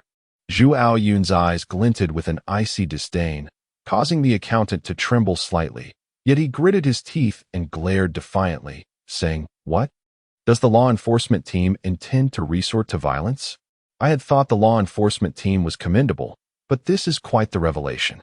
Perhaps the team would be better off disbanded, for it serves little purpose. Indeed, even the students of the enforcement team engage in debts unpaid. What can be expected of others?" Guests standing outside the elegant room whispered among themselves, each utterance amplifying Ling Danchuan's sense of pressure, prompting her to take a deep breath. The anticipation of others followed by their disdain left her heart utterly frozen. Is there a matter at hand? At that moment, a male voice resonated from outside the elegant room. Zhou Yehui, clad in a striking black robe, entered with an air of charm, inquiring with a smile. Zhou Yehui is a well-known figure in Zidu, utterly unrecognizable to none. Outside the Tianyue Tavern, a golden war chariot, drawn by the Qinglin hound, arrived. As the tall and handsome gentleman sought Sister Xian, concerned after her prolonged absence. Accompanying him were the lovely female companions, Zia Yizi, Lu Fian, and Hua Shiyu, alongside a strikingly handsome man, Chen Bufan, shedding dust in a purple robe, with long hair cascading over his shoulders, exuded a carefree elegance. His eyes shone like mirrors, with distinct features embodying true masculinity, resolute and robust, albeit holding a fine jar of exquisite wine. The atmosphere here is rather pleasant, the tall gentleman mused, surveying the Tianyue Tavern. Surrounded by towering pines, lush and vibrant, nodding slightly in approval. Upon noticing the arrival of the tall gentleman, the maid was taken aback, hastily retreating inside to inform the proprietor. Chapter 45. The dandy S-Flare Chu Guan was resting on the upper floor, after all. With the accountant and young master Zhou Yehui personally handling matters, venturing out might risk exposure. Better to remain discreet. "Boss, the tall gentleman has arrived." The maid burst in abruptly, panting heavily. Chu Guan, startled, nearly toppled from his chair, exclaiming, "What brings this master to my Tianyue Tavern?" Without waiting for a response, he hastily descended the stairs, disregarding the situation in the private room on the third floor. It was crucial to remember that the esteemed general was a treasure in the hands of Gao Yuanfeng and Zhou Zian. Neglecting him was far more perilous than offending the Zhou family. "Esteemed general, may I inquire what commands you have?" Upon reaching the ground floor, Chu Guan encountered the formidable general and his entourage, bowing respectfully. though often labeled a useless young master by others. The general exhibited a demeanor no different from that of an ordinary person, despite his elevated status. He maintained a humble presence, earning a commendable reputation among the populace. "Uncle, where is my Shin sister?" the general inquired. A cold sweat broke out on Chu Guan as he realized he was currently aiding Zhou Yihui in severing the bond between Ling Danxian and the general. If this were to come to light, his life would be forfeit. "Esteemed general, Chu Guan stammered in fear. It was not a matter of cowardice, for anyone would tremble in his position. The 6 female subordinates, witnessing his trepidation, chimed in with a commanding tone. "Our young master is asking you a question. Where is the young mistress?" Ling Danxian treated these 6 female subordinates with utmost kindness. Thus they regarded her as the young mistress without hesitation, making the circumstances abundantly clear. At their urging, Chu Guan felt his knees weaken, almost collapsing to the ground, and he hastily steadied himself against the counter. "Esteemed general, I just overheard that someone in the enforcement team owes money, and the accountant is currently pursuing debts. Indeed, it seems that Master Zhou Yihui is also involved. Zhou Yihui appears to be intent on repaying the enforcement team, displaying remarkable generosity. Who can say, however, what ulterior motives he may harbor?" The patrons kindly informed the tall and handsome figure that the official Chu had suddenly knelt down, revealing everything. Yet, the tall figure merely stroked his chin, for he had heard Zhou Yihui's name again. This fellow always enjoyed opposing him. "Uncle, how about selling me your Tianwei restaurant?" he asked with a playful grin. At this utterance, the first floor fell into complete silence, as the patrons stared blankly at the tall figure, bewildered by his intentions. Chu Guan abruptly raised his head, to speak frankly. He truly could not fathom the thoughts swirling in the tall figure's mind. He was not rushing to assist his fiancée, but instead seemed intent on squandering money here. If he had deduced the answer, he would no longer be the boss. "Alas, my parents have said that only if I am joyful will I recover from my ailments. Otherwise, I might suddenly perish in Tianwei restaurant," the tall figure muttered to himself, his expression haggard. Clatter. The patrons, upon hearing this, dropped their dishes to the ground, scattering them everywhere. 200,000 gold coins, an amount they could never hope to earn even a fraction of in their entire lifetimes. The tall figure fell silent, and Lu Fian stepped forward, exuding grace as she remarked, "Boss Chu, this price is incorrect." "In what way is it incorrect?" Chu Guan asked, still in a daze. Lu Fian smiled and replied, "The Tianwei restaurant was built 30 years ago, and during that time, you have not undertaken any renovations. Many areas have already decayed. Just based on this alone, it is not worth 200,000 gold coins." The patrons once again fell into a state of shock, and even Chu Guan was left speechless, bewildered by the sudden appearance of this remarkable individual, only to realize it was Lu Fian. "Thus, your Tianwei restaurant is worth no more than 1,300,000. Lu Fian offered a faint smile. The tall and handsome one turned to Chu Guan and jested. "Uncle, what do you think? Are you convinced? If not, I can have Sister Fian continue." "Enough," Chu Guan exclaimed, his distress palpable. If this continued, his Tianwei restaurant would be rendered worthless. The tall and handsome one, witnessing his plight, felt a twinge of pity and declared, 1,500,000 for Tianwei restaurant. "Take it or leave it. Take it." Chu Guan paused for a moment, then slammed his hand down in realization. An additional 20,000 was not something to be dismissed lightly. The onlookers gasped, having heard tales of the tall and handsome one's extravagance. But witnessing it firsthand was another matter. He truly disregarded the value of money. Such audacity. Hua Shiyu and Lu Fian exchanged wry smiles, acknowledging that the young master's words came too swiftly. The 6 female subordinates displayed their proud countenances. Chen Bufan merely smiled lightly, for to him, no sum held any significance, merely a pile of refuse. The contract was promptly prepared. Tianwei restaurant was sold to the tall and handsome one, and Chu Guan felt somewhat gratified, having earned an extra 20,000. At that moment, the tall and handsome one stated, "Prepare a transfer contract for Tianwei restaurant. I want it now." Everyone was taken aback, He had just acquired the restaurant and already sought to transfer it. With a carefree laughter, he inquired, "Where is Xianjia?" In the private room on the third floor came the response. Xu Guan was now genuinely hesitant to fabricate a lie. He spoke the truth. Tianwei Restaurant. Third floor private room. The sudden appearance of Zhou Yihui left those around him stunned. Entering the private room, he smiled and said, "If there are any issues, feel free to discuss them with me. After all, I was once part of the law enforcement team. How could I not offer assistance in times of trouble?" Upon hearing Zhou Yihui's words, the members of the enforcement team were instantly filled with exuberance. If he could cover the expenses, the reputation of the enforcement team might be salvaged. However, only Ling Danxian and Zhu Aoyun furrowed their brows in concern. Ling Danchuan's frown stemmed from her disdain for Zhou Yihui's actions towards the general, which made her inwardly loathe him.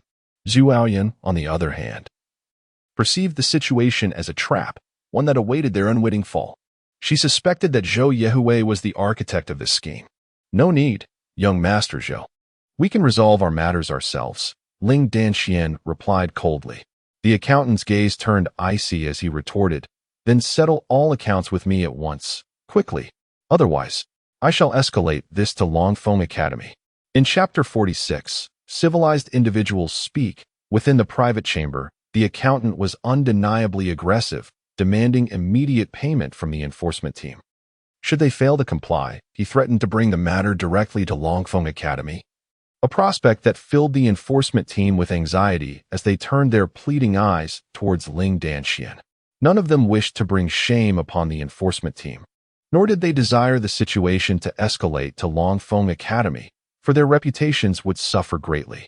Ling Danchuan's gaze darkened, while Zhu Aoyun exchanged a cold glance with her, intending to speak but was restrained by Ling Danchuan's grip. "Heh, Miss Ling, Miss Zhu, I was once part of the enforcement team as well. That was years ago.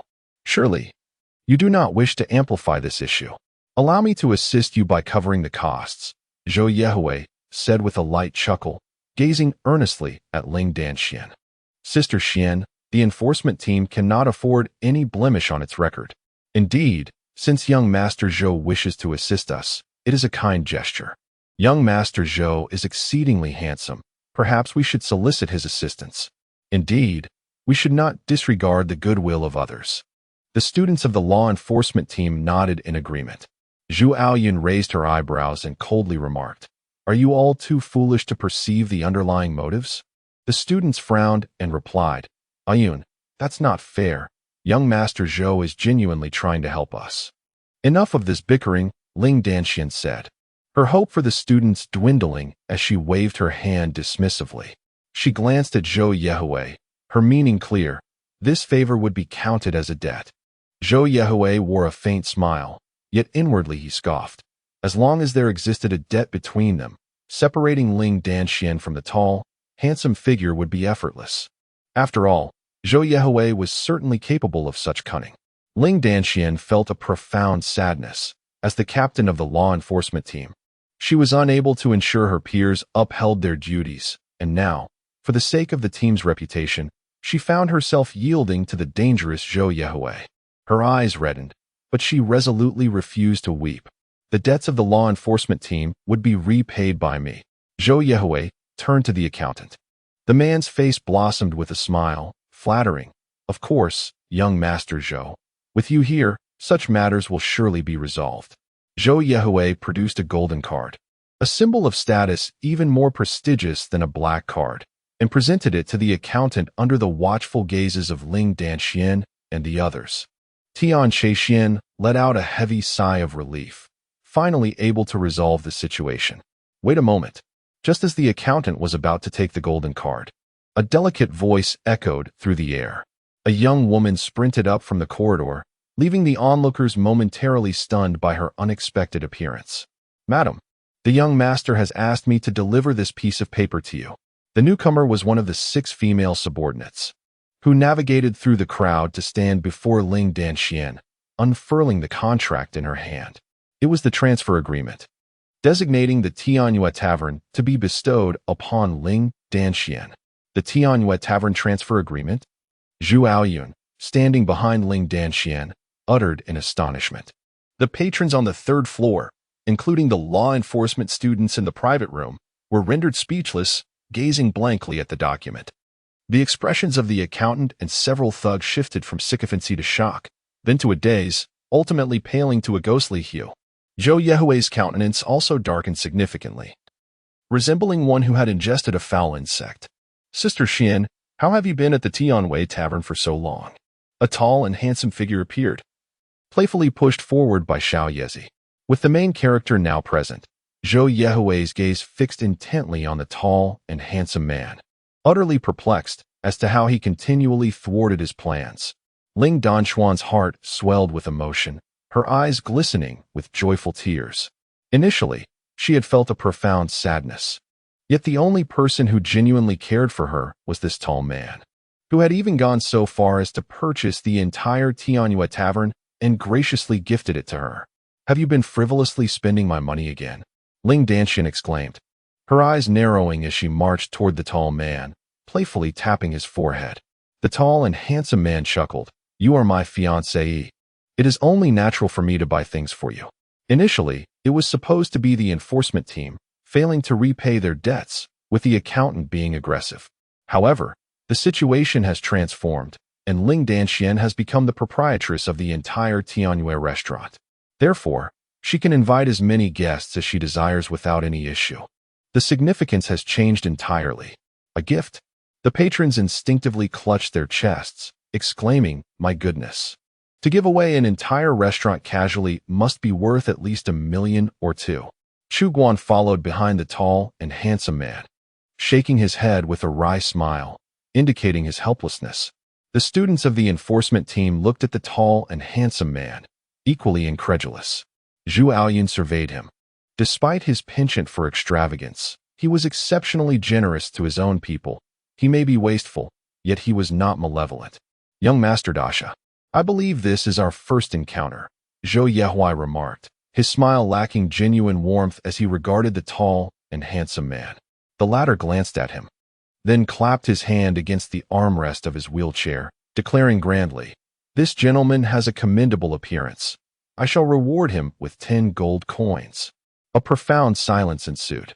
Everyone on the third floor of Tianwei restaurant who heard this statement fell silent. How could a distinguished young master of the Zhou family be publicly rewarded? Zhou Yehui's expression was one of utter humiliation, having failed to ensnare the trap and now being ridiculed by the tall and handsome man.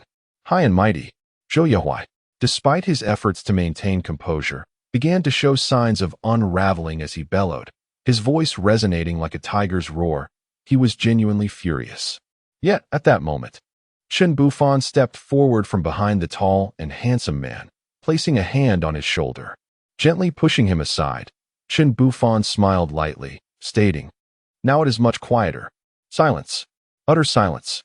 The patrons of Sky Peak Tavern, from top to bottom, swallowed hard at the sight, wondering where this extraordinary individual had emerged from.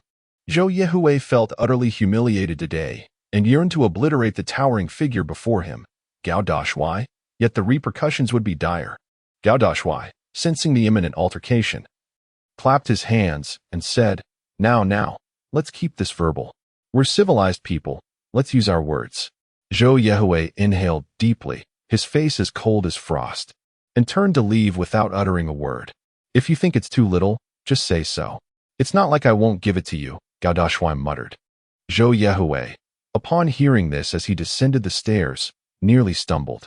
This fellow was infuriating beyond measure. He loathed this spendthrift. Chapter 47. Zhou Qinrui's dismay. Zhou Yehui schemed to get closer to Ling Danshan, hoping to put her in his debt, but to his dismay, he not only failed, but was also thoroughly humiliated by Gao Dashuai. In the end, he had no choice but to depart from Sky Peak Tavern. The entire Sky Peak Tavern was eerily silent, especially the guests on the third floor, who gazed at Chen Bufan with astonishment. Zhou Yehui possessed exceptional talent in both cultivation and business, yet he had been subdued by a stranger. "Hee, Sister Xian, this is Brother Chen Bufan. From now on, he'll be responsible for my safety." Gao Dashuai introduced Chen Bufan with a grin. Chen Bufan took a hearty gulp and said with a faint smile, "Young madam, Please forgive any offense. Chinbufan. Though the moniker may not particularly resonate within the purple capital, it undoubtedly reverberates thunderously throughout the 9 chaos domain. Upon hearing the name, many present cast altered glances toward Chinbufan. How did you manage to enlist him? Ling Danxian inquired softly, her smile radiant. As she nodded to Gao Dashuai, Gao Dashuai responded directly, with wine. He has a fondness for spirits, so I treated him to drinks, and in return, he safeguards me. The crowd was utterly flabbergasted. A young prodigy of immense talent had been drawn to Gao Dashuai's side by the allure of alcohol. It was enough to bring tears to the eyes of many, who wondered how he had accomplished such a feat. Could it be attributed to the merits of his profligacy? Danxian, are you ready on your side? Gao Dashuai had come specifically to escort Ling Danxian. Ling Danxian turned her gaze toward the students of the enforcement team, who wore expressions of bewilderment. With a sigh, she realized that she no longer wished to remain with the enforcement team after this incident. Aoyun, would you like to accompany us? Ling Danxian asked Zhu Aoyun with a gentle smile. Zhu Aoyun glanced at Gao Dashuai, then shifted her gaze slightly, replying, Since you've extended the invitation, I shall accompany you. In any case, I no longer wish to remain here. Let us depart for the World Painting Gallery.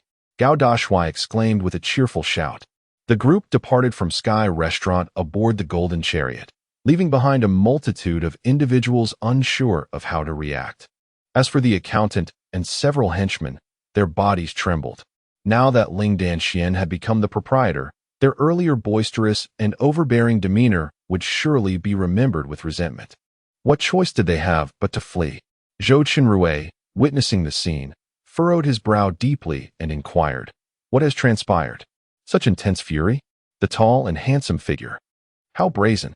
Zhou Yihui spoke in a low voice, recounting the events at Tianyue Tavern. Zhou Qinrui let out a cold snort. It was merely an inadvertent discovery. There is no need for anger. You mentioned he has a formidable expert by his side. Indeed, he is of similar age to me, yet undoubtedly possesses the power of the celestial dinging realm. Zhou Yihui nodded gravely. Zhou Qinrui squinted, a glint of cold light flickering in his eyes, murmuring, Could it be Gao Yuanfeng's Five Mountain General? No, I am well aware of who the Five Mountain General is. It is not him. Zhou Yihui gently shook his head, which left Zhou Qinrui somewhat perplexed. A young powerhouse has unexpectedly emerged. It seems dealing with Gao Dashuai is now beyond possibility. At that moment, a burly middle-aged man entered the Zhou residence, his physique as robust as a bear, and his face marred by chilling scars.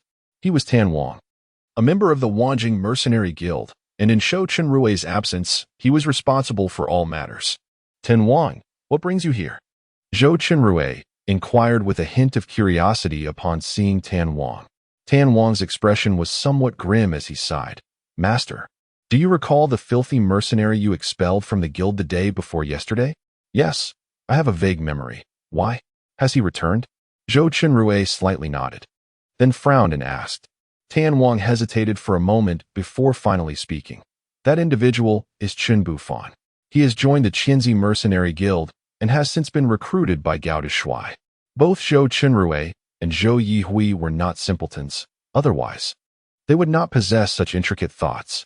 Now I finally comprehend who the young powerhouse beside the tall and handsome figure is, the illustrious Chinbufan, who was personally driven away by Zhou Qinrui. The thought of having expelled such a formidable young talent incited a visceral urge to vomit blood within Zhou Qinrui.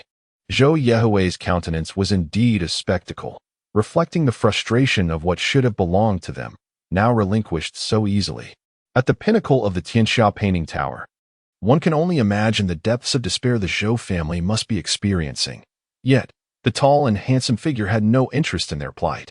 Moments ago, the steward from the First Doll Manor had arrived, announcing the delivery of various types of clay from all corners. The main task completed, bestowing upon him 20 attribute points, and now commencing the evaluation of extravagant spending. As the steward concluded, the voice of the system echoed in his mind, igniting a fervent thrill that coursed through his entire being. He spent 500,000 gold coins to procure assorted clay, and 150,000 to acquire the Tianyue Tavern, a gesture dedicated to Ling Danxian, thereby thwarting Zhou Yehui's sinister plot, and thus the evaluation commenced. A perfect score of 100. Difficulty of completion rewarded him with 10 attribute points. The main entity had flawlessly executed a series of tasks, allowing for a system upgrade. Would he like to proceed? The prospect of the system's upgrade filled the tall and handsome figure with such joy that he nearly leapt from his golden wheelchair. Sister Xian, do you not think I was particularly impressive just now? He remarked, sensing her gaze and turning his head with a playful grin. Ling Danxian stifled a laugh, her eyes sparkling mischievously as she playfully retorted, "And you say that? Spending 150,000 on the Tianyue Tavern, only you could pull that off. If I find it satisfactory, then I shall acquire it. Henceforth, you shall be the proprietress there, and of course, you must join me in our extravagant endeavors." Tall and handsome, he laughed heartily without a care, prompting everyone in the upper echelons to join in his mirth. Zhu Aoyun, with her delicate hand shielding her crimson lips, smiled subtly, not wishing to reveal her amusement at this frivolous young man. Does he truly not consider the opinions and feelings of others while squandering? She remarked coolly. Yinjia, I have a rather large figurine from the first dollhouse. Would you like it? He inquired, a grin plastered across his face. Zhu Aoyun's eyes sparkled as she feigned indifference, scoffing lightly. Such extravagant trinkets are not to my liking, yet discarding them would be a pity. You may give it to me. The onlookers assumed Zhu Aoyun harbored disdain for the tall young man, yet her demeanor suggested otherwise. Chapter 48, System Upgrade Mother.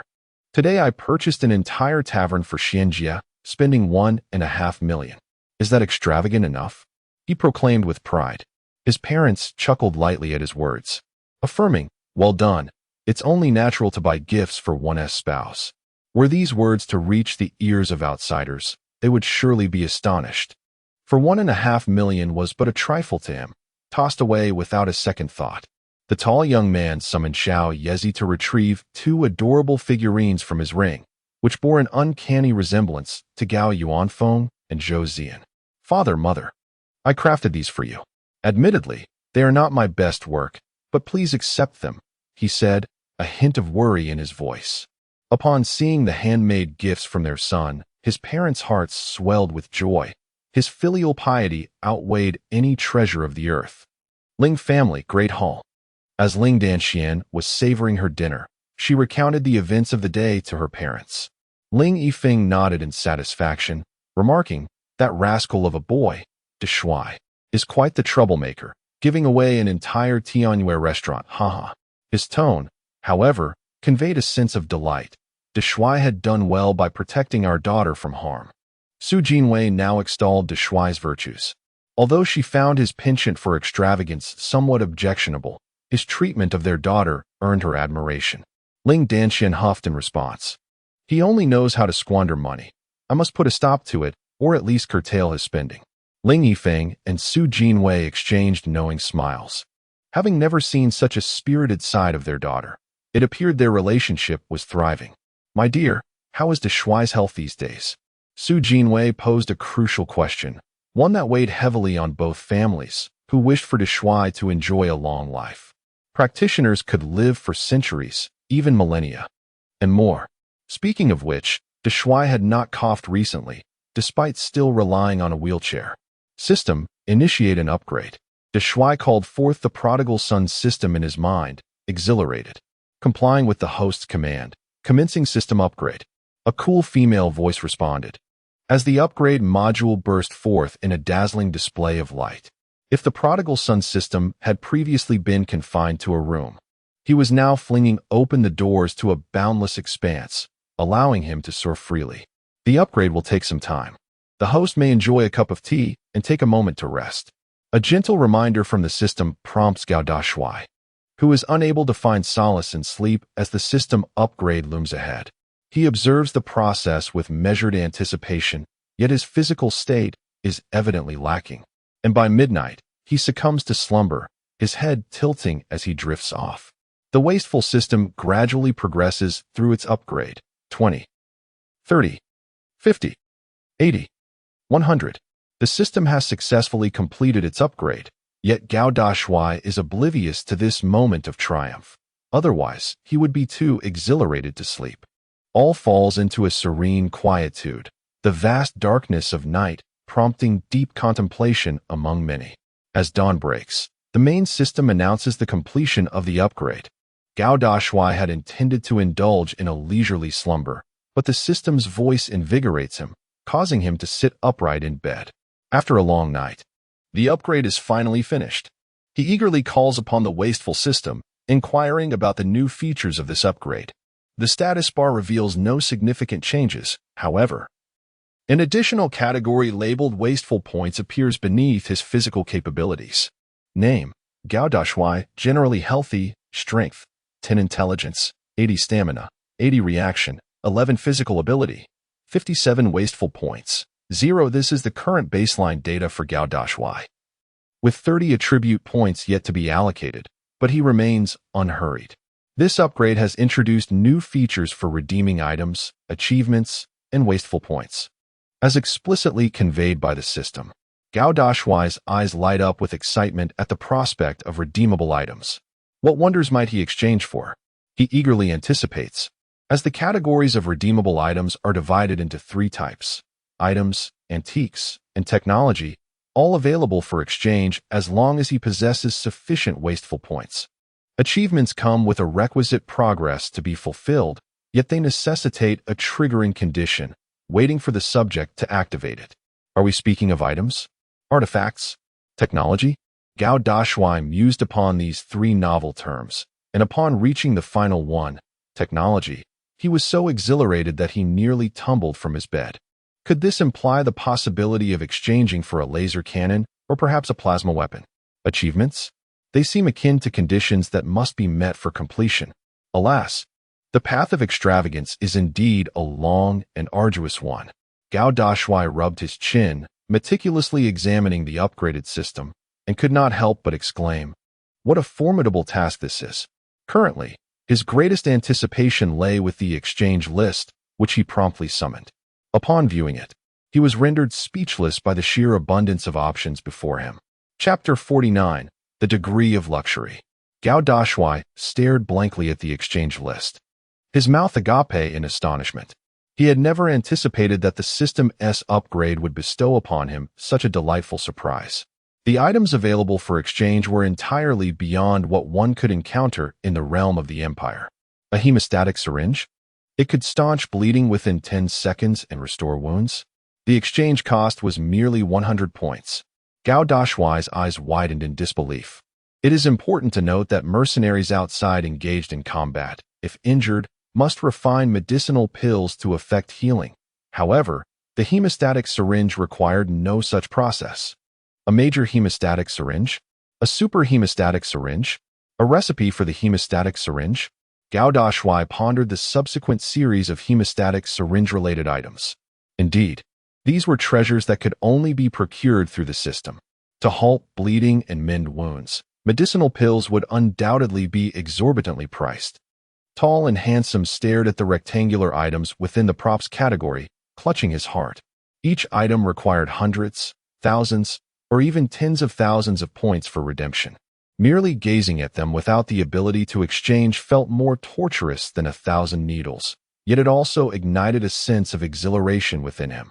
He promptly clicked on the antiques category, his eyes widening in astonishment. Elixirs? Martial arts? Techniques? The Celestial Demon strategy for 20,000 squander points. He swiftly closed the antiques tab, exclaiming in disbelief at the exorbitant prices, grateful that he was not a practitioner. Taking a few deep breaths, he opened the technology category, where an array of bizarre high-tech marvels caught his eye. His face flushed crimson with joy. Since childhood, he had harbored dreams of wielding a laser cannon and piloting a towering mech. An automatic alchemy machine? Puppets? What are these wonders? Tall and Handsome glanced towards other options, knowing he could always consult the system for clarification. After a considerable time, he finally closed the exchange list, realizing that for now, it was merely a feast for the eyes. His tense body relaxed, and a look of contentment spread across his face. Though redemption was not possible at the moment, He was certain that it would be achievable in the future. He was determined to become a legendary squanderer, fulfilling his tasks to obtain these coveted items. Oh, right. I still have 30 attribute points to allocate. I should do that first. Tall and Handsome suddenly remembered that he had been so elated the previous night that he had forgotten to upgrade. Now he commanded, "System, allocate all attribute points to my physical abilities." Reclining on his bed, his physical capabilities surged from 57 to 87. My heavens, I feel an endless surge of strength. Tears streamed down his face in an instant. He finally felt like a worthy man. It is often said that joy invigorates the spirit. Gao Dashuai feels remarkably improved in health compared to the past, and henceforth he harbors no disdain, but rather an extraordinary pride. System, bring it on. What kind of ridiculous task awaits me? I fear you not, Gao Dashuai proclaimed with grandeur. The objective is to complete a luxury level of 0-100 within 1 month. Upon completion, one of the following attributes will be automatically maxed: strength, intelligence, stamina, reflexes, or bodily functions. Additionally, the subject will receive 500 extravagant points. However, failure to complete the task will result in a reduction of stamina and bodily functions to a mere 10. Gao Dashuai, with an IQ of 80, essentially that of an average person, understood the implications. This meant that in addition to monetary constraints, other factors could also be deemed extravagant, significantly increasing the challenge. System, you always target my vulnerabilities. I truly despise you. Gao Dashuai felt a mix of elation and frustration. The joy stemmed from the system's upgrade, while the frustration arose from the threat to reduce his stamina and bodily functions to 10. Yet, with prudent extravagance, there remains the possibility of automatically maxing one attribute, which somewhat alleviated his discontent. Raising his hands in celebration, he exclaimed, "I shall become the most dashing prodigal in history." Meanwhile, the realm of comic art flourishes with a vibrant array of genres, captivating numerous patrons. Not only are there standalone volumes, but also compilations, fan comics, and the emergence of new works, bringing joy to countless customers. Indeed, the figurines inspired by comics are equally popular, particularly among boys who have an affinity for alluringly clad, beautiful female statuettes. These items have swiftly transformed into coveted limited editions, each fetching exorbitant prices, yet proving irresistible to many. The exquisite craftsmanship of these figurines, which feel as lifelike as human skin, allows for the removal of clothing, showcasing intricately detailed physiques and defined curves, thus driving their immense popularity among males and resulting in a scarcity that many young women find quite distasteful. In the serene abode of Zhu Aoyan, an atmosphere of understated elegance prevails. The desk is meticulously organized, and a subtle fragrance of femininity wafts through the room. Zhu Aoyan stands poised by the window, her stunning visage illuminated by the sun, radiating an ethereal beauty. "Aoyan, you adorable figurine. Would you be so kind as to gift me one?" inquired a girl seated behind her, clad in a violet robe, her demeanor charming and lively as she playfully held a large-headed figurine. "Yitong, if you desire one. You might procure it from the First Doll Shop or the Tianxia Painting House," Zhu Aoyan replied, turning to face Wang Yitong, her cool countenance softening slightly as she spoke. Wang Yitong, with a playful lift of her chin, asked, "Isn't the Tianxia Painting House quite the sensation lately?" "Indeed. It's the lavish enterprise of the most dashing and affluent young heir in Zidu. Perhaps you could solicit one from him," Zhu Aoyan remarked, a hint of disdain flickering across her face at the mention of the spendthrift, even as her hands caressed the charming figurine, revealing her conflicted feelings. "Splendid. Aoyan, come shop with me. I intend to purchase them all," Wang Yitong exclaimed, clapping her hands in delight. Zhu Aoyan gently turned her head, pursing her lips as she replied, "However, you were the one who invited me. I had no intention of accompanying you." Wang Yitong and Zhu Aoyan have been friends since childhood, with only Zhu Aoyan privy to Wang Yitong's true identity. Both hail from ancient families, with the Wang family being more understated compared to the Zhou and Gao families, and their stronghold is not located in Zidu. Chapter 50, A Humanoid Gundam. Wang Yitong does not claim to be of tender age. Rather, She shares the same age as Zhu Aoyun. However, she has remained petite since childhood, not due to lack of nourishment, but rather her demeanor is that of a charming young girl, endearing and sprightly. At Longfeng Academy, Wang Yitong generally maintains a low profile, yet her cuteness attracts many admirers. Nevertheless, Zhu Aoyun and Ling Danxian are the true blossoms of Longfeng Academy, the most beautiful among them, which leads Wang Yitong to remain understated.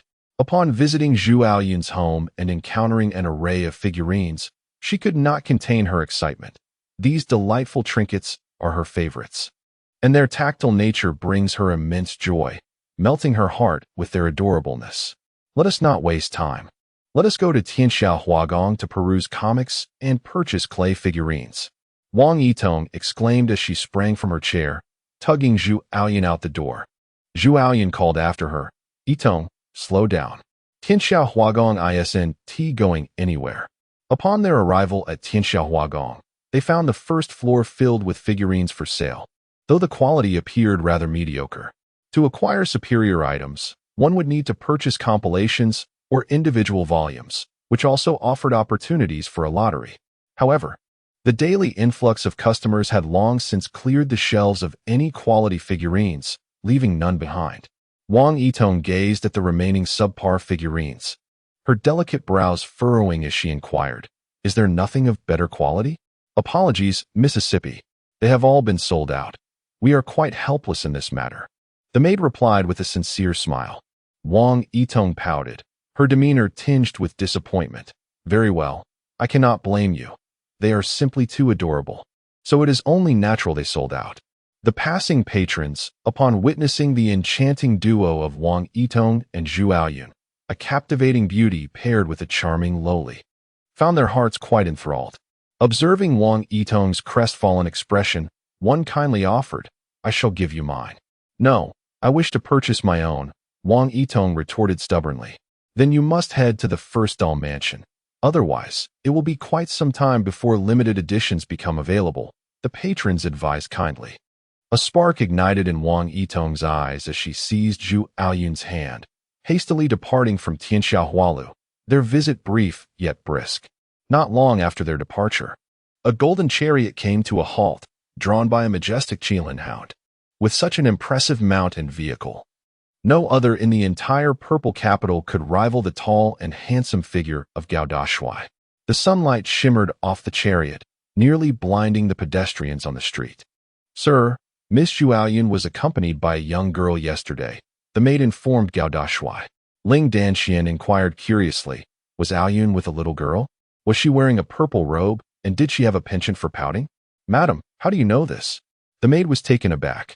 Ling Danxian smiled. Gao Dashuai, "Aoyun and Wang Yitong, that adorable little girl, is also a student of the academy. I have heard her background is quite remarkable, though I am unaware of the specifics." "Very well. Are they at Tianxiao Hualu?" Gao Dashuai remarked nonchalantly. Upon inquiring, the maid promptly replied, "Young master, it seems they have come to purchase limited edition figurines. Since they could not find them, they have ventured to the Doll First Pavilion." "Very well, I shall proceed there shortly, but first, I will peruse some comics." The tall and handsome young man chuckled. At present, his primary concern was how to satiate his desire for luxury, which seemed to require an exquisite sense of beauty to fulfill. At the Doll First Pavilion, the manager, having heard of the patrons seeking dolls, recognized the opportunity for business and was eager to accommodate. However, the challenge lay in the fact that Wang Yitong desired only the highest quality figurines, which must be crafted to perfection. The finest figurines are created using eternal clay combined with various other clays, each infused with the artisan's soul, making the process exceedingly intricate and time-consuming. Consequently, the Doll First Pavilion had produced fewer than 50 exquisite figurines, all of which had already been distributed. This particular batch had attracted a significant influx of customers, and the tall and handsome young man urged the artisans to invest their utmost effort in the craftsmanship, regardless of the time required. "Miss Zhu, Miss Wang, I sincerely apologize. The high-quality figurines are not yet complete. Would you consider selecting from the others?" the manager lamented, as several apprentices swiftly brought forth a multitude of figurines. They exhibited an array of charmingly cute and strikingly handsome designs, yet it was evident that their quality was subpar, somewhat rough around the edges. Wang Yitong, upon inspection, found none of the pieces to her liking. Although they were indeed adorable, she truly desired those of superior quality. Is there truly nothing else? Zhu Aoyun inquired, her brow furrowing in concern. The steward chuckled wryly and said, "Ladies, I assure you, I am not lying. High quality requires time, especially when utilizing everlasting soil as the primary material, hence the delay. Yitong, if it proves unfeasible, we can wait a few more days." Xiaoyan sighed inwardly and uttered a few words. However, when she glanced over, she noticed Wang Yitong's eyes were red, her lips pouting. She had a fondness for these adorable trinkets, but could not obtain them. Suddenly, a burst of purple light soared into the sky, and the structures of Dollhouse No. 1 shattered, debris soaring into the air as Zhi Aoyun and the steward were violently propelled backward. The apprentices hastily scrambled out, their eyes wide as they beheld the towering figure of Wang Yitong. "My goodness, what martial art is this that has made her so colossal?" the steward exclaimed, trembling in astonishment. Zhi Aoyun furrowed her brows and admonished, "Yitong, cease this commotion at once. Be good. If you wait a little longer, you will have what you desire." "I refuse. You are all deceiving me. I want those delightful and exquisite figurines." Wang Yitong sobbed, waving her hand as the roof of the building flew off, crashing with a thunderous roar into the backyard of Dollhouse No. 1, engulfing the area in a cloud of dust. The onlookers nearby were astonished at the sight of such a large girl. What on earth is happening? Whose daughter is this? What fortune would it take to sustain her? Has heaven bestowed upon us a sister? As Dollhouse No. 1 endured Wang Yitong's rampage, fortunately, the steward had instructed the clay artisans to flee swiftly, lest they suffer the consequences. Zhi Aoyun was in a state of sheer panic, akin to an ant on a hot pan, exclaiming, "What shall we do now?" In the grand halls of the world, atop the premier tower, a resonant knock echoed. The tall and handsome figure, engrossed in his comic, heard the urgent call, "Come in." A maid rushed in, her voice laced with anxiety. "Young master, the puppet manor is on the verge of being dismantled." At this declaration, every gaze in the upper chamber widened in disbelief. Who possessed such audacity? Chapter 51, The Lawful Lowly? The central courtyard of the puppet manor lay in ruins, having been obliterated by Wang Yitong. With a single, heart-wrenching stomp, the structure crumbled to dust. A mere slap caused a thunderous crash, leading to the complete collapse of an entire building, an utter spectacle of demolition. As the golden war chariot soared through the skies, the tall and handsome figure turned to Ling Danxian, incredulous. "Sister Xian, is this truly the adorable girl you spoke of?" Chen Bufan descended gracefully into the front yard of the puppet manor. Upon his arrival, the steward hurriedly approached. "You're here. What shall we do?" "Let us not concern ourselves with that for now. Is there anyone injured or trapped here?" Chen Bufan inquired, gesturing dismissively. "No, nearly everyone is present. We are merely perplexed as to how she suddenly grew so large," the steward replied with a wry smile. Chen Bufan's gaze fell upon the petite Wang Yitong, who was still sobbing. What an embarrassing display. "Follow me," he commanded, extending an arm as crimson flames surged skyward, enveloping all within the puppet manor. They ascended in a blaze of glory, with Zhu Aoyun among them, her worried eyes fixed on the rampaging Wang Yitong. The azure Qilin arrived, its hooves entwined with clouds and mist, accentuating the golden war chariot. The imposing figure called out, "Xiao Yezi, please step forward and inquire how my territory was damaged." "Do we really need to go over there, young master?" Xiao Yezi asked in astonishment, her eyes wide along with those of the others in the chariot.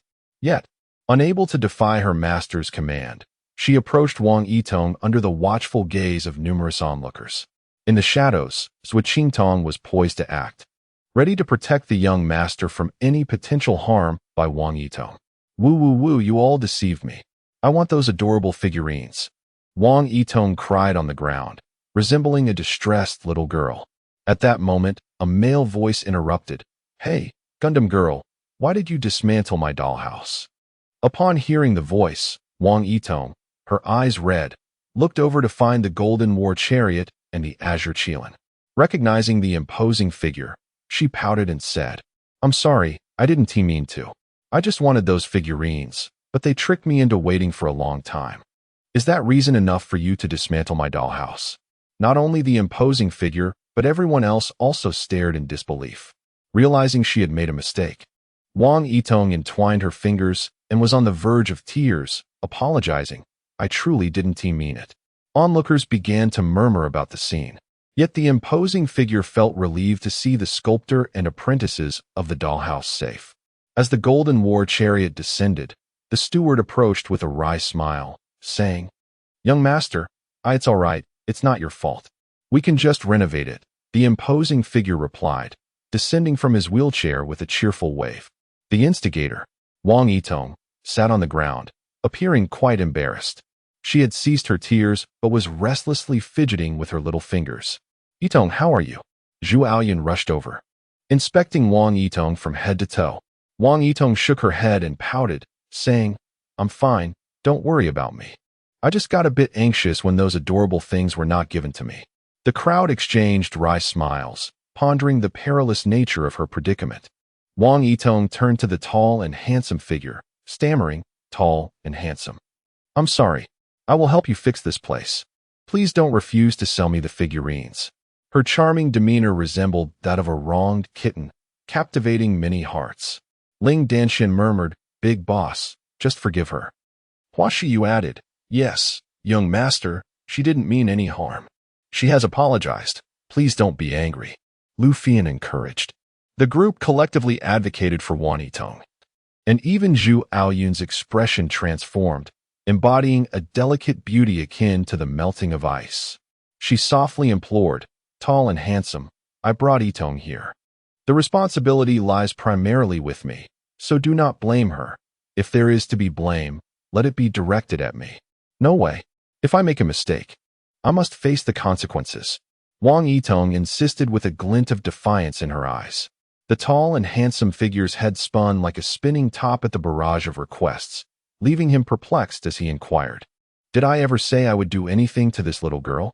The crowd fell silent, realizing that the young master had not uttered a single word until now. "Yitong, I have just one question for you. Will you still dismantle my figurines in the future?" The tall and handsome figure asked with a grin. Wang Yitong, taken aback by the question, pouted and said, "I will never dare again, but you must sell me the figurines, okay? As long as you promise not to dismantle the figurine first pavilion, I will give you half of it. From now on, you can take whatever figurines you desire. But please do not lose your temper." Gao Dashuai, displaying remarkable generosity, waved his hand dismissively. "Quiet, everyone. Silence." The onlookers within the figurine first pavilion gazed at Gao Dashuai with increasingly wide eyes. Instead of reprimanding Wang Yitong, they instead offered her half of the pavilion. A gesture of such magnitude that only Gao Dashuai could conceive. Is it really true?" Wang Yitong exclaimed, her joy akin to that of a little rabbit as she leaped in front of Gao Dashuai, her eyes sparkling with excitement. Gao Dashuai gave a thumbs up and replied, "Indeed, you are pleased, but do not cry. Be good, or else I shall withhold sweets from you." "Thank you, Dashuai." Upon hearing Gao Dashuai's affirmation, Wang Yitong's heart raced, and she happily kissed him on the cheek. Others looked on, chuckling and shaking their heads, recognizing Gao Dashuai's unparalleled magnanimity. Had it been anyone else, they would have already resorted to threats and violence. "Oh, by the way, Dashuai, I believe I am a year older than you, making me your elder sister." Cradling a large-headed figurine, Wang Yitong's smile was pure and sincere. Gao Dashuai widened his eyes, contemplating the legality of such a situation. Chapter 52. Zhou Yihui takes action again. The figurine first pavilion was nearly dismantled by Wang Yitong, but fortunately, Gao Dashuai promptly summoned Pang Han. The Pang family swiftly undertook repairs to the pavilion, restoring it to its original state in less than half a day, incurring costs exceeding 100,000 gold coins. Wang Yitong originally intended to assist in repaying the debt, yet how could the dashing Gao Dashuai allow anyone else to settle the account? Upon encountering Gao Dashuai, Zhu Aoyun felt no anger. Rather, a sense of relief washed over her. Meanwhile, Wang Yitong was as jubilant as a little bunny. Having acquired half of the coveted figurine from the first shop, enabling him to procure any collectible he desired without hesitation. Although he was a spendthrift, he possessed a good heart, making friendship with him quite delightful. As Wang Yitong gazed at Gao Dashuai's retreating figure, he mused inwardly. The girl, a blend of youthful charm and mature grace, had indeed transformed Gao Dashuai in many ways. With the matter of the figurine shop resolved, Gao Dashuai beckoned. Let us proceed to Tianxia Huailo to enjoy some comics. Naturally, the master's command warranted obedience, and the group boarded the golden chariot, embarking together towards Tianxia Huailo. Shadows danced and followed quietly in their wake. Within the golden chariot, Chen Bufan cast a languid glance but chose to ignore it, remaining unaware of any ulterior motives. As if he were merely trailing alongside Wang Yitong, the dark figure glided through the air, seemingly emerging from another realm. Clad in a black robe with ebony hair and an icy demeanor, exuding an imposing presence, the mysterious man surveyed the golden chariot. Observing Wang Yitong and Gao Dashuai engaged in cheerful conversation, laughter resonating within, he nodded slightly and hastened alongside with Qing Tong to reach Tianxia Huailo more swiftly. Meanwhile, Gao Dashuai summoned the Prodigal system in his mind, only to discover that the luxury level in his tasks had escalated to 25 out of 100. An increase of a quarter. This revelation ignited a thrill within him, as he seemed to grasp the method to elevate this luxury level. The once proud and handsome figure was still troubled, yet he did not anticipate that sending out half of the figurine from the first villa could actually augment its luxuriousness. It appears that various avenues of extravagant spending could indeed enhance its appeal. Thus, his approach was not misguided after all. The first villa can be regarded as an offshoot of the renowned Tianxia painting loft. Without the latter, the first villa would undoubtedly lack its current fame, as the two are intricately linked. Consequently, these burgeoning industries have proven to be lucrative for the proud figure. The complimentary month provided by Tianxia painting loft has elapsed. If one disregards the cost of tea and merely considers the daily tips, after deducting the 50% allocated to the authors, one could amass nearly 10,000 gold coins in a single day. When factoring in other revenues, the profits are indeed staggering. The comics are flying off the shelves, with single volumes, compilations, and figurines contributing significantly to the earnings. Naturally, this entails greater investment, leading to even more substantial returns, a predictable outcome. However, in the vibrant city of Zidu, wealthy patrons abound, particularly among the young ladies and gentlemen, which is truly astonishing. Lu Fian, who oversees management, could only smile wryly upon learning of the extravagant creations produced by the young master. Initially, it may seem like a drain on resources, yet as time progresses, it becomes evident that profits are also surging at a remarkable pace. Nevertheless, such matters are not for the proud figure to manage. In order to preserve his vitality and physical capabilities, he must indulge in extravagance, finding joy in the process. Indifferent to the question of profitability, his sole desire is to relish happiness. In the mercenary guild of Wanjian, on the second floor, the mercenary hall buzzes with activity as various mercenary groups come and go, each engaging in their respective quests, slaying spirit beasts, escorting merchant caravans, or embarking on treasure hunts. The array of tasks is abundant, allowing them to earn handsome commissions. On the second floor, Zhou Yehui sat on a long bench, while opposite him sat Zhu Ning. Fidgeting nervously, he occasionally glanced at Zhou, bewildered as to why this esteemed heir of the Zhou family had summoned him. Zhou Yehui chuckled softly. Do not be anxious. Have a drink. Oh, thank you, young Master Yehui. Zhu Ning's hands trembled slightly as he lifted the glass to his lips, only to cough violently after taking a sip. Zhou Yehui shook his head with a smile at the sight. This fellow truly was foolish enough to be intimidated by the tall and handsome. Cough, cough, I'm fine. Zhu Ning's face flushed a deep crimson. Zhou Yehui gently swirled his glass and remarked, Zhu Ning, I require your assistance with a small matter. Young Master Yehui, if you are asking me to commit acts of violence, I must refuse. Zhu Ning exclaimed, shaking his hands in fear. I am not asking you to commit violence.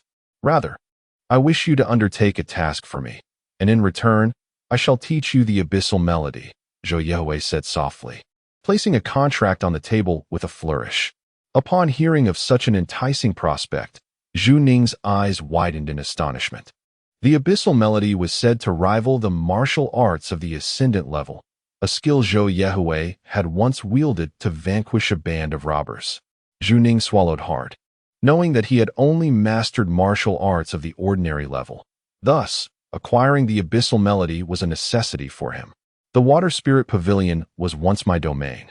Yet due to recent mismanagement, I wish to entrust it to you, Zhou Yehui continued. Zhu Ning's eyes widened further in disbelief. Good heavens, is it a divine sign from my ancestors? Fortune seems to be smiling upon me. Ah, not so fast. I am merely entrusting it to you. And you must assist me in selling it to the tall and handsome one, with the price set between 300,000 and 500,000. Zhou Yihui's expression upon seeing Zhu Ning extinguished his hopes. Zhu Ning felt a hint of disappointment, yet he acknowledged the merit in acquiring the abyssal demon's sound. However, I am not adept in this regard. Zhu Ning overheard Zhou Yihui's intention to impress with grandeur, but feared the potential for mishap. Zhou Yihui beckoned him closer and whispered how to sell the contract for a handsome price, which filled Zhu Ning with delight. If this endeavor succeeded, the Zhu family would surely offer their support, crediting Zhou Yihui for the connection. Zhou Yihui took a sip of wine and remarked nonchalantly.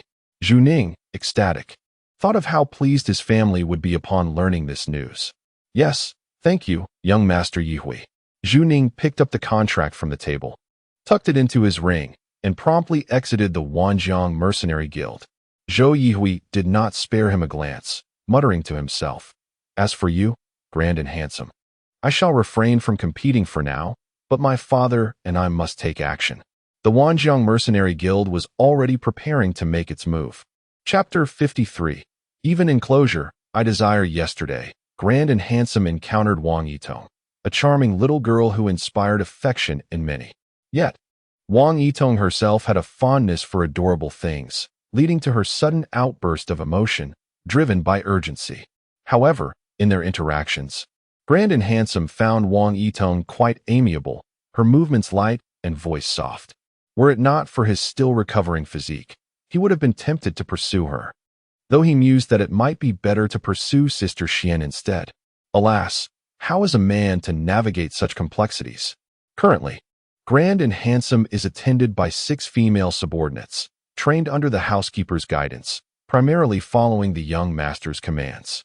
After changing into appropriate attire, the tall and handsome Gao Dashuai was pushed out by Xiao Yezi. He shared breakfast with his parents, and after a quick toothpick session, he headed to Longfeng Academy. As a diligent student, it was a daily ritual for Gao Dashuai to arrive at the academy, followed by a visit to Chun Pavilion for a brief slumber. Feeling a tad parched, he instructed, Xiao Yezi, let us procure a cup of fruit tea. Relishing the ministrations of his female companion, he commanded, Very well, young master.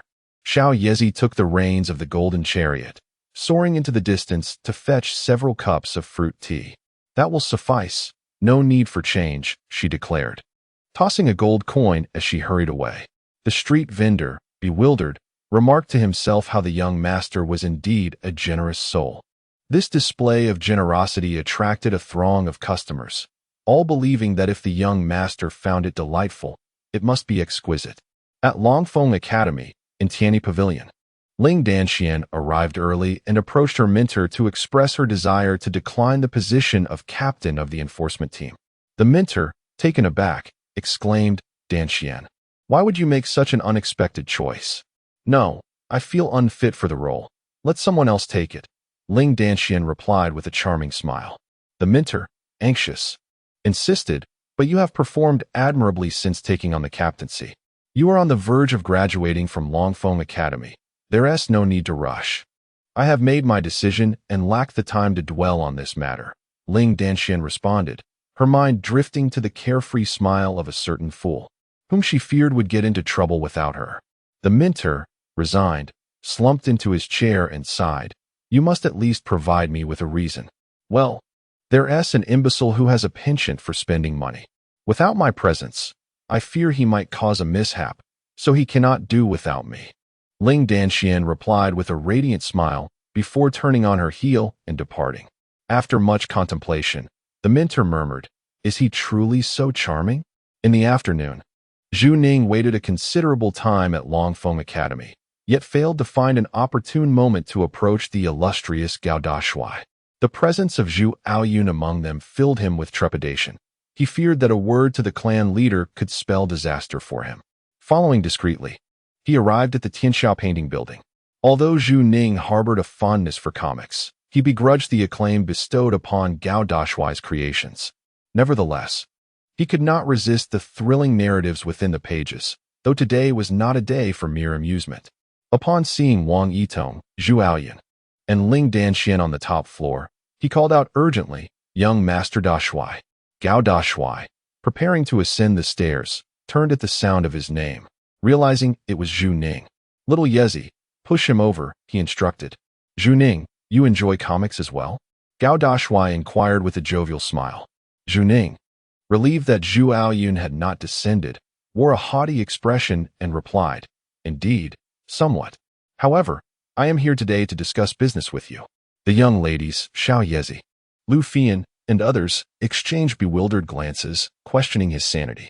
They all knew Zhu Ning had been duped by Gao Dashuai previously, losing a substantial sum on a rather inconsequential spiritual fruit, yet here he was again.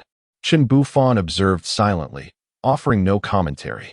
Gao Dashuai, intrigued, asked, "Business? Do you have something to sell me?" "Yes, but I wonder if you possess the fortitude to partake," Zhu Ning declared with an air of superiority, internally mocking the fool. "No worries. I am a simpleton with ample funds. I can afford anything, regardless of the price," Gao Dashuai responded with a grand gesture. Lu Fian and others exchanged wry smiles, for never had anyone addressed them in such a manner. Zhu Ning waved his hand and approached the tea table, where he produced a contract. Shui Ling Pavilion, located on Tianwu Street, had been established for 3 years. Zhu Ning recited this information as if he were memorizing it.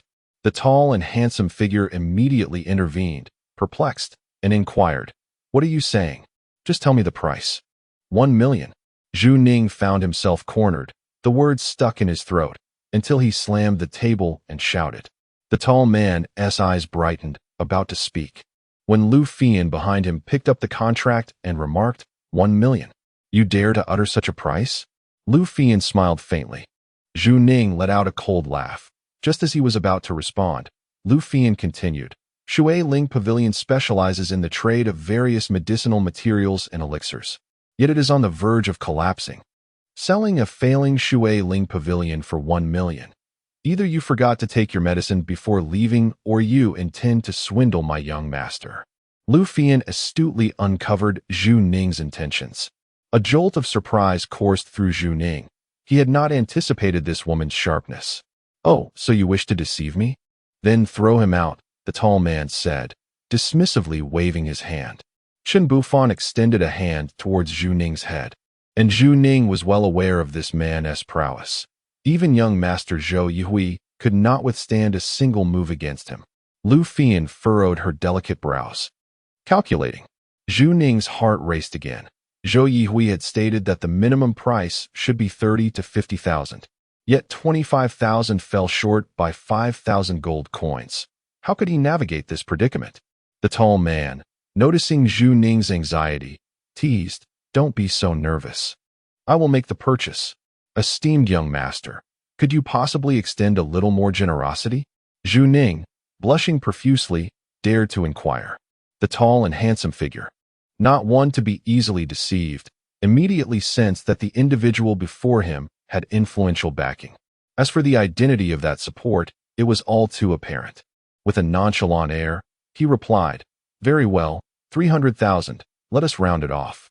"Thank you ever so much, esteemed young master," Zhu Ning exclaimed, brimming with excitement as he clasped his fists in gratitude. The tall and handsome man tucked the contract away, muttering to himself, "The extra 50,000 gold coins shall serve as a benevolent gesture to aid the less fortunate. After all, I am a kind-hearted soul." Upon hearing this, Zhu Ning's lips twitched, yet he complied with the necessary expressions of thanks. Should you come across any worthwhile enterprises, do remember to inform me. I would even be interested in those that are on the brink of collapse. The tall and handsome man waved farewell to Zhu Ning's retreating figure, while those who overheard the exchange could only manage a wry smile, pondering the folly of the wealthy. Chapter 54. The Gathering of Medicinal Herbs. At the pinnacle of the illustrious painting tower, Sister Xian, I have procured yet another item. Let us go and take a look.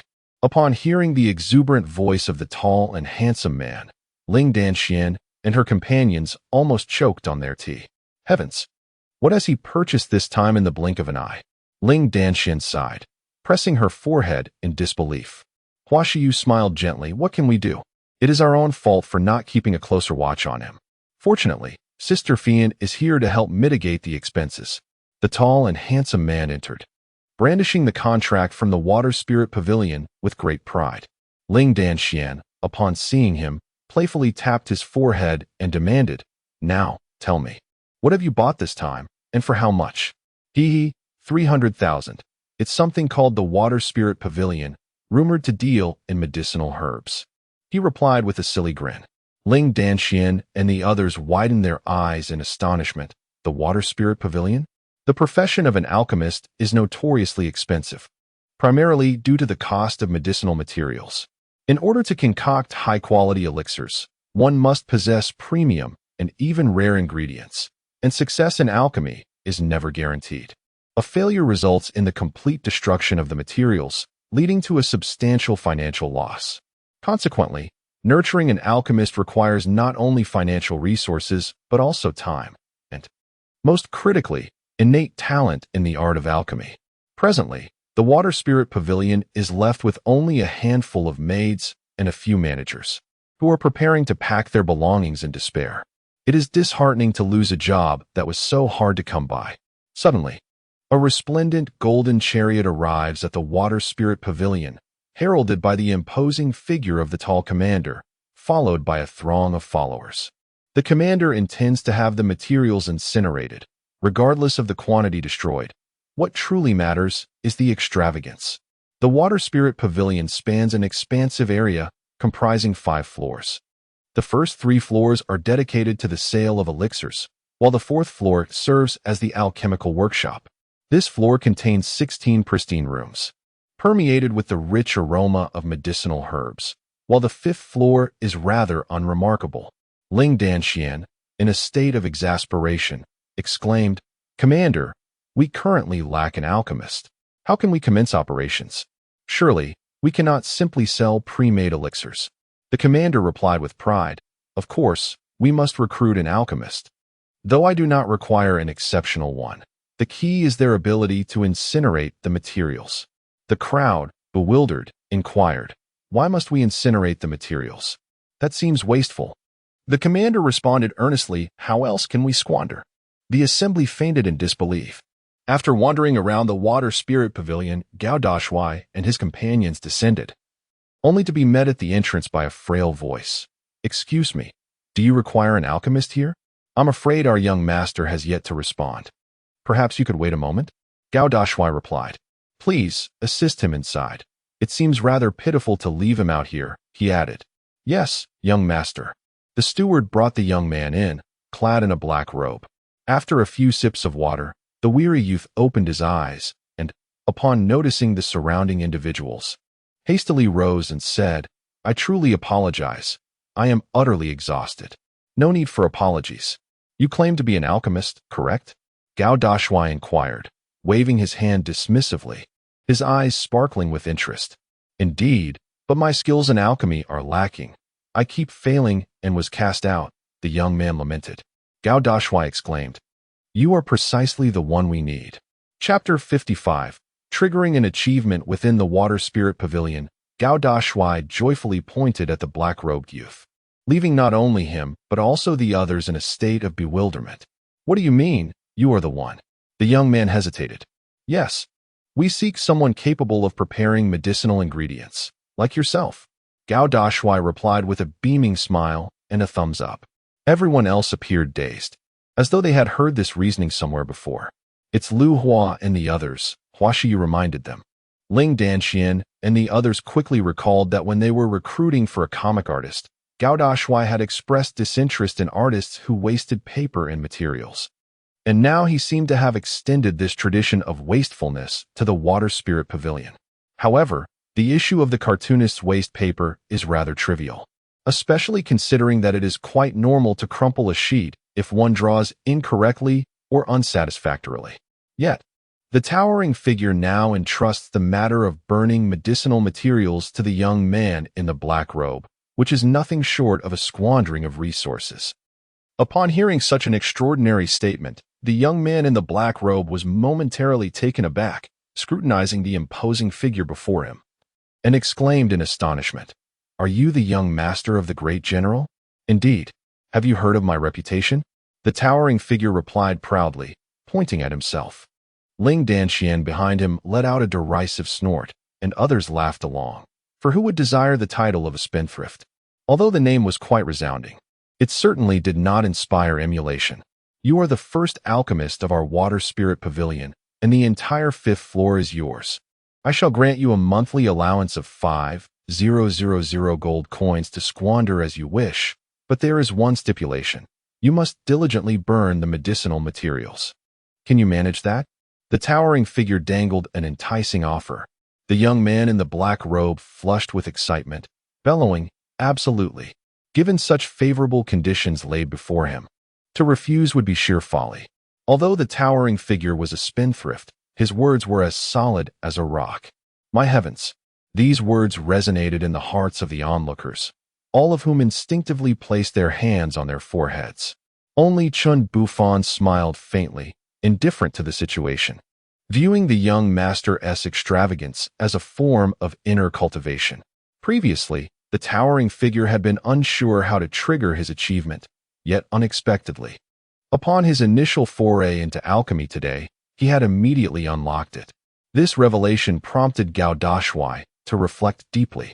Although he had unlocked an achievement, it implied that such milestones could only be reached through ventures he had never encountered before. The initial trial with the medicinal herbs, labeled as a prodigal endeavor, required only the consumption of materials to complete, with a progress indicator of 0-100. Upon completion, rewards and prodigal points would be granted. Upon hearing this, Gao Dashuai was overwhelmed with emotion, tears brimming in his eyes.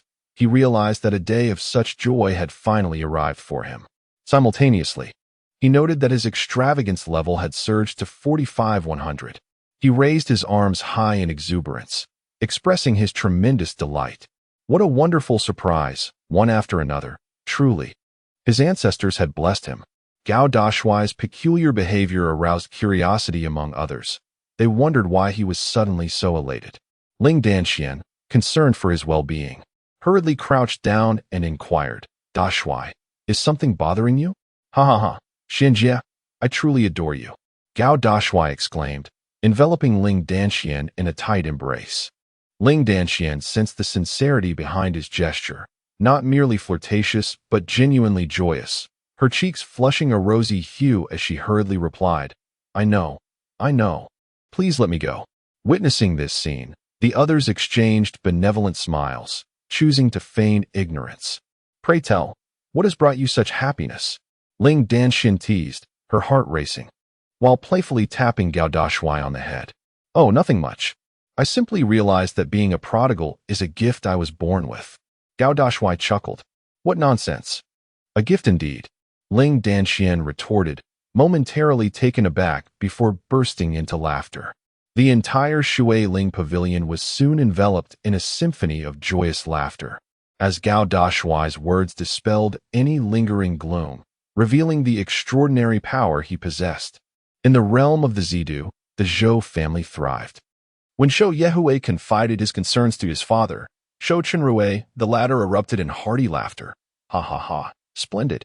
Let that prodigal manage the useless Shui Ling Pavilion, leaving him no time to meddle with the mercenary guild. Indeed, I share your sentiments. His crooked schemes are plentiful, and we must swiftly act to keep him away from the guild." Zhou Yehui nodded slightly in agreement. Zhou Chenrui, with an indifferent smile, declared, No matter how that wastrel tries, he cannot surpass us. The flesh of the mercenary guild shall be devoured by the Zhou family. We shall disregard the Qinzi mercenary guild, suppress the other guilds, and acquire them. In the end, when only the Qinzi mercenary guild remains, he will find himself utterly isolated. What then will it matter? Zhou Qinrui's ambitions were vast. Although Gao Dashui's foray into this domain was less than favorable, his comics had indeed achieved remarkable success, a fact that could not be denied. Zhou Yehui shook his head and smiled. Zhou Qinrui, however, remained unconvinced, stating that little one cannot rise to any significant position, utterly useless. I recognize his squandering ways. While we are consolidating our power, two entirely different paths. Now, the system had generously bestowed upon Gao Dashuai a device. How could he not be elated? Gao Dashuai rubbed his hands together, conjuring the Prodigal System in his mind, where an item bar appeared beside the status bar, revealing the recipes for the automatic alchemy machine and hemostatic injections.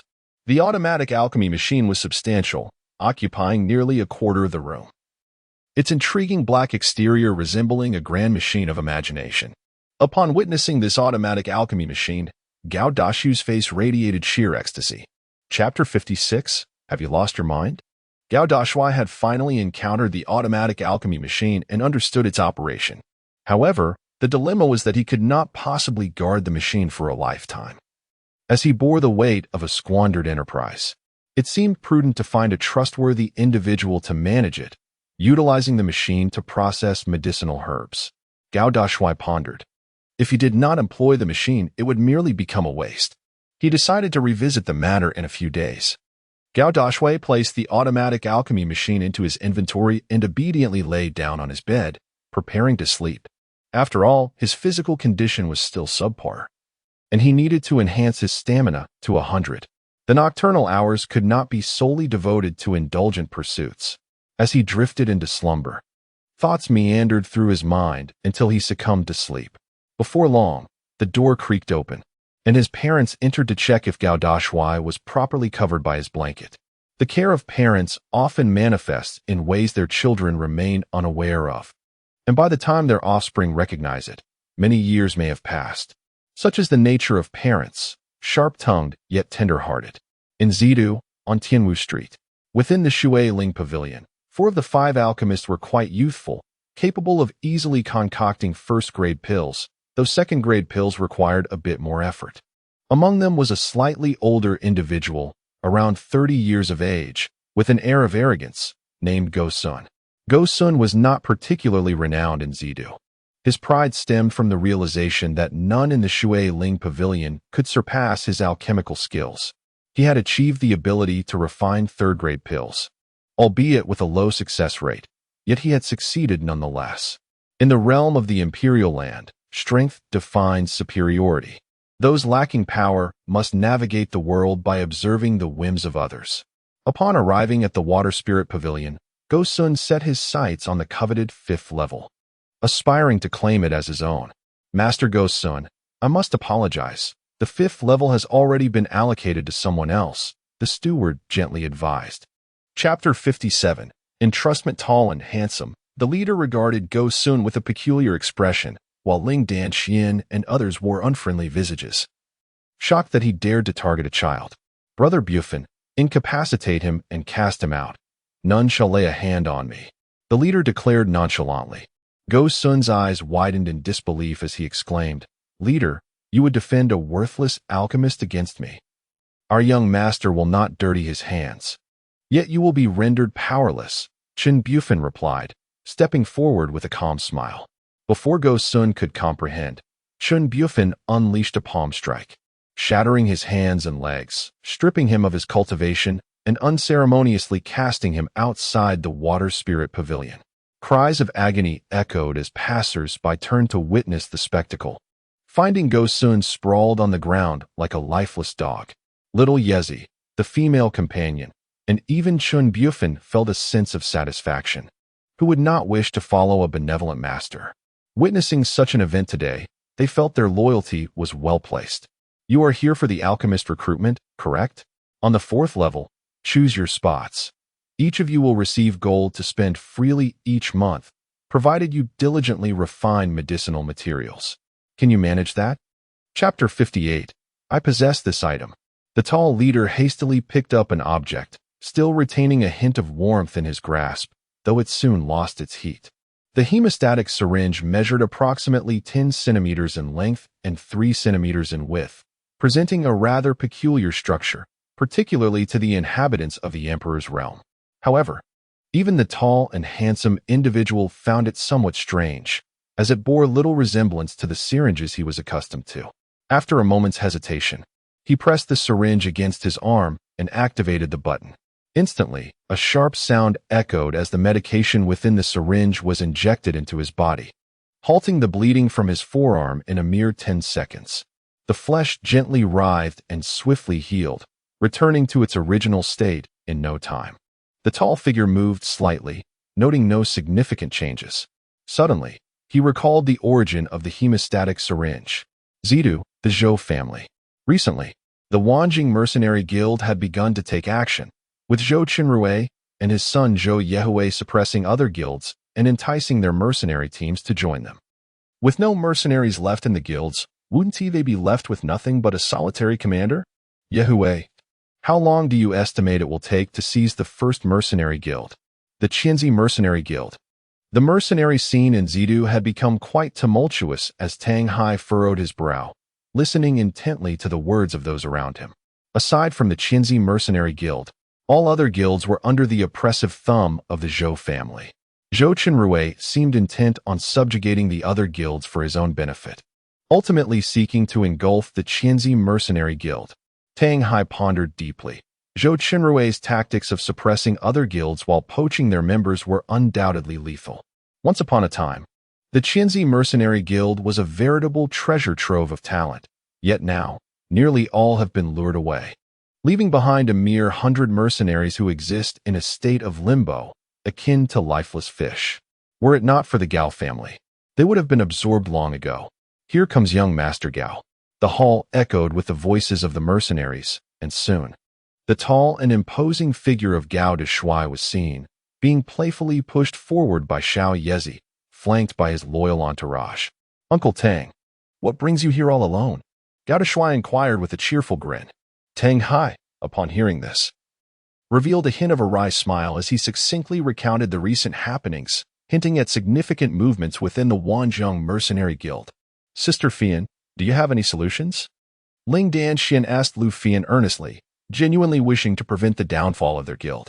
Lu Fian pondered for a moment and replied, if we wish to entice others away, our conditions must surpass those of the Wanzhong Mercenary Guild. However, there lies a dilemma. Some mercenary groups no longer seek wealth, or rather, money holds no value for them. They desire treasures and rare resources. As Lu Fian articulated her thoughts softly, the others nodded in agreement. Indeed, Miss Fian speaks the truth, Tang Hai sighed softly. Though reluctant to admit it, the Qianzi Mercenary Guild was undeniably inferior to other guilds. Gao Dashuai, deep in thought, then playfully asked, Uncle Hai, what if there existed a substance that could swiftly heal a mercenary's wounds? Would that not be enticing? Absolutely. No matter how much wealth or rare treasures a mercenary possesses, what use is it without life? Tang Hai concurred. The tall and handsome man chuckled. I possess this remarkable item. Chapter 59. In this life, one has but a single fate. The individuals present were momentarily stunned, gazing at the tall and handsome man in disbelief. He claimed to have something that could rapidly heal injuries? Tang Hai was certainly aware of the existence of such miraculous elixirs, capable of instantaneous recovery, yet the question lingered. Could mercenaries afford such luxuries? Hee. I knew you wouldn't believe it. Brother Bufan, please present one. The tall man laughed heartily. Upon hearing this, Chen Bufan smiled faintly, effortlessly revealing a hemostatic injection in the palm of his hand. Its peculiar shape appeared quite unfamiliar, instantly captivating the audience's attention. Holding it aloft, the tall man teased. Uncle Hai, if you truly doubt me, we can have a mercenary come forth and give it a try. All right, Wei Qi, step forward. Tang Hai shouted, still somewhat skeptical about the efficacy of this item. Coming, Uncle Hai. A resounding voice echoed as a robust figure approached. "Uncle Hai, young master. What can I do for you?" Zhang Weiqi, a brawny man clad in armor, inquired, clasping his fists. Tang Hai took the hemostatic injection from the tall man and placed it in Zhang Weiqi's hands, saying, "You should give it a try." "How do I test it? Can it be ingested?" Zhang Weiqi asked, turning the item over in his hands. The crowd chuckled good-naturedly. His innocent demeanor was endearing. The tall man explained, "Brother Weiqi, this will instantly restore you upon injury. Simply pierce the skin and press down." Such wonders. Zhang Weiqi widened his eyes in disbelief. He promptly shed his armor, revealing his robust and powerful arms. Taking out a battle knife, he drew a line across his bicep, blood gushing forth in an instant. His body bore numerous scars. Adding another wound seemed inconsequential. He injected a hemostatic agent and pressed the button. With a sharp sound, a warm surge coursed through his entire being. In just 10 seconds, the bleeding ceased and the wound healed. It was as if a miracle was gradually unfolding. Tang Hai, witnessing this, nearly bulged his eyes out in astonishment, springing to his feet and exclaiming, "So fast! I haven't even refined it, and it's already healed." Zhang Weiqi echoed his astonishment. Ling Danxian and the others blinked, their eyes gradually filling with shock. Even Chen Bufan, usually composed, exhibited a hint of surprise. This was indeed unprecedented. "What do you think? How about we use this in our Qianzi mercenary guild, Uncle Hai?" The tall and handsome man asked playfully. Tang Hai's face flushed a deep crimson, his hands trembling uncontrollably. He replied gravely, "Young master, you are truly a timely savior. If we possess a supply of hemostatic agents, we can promote this, and many will be eager to join our Qianzi mercenary guild." Tang Hai spoke with palpable excitement, for a human's instinct for self-preservation is universal. In the midst of a fierce battle, possessing hemostatic agents grants one swifter action and the means to safeguard one's life. This is of utmost importance, and thus, the hemostatic agent illuminated hope for Tang Hai. "Give it to others?" "No, I merely brought these hemostatic agents here while preparing medicinal herbs." The tall and handsome figure, however, declined to promote them. Everyone was taken aback. Why refrain from promotion? Ling Danxian thoughtfully suggested, "My lord, why not sell these hemostatic agents?" "No," he replied. "These hemostatic agents are intended for the mercenaries of the Qianzi Mercenary Guild. They are the backbone of the guild." The tall figure shook his head. Upon hearing this, Zhang Weiqi was deeply moved. "Young master, it is our inadequacy that prevents us from restoring the guild," he said, half kneeling in shame. The tall figure chuckled and patted his shoulder. "Brother Weiqi, do not worry. I am merely squandering resources. You need not harbor any thoughts about it. These hemostatic agents are products of my own concoction, simply a result of my reckless spending." He laughed heartily, leaving the others unsure of how to respond. Perhaps this was indeed his true sentiment. Tang Hai hesitated, ultimately letting out a deep sigh. The young master is kind-hearted, yet somewhat absent-minded. The tall figure softly said, "Sister Xian, could you please give me a gentle push forward? There are a few words I wish to express." Ling Danxian, uncertain of his intentions, complied and pushed him forward. "Everyone." The tall figure addressed all the mercenaries engaged in conversation within the hall, capturing their attention. Behind him, Tang Hai, 6 female subordinates. Xiao Yezi, Chen Bufan, Hua Shiyu, and Lu Fian all fell silent, listening intently. These hemostatic syringes possess the remarkable ability to swiftly mend wounds. I now entrust them to you. In this life, one has but a single existence, and I fervently hope that these syringes may save your lives in crucial moments. Although our numbers are few, we are filled with ambition. The imposing and charismatic Gao Dashuai declared with conviction. Zhang Weiqi took the hemostatic syringes from Chen Bufan's hands and distributed them one by one to the mercenaries. However, they did not focus on the syringes. Instead, they listened intently to Gao Dashuai's words, their throats tightening with emotion. In the eyes of countless individuals, the lives of mercenaries have always been deemed expendable, and all the potions had to be purchased out of their own pockets. The idea of the mercenary guild providing for them was utterly inconceivable. Yet, Gao Dashuai made it a reality. With a cheerful wave of his hand, he reassured them, It's nothing, just my extravagant spending. Simply think of it that way. The initially touching atmosphere shattered at his words, as Ling Danxian and the others burst into laughter, followed by the rest. Gao Dashuai, with a playful grin, scratched his head and then suddenly exclaimed, recalling something. Though our Qianzi mercenary guild is somewhat small, we must adhere to the spirit of the mercenaries, to be brave, kind-hearted, and willing to help others. He gave a thumbs up to the mercenaries. In an instant, all the mercenaries within the guild stood up in unison, exclaiming, "Yes, young master." What once resembled a disorganized group began to coalesce. Each mercenary held several hemostatic syringes, treasures that could save lives, as Zhang Weiqi continued to explain to them all. Tall and Handsome opened the Prodigal Son System, instantly revealing a look of astonishment, for the luxury level had reached 80 out of 100, leaving just 20 more to complete the task. Chapter 60. The young master is always right. Presently, various matters were unfolding, and Tall and Handsome felt an overwhelming sense of joy. If this continued, a blissful life would surely arrive. Ling Danxian observed his expression and, half-jokingly, remarked, "You're quite happy about being a spendthrift." "Indeed, I delight in extravagance, and you should join me in this indulgence," Tall and Handsome replied with a beaming smile. Ling Danxian turned away, playfully scolding, "Who would want to be a spendthrift with you? It would be utterly ridiculous if it turned into a farce."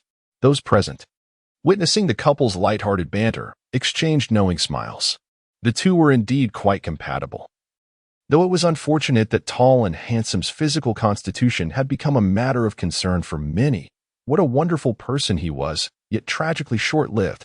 In the Shuami forest, within the Qianzi Mercenary Guild, a small band of mercenaries, numbering only around 6, found themselves limited to treasure hunting or hunting spirit beasts, for otherwise they would truly struggle to make ends meet.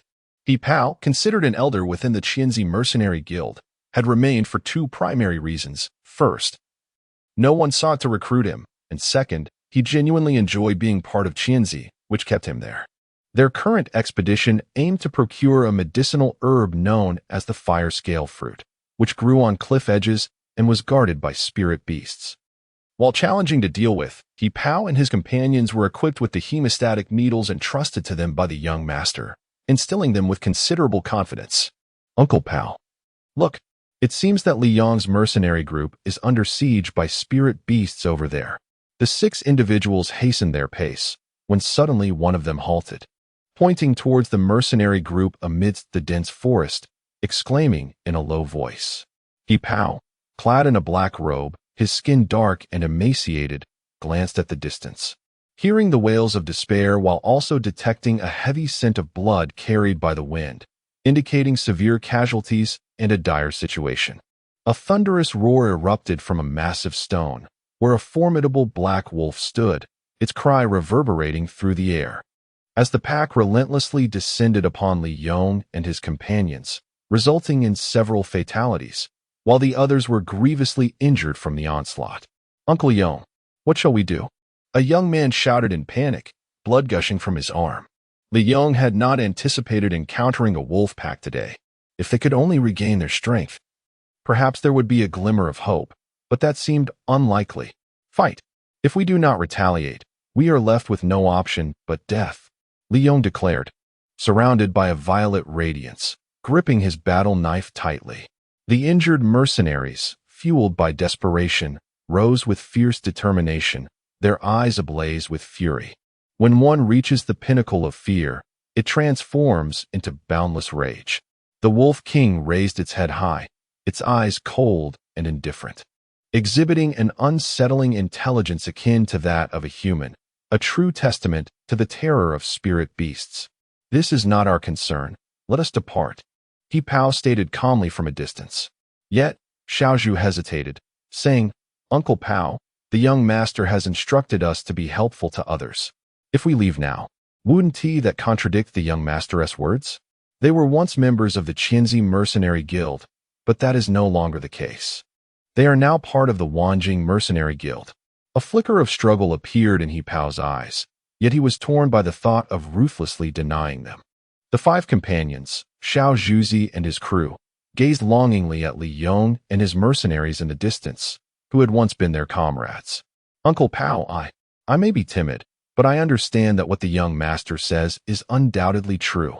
Xiao Zhuzi grasped He Pao's arm, and though he originally seemed timid, a glimmer of resolve crept into his expression as he spoke. Uncle Pao, let this be our final act of rescue as former comrades. The other four implored earnestly. He Pao trembled all over, his fists clenched tightly, but ultimately he let out a deep sigh and remarked, "When did you all become so compassionate?" However, after he finished speaking, he suddenly turned around, drawing his massive sword with a resounding clang, its blade gleaming ominously. "Stay close. First, we'll use the young master's hemostatic agent to save him, while I hold off the Wolf King." Upon hearing this, the 5 companions nodded enthusiastically, and the 6 of them charged forth. In the dense forest, a pack of wolves tore at a young mercenary, who cried out in desperation, "Help me!" Others attempted to rush to his aid, but were hindered by the surrounding wolves, their eyes wide with fury as they shouted. Just at that critical moment, Xiao Zhuzi and his companions burst onto the scene. "Get back!" They unleashed their martial skills, forcefully sending several massive wolves flying, rescuing the young mercenary from his plight. The sudden appearance of reinforcements stunned Li Yong's mercenary band, and upon closer inspection, they recognized their former allies. "Brother Pao!" Li Yong exclaimed, spotting He Pao amidst the fray. His great sword swirling, a torrent of brilliance cascading down as he bellowed. As the Wolf King's claw was raised and descended, the dark gleam shifted. The blade's radiance tore through the air, striking He Pao's colossal sword and sending it flying. "Pierce it into your skin and press that protruding object, quickly," He Pao commanded, flinging a hemostatic injection towards Li Yong. Upon receiving it, Li Yong immediately obeyed, feeling a warm surge enveloping his body, and his injuries swiftly healed. "Heavens! What is this miraculous substance? My wounds are completely healed. This is simply unbelievable." In his astonishment, Li Yong also heard the voices of his companions behind him, witnessing their injuries mend, revitalized, and equally astonished. "Slay them!" He Pao bellowed, and in an instant, the eyes of every member of Li Yong's mercenary group turned crimson. A desperate counterattack ensued. This was indeed a splendid opportunity to avenge their fallen comrades, as they soared into the fray, mounting a counteroffensive. The brutal carnage ensued, blood saturating the air in a foul haze until the slaughter ceased.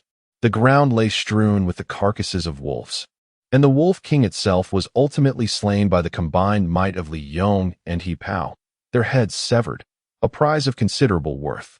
As the battle concluded, Li Yong and his companions turned their gazes towards the 6 members of He Pao, their expressions complex, at a loss for words. He Pao and his companions breathed heavily, yet uttered not a single word, turning away, for their paths diverged. "Brother Pao, thank you for today?" Li Yong and his comrades, witnessing their silence, could only solemnly clasp their fists in gratitude. The 6 of He Pao gradually paused, softly stating, "There is no need for thanks. If gratitude is to be expressed, it should be directed towards our young master." Chapter 61. The Reborn 1,000 Purple Mercenary Guild. In the dense forest, Li Yong and his companions stood in a daze, watching the departing He Pao and his group, unsure of the meaning behind his words. "Thank our young master?"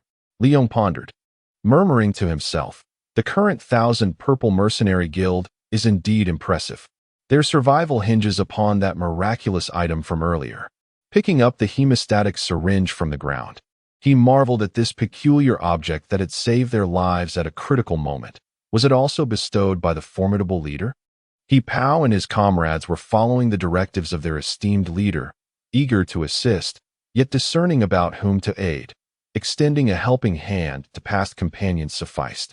Yet, this was merely a trivial episode, hardly significant. Roar! The tiger's roar reverberated through the canyon as the leader of the mercenary group, Zhang Jiangshi, bellowed, "Surround them."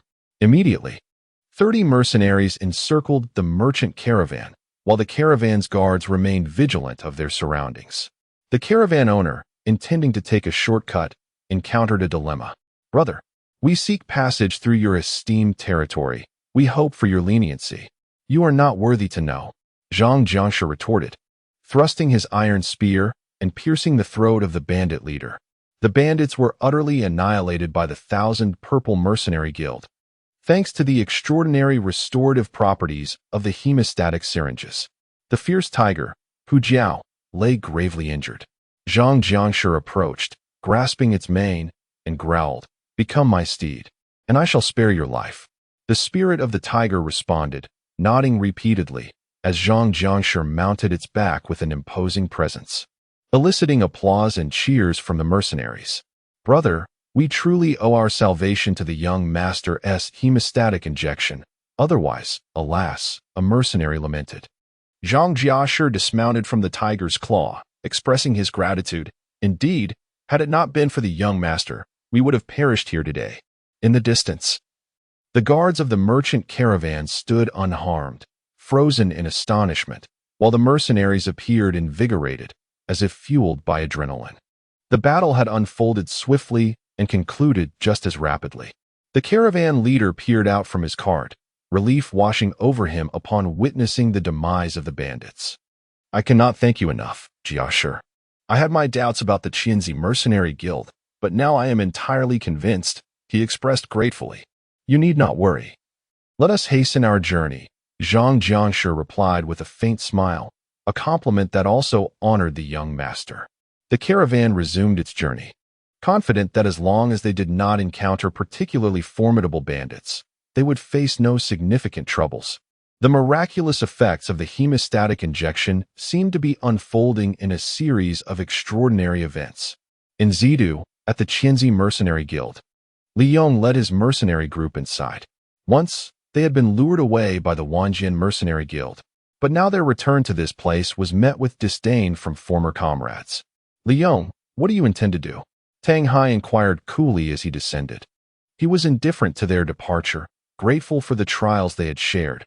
However, Li Yong's arrival left him perplexed. Yet, mercenaries remained steadfastly honest. A mistake was a mistake. Tang Hai raised his arm high, then sighed deeply and said, "The young master has stated that mercenaries should be kind, brave, and helpful, so please rise. I hope this happens only once and not again." After leaving these words, Tang Hai turned and descended the stairs. "It is said that the mercenary guild here is quite impressive, so we decided to join." Suddenly, another mercenary group appeared at the entrance. Leading them was a young man with braided hair, wearing a defiant smile that exuded a wild aura. "The Menglong mercenary group?" The mercenaries murmured in astonishment. Tang Hai was momentarily taken aback, but then burst into laughter. He finally understood the young master's intention. The hemostatic potion was the secret to the rise of the Qianzi Mercenary Guild. Within a few days, the Qianzi Mercenary Guild seemed to have been reborn.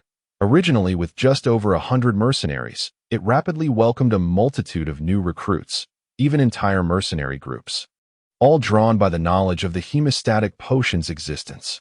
Mercenaries value their lives as well. Upon hearing of such a treasure, they immediately flocked to join.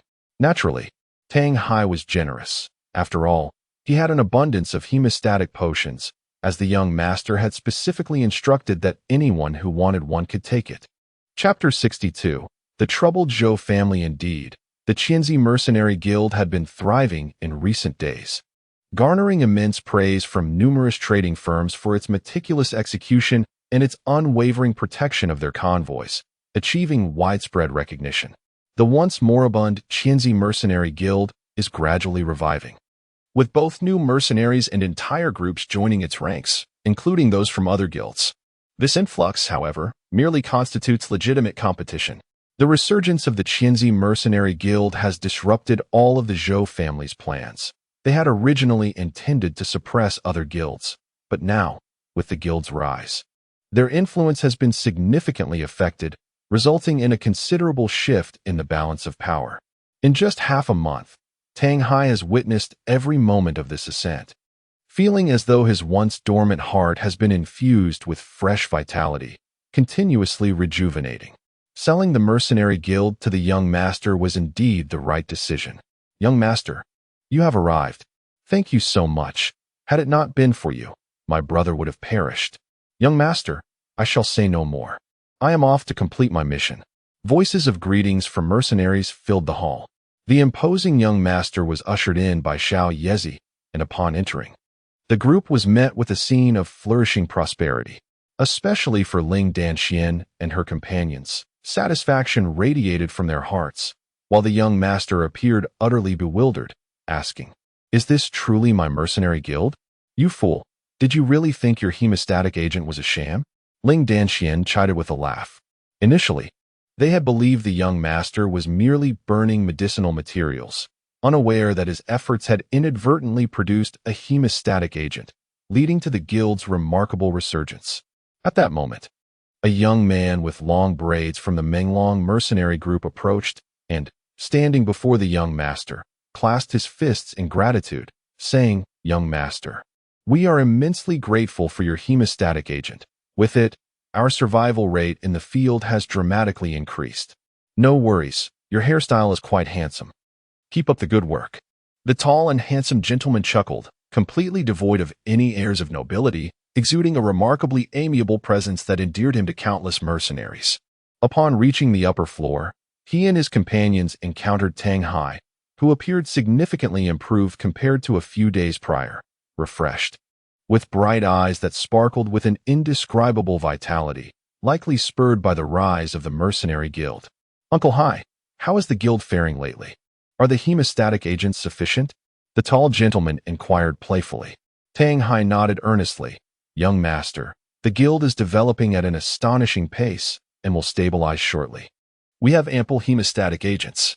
Ling Danxian, who once believed that the mercenary guild would struggle to rise, was taken aback by the remarkable resurgence brought about by the hemostatic agents, which had turned the recent turmoil surrounding the guild into chaos, allowing them to seize the opportunity to flourish.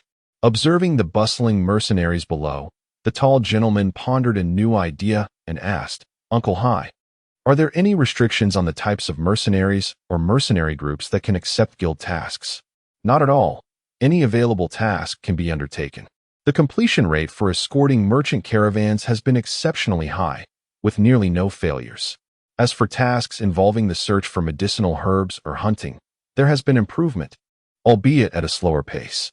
The second category involves treasure hunting, where the aim is to explore and procure items desired by the client, including spirit beast eggs and more. The third category focuses on hunting, specifically targeting harmful spirit beasts, with the option to sell their materials." Tall and handsome, he spoke eloquently while clearly inscribing his thoughts on paper. The audience gradually found clarity in his words. Tang Hai, flushed with excitement, exclaimed, "Why didn't I think of this before? Splendid. Let us proceed with this framework for the time being and refine it as we go along. What do you think?" The tall and handsome man handed the paper to Tang Hai, grinning as he inquired. Everyone was taken aback by this sudden idea, recognizing its potential to influence countless mercenary guilds. "Young master, your brilliance astounds me. I am truly outshone." Tang Hai reverently tucked the paper into his spatial ring. Expressing his admiration, the tall man proudly replied, "Of course. A prodigal cannot lack ingenuity, can he? Oh, you, always reverting to your prodigal ways. I am utterly defeated." Ling Danxian teased. Laughter erupted among the crowd, and the tall man, carefree, joined in. This proposal would indeed require considerable expenditure, yet it brought him joy. In Zidu, the Zhou family was in a state of turmoil. Zhou Qinrui was drenched in sweat, and Zhou Yewei was equally perspiring. Recently, they had been suppressing other mercenary guilds without realizing the threat posed by the Qinzi mercenary guild. By the time they acknowledged it, it was too late. Most critically, the hemostatic agent had been provided free of charge by the Qinzi mercenary guild. Zhou Qinrui's hair was a disheveled mess, his confusion palpable. Just then, a man in black rushed in, clasping his fists in greeting. "Master, young master, I have discovered the source of the hemostatic agent. Where did it come from?" Zhou Qinrui asked in a low voice. The man in black cast a glance at Zhou Yehui, his expression wavering, hesitating to speak candidly. Zhou Yehui slammed his hand on the table and urged, "Speak up. You will not be blamed." "Sir, young master, the hemostatic serum originates from the water spirit pavilion." The man in black gritted his teeth in response. Chapter 63. May ancestors bless us. Both Zhou Qinrui and Zhou Yehui hoped to uncover the source of the hemostatic serum produced by the Thousand Purple Mercenary Guild. Yet they were utterly unprepared for the revelation that it was indeed crafted in the Water Spirit Pavilion. Such an invisible slap to the face was utterly resounding. Whose domain was the Water Spirit Pavilion originally? Zhou Yehui's. Yet why did he choose to sell it? Because he deemed it utterly useless. A mere outlet for his frustrations, this had been Zhou Yehui's original perspective. However, the reality far surpassed his expectations.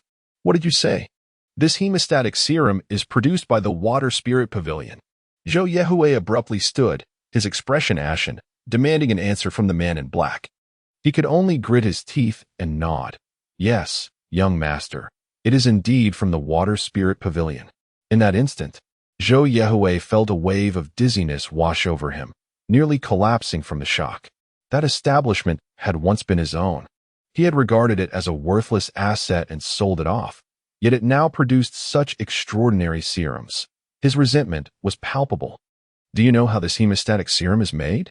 Zhou Qinrui, equally troubled, inquired in a hushed voice. The man in black could only shake his head and reply, Sir, I truly have no way of knowing. Utilize every possible means to investigate this, Zhou Qinrui commanded, pinching his brow in frustration. The man clad in black heavily pressed his head before departing, leaving Zhou Yehui to collapse into a chair, his complexion ashen and a metallic sweetness lingering in his throat. Initially intent on undermining the esteemed Gao Dashuai, he now found himself rendered impotent as Gao Dashuai, utilizing the resources of the Water Spirit Pavilion, had concocted these remarkable trinkets that turned the tides of the Mercenary Guild's situation, akin to elixirs. This time, not only was Zhou Yehui soundly slapped in the face, but Zhou Qinrui was equally ensnared in this debacle. Gao Dashuai, you wretched man. Each word escaped Zhou Yehui's lips with great difficulty. His inflated sense of self-worth had led him to suffer 3 consecutive defeats at the hands of Gao Dashuai, an affront that was unbearable for such a proud and handsome figure. Fortunately, Zhou Yehui remained oblivious to Gao Dashuai's true intentions.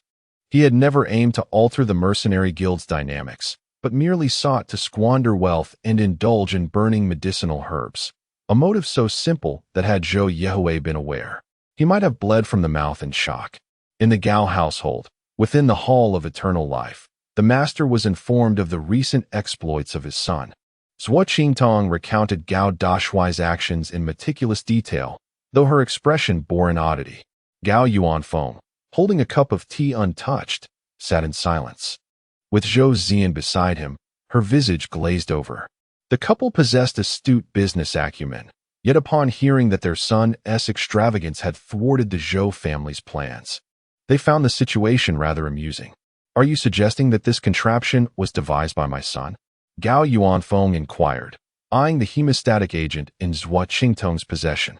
Zhou Qingtong nodded vigorously, replying, Indeed, my lord, I am at a loss regarding how the young master achieved such rapid recovery. Ha! Upon hearing this, Gao Yuanfeng erupted into a hearty laugh, his joy palpable. Each time his son squandered resources, he managed to concoct something peculiar, catching the Zhou father and son off guard. His son was truly remarkable. It was evident that he would never be outdone by Zhou Yehui. Zhou Zian covered her mouth with a gentle laugh, her eyes crescent-shaped with amusement. No matter how hard Zhou Qinrui racked his brain, he could never fathom that their son's antics were merely acts of reckless abandon. Gao Yuanfeng embraced Zhou Zian, laughing heartily. Zhou Zian, of course, looked on with delight. Her son's extravagant ways could still yield profits. Dear elders, perhaps this is not the crux of the matter. Zhou Qingtong suddenly sighed deeply. The 2 elders, upon hearing this, slightly subdued their joy, puzzled by her words. Perhaps it is the master's innocent wastefulness combined with his thoughtfulness for others. Zhou Qingtong smiled softly. Now, the entire Qianzi Mercenary Guild was united in purpose, with each mercenary holding Gao Dashuai in high esteem. Numerous formidable mercenary groups continued to join their ranks. Most notably, it was Chen Bufan, a powerful figure of the Tianding realm, who chose to remain by his side, a testament to Gao Dashuai's immense charisma. Kind, endearing, handsome, and approachable. With not a hint of arrogance, Gao Dashuai possessed multiple commendable qualities, which explained why others were eager to serve him. Gao Yuanfeng and Zhou Ziyan exchanged knowing smiles. This was indeed the son they cherished. In the backyard, tall and handsome, he observed the gradual elevation of luxury over the past few days. Now reclining in bed, he gazed at the luxury meter, which stood at an impressive 99 out of 100, leaving just a tantalizing sliver to achieve perfection. This final stretch made him restless and anxious. The system's voice echoed in his mind, announcing the completion of the primary task, granting him a remarkable 500 spendthrift points. He could freely choose to enhance his strength, intelligence, stamina, reflexes, or physical capabilities, with one aspect reaching its zenith. The sheer exhilaration almost caused him to leap from his bed, his expression brimming with excitement. He had finally succeeded. Clenching his fists, he realized he was on the verge of achieving optimal health. Elevate my physical capabilities to their fullest, he fervently proclaimed, rubbing his hands together in anticipation. Primary subject selects enhancement of physical capabilities. As soon as the system's declaration concluded, an overwhelming surge of energy coursed through his entire being. The subject's physical capabilities reached their pinnacle, allowing the man to exercise complete control over his endurance. May the ancestors bless me. He clasped his hands together, tears welling in his eyes. With this newfound ability, the man could potentially woo countless women overnight. It was undeniably overwhelming, frighteningly powerful, and would inevitably evoke envy among his peers. Compared to me, other men are utterly insignificant. Content, he closed his eyes and drifted into a serene slumber, free from the aches that once plagued his back. He had truly become a man of substance. Chapter 64. Is there another enterprise being offered to me? The current situation for the Zhou family is akin to being caught off guard by the formidable Gao Dashuai, leaving them in a state of utter chaos. No matter how much they have invested, it pales in comparison to Gao Dashuai's strategic maneuver. Meanwhile, the mercenary guilds in Zidu collectively breathe a sigh of relief. The Wanjiang Mercenary Guild indeed offers commendable benefits, yet can such advantages extend to every mercenary? The Zhou family is genuinely on the verge of tears, having been bested by a mere young upstart, a revelation that astonishes many when it spreads. It later became evident that opposing a spendthrift rarely yields favorable outcomes. As dawn breaks, with the sweet melodies of birds and the fragrant blossoms heralding a gently warming day, a directive is issued. Complete the luxury task of 0-100 within 3 months to automatically enhance one's strength, intelligence, reflexes, or stamina. Failure will reduce one's physical capabilities to 0, accompanied by a reward of 1,000 spendthrift points. The system's cold, detached voice resonates within Gao Dashuai's mind, a sound he has become desensitized to after numerous threats. Upon waking, Gao Dashuai stretches his back, relishing the absence of soreness in his waist and legs, which fills him with satisfaction. He muses aloud, this extravagant lifestyle is precisely what I desire. As a refined spendthrift, Gao Dashuai feels content to remain in a wheelchair for life, receiving devoted care from his female subordinate, who assists with changing his clothes, allowing him to enjoy a delectable breakfast without lifting a finger. Take your time, savor it. There's no one to compete with you, he advises.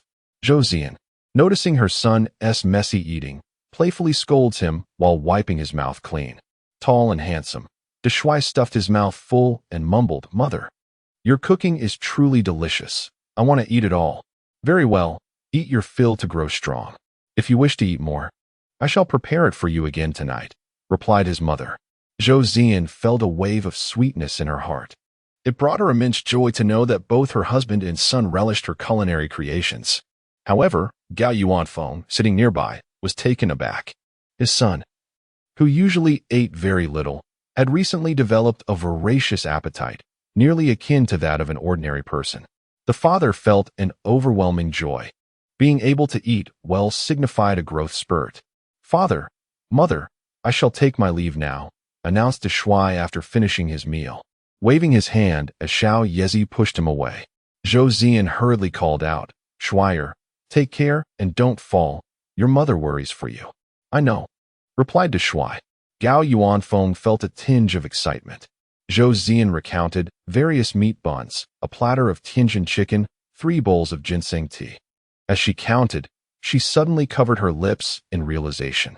The Qianzi Mercenary Guild had indeed undergone a complete rebirth. Tang Hai, witnessing the flourishing guild, was unable to contain his smile, especially after the announcement of the guild system proposed by the young master, which had clarified task allocations. This improvement would enhance task completion rates, allowing treasure-hunting mercenary teams to thrive, while hunting teams could pursue spirit beasts for profit. The escort teams would face considerable dangers during their travels, yet the financial rewards were substantial. With the introduction of hemostatic agents, the survival rate of mercenaries had greatly increased, marking it as a hallmark of the Qianzi Mercenary Guild. How many mercenary guilds desire this life-saving hemostatic agent, specifically traveling to the Water Spirit Pavilion to procure it, only to be denied, with the remedy exclusively offered to the Qianzi Mercenary Guild? Which guild would provide their mercenaries with medicinal pills, when all they require is to purchase them at their own expense? Yet, who could have anticipated that the extravagant heir, Gao Dashuai, would generously gift such a vital elixir to the mercenaries for free? I am in awe of the young master's intellect. Even extravagance can yield a new realm of possibilities. Tang Hai sipped his tea and remarked that as the guild steps onto the right path, it will soon rise again, rivaling the Wanjiang Mercenary Guild. At that moment, a middle-aged man clad in a black robe entered, his expression tinged with anxiety. Inquiring, "May I ask if the esteemed young master is present?" Looking for the young master? He may or may not be around. Indeed, the young master is often preoccupied with countless affairs. Who is Li Wanji? Leave. The young master sometimes visits, and other times he is at the Tianxia painting building. The mercenaries, overhearing, jovially provided explanations. Fan Xian had heard of Gao Dashuai's penchant for extravagant spending and his fondness for nearly dilapidated enterprises, which is why he had come in haste, hoping to sell his earthenware shop to him. Looking for the young master? "Haha, come on up," Tang Hai called out to Fan Xian with a smile. Fan Xian hurriedly ascended the stairs, clasping his fists in respectful greeting, for he was merely a humble businessman. "Please have a seat. The young master will likely arrive soon. If he does not, you may need to head to the Tianxia painting building," Tang Hai said, his spirits high, a gentle smile gracing his face. Fan Xian fidgeted restlessly, nodding repeatedly. "All right, I understand. I shall wait here." Tang Hai refrained from inquiring further. The young master had his own opinions on matters, and with so many capable individuals around, there was little cause for concern about being deceived. The two engaged in casual conversation, and after about half an hour, greetings from the mercenaries echoed through the hall. "The young master has arrived. Someone is looking for you." "Oh, who is it?" "He's having tea with Uncle Hai." "All right, be cautious as you head out." The tall and handsome figure, renowned for his stature, received greetings wherever he went, prompting Xiao Yezi to push his wheelchair forward. Upon seeing the tall and handsome master, Fan Xian felt as if he were greeting his own father, promptly rising to exclaim, "Young master, I have a matter on which I seek your assistance." "Uncle, there is no need for such formality. Please take a seat, and we shall discuss it leisurely," the tall and handsome master replied with a jovial smile, gesturing for him to sit. Ling Dan Xian and the others observed Fan Xian, puzzled, as they had never encountered this individual before. Why would he approach the master? After sipping his tea, Fan Xian addressed the tall and handsome master. "Young master, I wish to sell my earthenware shop to you. I wonder if you would be interested in purchasing it." "What? Another property is being offered to me? Is 1 million enough?" Upon hearing that someone wished to sell a property, the tall and handsome master's eyes sparkled with excitement. The crowd was left in disbelief. Chapter 65. I intend to flatten this place. Fan Xian stared blankly at the tall and handsome master before him, truly astonished at how little he valued money. Having heard of such matters previously, he instinctively clutched his heart to prevent himself from fainting on the spot. "You fool! You didn't even ask the necessary questions before spending such a large sum. Ling Danxian reproached, poking the tall and handsome master's cheek. The perceptions of individuals invariably shift with the passage of time. The pottery crafted by Fan Xian and his associates appears somewhat antiquated, leading to a gradual emergence of losses in recent years. Although they have attempted various remedies, their efforts have proven futile. The standards of aesthetics have transformed. The tall and handsome gentleman nearby overheard this and subsequently spoke up. Fan Xian momentarily paused, then sighed, responding, "The young master articulates a profound truth. With the evolution of aesthetic standards, much is inevitably lost. What price do you intend to set for your earthenware shop?" Lu Fian inquired softly. Fan Xian, regarded as one of the more principled businessmen, despite the common adage that all merchants are cunning, calculated, approximately 150,000. Ling Danxian and the others glanced at Sister Fian. After careful consideration, she deemed this price to be quite reasonable, ensuring a modest profit for herself as well. Lu Fian smiled gently. "Young master, this price is acceptable. After all, it is not excessively high." The tall gentleman nodded slightly. Turning to Fan Xian, he asked, "Uncle, what about the artisans at your earthenware shop?" This arrangement already saved a significant amount of money. Had it not been for Lu Fian, he would have boldly invested $1 million, seeking luxury. However, he was reluctant to have Sister Xian point out his extravagance. The contract had been kept by Fan Xian, who promptly handed it over to the tall gentleman, thus initiating the transfer. Fan Xian's earthenware shop now belonged to him. "What brings the young master to our establishment?" They speculated. "I hear the owner intends to sell this place, presumably to the young master." The pottery workers observed the golden chariot come to a halt, and they instinctively paused their labor. Upon seeing their boss, Fan Xian, standing beside the tall and handsome figure, they realized that the place had indeed been sold. The establishment was relatively small, and its luminosity was insufficient. The tall and handsome man meticulously scrutinized the pottery shop, which appeared rather antiquated, likely due to years of neglect. As he gazed at the pottery workers, who toiled with clay throughout the year, their hands were grimy. "From today onward, your wages will be doubled," he declared with a beaming smile. The pottery workers' eyes widened in disbelief, and they erupted into cheers, exclaiming, "Thank you, dear Lord. We are eternally grateful for your immense generosity." Dozens of workers were nearly moved to tears. Their wages had been meager, and a doubling would significantly elevate their standard of living, filling them with immense joy. After all, it was merely a small sum to the likes of him, and Ling Danxian had no intention of intervening. "My lord, this place is somewhat small and seemingly unproductive," Ling Danxian remarked, genuinely perplexed about its profitability. The tall and handsome man chuckled. "Who says it's useless? We can craft some cups and adorn them with cartoon designs. There will surely be demand."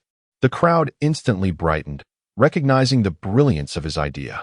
Ling Danxian smiled. "I never expected you to conceive such a profitable scheme." "Who said I wanted to make money? These cups will serve as merchandise for comic enthusiasts. I intend to give them away," he replied with a playful grin. It had become customary for him to speak of extravagance, and everyone had grown accustomed to it. Tall and handsome continued to wander aimlessly in the pottery shop. Upon arriving at the backyard, he discovered a heap of fired ceramics, mere clay transformed by the flames, seemingly unremarkable yet serving as a testament to human utility through the ages. With a clatter, he seized a bowl and, without a second thought, let it tumble to the ground, shattering into countless pieces. The others, taken aback, could only stare in bewilderment. Ling Danxian hurriedly inquired, "Did you hurt yourself? How could it just slip from your hands like that?" "No, not at all," he replied. "I simply felt a sense of exhilaration as the bowl shattered on the floor." As he uttered these words, a novel idea began to take root in his mind, to transform this place into a sanctuary for relieving stress. The more he pondered, the more he felt it was a feasible plan. With a playful grin, he teased, "Sister Xian, I've come up with a splendid way to indulge in extravagance." "Absolutely not." Ling Danxian shot back with a fierce glare. Tall and handsome then wrapped his arms around her slender waist, inhaled deeply, and proclaimed with a triumphant smile, "I shall."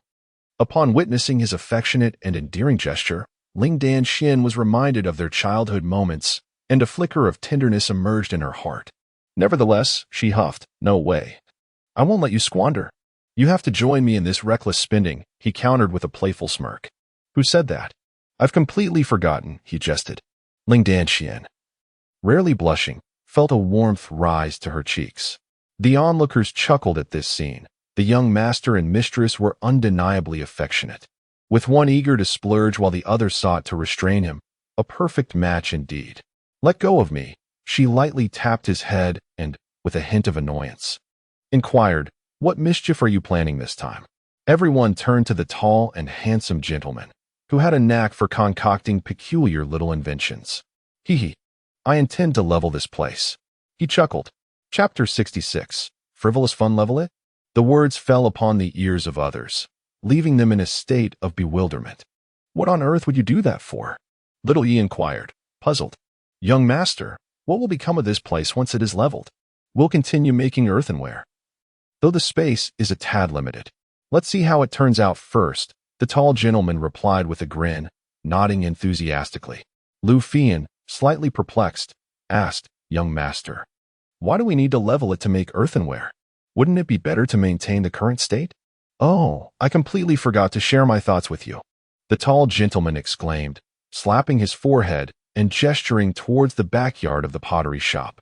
"I want to erect some walls here, allowing people to purchase pottery and let loose by smashing them about." "Smash them?" The crowd's confusion deepened. Observing their expressions, the tall gentleman inquired, "Tell me, if people are generally feeling downcast, shouldn't there be a place for them to vent?" "That makes sense, but shouldn't they just go drink instead?" Someone replied, "Indeed, they could drink or wander about to clear their minds. Naturally, men might visit brothels, while women cannot." "Young master, are you considering establishing a brothel?" The crowd voiced their thoughts, and Little Yi scratched his head, finally managing to utter a response. The others burst into laughter at Little Yi's remark, realizing that there wasn't even enough space to build a brothel in this place. "Sir, come here for a moment," he instructed, holding a bowl in his hands. "Smash it forcefully against the ground, without hesitation." The tall and handsome man chuckled, then called for Fan Xian, who obediently followed his command, seizing the bowl and hurling it against the wall of the adjoining room. Crash! The bowl shattered instantly, scattering countless fragments across the floor. Strangely, as the bowl crumbled, Fan Xian felt his recent troubles dissipate, revealing a look of astonishment.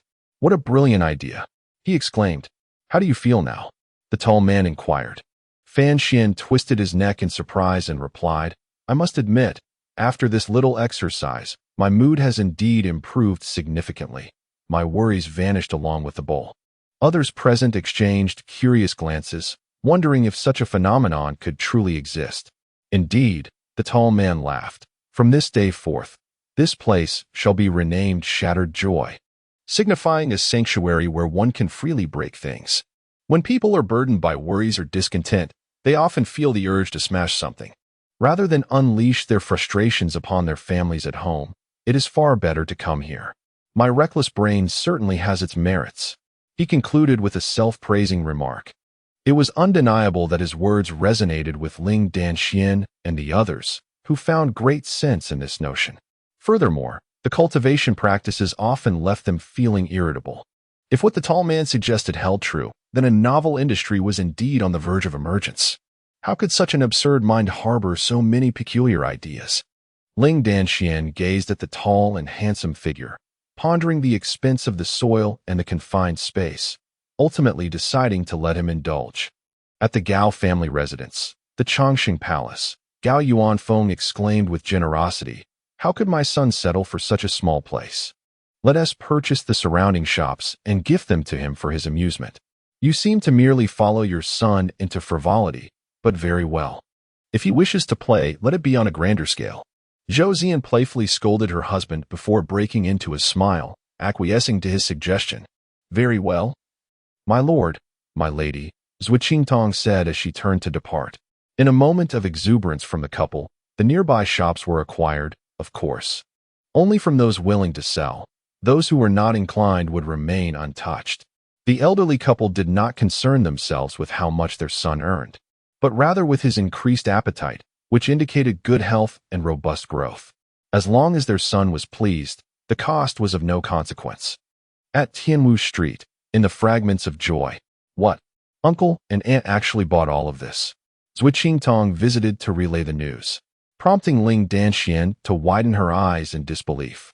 Zui Qingtong nodded with a subtle smile. Hee, Mom and Dad, I absolutely adore you. Gao Dashuai was exceedingly delighted. This expansion was indeed substantial. The fragments of joy required ample space, and now, thanks to his parents' decision, all the surrounding shops belonged to him. It seemed even uncle and aunt were indulging in this whimsical venture. Ling Danxian could only manage a wry smile, resting her forehead in exasperation. However, since uncle and aunt have taken such actions, they must have their own reasoning, for they are undoubtedly different from Gao Dashuai. This is Lin Danchuan's perspective. In truth, their sole intention was to bring joy to their son. There was no ulterior business motive involved. The original owner of the shop had also tidied up, and within a short span, the place was left entirely vacant, which drew the attention of many passers-by. What has transpired? It is said that the young master Gao Dashuai has acquired this piece of land. Tianwu Street, a place where every inch is worth its weight in gold. Who can blame him for his wealth? Moreover, the purple capital is vast, rendering it inconsequential. What do you think the young master intends to do this time? Who knows? The onlookers outside engaged in discussions, while beside Gao Dashuai and Sui Lu stood Pang Han, his eyes wide with astonishment. Young master, are you suggesting we demolish this place? Indeed, Gao Dashuai replied, and we will renovate it according to the blueprint that Sister Shiyu has designed. How long will it take to complete? Gao Dashuai nodded earnestly. Pang Han was genuinely speechless. Tearing down so many structures would result in losses amounting to hundreds of thousands, if not millions.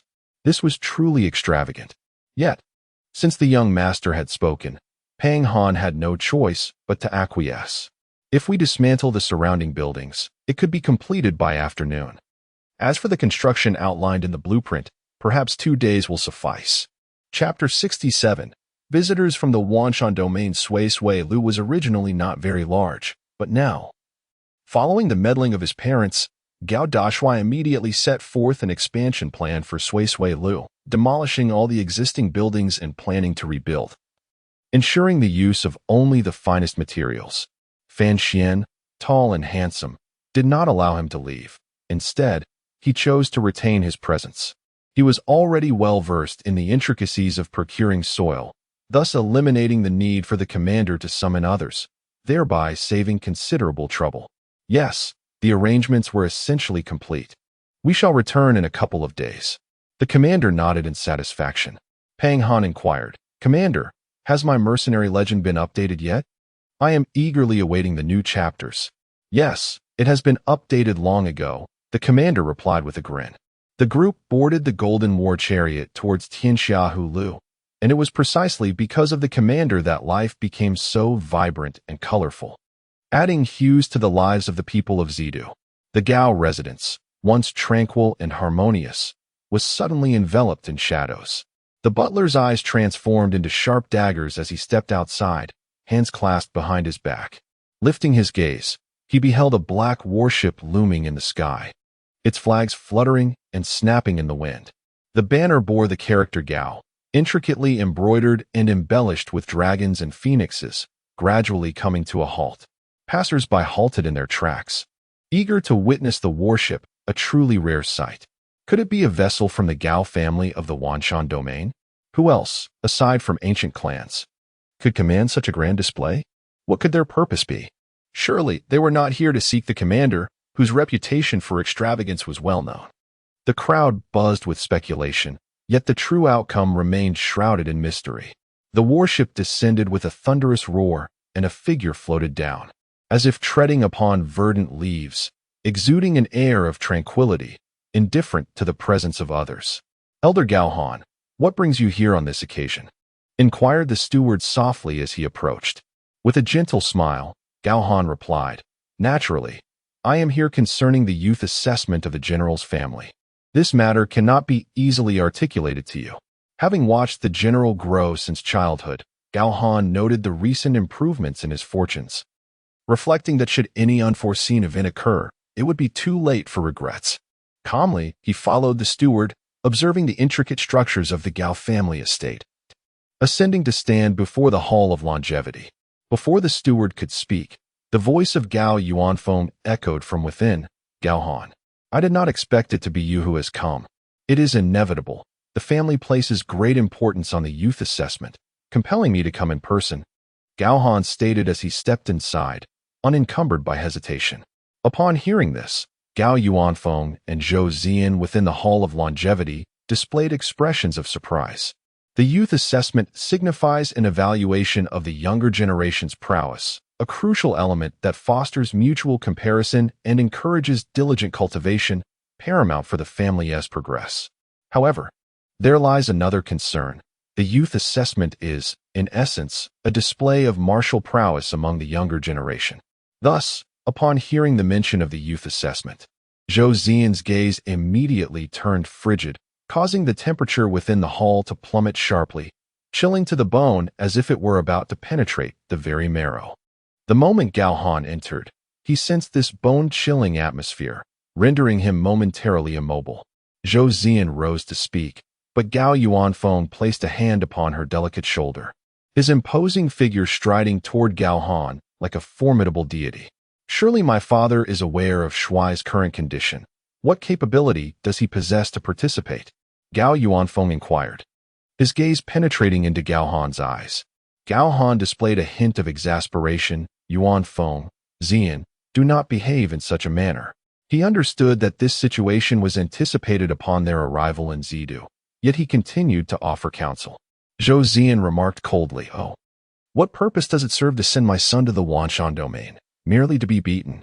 Are you not afraid of losing a few lives? At her words, Gao Han shuddered.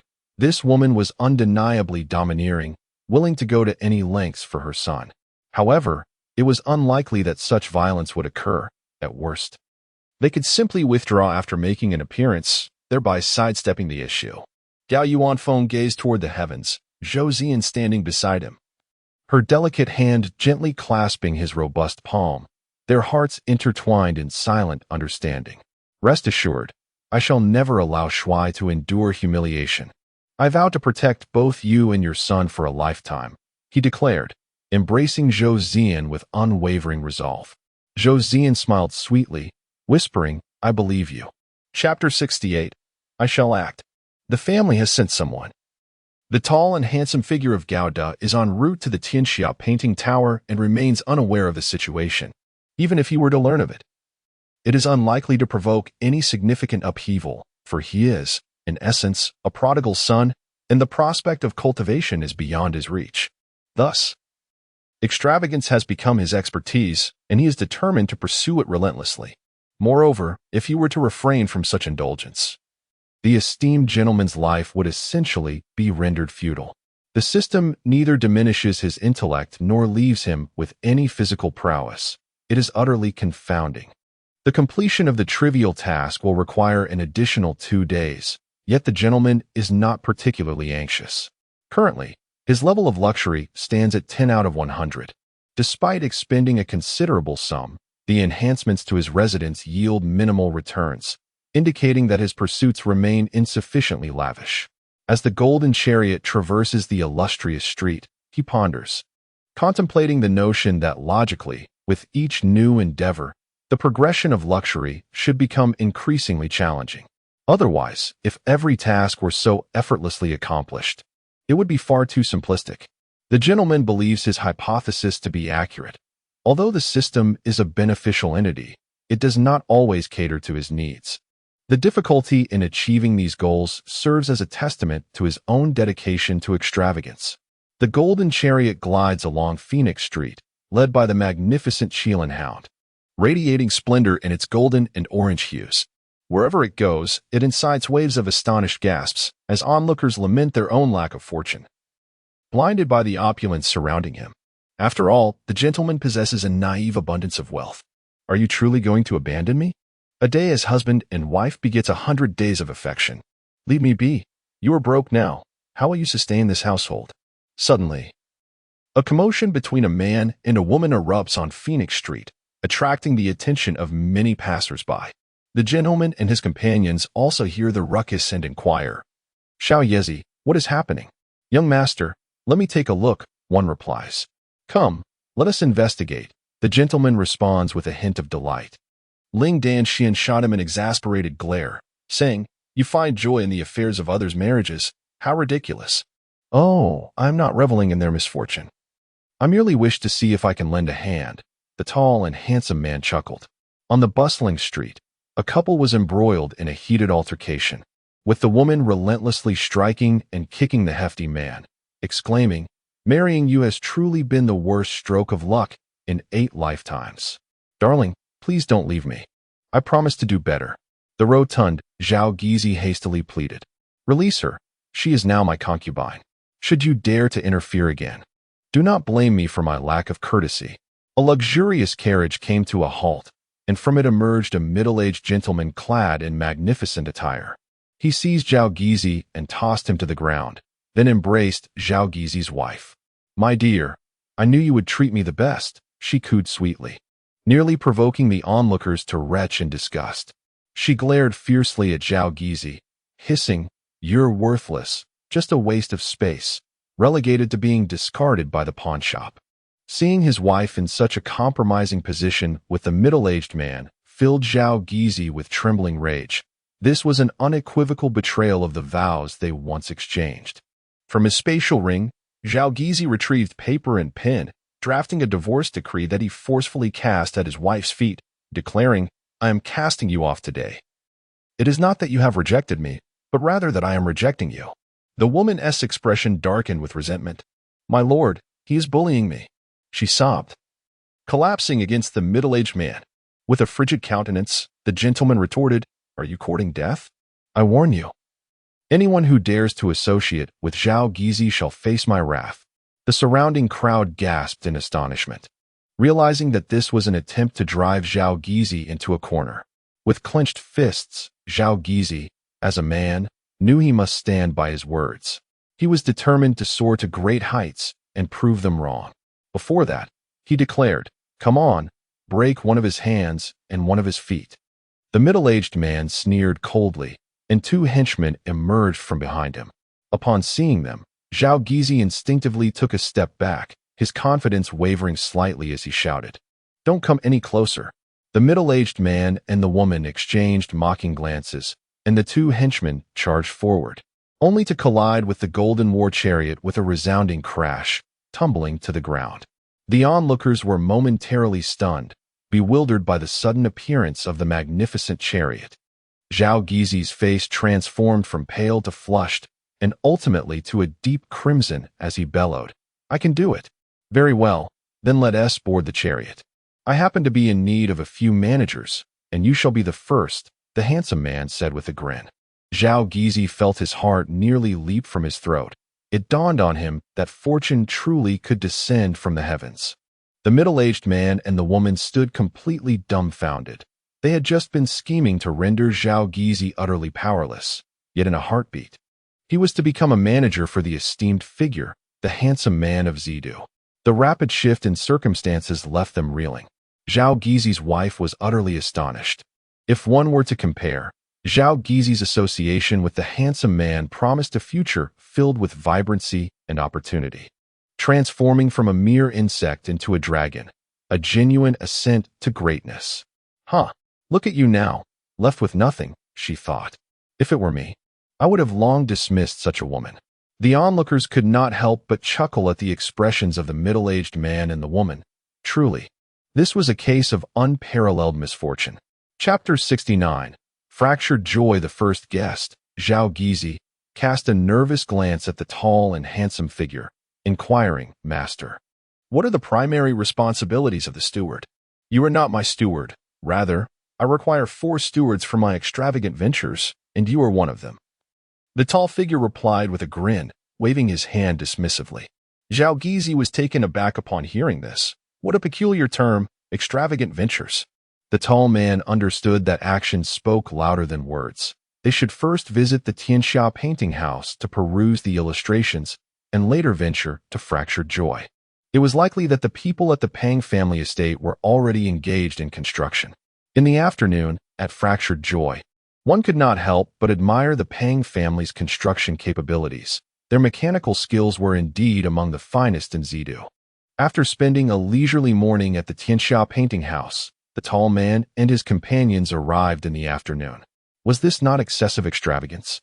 The female assistant presented various uniquely shaped earthenware pots, placing them at Zhao Gizi's feet: bowls, water jugs, wine jars, and even some adorned with glaze, which added a touch of elegance.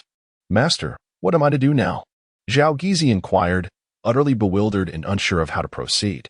Standing at a distance, the tall man called out, "Take the bowl before you, pour all your grievances into it, and then smash it against the wall." Fan Xian had personally tested this method, and the sensation was remarkably liberating, though others had yet to experience it. Resigned, Zhao Gizi picked up the bowl and muttered, "Is this truly a means to relieve stress?"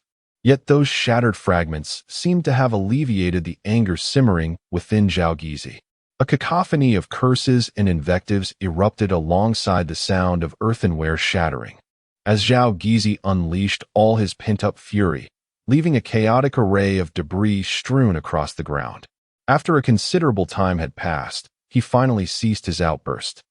Catching his breath, "How are you feeling now, Uncle Gui? Is your heart any lighter?"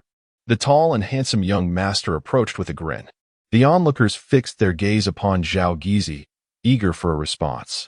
Taken aback by the query, Zhao Gizi surveyed the scattered remnants before him, feeling a significant release of his inner turmoil. "Young master, I must admit, I do feel considerably better," Zhao Gizi replied, a hint of joy illuminating his face. The sound of destruction resonated like a celestial melody to him. Truly, it was an excellent outlet for his stress. One must understand the immense pressure a man endures upon witnessing his wife walk away with another, especially when faced with ridicule regarding his own inadequacies. Zhao Gizi was a living testament to this. Having worked in a pawn shop, his temperament deeper than most, his expression revealed the efficacy of this release. "Very well. Uncle Fan and Uncle Gui, please summon the remaining 3 managers. It will take another 2 days to complete our tasks here.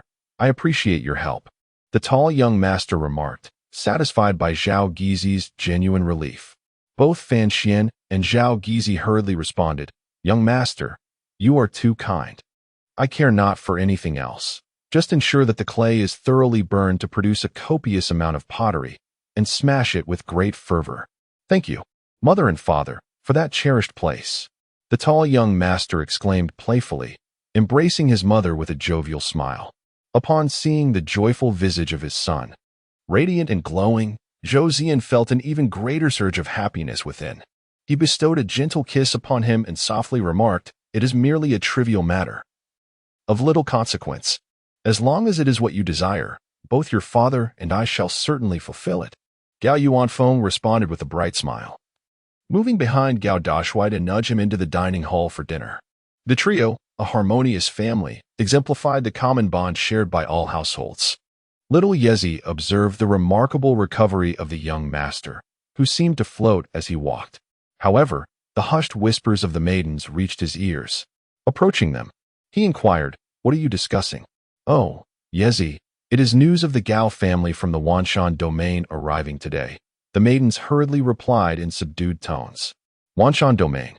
Little Yezi was taken aback, and as realization dawned upon him, he exchanged a knowing glance with the maidens, who nodded earnestly in response.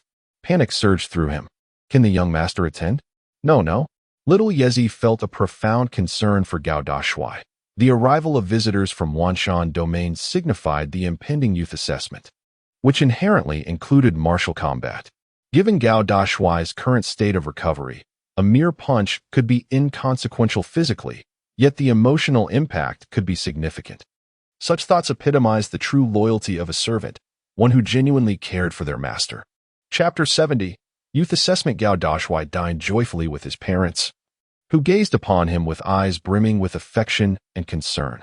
His heart swelled with emotion as he realized the depth of tenderness and love his parents possessed. Thus, in order to alleviate the concerns of his parents, Gao Dashuai resolved to nurture his health, aiming to bring them greater joy. This endeavor now constituted his primary duty as a son, even if it meant indulging in extravagance. After all, they were aware of their son's limited lifespan and the impossibility of cultivation.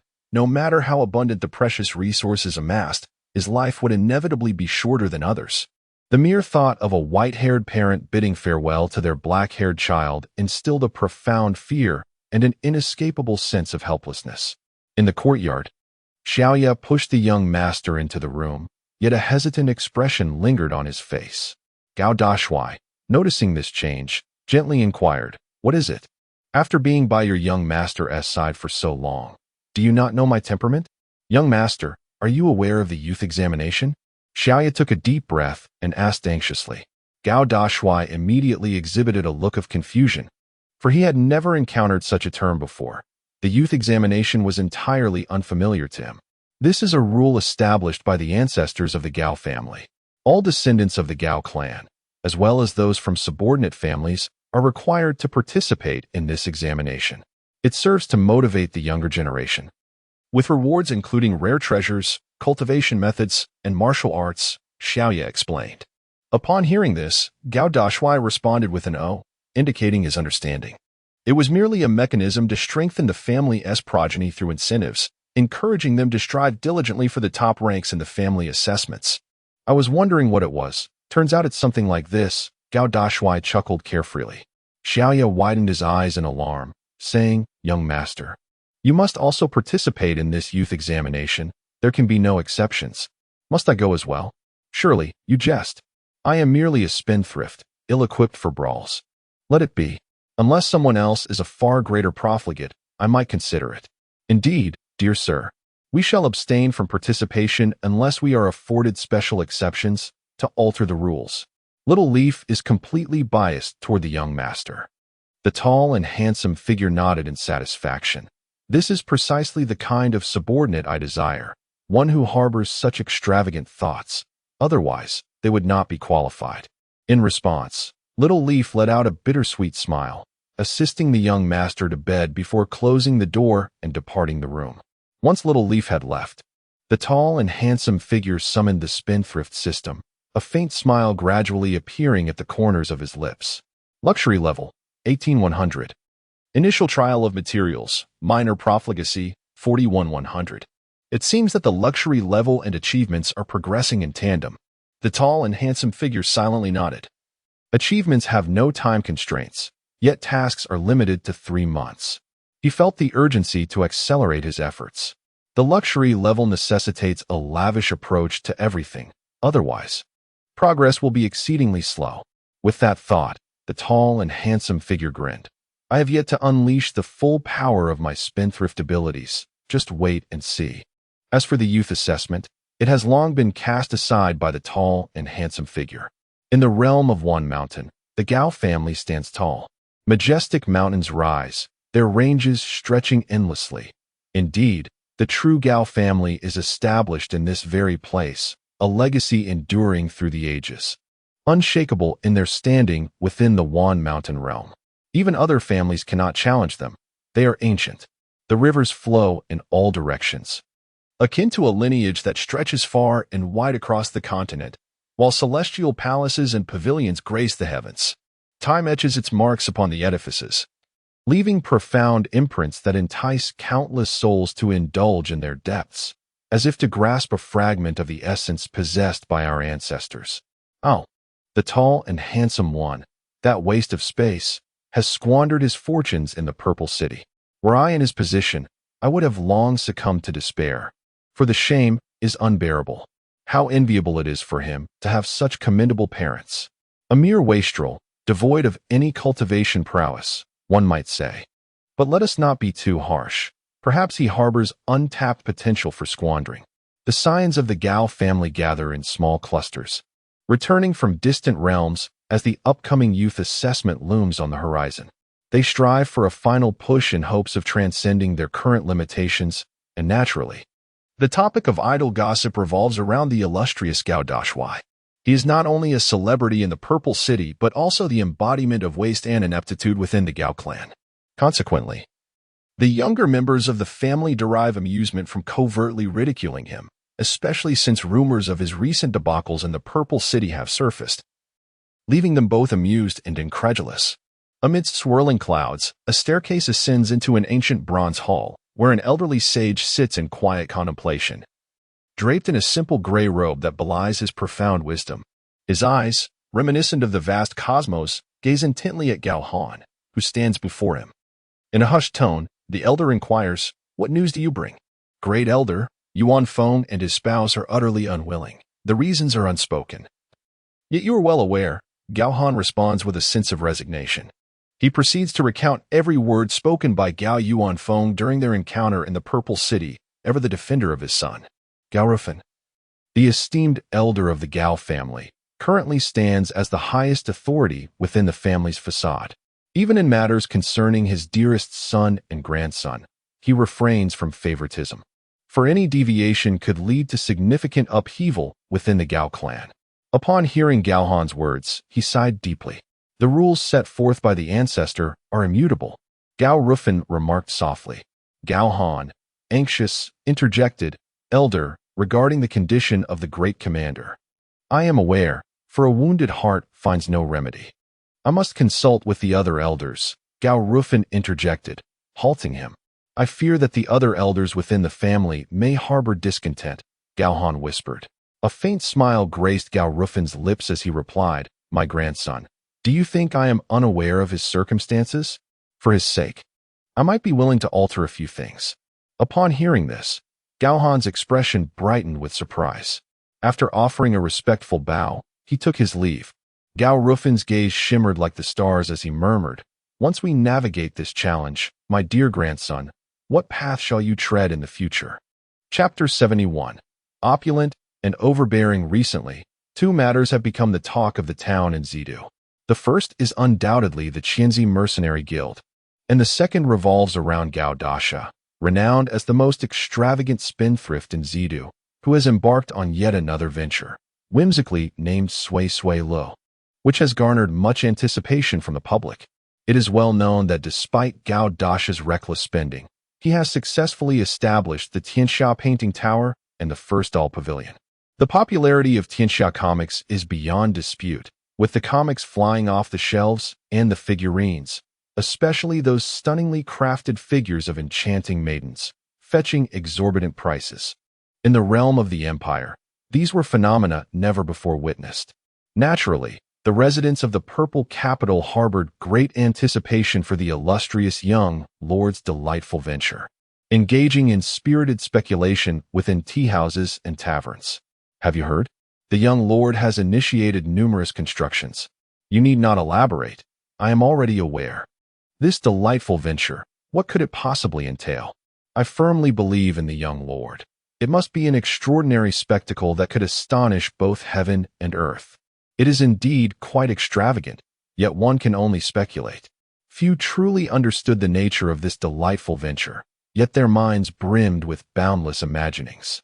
Regardless of the flights of fancy, nothing could compare to the certainty gained from witnessing it firsthand. After 2 days of dedicated effort, under the guidance of Pang Han, the delightful venture finally took shape.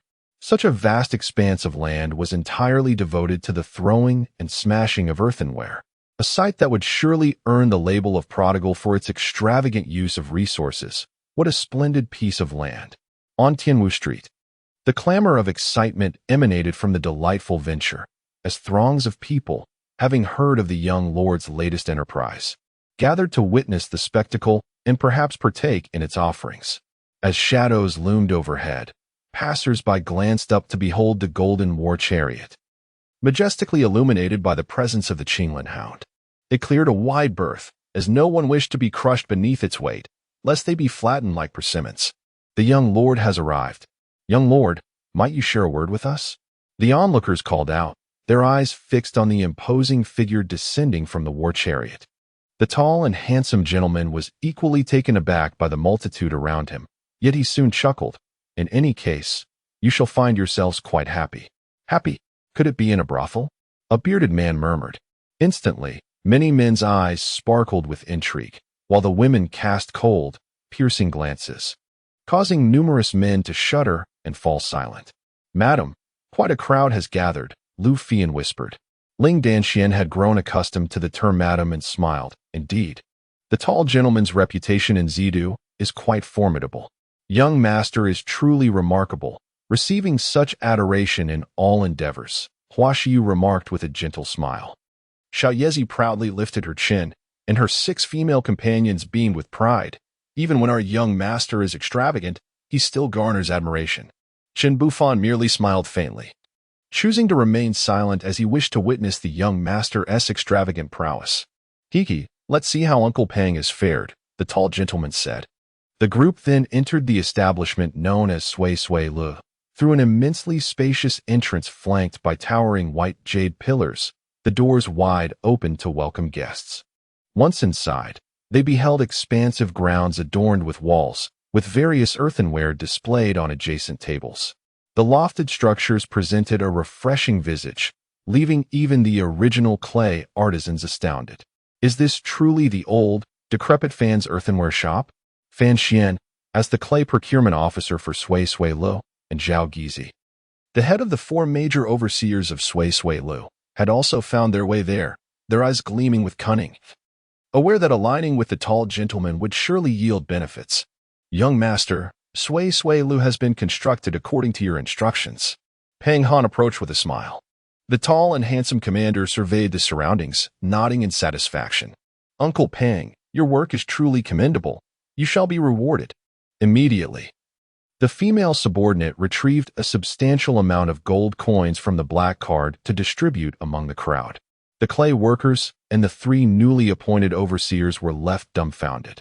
However, Fan Xian and Zhao Gizi accepted the rewards with pleasure, albeit harboring disdain in their hearts, thinking, "Is this paltry reward truly astonishing? A bunch of unsophisticated bumpkins. Young master is truly formidable." "Uncle Gue, is the clay ready?" the tall commander inquired. Turning to Zhao Gizi, Zhao Gizi chuckled softly. "Young master, to prepare for this occasion, I have hired numerous clay workers." "Well done. Here is an additional reward of 500 gold coins," the commander responded, pleased. The construction of the Shattered Joy was complete, and Ling Danxian appeared quite satisfied, despite the exorbitant expenses incurred. Yet, what was done, there was no remedy.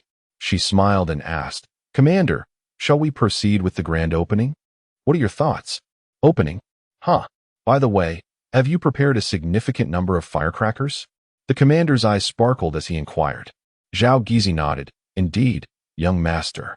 This is all to ensure a booming success for Shattered Joy. Just look." The crowd followed Zhao Gizi's gesture, noticing the maidservants bringing forth a multitude of firecrackers.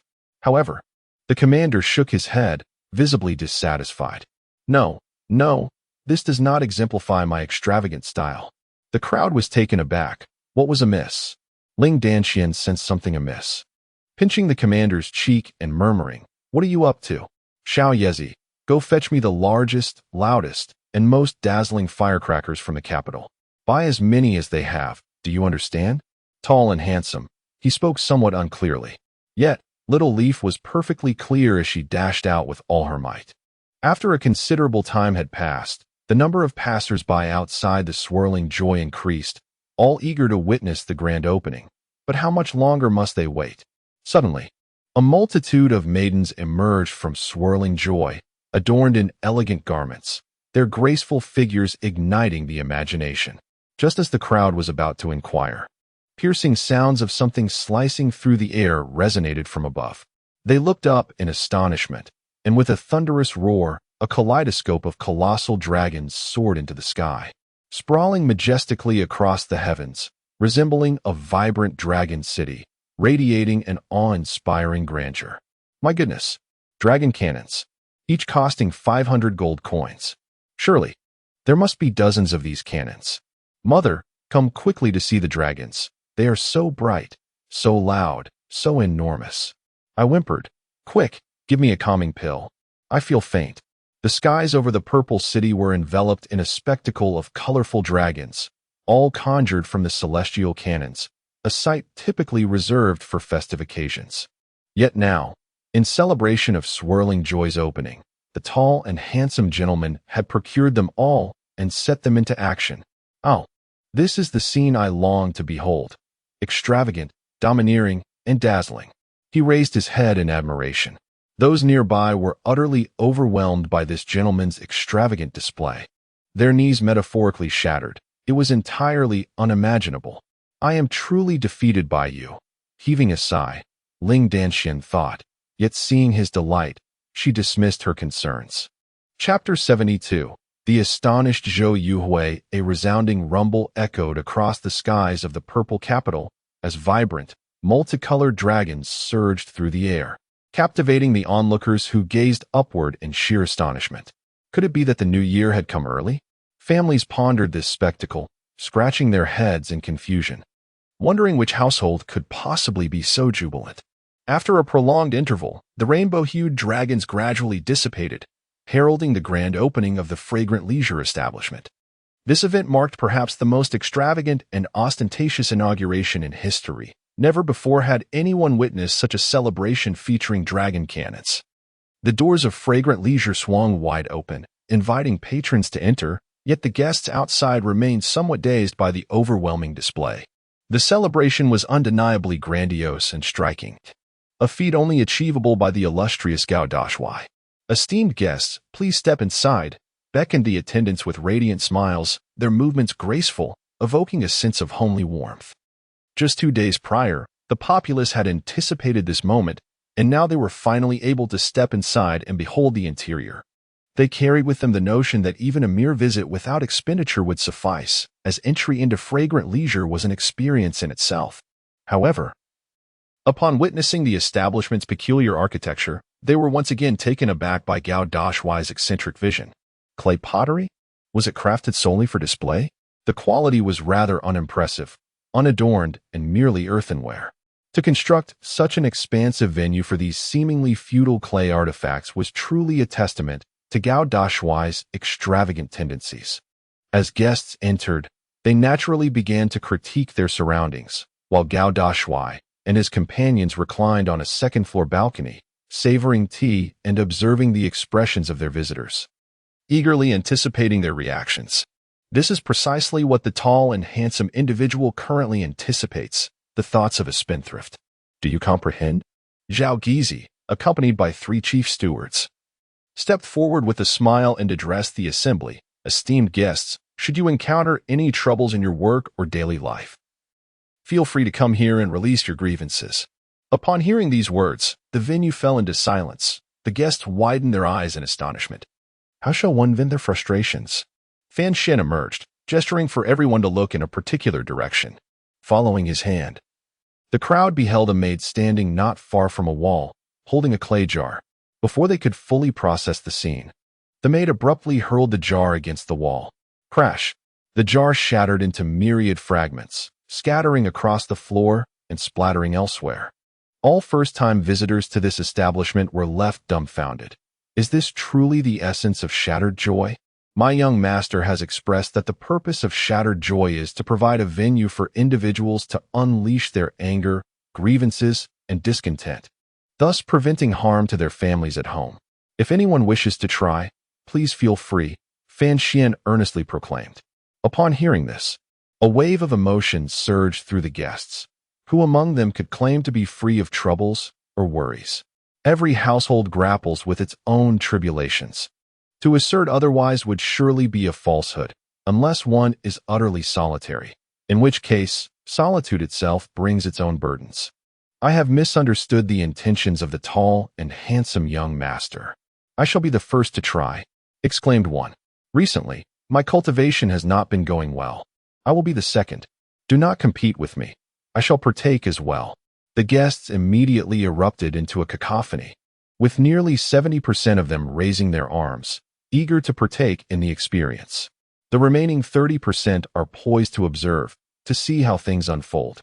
Fan Xian and Zhao Gizi, the overseers, immediately displayed smiles. They merely relayed the words of the young master without embellishment, yet achieved remarkable results. The maidservants diligently attended to each guest, instructing them on the art of purchasing. Each earthenware piece bore a different price, yet remained exceptionally affordable. requiring merely a few copper coins, truly accessible entertainment for the masses. Clang, clang, clang. In no time, the sounds of various earthenware shattering echoed continuously, intermingled with the occasional curses, not directed at the shattered pieces, but dissipating alongside them. On the second floor of the loft, Gao Dashuai and his companions observed that the commotion surrounding the shattered earthenware was growing increasingly lively, with other patrons joining in, much to their delight. Ling Danxian, formerly the captain of the law enforcement team at Longfeng Academy, felt a stirring within. If people had a means to vent their pressures, could it not lead to a reduction in chaos? The thought astonished her.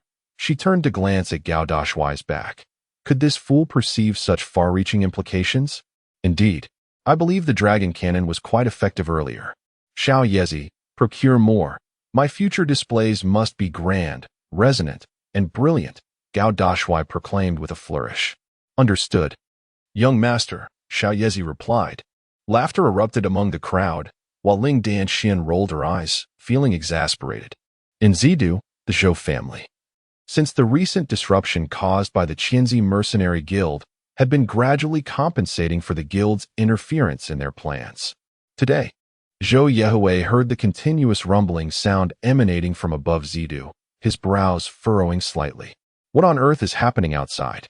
He felt a wave of displeasure wash over him and casually inquired. Soon, someone entered, kneeling on the ground. Young master. That is the grand opening of General Gao's new venture, Shattered Joy, which is celebrating with dragon fireworks.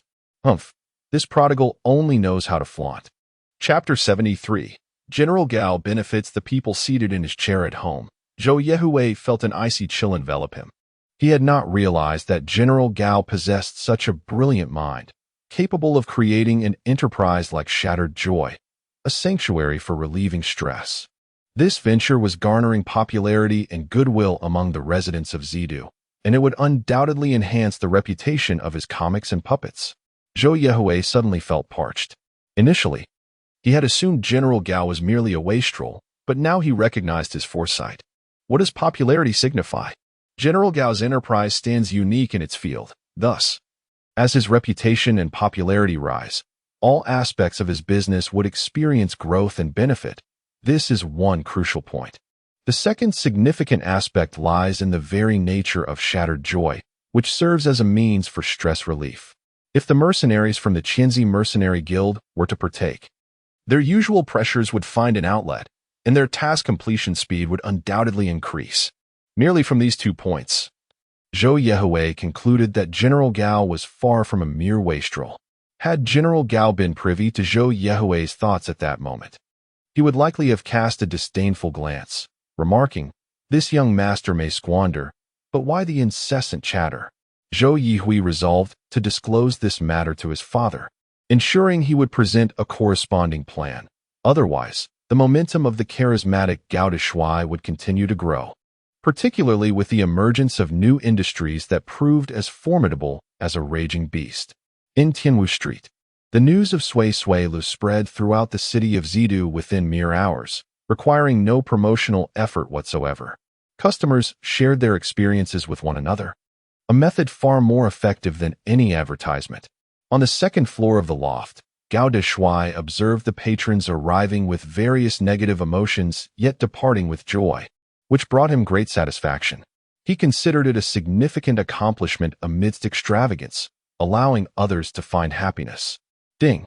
The main subject triggered a new achievement, Apprentice in Art, achievable by expending Earth, with a progress of 1 out of 100. Completion would yield rewards and prodigal points.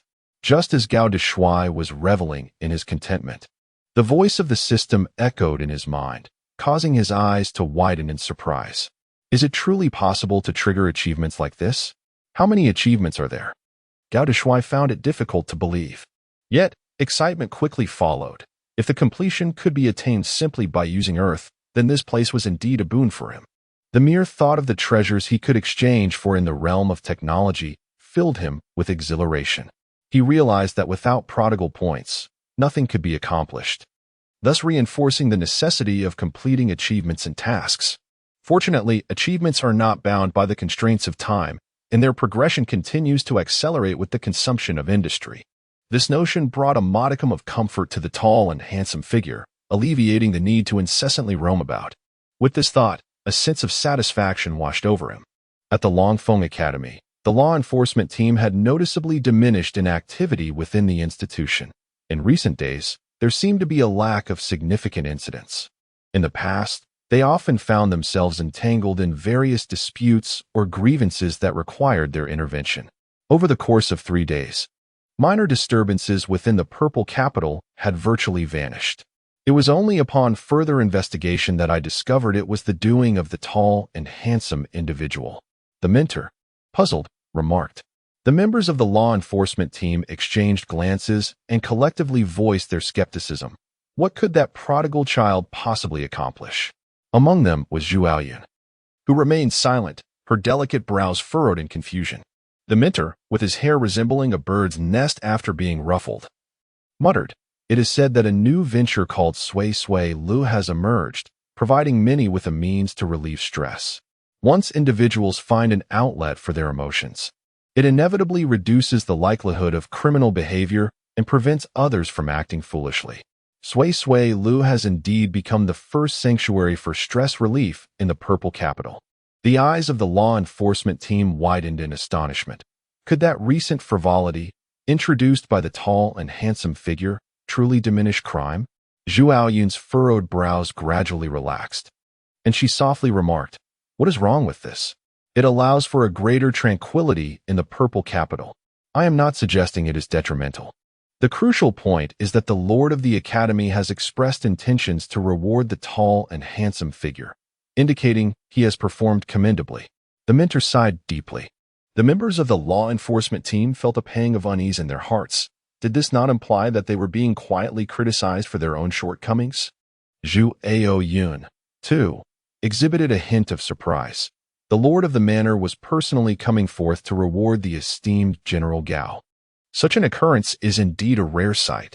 It is noteworthy that the once destitute General Gao has now managed to cultivate a commendable reputation even in his frivolities. This morning, General Gao rose early and, after sharing breakfast with his parents, instructed little Yezi to steer the QNGL NHU as they wandered through the capital of Zidu, purchasing delicacies on their way to Longfeng Academy, where he intended to take a nap in the spring pavilion, having been exceedingly busy with his indulgences of late. The golden chariot heralded the arrival of General Gao. It was rumored that the lord of the manor intended to bestow a reward upon him today. My goodness, what extraordinary luck! The scholars of Longfeng Academy, upon sighting the golden chariot, immediately began to chatter excitedly. Seated in his wheelchair, General Gao savored a bowl of soy milk costing 10 copper coins while nibbling on meat strips, all served by his female companions, relishing the indulgence. Noticing the murmurs around him, he inquired, "Little Yezi, what is happening?" "Young master, I have heard it is due to the merits of the Sui Sui Lu, which have significantly reduced crime within Zidu, prompting the Lord to reward you," replied little Yezi, who had known this all along but chose not to disclose it earlier. General Gao responded with a nonchalant "oh," as he deemed the matters of frivolity irrelevant to him. Ling Danxian, graceful and exquisite, could not help but smile upon witnessing General Gao's demeanor. "The Lord has come to see you. This is the first time in many years that the Lord has made such an appearance." "Is he imprisoned?" General Gao asked, feeling perplexed. "The Lord is simply cultivating. Who would dare imprison him?" Ling Danxian playfully pinched General Gao's cheek. General Gao, still feeling disgruntled, remarked, "If he is not imprisoned yet remains hidden, there must be something amiss." Upon hearing this, the crowd erupted into laughter, for only he would dare to speak so boldly to the lord of the manor. As they entered the Dragon Peak Academy, Gao Dashuai and his companions encountered Wang Yitong, a legitimate lowly, and together they proceeded to the transmission marshal platform. Chapter 74. The Lord of the Manor with a weak heart at the Dragon Peak Academy. Students stood both inside and outside the transmission marshal platform, whispering among themselves. They were aware that the Lord of the Manor was to make an appearance today, having heard of the recent decline in crime in Zidu, which warranted a reward for Gao Dashuai. The students were not the only ones perplexed. The members of the enforcement team felt an even greater sense of discontent. They had dedicated an entire year to law enforcement without ever witnessing the Lord of the Manor in person, let alone receiving a reward from him. Of course, commendations would be granted for commendable performances. Yet, here was Gao Dashuai, who had lost his family fortune, and he was to meet the Lord of the Manor. Much to their displeasure, the mentors had all arrived and, upon seeing the students, spoke softly. "Everyone, please be quiet. The Lord of the Manor has emerged from seclusion." The students understood that the Lord had spent many years in meditation, and the extent of his achievements remained unclear. Just as they began to settle down, a figure slowly approached the forefront of the transmission marshal platform. His silver hair reflected the unforgiving passage of time, and his white robe exuded an air of tranquility. The Lord of the Manor appeared remarkably youthful, resembling someone in their 20s. The students were momentarily stunned. How many years had this old being lived? After so many years of seclusion, it seemed the academy had undergone little change. The Lord offered a faint smile, an indescribable aura of ethereality surrounding him. Yet, inexplicably, the female students felt their hearts flutter, as if stirred by the very essence of his smile. "Where is the esteemed Master Da?" the Lord of the Manor inquired. The mentors urgently called out, "Master Gao, where have you wandered off to?"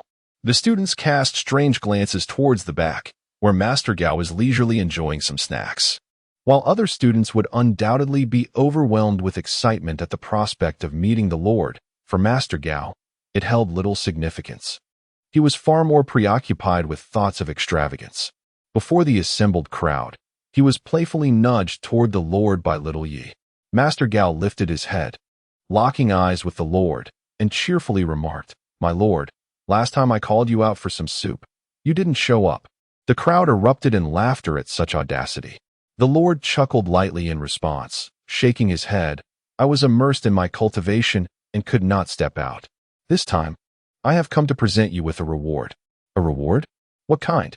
Master Gao's spirits lifted at the mention of a reward, a residual effect of the system.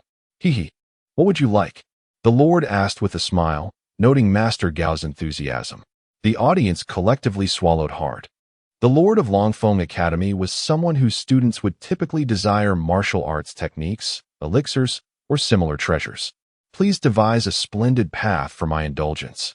"Such a reward is hardly excessive," Master Gao grinned, rubbing his hands together. Boom. A number of individuals collapsed to the ground in disbelief. The students wept silently, while the mentors felt as if their knees had shattered. This fellow could hardly go 3 sentences without mentioning extravagance. Not even the Lord, a being accustomed to calmness, could fathom such a request. He had never before encountered such an audacious demand. He had indeed heard the mentors speak of the prodigal nature of the esteemed figure, yet he never anticipated such extravagance. It was beyond his comprehension. The Lord of the estate, however, was quite forthright, shaking his head in disbelief. The esteemed figure scoffed, saying, "What other reward could you possibly offer? If so, then do as you wish." With that, he instructed Xiao Yezi to escort him to the Shangchuan Pavilion for a well-deserved rest. Many students were left agape, their eyes nearly popping out with disbelief. Such a precious reward was so casually dismissed. The members of the enforcement team were left in awe, kneeling before the esteemed figure, truly living up to the title of a spendthrift. What audacity to refuse such a reward! Was he truly a fool? Wang Yitong, adorable and charming, innocently inquired. Ling Danxian, Lu Fian, and Zhu Aoyan nodded in unison, absolutely. They found themselves at a loss for words to adequately describe the esteemed figure's actions. Upon witnessing the esteemed figure's departure, the Lord of the estate hastily interjected, "I shall bestow upon you my notes on cultivation, along with the ascendant martial art Golden Crow Radiant Sunday at this proclamation." Both students and mentors collectively gasped in astonishment. The Lord's notes. Golden Crow Radiant Sun comparable to the martial arts of the kingly realm. Such a reward was indeed invaluable. "I desire nothing but that manuscript," they lamented, tears welling in their eyes, for this reward was overwhelmingly generous. The notes from the elder generation held immense significance for cultivators. signifying an opportunity to bypass unnecessary detours. Such shortcuts would undoubtedly enable cultivators to grow stronger at an accelerated pace, sparing them from the protracted struggles often encountered along the arduous path of cultivation. The master of the estate finally displayed a look of helplessness, coming to understand the true meaning of being the most prodigal heir of the purple capital. It was indeed excessively wasteful. "That is unacceptable," he exclaimed, glaring. The tall and handsome figure shrugged. "Very well, but may I bestow it upon others?" That was permissible, as it was ultimately his possession. The master sighed in relief, wishing to avoid any further awkwardness. The tall figure weighed the notebook in his hand, glanced at Chen Bufan, and called out, "Bufan, this is for you." He tossed the notebook to Chen Bufan, casually handing it over to a subordinate. Chen Bufan was momentarily taken aback. Was it truly this easy? Golden Crow Shining Sunday.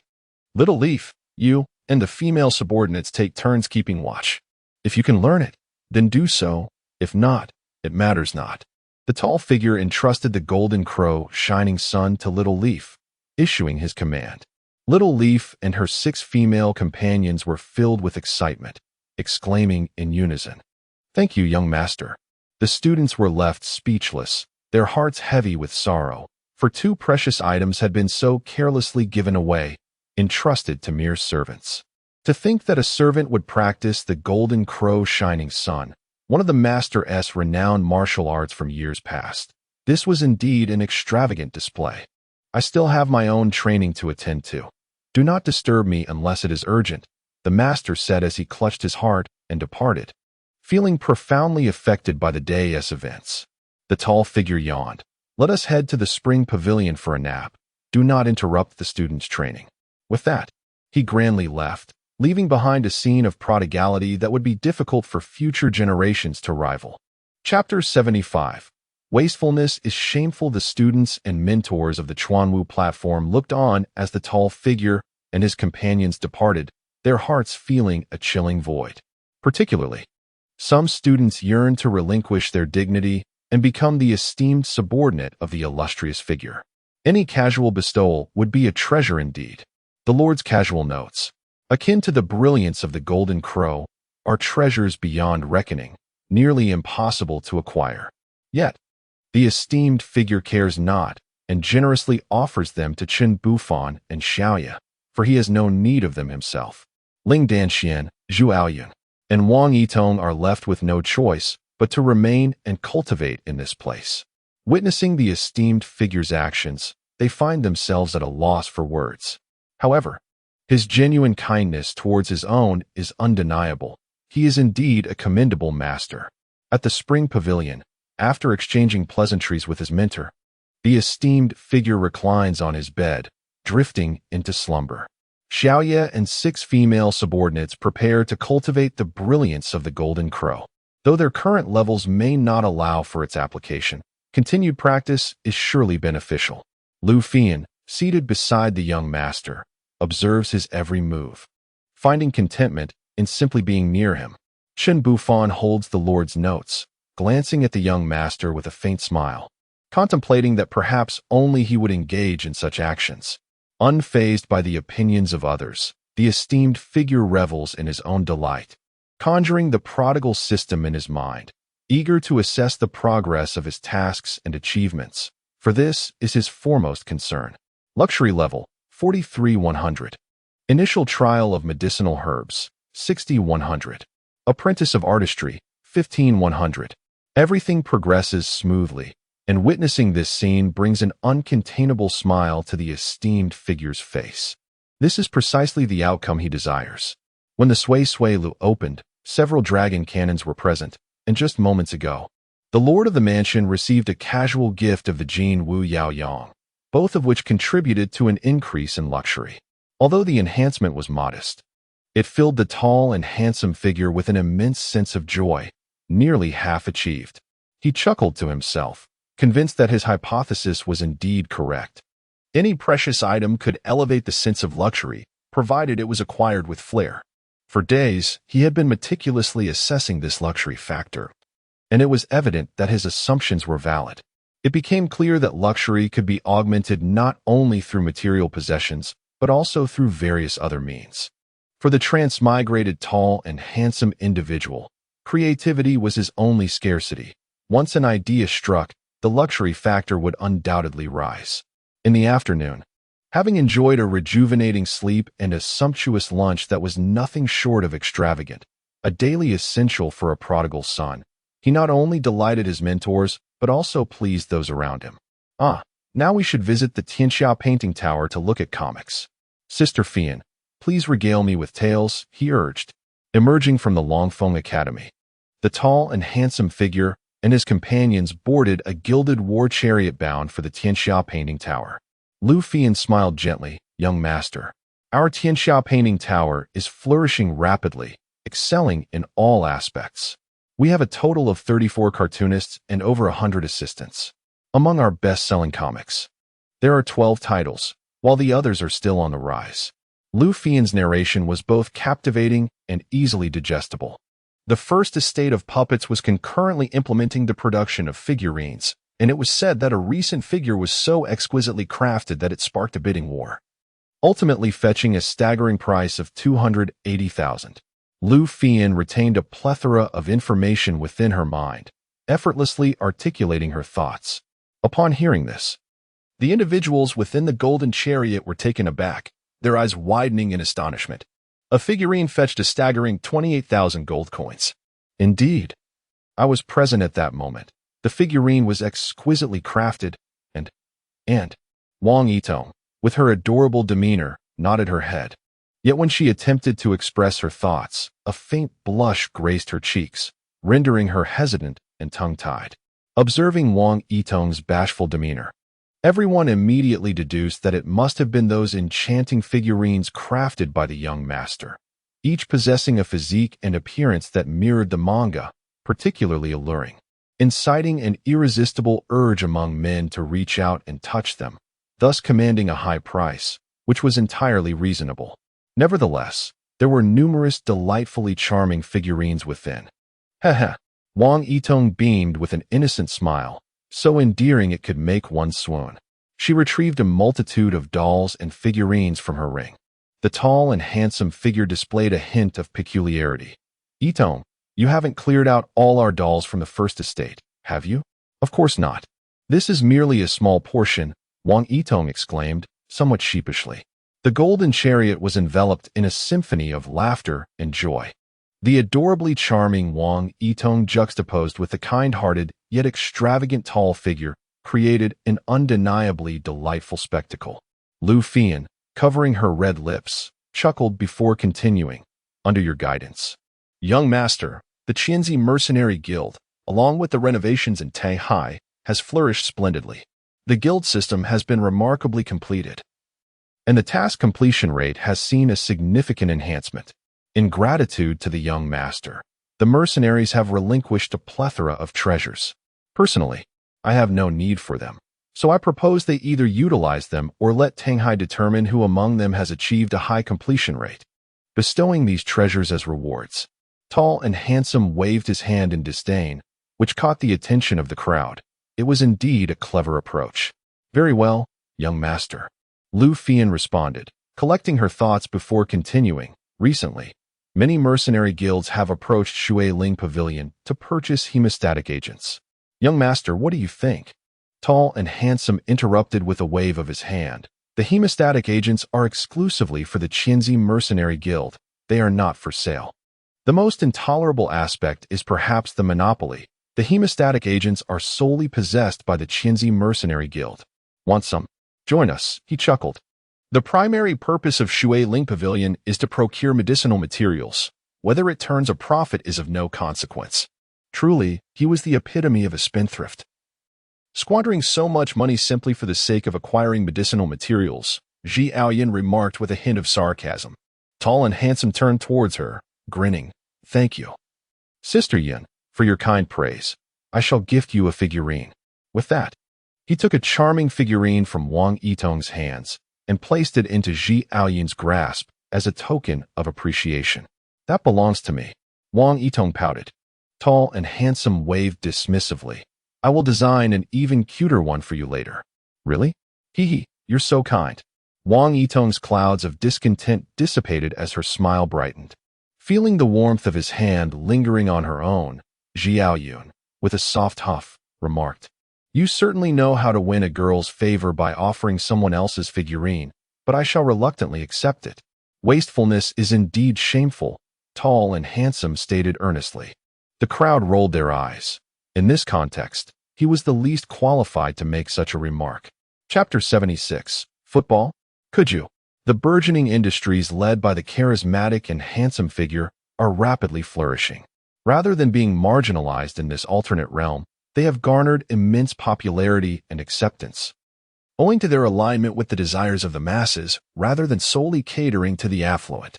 Comics, regardless of socioeconomic status, are accessible to all. And the same holds true for puppetry, as the whimsical world of fragmented joy continues to rise. These are enterprises previously unseen in the imperial realm, and whether others will emerge to replicate them in the future is of no concern to the charismatic leader. The golden chariot, drawn by the azure Qilin, makes its way to the celestial painting pavilion, where discussions unfold within. Seated in a golden wheelchair, the leader gazes out the window, contemplating a new venture of extravagance. Otherwise, the desired opulence cannot be achieved. "Look how far I've kicked the stone," one child exclaims. "Oh, that's nothing. Watch mine." Another retorts, "Oh no, quick.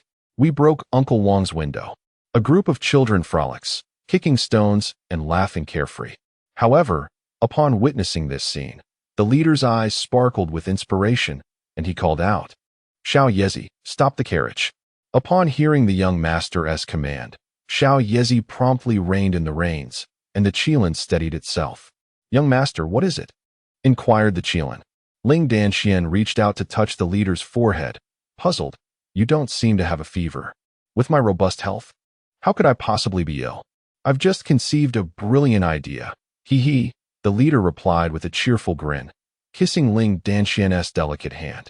Instantly, her visage flushed crimson, a blend of beauty and indignation, feeling both vexed and shy at such public affection. The others stifled their laughter with a cough, and the leader playfully declared, "Xiao Yezi, let us proceed to the celestial painting pavilion." Little Leaf was utterly bewildered, shaking his head to express that the young master's thoughts were forever beyond his comprehension, and once again made his way to the Tianxia painting building. The once tall and handsome figure had not pondered such matters before. However, witnessing the children kicking stones ignited a connection to the sport of football. Yet, in this alternate realm, such terminology was utterly unsuitable and required rephrasing. He chuckled to himself, realizing that the evening would not be so lonely after all, as there would be something to engage in. The tall and handsome figure smiled inwardly. Previously, he would retire early each night, but now that his health had improved, sleep would not come so easily. Thus, he needed some form of entertainment. At the pinnacle of the Tianxia painting building, Hua Xiu diligently worked on her comics daily. This was her vocation, and once she completed her quota for the day, she could enjoy her freedom. Yet, her greatest joy lay in spending time beside the young master. Carefree and untroubled. "Sister Xiu, isn't it exhausting? Let me give you a massage," he offered, gently squeezing her delicate, jade-like hand. Hua Xiu felt a surge of warmth in her heart and quickly replied, "Young master, how could I allow you to do such a thing? I can manage on my own." Lu Fian and the 6 female subordinates felt a warm glow inside, appreciating how the young master cherished them so dearly. He truly was a benevolent lord. Chen Bufan shook his head with a smile, sitting by the window, indulging in comics and savoring fine wine, feeling carefree and relaxed. "Humph, don't think I'm oblivious to your intentions. What extravagant schemes are you concocting now?" Ling Danxian, as the fiancé, huffed lightly. The tall and handsome figure rubbed his hands together and replied playfully, "Sister Xian, I certainly possess a mind for extravagance that is quite convincing." Ling Danxian rolled her beautiful eyes, gently pinching his cheeks as she murmured, "No more extravagance. Do you hear me? Sister Xiu, could you please draw a few things for me?" The tall and handsome lad, with a cheeky grin, showed no fear of pain. "Xiu, gentle and obedient, nodded gracefully, and the two engaged in hushed conversation at the desk. The others exchanged glances, bewildered by the intentions of the tall lad, and gradually leaned in closer to observe the sketches on the blank paper. Before them lay a vast expanse, crafted with green dye resembling a grassy field, featuring two grand gates and some net-like structures, seemingly capable of withstanding significant impact. Beyond the field extended numerous seats. What could this place be? Upon witnessing the scene that the tall lad had prompted Shiyu to illustrate, they all displayed expressions of curiosity. The tall lad picked up the drawing and laughed heartily. Indeed, it is worthy of praise, coming from Sister Shiyu. It is simply beautiful. Thank you for the compliment, young master, Shiyu replied with a tender smile, her heart filled with sweetness. Ling Danxian inquired, what scheme do you have in mind this time? I wish to create a grand training project, the tall lad replied, his eyes gleaming with mischief. A training project? The others exclaimed in astonishment, including Chun Bufan, who looked on with a puzzled expression. What sort of training project? The tall lad, reveling in a bit of wickedness, clarified, this is no ordinary football match. We are in a different realm. It is called Kuju, where victory is determined by the ball, and martial arts can be displayed in a multiplayer competition right here on this field. He gestured grandly towards the paper on the table. The eyes of the crowd turned simultaneously towards the spectacle, wondering what extravagant venture this could be. Kuju? A barrage of novel terms assailed everyone's senses, yet Ling Danxian was acutely aware that significant expenses would be involved. Judging by the venue alone, it was certain that no less than several million gold coins would be required, not to mention the various materials. Young master, what are the rules of this Kuju?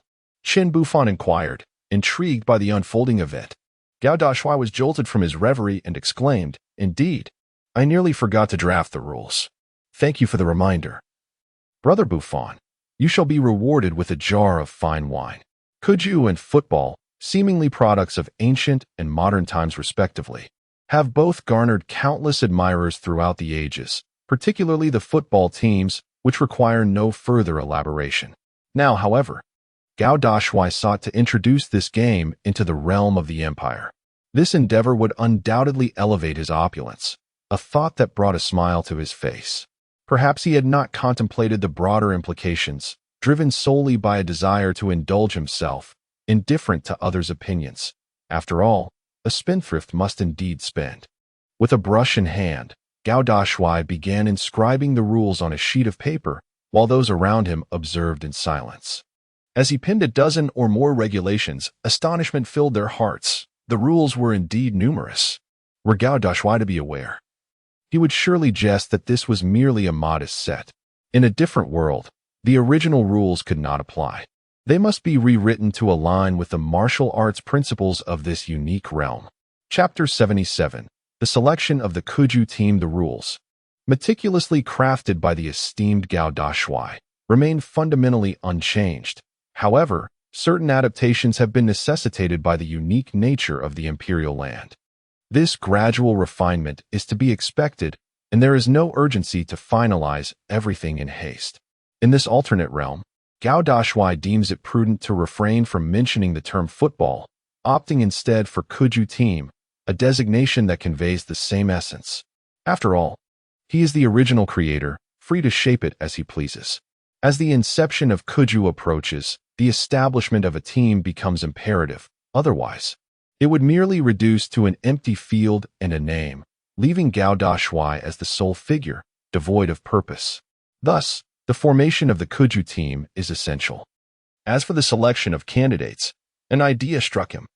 Gao Dashuai believed he had nearly finalized the rules and immediately contemplated the individuals to recruit for the Kuju team. Suddenly, an epiphany emerged, prompting him to snap his fingers and call upon others to depart from Tianxia, Huelu, to the Qianzi Mercenary Guild. Tang Hai had disseminated the guild's framework, and although many mercenaries initially found it unfamiliar, they gradually acclimated and recognized the direction in which their mercenary group ought to evolve. Since the arrival of the young master, the guild has flourished remarkably. Tang Hai, sipping tea, shook his head with a smile. Despite Gao Dashuai's reputation as a spendthrift, His ideas are often refreshingly unexpected, albeit accompanied by numerous amusing blunders. Indeed, there are many. The enthusiastic voices of the mercenaries echoed from below, and Tang Hai knew that the young master had arrived. Tall, handsome, and his companions gradually ascended to the upper floor, where Tang Hai stood up with a smile. "Young master, what brings you here today?" he inquired. "I have a training project that necessitates selecting some mercenaries to see who is willing to participate," Tall Handsome replied directly. "A training project?" Tang Hai's eyes widened in confusion, signaling his lack of understanding. Ling Danxian and the others nodded, recalling that they had shared a similar expression at the time. Tall Handsome briefly explained the concept of kuju, and Tang Hai furrowed his brow. "Young master, we cannot compel others to participate in this." "Indeed, I understand. It is entirely voluntary. I will not impose upon them," Tall Handsome affirmed, acknowledging the importance of not forcing anything upon others. Tang Hai sighed in relief upon hearing this. He had feared displeasing the young master, but it appeared that he was quite reasonable. "Then I shall allow them to decide for themselves. What do you think, young master?" Tang Hai asked, receiving Tall Handsome's approval. After rising to his feet, he surveyed the bustling scene in the hall with satisfaction and called out, "Everyone, may I have your attention?" The raucous mercenary hall gradually fell silent, transforming into a scene of order, unlike other guilds that often felt scattered. All eyes turned toward Tang Hai, curious about what announcement he was about to make. "The young master has informed me that he wishes to establish a kuju team and is inquiring if any of you are interested," Tang Hai proclaimed loudly. The mercenaries were taken aback, exchanging bewildered glances, utterly perplexed about what a kuju team entailed. "Have you heard of it?" "No, I have never heard of it." "Kuju? Is that a flower-selling business?" "That is a chrysanthemum. Do you believe it to be the same thing?" "Uncle Hai, we are uncertain of what it is. Could you enlighten us?" The mercenaries expressed their confusion, and it was not until one of them spoke up that Tang Hai shared the explanation given to him by the tall and handsome figure. Upon hearing it, the mercenaries remained perplexed, questioning the nature of this ball and the necessity of relinquishing their mercenary identities. If abandoning their mercenary status were required, they deemed it unwise. "Indeed, I now find mercenary life quite appealing. Perhaps I shall simply pursue treasure hunting instead. Although I feel somewhat disloyal to the young master, I believe one should love their vocation." Most mercenaries voiced their reluctance to join this game of kuju, as it would mean sacrificing their identities. Tang Hai, witnessing their hesitance, felt somewhat helpless. He could not compel them, and he glanced at the tall and handsome figure. It seemed unlikely that anyone would truly believe this so-called kuju could be so captivating. It might merely be a fleeting trend. The tall figure encouraged Ling Danxian to push him, allowing him to gaze downwards, revealing a hint of a smile. Kuju is a cultivation practice that offers benefits to practitioners and occasionally holds competitions, where victors can earn substantial monetary rewards, as well as rare treasures, techniques, and martial arts. The tall figure spoke eloquently. The mercenary's eyes widened in astonishment. Not only was there the prospect of wealth, but also rewards. Given the tall figure's esteemed status, he had never been known to speak falsely.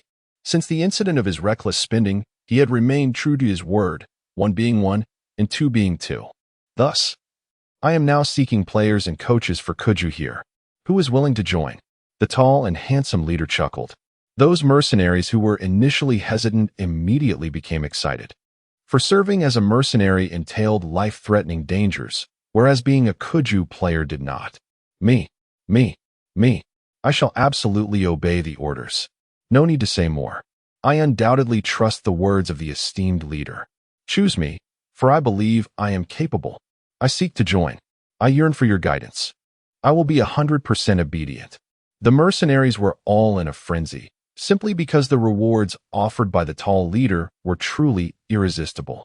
However, the kuju team did not require an excessive number of players, so the leader intended to select only a dozen or so, comprising both main players and substitutes. "Well then, Brother Weiqi, step forward, and which other gentleman?" The tall leader relied solely on his instincts to choose participants, and those selected joyfully rushed forward, while those left behind wore expressions of disappointment. Chapter 78. Comic Carnival in order to ensure the success of Kuju. The tall leader knew he had to take matters into his own hands, for others did not comprehend what Kuju truly entailed. Nevertheless, he found himself quite fond of indulging in such extravagant pursuits. Success in Kuju signified the investment of considerable manpower, resources, and funds. And the prospect of luxury suddenly surged forth. Just the thought of it filled the tall leader with great excitement, envisioning the transformation of the sparrows beneath him into dragons. Completing the first step, with the second step being the realization of his grand ambitions. With the selection of the players complete, the next task for the tall and handsome leader is to choose a suitable venue. As for the rules, they are easily memorable, and their physical prowess is beyond question. After all, they are all cultivators, far superior to ordinary athletes. Xiao Yezi, is there a place where I can establish a Kuju field? Xiao Yezi promptly took charge of the arrangements, and the tall leader felt a surge of joy. If the Kuju match could be successfully held, his evening would no longer be dull. He would finally be able to watch the game and revel in the exhilarating atmosphere. The attire, footwear, and the ball for the Kuju were all personally designed by the tall leader, and he had arranged for their early production. The quality of the ball, in particular, was paramount. Otherwise, it would be easily shattered by a cultivator's kick, turning the event into a spectacle. If something is to be done, it must be done to perfection. This is the tall leader's principle, even if it means being extravagant. Ling Danxian playfully pinched his cheek, chiding him, "You big fool. Do you realize how much you are spending this time? If it weren't so significant, I wouldn't even bother with it. Extravagance and indulgence are terms that were made for me." The tall leader grinned, while Lu Fian, Hua Xiu, and the female subordinates stifled their laughter, finding the young master's straightforwardness endearing. Ling Danxian pouted, still pinching his cheek, but her heart felt warm and amused. This fellow always had a penchant for chaotic antics. However, when she took a moment to reflect, she noticed that the tall leader seemed considerably healthier than before. In the past, the tall and handsome gentleman would feel fatigued after merely strolling a few rounds. Yet now, he is entirely invigorated, his complexion radiant. Ling Danxian finds this quite peculiar. Could it be that reckless spending has indeed rendered him so robust? Perhaps it is worth a trial. Perhaps indulgence could lead to vitality. Ling Danxian is willing to cast aside her previous biases for the sake of this gentleman. The carefree laughter of the tall and handsome man reflects his revitalized spirit, as he has become more cheerful and appealing. Among the managers of Tianxiahuailou, one named Jiao Engjun has been particularly troubled due to the recent overwhelming success of their comics. Not only are they flying off the shelves in Zidu, but people are even traveling from distant regions and cities to acquire them, which has caused him considerable distress. What troubles him, you may wonder? It is the fact that the comic artists are often engrossed in their work, seldom emerging to meet the public. However, the combination of tips and monthly salaries has elevated them to a status akin to deities in the eyes of many, leading to suggestions that the authors should make an appearance. "Engjun, what do you think we should do?" inquired one of the managers, as they convened on the upper floors designated for discussions. Jiao Engjun furrowed his brows deeply, uncertain of how to proceed. An audience with the comic authors? I fear there may be those who wish to bring harm to our Tianxiahuailou. His concerns are not unfounded, for in this era, Tianxiahuailou stands as the sacred haven of comics within the entire empire of Lu, attracting envy from countless individuals who covet the lucrative nature of this industry. Jiao Engjun expressed his concerns that someone might wish to harm the comic author, which prompted him to propose this suggestion. However, he feared that declining might adversely affect the reader's perceptions, leading them to believe that the comic artist was excessively proud, a notion that would be unfortunate to foster. What then should be done? This matter has lingered for several days now. Perhaps we should consult the young master? Indeed, the comic was conceived by him. The overseers, though slightly apprehensive, found their thoughts drifting towards Gao Dashuai. Upon hearing this, Jiao Engjun's eyes brightened, and he rose, stating, "Very well, I shall inquire of the young master now. He happens to be on the top floor of the first building." With that, Jiao Engjun departed under the gaze of the overseers. making his way along the walkway to the top floor of the first building, which was not far. Knock, knock, knock. Taking a deep breath, Zhao Yingjun rapped on the door. After a brief moment, the door swung open to reveal one of the female subordinates, who inquired, "What brings you here?" "I seek to discuss the matter of the comic with the young master," Zhao Yingjun replied with a respectful gesture. "Ah, very well.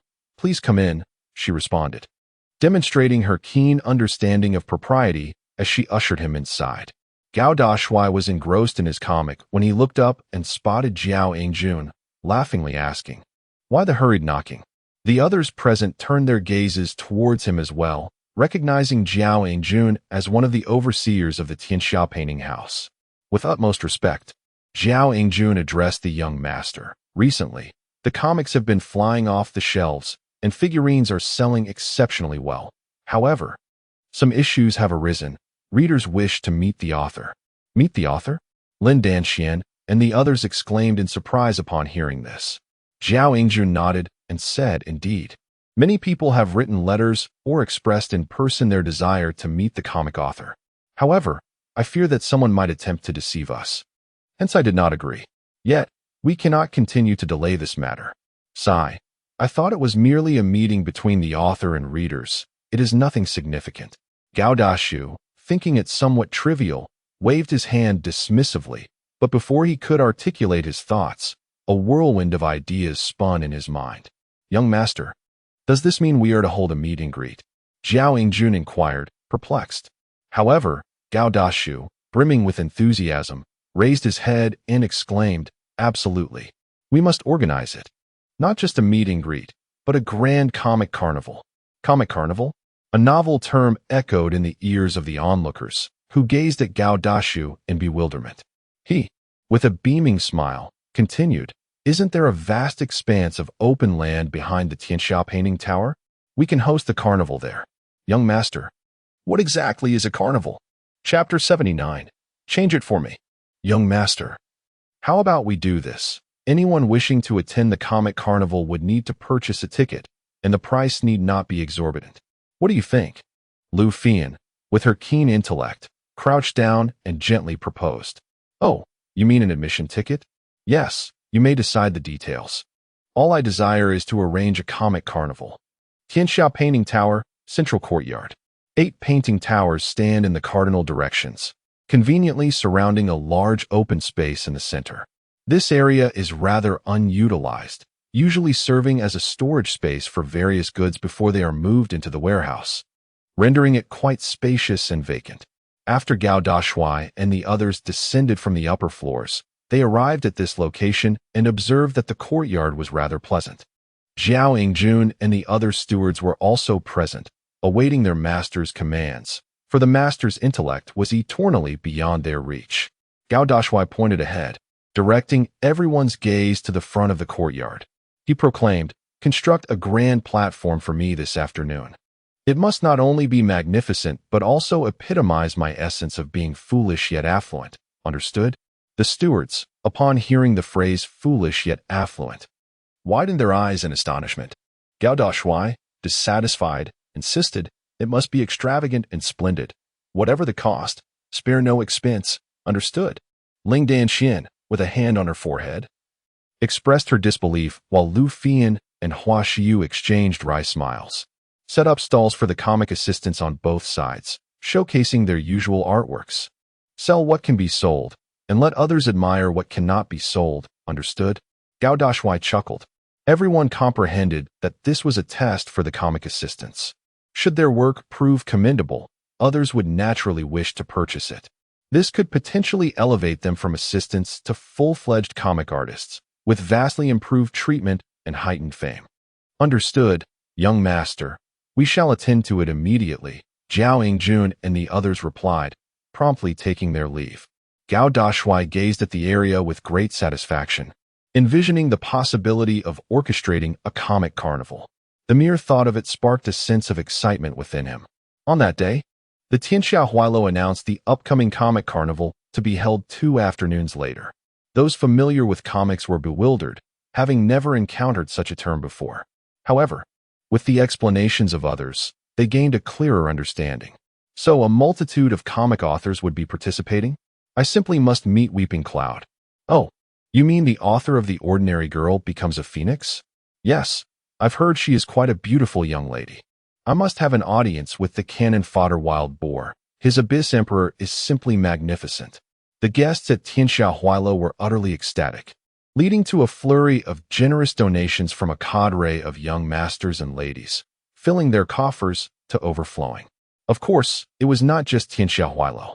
The entire Zidu was abuzz with excitement, as every comic enthusiast yearned to attend. Have you heard about the Wanjing Mercenary Guild? The comic carnival? Yes, but you need a ticket to gain entry. Uft. As long as I can obtain signatures and meet the authors, I would pay any price. Indeed. It seems you are not a seasoned reader. The Wanjing Mercenary Guild surely lacks devoted comic fans, but to others, it may not sound appealing. However, when these words reached Zhou Yihui, it felt like a blatant insult. He once aspired to emulate Gao Dashuai, but found it utterly impossible. In the realm of comics, Gao Dashuai was the pioneer, possessing far greater knowledge on every front. Zhou Yihui, upon seeing his own mercenary guild eager to participate in the comic carnival, felt a tumult of emotions within, yet he knew he must devise a plan. Gao Dashuai, you are not only astute but remarkably clever. Zhou Yihui, gritting his teeth, silently pondered. How could Zhou Chunrui, as a father, be unaware of his son's inner thoughts? He spoke solemnly. He is merely a spendthrift, undoubtedly supported by Gao Yuanfeng and Zhou Ziyan. Father, do you think Gao Dashuai's parents would comprehend comics? Zhou Yihui inquired, furrowing his brow. This question momentarily stumped Zhou Chunrui. If Gao Yuanfeng and Zhou Ziyan truly understood, they would have surely devised something earlier. How could it have lingered until now? Do not overthink it. That good-for-nothing cannot stir the waters. He is bound for a short life. Destined to be humiliated in his cultivation, Zhou Chunrui responded, his brows knitting tightly. Upon hearing this, Zhou Yihui also realized that in the realm of comics, they could not possibly triumph over Gao Dashuai. Thus, they would target the Mercenary Guild. Chapter 80. Preparations complete. A single statement from Gao Dashuai elevated the upcoming comic carnival to an entirely new level. Moonstone may not be particularly rare, but as its size increases, so does its value, making it an undertaking few would dare to pursue. Nevertheless, Gao Dashuai insisted on replacing all luminous props with moonstones. A truly ambitious endeavor. Ling Dan Xian chuckled wryly. Dashuai, do you have any idea how much it will cost to replace everything with moonstones? Indeed. Did Sister Fei Yin ever deal with gemstones? Gao Dashuai inquired, stroking his chin. Lu Fei Yin reflected for a moment and replied, I have had some experience. I once auctioned a moonstone the size of a human head, which fetched around 8,000 gold coins. 8,000 gold coins. This value not only depended on size, but also on hue and brilliance. Certainly, after polishing, the price would multiply exponentially. To illuminate the entire courtyard of the Tianxia painting tower, one would require at least 20 to 30 substantial moonstone gems. The annual comic festival must not be hosted on a shoestring budget. It demands grandiosity. The tall and handsome figure waved dismissively, remarking that it was merely 8,000 gold coins, a sum insignificant compared to his expenditures over the past few months. Zhao Yingjun and his companions, left with no choice, complied with the orders and departed. Fortunately, this year's comic festival was not free of charge. Under Lu Fian's suggestion, it adopted a ticketing system, allowing only ticket holders to enter, thereby eliminating opportunists. The arrangements were executed with remarkable efficiency. The comic festival served not only as a gathering for artists and readers, but also as an opportunity to sell rare figurines and new comic releases, reinforcing the notion that a true carnival must be vibrant and bustling. At least, that was the belief of the tall and handsome figure. However, it was equally essential to protect the attendees, for some figurines were priceless treasures, not merely due to their craftsmanship but because they were one-of-a-kind, irreplaceable items. Furthermore, it was imperative to prevent theft during the festival, a matter of great seriousness. As night fell and the myriad of lights illuminated the surroundings, The courtyard of the Tianxia painting tower radiated a divine glow, bright as day, banishing all shadows. Zhao Yingjun and the other managers, adhering to the young master's directives, procured 25 moonstones or bright stones. The harmonious blend of these two similar colors created a breathtaking sanctuary, evoking awe and prompting exclamations of extravagant folly. Please allow me to review the high platform once more. We must ensure there are no mistakes. The same goes for the small stall. Every detail must be attended to. We cannot afford to disappoint the young master. Zhao Yingjun is overseeing the servants as they inspect the stage, having personally verified everything to guarantee perfection. In the backyard of the Gao residence, Gao Dashuai savored the delightful dishes prepared by his mother, relishing the experience. Leaning on his wheelchair, he inquired, "Xiao Yezi, how is the search for the Kuju field progressing?"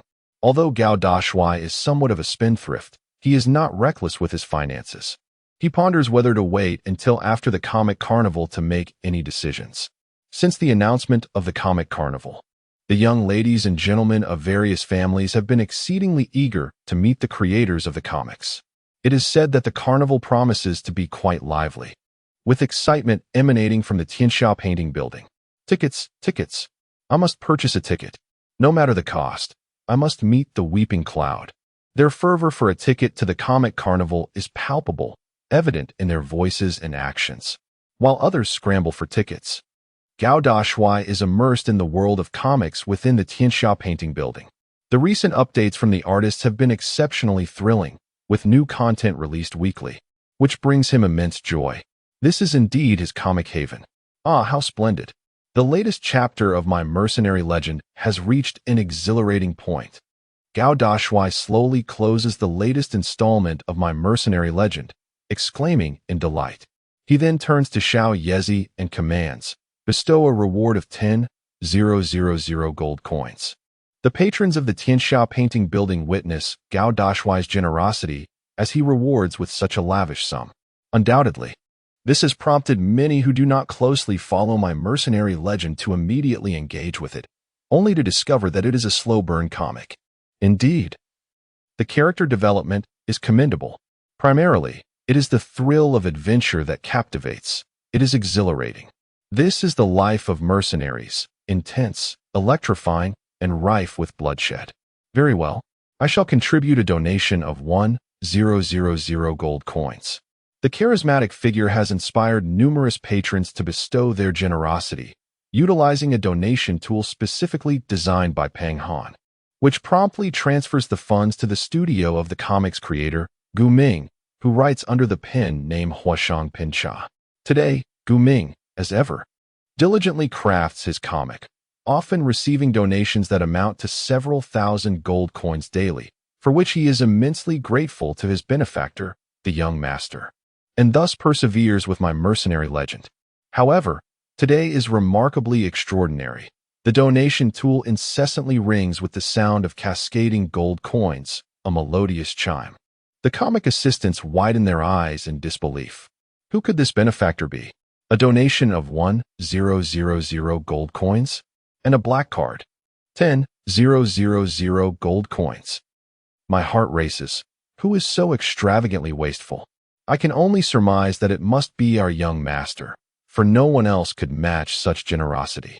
The first batch of comic artists, or those newly transitioned into the field, are all showered with the favor of the charismatic figure today, with donations soaring beyond 100,000 gold coins, leaving others, including Zhao Yingjun and his companions, on the verge of tears, pleading, "Young master, we bow before you."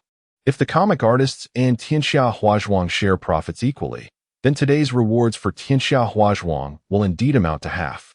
The dashing and handsome figure, known as the God of Wealth, accompanied by an entourage of affluent young gentlemen and ladies, has come to bestow generous rewards, an occurrence beyond imagination. Oh, having indulged in the comic and offered my appreciation, I feel utterly invigorated. Yet, the dashing figure pays no heed to the thoughts of others. Rewards are given based on artistic merit. If the work is commendable, one rewards it, and if not, one refrains. Thus, he favors only the capable. By the way, How are preparations for our comic carnival coming along? He called out. Zhao Yingjun, regaining his composure, respectfully replied, Young master, the comic carnival will commence tomorrow evening. Will you be attending? Of course. The handsome figure replied with a proud smile. Chapter 81. A lavish entrance. The two elders watched with beaming smiles as their son departed in a gilded chariot to fetch Sister Xian and her companions. Once he had left, Gao Yuanfeng turned and commanded, Jinshan Divine Soldier Corps. A thunderous response echoed as the armored soldiers arrived, kneeling in unison, declaring, Master. What are your orders? Ensure the safety of the young master tonight. Should anyone dare to make a move, they shall not be spared. Gao Yuanfeng instructed quietly. Yes, master. The strong warriors of the Jinshan Divine Soldier Corps soared into the night sky, vanishing from sight.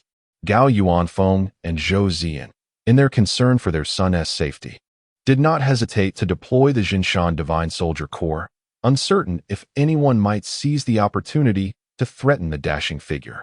At the Zhu family estate, the golden chariot came to a slow halt, causing the servants to gasp in astonishment. What business could the dashing figure have here? He chuckled and said, Go inform Zhu Aoyun and Wang Yitong that I have come to escort them. The tall and handsome figure leaned out, grinning playfully. The female subordinate promptly produced gold coins, which she flicked into the hands of the Zhu family's servants. Indeed, money has the power to command attention. They swiftly dashed inside, their feet seemingly gliding on oil. Inside the carriage, Ling Danxian had already been picked up by the tall and handsome figure, equally eager for the evening's comic carnival. Before long, the beautiful and aloof Zhu Aoyun and the charmingly petite Wang Yitong emerged from the Zhu residence. Accompanying them were Zhu Yanyu and the elder of the Zhu family. Upon hearing of the tall figure's arrival, they hurriedly rushed out, for delaying was not an option. Yitong, Sister Yin, we are off to the comic carnival. The tall figure exclaimed with a cheerful smile. Wang Yitong was particularly elated. Having heard that she would meet the comic artist, her anticipation grew. The grand hall for the comic carnival was bustling with activity. All who had procured tickets were eager participants, with chariots and horse-drawn carriages arriving in succession. Passers-by gawked in bewilderment, some mistakenly believing a battle was about to ensue due to the throngs of people. At long last, the awaited day had arrived. Figures, comics, meet and greets. Here I come. Humph, it seems I am the first to arrive. It appears that fellow comic enthusiasts have gathered as well. Perhaps I shall seek a business opportunity amidst this crowd. The mystical beasts pulling the carriages and chariots were in a fierce display of lineage. As the young master and lady disembarked, the path leading to the courtyard of the grand hall was guarded by ticket inspectors, all carefully arranged by Lu Fian, whose acumen in such matters was commendable. Surrounding the grand hall were mercenaries stationed to maintain order, ensuring that no disruptions occurred, though such disturbances were highly improbable. One cannot help but ponder the origins of this place, attributed to the tall and handsome scion of the prestigious Sidu family. Prepare yourselves, for the young master's golden chariot has arrived, exclaimed Zhao Yingjun from the 8th floor of the Tianxia painting building, as he observed the azure Qilin hound soaring through the night sky. The maidens hastily ignited the dragon cannons and various fireworks. Boom! The dragon cannon ascended, bursting forth in a riot of colors, as a magnificent dragon materialized, illuminating the nocturnal canvas. All who attended the comic carnival gazed upward, their expressions awestruck, as the golden chariot traversed through the resplendent dragon, embodying the majesty of a dragon king, exuding an air of dominance. With another resounding boom, the fireworks morphed, revealing a phoenix spreading its wings, veiling the heavens and obscuring the moon, as dragons and phoenixes harmonized in a celestial symphony. This breathtaking spectacle was indelibly etched into the hearts of all who beheld it. Indeed, the precious dragon cannons were a lavish expenditure. How exquisite! The young master is truly formidable, they murmured in astonishment. Such audacity in this entrance. It is unfathomable how vast the chasm between individuals can be. Young master, you are my idol. As the golden chariot, framed by the Qilin hound, descended into the courtyard, the tall and handsome figure beamed with delight at the earlier scene, proclaiming, This is the perfect manner befitting my extravagant lineage. Thank you, young master. Zhao Yingjun and the others expressed their gratitude, kneeling in reverence. Ling Danxian, Wang Yitong, Zhu Aoyan, and the rest disembarked, and upon hearing the tall and handsome gentleman's words, they could only shake their heads and smile, acknowledging that this fellow was merely adept at causing a ruckus. The audience was momentarily stunned, only gradually regaining their composure as they stepped into the courtyard of the Tianxiahuazhou. Upon entering, they were met with a second wave of astonishment. It is worth noting that many present were affluent young masters and ladies, exceedingly wealthy. Yet, when they beheld the moonstone and bright gemstones embedded in the walls, they were rendered speechless. The smallest of these stones was the size of a human head, while the largest brought tears to their eyes. Was such extravagance truly warranted for a mere comic carnival? The pathways were immaculate, illuminated by a gentle, non-dazzling light. Directly ahead stood a grand platform, flanked by numerous stalls showcasing comics created by assistants, as well as rare figurines, instantly creating a lively atmosphere. Many attendees clutched their hearts as they approached the platform. As they drew nearer, the comic artists of Tianxiahuazhou began to emerge. Both beautiful women and handsome men captivated the crowd, drawing countless gazes. Hello, everyone. I am the author of From Mortal to Phoenix, writing under the pen name of Weeping Cloud. I am delighted to see you all here tonight. Abyssal Emperor is my work, and I thank you for your support. Hi, I am the creator of my overbearing young master, known as Windfire Monkey. Hee. I go by the pen name of Untamed Wild Dog. I trust many of you are familiar with my work. Each comic artist on the platform introduced themselves, and the audience below was thoroughly immersed in a fervor, ceaselessly chanting their names. This scene was perhaps one of the most peculiar in another world. Witnessing such fervent admiration for comics. The author of From Mortal to Phoenix is stunning. I wish to marry her. Cease your daydreaming. She belongs to the illustrious young master now. Such charm, such allure. To all the authors, both beautiful and handsome, I find myself utterly captivated. On the 8th floor, the tall and handsome figures observed the bustling scene below, feeling the fervor of the comic carnival, especially at the moment the artists made their entrance, which brought immense joy to the audience who were finally able to behold them in person. Wang Yitong, cradling an adorable figurine, gazed at the true faces of the creators, her delicate lips parting in a slight gasp of wonder. So many people. Hee, it's wonderful that so many adore comics. The crowd chuckled. This girl is both kind-hearted and endearing. Chapter 82. Provocation. The comic carnival was a resounding success. The comic creators on the elevated platform descended without exhibiting any airs of arrogance. They were, after all, ordinary individuals who have achieved such success through the benevolence of the tall and handsome. Below the platform, tables were arranged, allowing attendees to present their volumes or compilations to the artists for autographs. This excited the creators, as the sheer number of fans constituted a testament to their hard work. It was indeed a labor of love. Nevertheless, for the artists, it served as validation that their efforts had not been in vain, earning them the admiration of countless individuals. The artists felt a profound sense of gratitude, realizing that their craft could garner such respect. Please, everyone, take your time, they urged. Zhao Yingjun and the organizers, alongside the mercenaries, maintained order, preventing the excitement from spiraling into chaos as everything unfolded in an exhilarating yet orderly manner. The tall and handsome figures on the 8th floor observed with smiles. Zhao Yingjun possesses a commendable intellect, adept at orchestrating a delightful culinary experience amidst the comic carnival, allowing spectators to both savor and admire. This ingenuity earned him a resounding thumbs up from the tall and handsome figure present, further elevating the atmosphere of the event.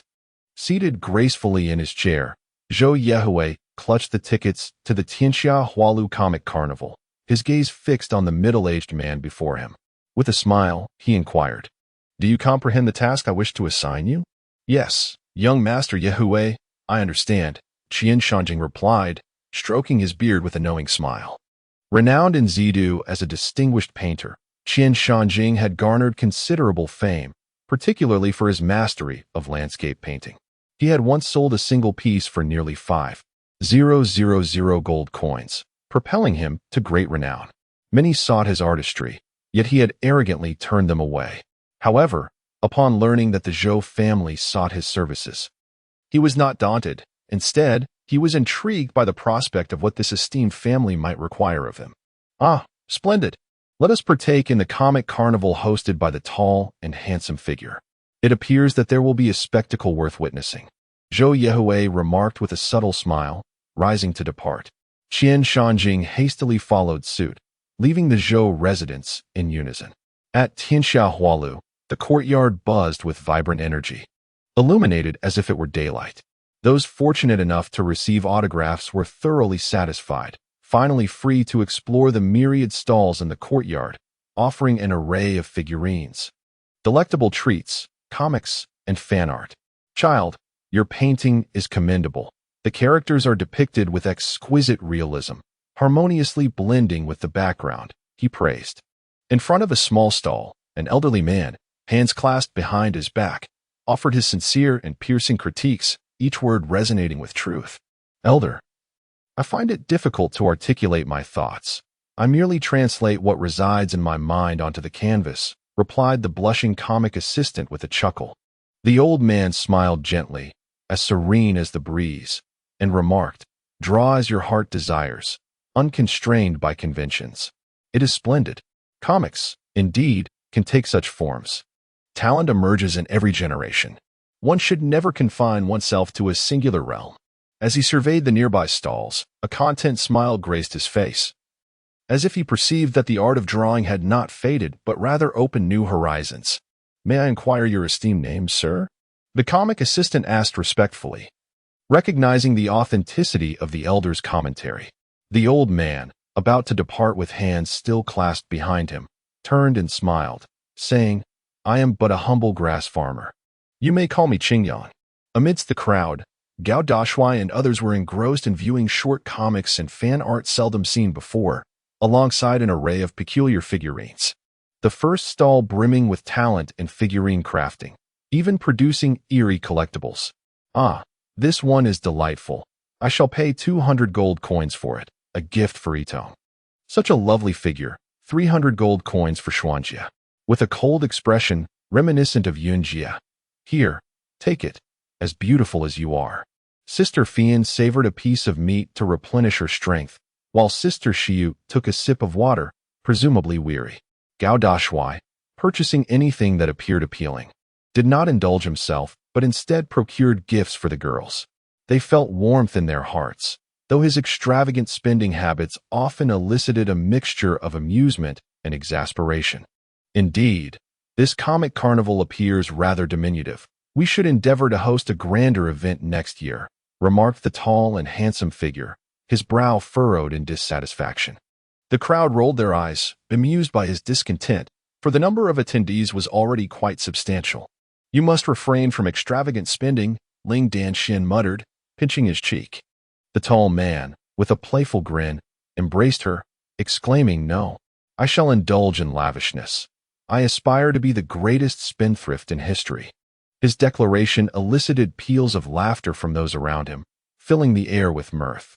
The warriors of the Jinshan Divine Legion stood atop the Tianxia painting tower, unable to suppress their smiles upon witnessing the young master's jovial demeanor.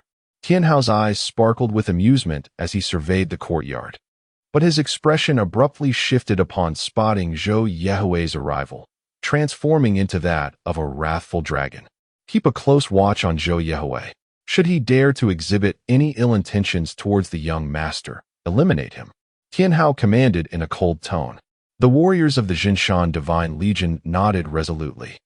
They were entirely willing to lay down their lives to safeguard the young master, for such was their solemn duty. The gathering was taken aback to see Zhou Yehui of the Zhou family present. This unexpected appearance startled them, especially considering the humiliation he had endured at the hands of the tall man during their previous encounter at the Tianyue Tavern. Comics? A trivial pursuit. Yet it manages to achieve commercial success? What an embarrassment! Qian Shanjing, backed by the Zhou family, scoffed, unperturbed by the Gao family. Am I mistaken? I have never encountered such a form of artistry. It merely tarnishes the essence of painting. These so-called comic artists are nothing but a disgrace to the art world. Young Master Zhou, today marks our comic carnival at Tianxia Painting Tower, so I kindly ask for your leniency. The overseers, their eyes filled with ire, and the expression on Jiao Yingjuan's face was far from pleasant, yet they restrained themselves, casting a glance at Zhou Yihui and clasping their fists in respect. He chuckled softly. Am I mistaken? Comics? I have never heard of such a thing, yet you seem to cherish it so dearly. I find it perplexing. Zhou Yihui shook his head with an amused smile. The reason he had brought Qian Shanjing today was to vex the arrogant Gao Dashuai and temper his hubris. Qian Shanjing approached a small stall, pointing disdainfully at a piece of fan art, declaring, "Does this artwork possess a soul? Does it exude spirit? Pray tell, enlighten me." Bah, you are tarnishing the reputation of the art world. Chapter 83.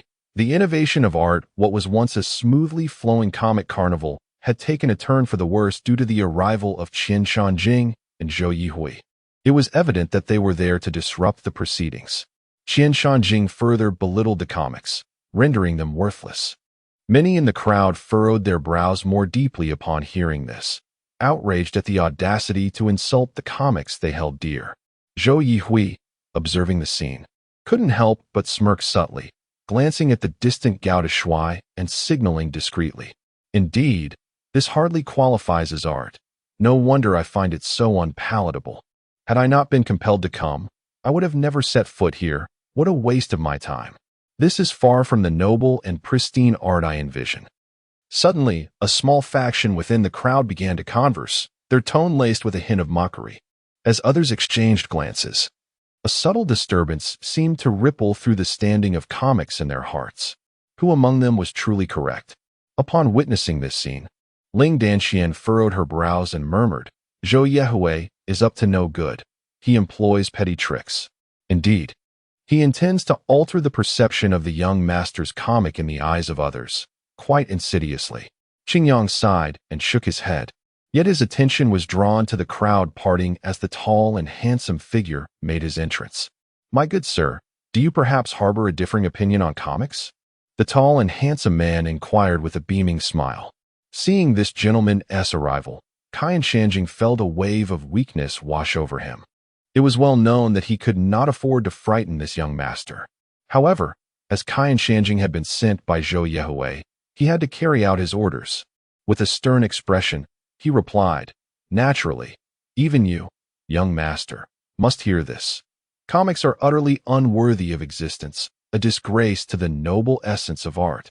People inevitably change with the passage of time, let alone an object. Yet, you speak truthfully. Art is indeed noble. But it also resonates with the masses and is not solely for the enjoyment of the affluent," the tall and handsome man said with a gentle smile. The crowd was taken aback, astonished that this young master could articulate such profound thoughts. Qingyang's gaze toward him transformed gradually. He had heard tales of him being a spendthrift. Yet upon witnessing him firsthand, he was far from the rumors.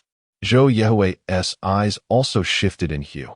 Indeed, he was no ordinary wastrel. Caiyan Shanjing found himself at a loss for words in response to the tall and handsome man's statement. After a moment of contemplation, he coldly remarked, "Do you believe this portrait resembles individuals like us? Comics represent a distinct artistic form, akin to the progeny of painting, perpetually evolving and giving rise to new generations. Why, then, should we reject what is an expression of creativity?" Gao Dashuai spoke with a light tone and a smile gracing his features, entirely devoid of anger. The majority present erupted into applause, captivated by his eloquent words. Observing the tide of sentiment shifting in Gao Dashuai's favor, Zhou Yihui interjected, "Is that so? I find little to admire. They lack the essence of humanity. Alas, I too have been blinded, for they are utterly unappealing. Toss them aside, they waste my money." Humph. Mere illusions. Accompanying his words, individuals began to tear apart the comics in their hands, discarding them onto the ground and trampling them with disdain. The artists and assistants, witnessing their work being desecrated, felt a profound sense of hurt, and the crowd experienced a ripple of unrest. Zhou Yihui, reveling in the chaos he had incited, could hardly contain his laughter, relishing in the discomfort he had caused.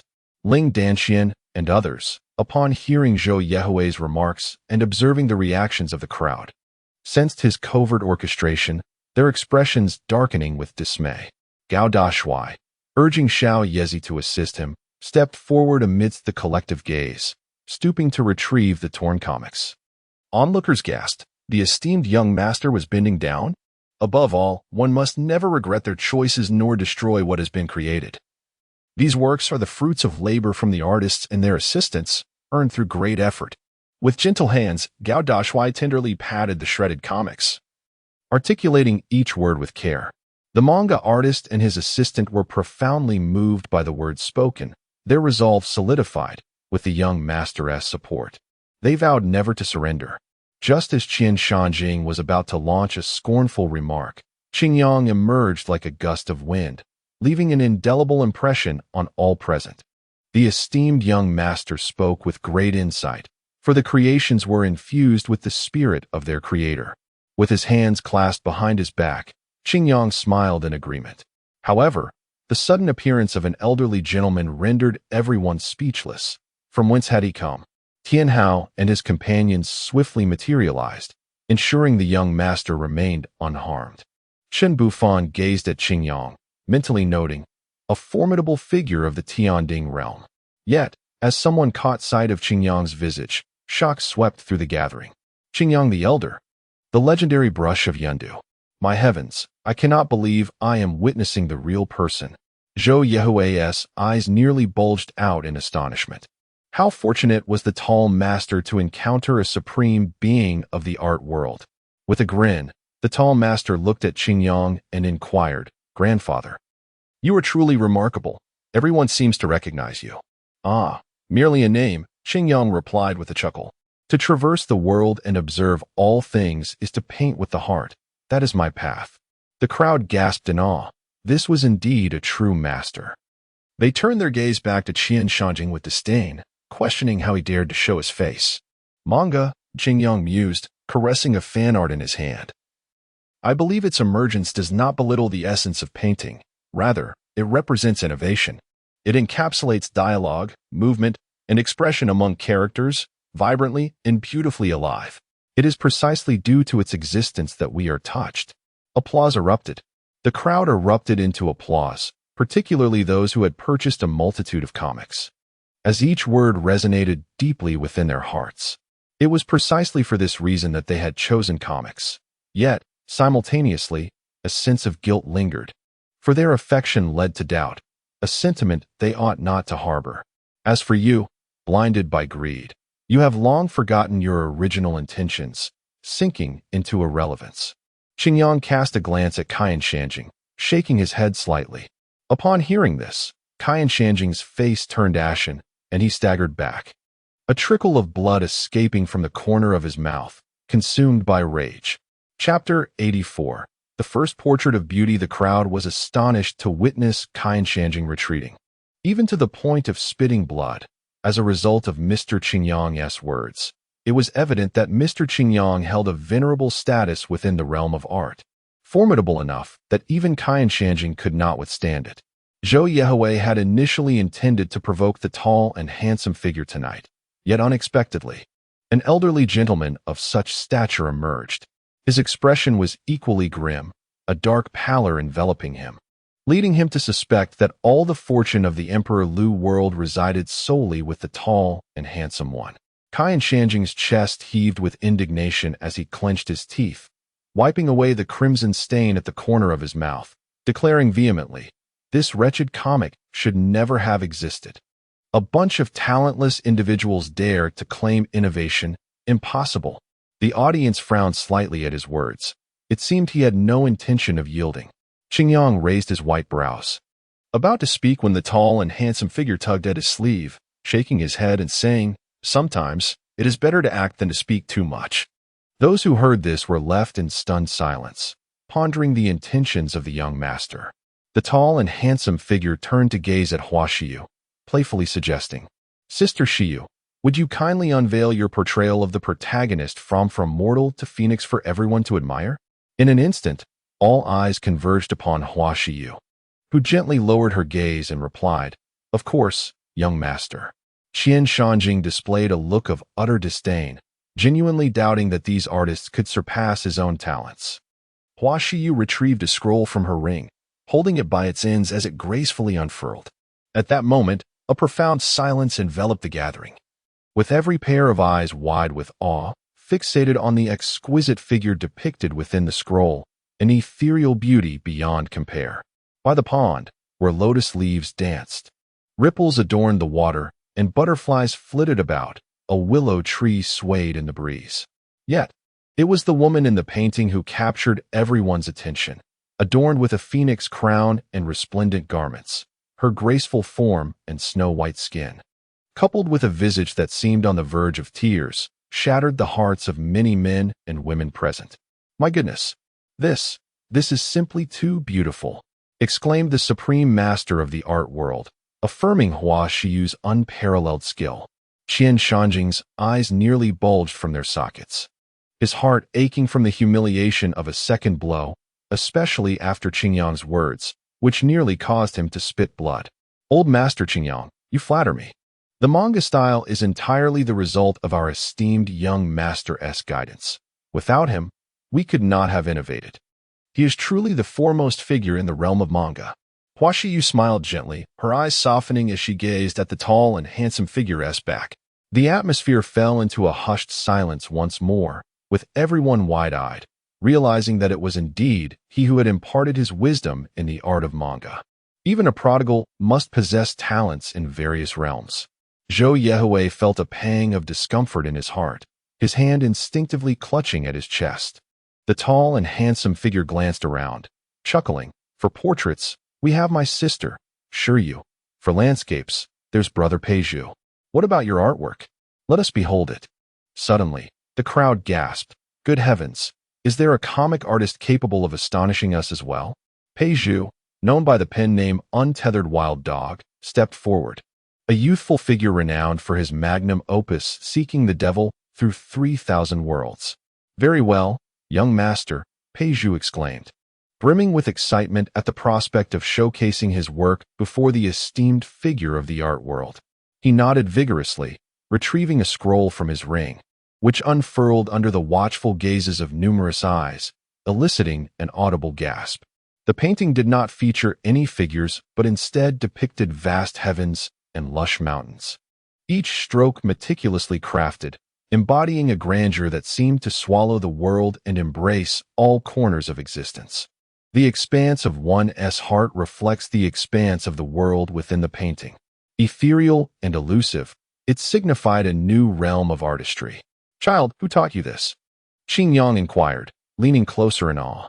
Peizhu proudly directed his gaze towards the tall and handsome figure, declaring, "It was young Master Dashu who taught me.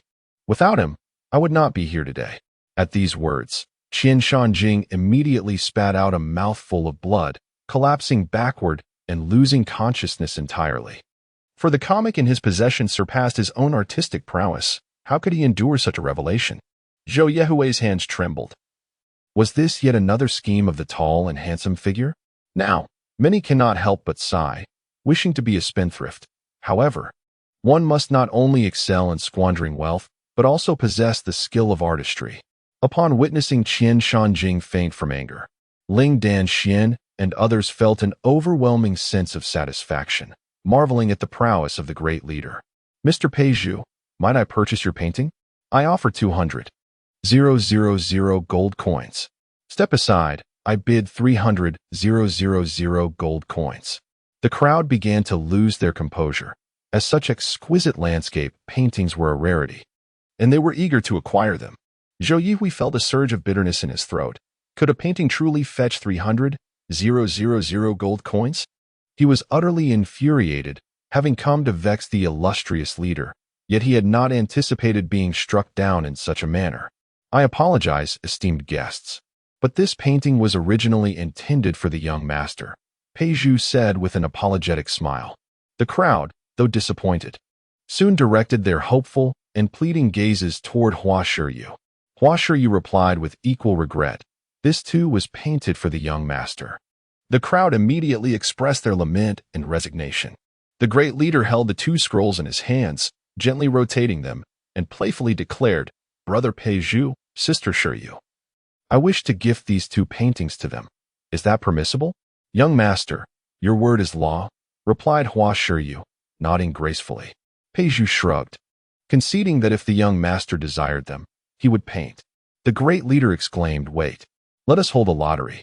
Whoever draws the lucky ticket shall receive them for free. The young master is truly magnificent. He is simply adorable. Great leader, I am profoundly moved." Chapter 85. The indulgence of parents, however, had it not been for the appearance of Mr. Qingyang tonight, the situation might have become somewhat precarious. Currently, Mr. Qingyang was seated beside the tall and handsome figure, observing the artistry of the comic with a smile as he stroked his beard. Indeed, others were not mistaken. The tall gentleman truly possessed a remarkable talent. "Grandfather, how about I gift you some drawing supplies?" the tall gentleman suggested with a cheerful demeanor, finding Mr. Qingyang quite benevolent. As they were on the 8th floor, there were no unfamiliar faces around, and those who heard his words turned to look. "I quite like that idea, so I shall accept it," Mr. Qingyang replied without pretense, nodding with a smile. The tall gentleman joyfully exclaimed, "Xiao Yezi, please prepare 100 sets of drawing tools for grandfather." Cough, cough. Mr. Qingyang immediately coughed. "That is rather excessive. Young master, may I inquire about the original intention behind creating this comic?" After much contemplation, he finally posed the question. The people on this floor fell silent upon hearing this. Given the current fervor surrounding comics, had the young master's intentions changed? Indulgence. Establishing the Tianxia painting house was indeed an act of indulgence. Allowing them to create comics for my enjoyment. That is my original intention. I refuse to change. I shall indulge," the tall gentleman asserted defiantly. Zhu Aoyan shot him a glare and waved her hand lightly, prompting laughter from the crowd. Poets and artists such as Shi Yu and Lu Fian joined in the merriment, for the young master would forever remain the young master, and his dreams would never waver. Subsequently, Mr. Qingyang wandered off to observe the artwork of others in the courtyard, while the tall gentleman and his companions continued to watch from the 8th floor. Tall and handsome, he quietly leaned against the wheelchair, summoning the prodigal system in his mind, eager to ascertain the extent of extravagance. However, upon witnessing the indulgence reflected in Chun Zhao's demeanor, he found himself thoroughly impressed. The luxury rating stood at 85 out of 100. The initial trial of medicinal herbs scored a remarkable 95 out of 100. And the apprenticeship in fine arts yielded a modest 62 out of 100. Meanwhile, Ling Yifeng and Su Jinwei remained awake, stepping outside to find their daughter stationed at the doorway, silently draping a garment over her shoulders. After a prolonged silence, Ling Danxian softly remarked, "Father, mother, it appears that extravagance can truly restore his health." Upon hearing this, the couple's eyes widened in astonishment, only to be met with their daughter's radiant smile, which outshone the moonlight 1,000-fold. Their amusement was particularly piqued by the tangible manifestation of the couple's playful rivalry, a clear indication that their son was prone to meddling. "Are you tired?" Zhou inquired, embracing her son and planting a kiss upon his forehead. Tall and handsome opened his arms to envelop his parents, murmuring, "Not tired. Not tired. Father and mother are so warm." Strangely, as he uttered these words, his parents felt a pang of emotion in their noses. "Son, my son?" Zhou Ziyan called softly upon noticing her son still clinging to them. Gao Yuanfeng glanced down to discover that his son had fallen asleep, shaking his head with a smile as he gently lifted Gao Dashuai into his arms. Little Yezi hastily hoisted the golden wheelchair. "Sleep now, play on. Your parents will always protect you." Cradling his son, Gao Yuanfeng's voice resonated with paternal tenderness, his imposing figure standing tall like an unwavering wall. Chapter 86. The finest and the most expensive. The term comic carnival has thoroughly permeated the ears of everyone in Zidu. Initially, they were oblivious to its significance, but the revelations surrounding the events of the comic carnival have left them utterly astounded. What? Even the esteemed Mr. Qingyang from Yendu has graced the occasion with his presence? My heavens, had it not been for the scarcity of tickets, I would have eagerly attended myself. You cannot imagine how spectacular last night was. A single painting fetched a staggering 300,000 gold coins. 300,000 gold coins. For a mere painting. Are you jesting? Doubt it? Inquire with others. From the bustling market to the quiet corners of Zidu, the discussions surrounding the comic carnival are ubiquitous, with vivid recollections of its scenes being recounted with such flair that they could easily be transformed into a captivating tale, eliciting gasps of admiration. Only a prodigal would dare to indulge in such extravagance. It is rumored that Mr. Qingyang has bestowed a total of 5 paintings upon others, which they cherish as treasured heirlooms, showcasing them with great pride. Each individual who lays eyes upon them is left in awe, thus justifying the illustrious title of the supreme artist of the Qingyang school. The managers, including Jiao Yingjun, were occupied for an extended period last night. Yet today they awaken with renewed vigor, eager to discover the benefits the comic carnival has bestowed upon them. Truly, one does not realize the extent of the situation until they investigate. Upon inquiry, they were astounded to learn that hosting the comic carnival incurred nearly 600,000 gold coins in expenses. However, the sales of fan art, figurines, gourmet treats, and more have collectively yielded a profit of nearly 700,000 gold coins. In June, I had initially hoped to avoid substantial losses, yet I never anticipated such a turn of events. One of the stewards was on the verge of tears. Jiao Yingjun clutched his heart and hastily swallowed a heart-preserving pill, not out of shock at the nearly 700,000 in profits, but rather bewildered by the master's intellect. Master, what other extraordinary abilities do you possess? We have all bowed before you.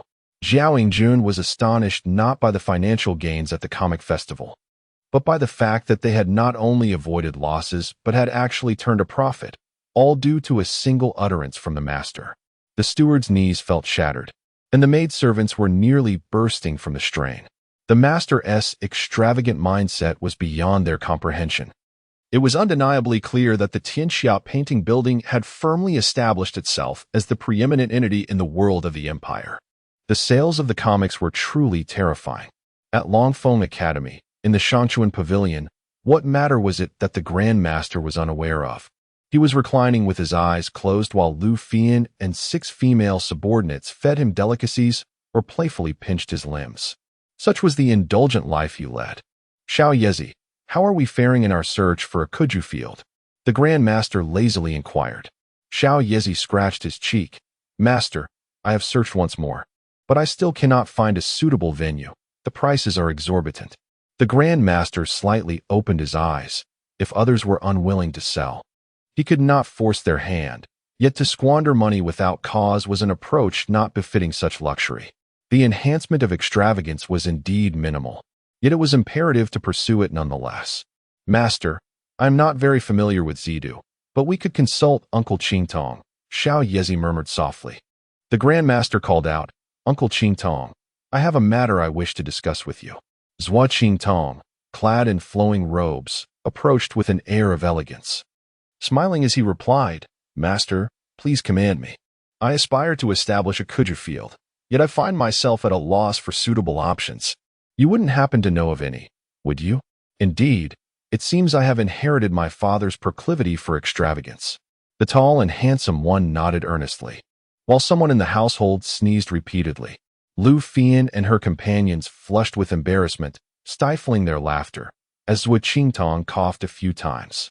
The tall and handsome one, with a mischievous grin, turned to Zhua Qingtong and inquired, Uncle Qingtong, may I utilize that piece of land belonging to my father? I am certain that the old gentleman would never refuse. He would willingly entrust everything to his young master. Zhua Qingtong smiled faintly. He had heard Gao Yuanfeng mention that whatever his son desires, he would grant without hesitation. Thus, a mere piece of land was inconsequential. Consequently, by virtue of a single statement, this land became the definitive inception of Gao Dashuai's kuju aspirations. Since you are unwilling to sell it to me, there will come a time when you regret it. A smile crept across Gao Dashuai's face, for he understood the vast influence of kuju. Anyone on this planet would grasp its monumental significance. In Zidu, on Panlong Street. The area is predominantly adorned with opulent mansions and estates, rendering it an exceptionally desirable residential locale, characterized by its picturesque scenery and lush vegetation. Yet, there remain patches of land scattered throughout. The largest parcel on Panlong Street belongs to the Gao family, and no one dares to construct anything here without prior permission, for doing so would surely invite disaster. Thus, after many years, this land has become overgrown with wild grass and flowers. The golden chariot came to a gradual halt, and Gao Dashuai and his companions emerged from within. The area was overgrown with weeds, yet wildflowers blossomed, revealing a patch of fertile land. Upon witnessing this, Ling Danxian furrowed her delicate brows and inquired softly, "Commander, do you truly intend to establish a Kuju field here?" "Indeed. The Kuju field must be expansive, and the grassland will require transformation." "Ah, at last, I can indulge in extravagant spending," Gao Dashuai exclaimed, clapping his hands in sheer delight. Those who overheard his words could only laugh and cry in disbelief. How could he express such thoughts so freely? The land was genuinely vast, comparable to half of the Gao estate, which was truly grand, complete with palatial buildings and towers. This indicated that the space was indeed ample, allowing Gao Dashuai the freedom to engage in his whims. "Xiao Yezi, summon Uncle Pang. The transformation of the Kuju field is about to commence," Gao Dashuai instructed. For reasons unknown, the moment the others witnessed Gao Dashuai's reckless spending, an inexplicable charm emanated from him, drawing them in. "What extravagant scheme do you have this time?" Ling Danxian teased, pinching Gao Dashuai's cheek. With a playful grin, he responded, "I desire the finest, the most expensive, and the most luxurious." In Chapter 87, "Come, I shall teach you." Gao Dashuai had initially contemplated where to purchase a plot of land for the Kuju field, but to his astonishment, his father possessed such a substantial piece of property. Thus, without hesitation, Gao Dashuai decided to utilize it, for it was, after all, part of their family estate, requiring no expenditure on his part. Pang Han hastened to Panlong Street, where the Pang family seemed to function as a dedicated construction team for the esteemed General Gao. It must be acknowledged that the Pang family's expertise in mechanisms is indeed remarkable. Otherwise, General Gao would not seek him out so frequently. "The land? All of it?" Pang Han inquired, his expression one of bewilderment as he rushed outside, fully aware that the Gao family possessed a parcel of land. General Gao waved his hand dismissively. "How could that be? We still need to construct various seating arrangements, turf, and training equipment, all of which require your expertise. What alterations do you envision, esteemed General?" Pang Han asked, taking a sip of the tea brought by a maid. With a grand gesture, General Gao declared, "We must trim the overgrown grass to form a proper lawn, though explaining this may be futile. Sister Shiyu, let us sketch it out." Sister Shiyu promptly retrieved her drawing tools, and everyone gathered around. General Gao had previously sketched a rough draft, but its whereabouts were unknown. As they began to draw on site, it was evident that Pang Han possessed a greater understanding of the task than anyone else present. Given the scale of the project, he estimated it would take at least 4 days to complete. For such an endeavor, esteemed General, the cost will be no less than 800,000 gold coins. Pang Han stated, observing the scene intently. Gasps of astonishment echoed among the crowd at the mention of such a substantial figure. 1 million. Ensure the finest quality. How long will it take to procure the training equipment? General Gao regarded money with disdain. Pang Han clutched his heart, contemplating how audaciously bold a child could be, and replied, "The equipment will be produced simultaneously, likely taking about half a month." "Very well, then. There are no issues. My Kuju field is finally about to commence." The tall, handsome figure, with a playful grin, clenched his fists tightly. Had any child from a prominent family dared to act thus, they would undoubtedly face severe repercussions from their parents. In Zidu, the Zhou family's influence was palpable. The Wanjiang Mercenary Guild was finally calmed by Zhou Chenrui. While the loss of mercenaries was inconsequential, the mercenary group itself was of paramount importance, signifying formidable combat prowess and an increased probability of mission success. In the Grand Hall, several renowned merchants of Zidu sat with poise, each wielding substantial real estate holdings. It was Zhou Qinrui's mere utterance that prompted them to inflate prices, forbidding any sale to the tall, handsome figure, or mandating that he be charged exorbitantly for rentals. As anticipated, Zhou Qinrui's stratagem resulted in a significant delay in the establishment of the tall figure's kuju, kickball, field, a term which had ceased to be novel. Having recently emerged from the Qianzi mercenary guild, Zhou Qinrui employed this to impose restrictions on the tall figure. Master Zhou, your move is remarkably astute. It has certainly humbled the tall figure, remarked one merchant. Indeed, regardless of his wealth, what can he do if we refuse to sell? Ha! Such a spendthrift is of little concern. It is amusing that Master Zhou would take action against him, making a mountain out of a molehill. The merchants present held the tall figure in disdain, yet showered Zhou Qinrui with flattery. Zhou Qinrui smiled slightly at their words. What is the tall figure to me? My only rival is Gao Yuanfeng. If they were aware that the tall figure's schemes were merely reflections of his own, one could only imagine their expressions. At that moment, a servant approached, whispering a few words into Zhou Qinrui's ear before departing. The merchants turned their gazes toward Zhou Qinrui, who shook his head. The tall figure has utilized the land that Gao Yuanfeng acquired. It seems a case of a blind cat stumbling upon a dead mouse. In the past, Panlong Street was not particularly affluent, yet over time, numerous merchants recognized its potential for development. They united to transform it into a residential area, and coincidentally, Gao Yuanfeng acquired the largest parcel of land there, inciting envy in many. How ironic it is now that this land is squandered by the frivolous Gao Dashuai. Had I known, it would surely have driven me to despair. To raise such a spendthrift would be less desirable than raising a pig, which at least provides sustenance. Comics? Play figurines? Mere trinkets of the common folk. The merchants mocked Gao Dashuai, questioning what kind of tempest this little fellow could possibly stir. Zhou Qinrui chuckled softly. He had been unable to purchase that land back in the day, yet now he could relish the sight of Gao Dashuai squandering it. The thought brought him immense satisfaction. As for the Gao family and the Chongqing Palace, Gao Yuanfeng and Zhou Zian exchanged light laughter upon hearing Zhou Qingtong's remarks.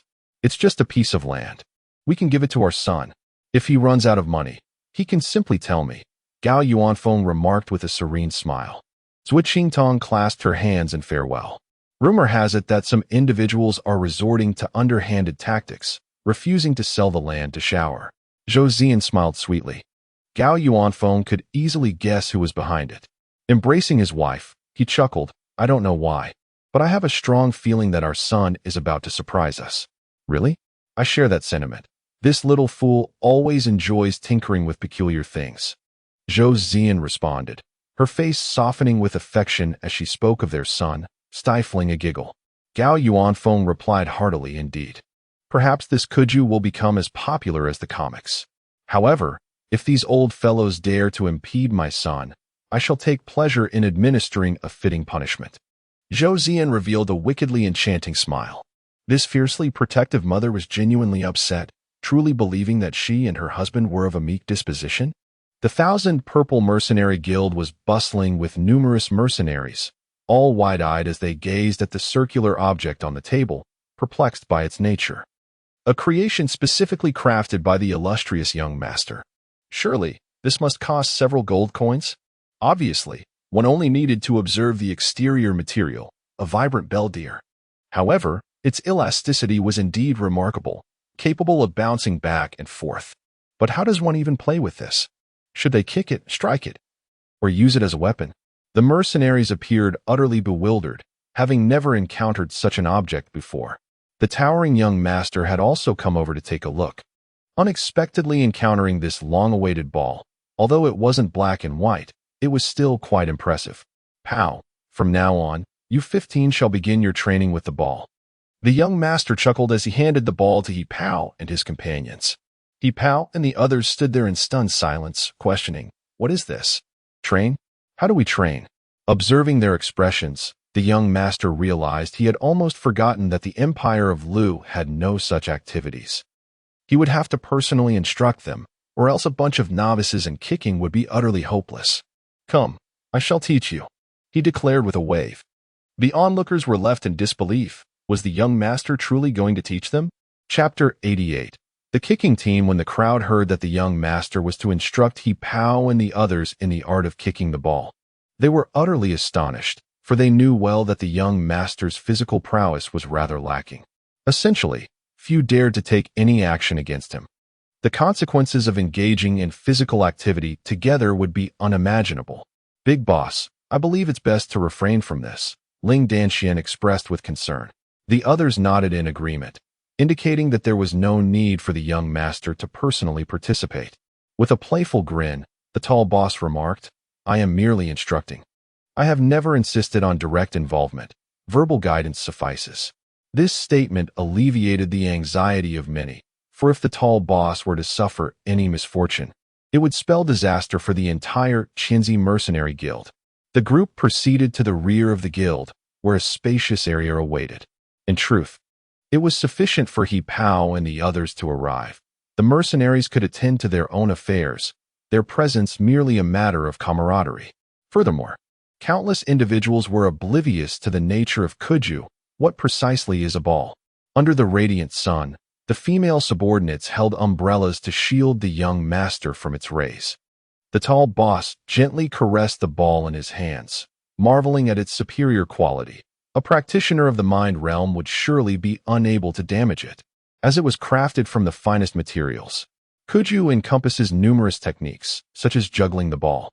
The tall boss, seated in a golden wheelchair, softly spoke as he tossed the ball upward. Upon contact with his foot, it rebounded gracefully, bouncing in rhythm under the watchful eyes of many. The mercenaries observed the ball dancing upon the young master's foot like an obedient child, never straying but instead bouncing in delightful synchronization. This spectacle ignited a spark of intrigue within them, revealing the playful nature of the game. I trust you are all familiar with the rules by now, the tall boss stated, as he deftly hooked the ball with his toe, catching it in his hands while glancing toward He Pao and the others. He Pao and his companions, of course, were merely scratching their heads as they reviewed the rules pinned by their master after completing their tasks. Did you notice earlier? Juggling the ball is a skill. Other techniques will have to wait until the training equipment arrives. Gao Dashuai tossed the ball to He Pao, and they hurriedly caught it, exchanging bewildered glances. Are we really going to play? Brother Wei Qi, kick the ball against that wall. Gao Dashui's command instantly focused everyone's gaze on Zhang Wei Qi. He cradled the ball nervously, feeling somewhat at a loss with it. Zhang Wei Qi flashed a grin and said, Master, just watch.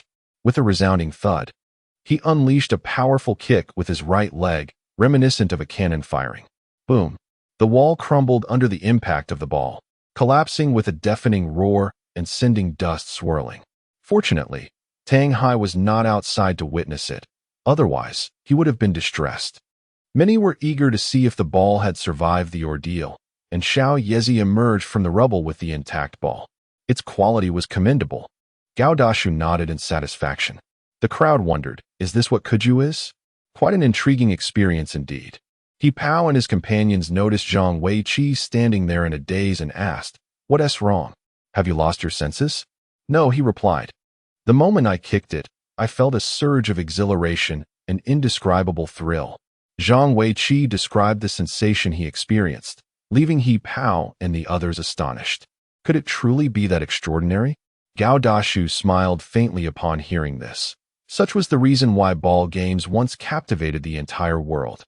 Not only do the spectators feel their blood surge with excitement, but those competing on the field also tirelessly dash forward for the sheer exhilaration and honor it brings. All they desire is pure delight. In 4 days, you are to head to Panlong Street for training. In the meantime, practice juggling the ball to familiarize yourselves with its feel. Do you understand? Gao Dashuai assigned them a task. He Hua and the others immediately embraced the ball. Affirming in unison, they were resolute in obeying the young master's words. As Gao Dashuai departed, he cast a glance at the collapsed wall. Inwardly astonished, such power could annihilate countless players on Earth in mere moments. A single blow would likely prove fatal. It seems altering the rules was indeed a wise decision. In the Gao family's Grand Hall, The trio gathered around the dining table. Gao Dashuai, his mouth full, mumbled, "Father, mother, I intend to transform that piece of land into the largest kuju field. When the time comes, I shall take you to witness the matches." All right. Swallow before you speak. Don't choke, Zhou Ziyan gently interjected upon hearing her son's enthusiasm. Gao Yuanfeng chuckled softly. Father is quite eager to see your kuju match. There's no harm in observing. If there aren't enough players, just inform your father and mother. We will certainly assist you in gathering more, Zhou Ziyan added, resting her chin thoughtfully. Upon hearing his mother's words, Gao Dashuai realized he had only assembled a kuju team. Who would they compete against in the upcoming matches? Zhou Ziyan stifled a laugh, playfully swatting her husband. Our son is being silly. You are indulging him as well. Ha ha. As long as our son wishes to play, I shall wholeheartedly accompany him. Gao Yuanfeng laughed heartily.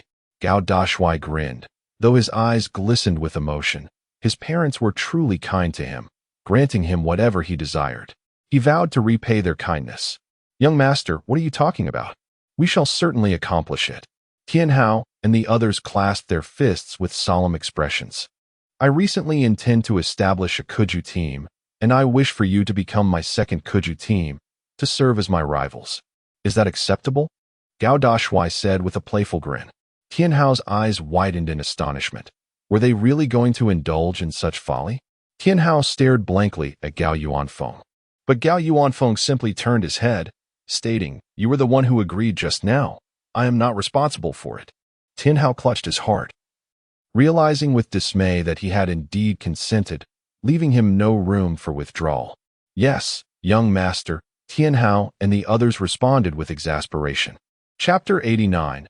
Arrangements in place. Gao Dashuai specifically cautioned that all kuju players must be of the heart refinement realm. Within the Mountain Guardian Legion, there are formidable warriors at the Heavenly Ding realm, capable of easily overpowering He Pao's team. Therefore, to maintain a balanced competition, only those at the heart refinement realm would be allowed to participate. The heart-seeking realm was too weak, while the Heavenly Ding realm was too strong. Thus the decision to set the standard at the heart refinement realm. This would ensure an exciting match while avoiding disparities in strength.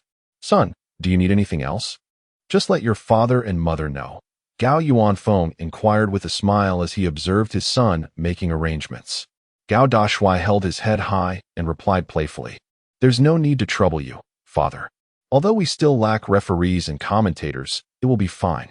Zhou Ziyan and Gao Yuanfeng, upon seeing their son's cheerful demeanor, displayed affectionate expressions, thinking that if he enjoys tinkering, then let him tinker. "Young master, what is the matter?" Lu Fian, mature and beautiful, inquired with a gentle smile. The tall and handsome man smiled faintly, addressing Fian. "Sister Fian, could you assist me tomorrow in finding some eloquent individuals, as well as a few with keen eyesight?" "Young master, leave it to me," Lu Fian replied gently, nodding in agreement. Subsequently, both Xiaoya and Lu Fian departed the room. The tall and handsome man reclined, exhaling softly, finally able to enjoy a thrilling match from another world. It promised to be an exhilarating spectacle, and simultaneously, his lavish desires would be fulfilled. In the Zhou household, recent days had brought misfortune to those merchants who had previously refused to sell to the tall and handsome man. All had acted on Zhou Chenrui's words, offending both Gao Yuanfeng and Zhou Ziyan, and now they faced dire consequences. "Master Zhou, my business has lost nearly 150,000 in just 2 days," lamented one merchant. This was not an isolated incident. The losses continued to escalate. Gao Yuanfeng and Zhou Ziyan. Must they truly take matters into their own hands? The merchants began to voice their grievances. Zhou Chenrui frowned upon hearing this. He had not anticipated that Gao Yuanfeng would finally take action, spurred by the merchant's mistreatment of the tall and handsome man. Had they remained passive, they would have evaded trouble, yet it was Zhou Chenrui's machinations that lay beneath.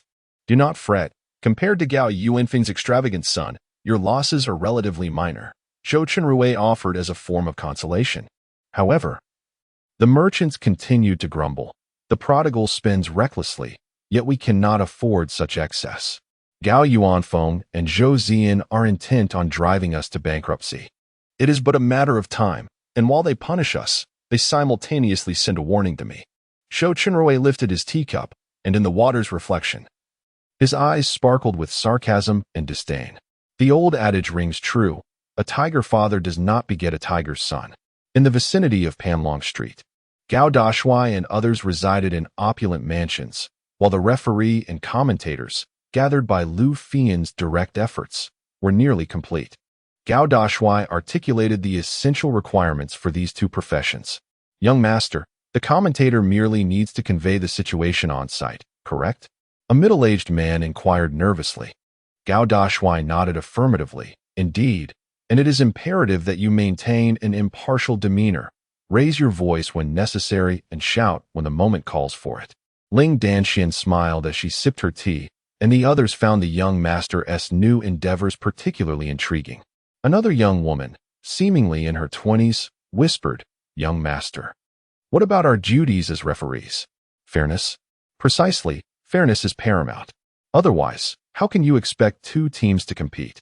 You must possess keen eyesight and a clear understanding of the rules." Gao Dashuai emphasized the importance of neutrality, knowing that any bias would complicate the match. This young woman was one of the 6 referees, as the vastness of the Kuju field necessitated an increase from the original 3. Thus, Gao Dashuai appointed 6 referees, while a single commentator sufficed. With the arrangements both inside and outside the field settled, the 7 individuals, referees and commentator alike, exhibited expressions of confusion and trepidation, uncertain of what Kuju truly entailed.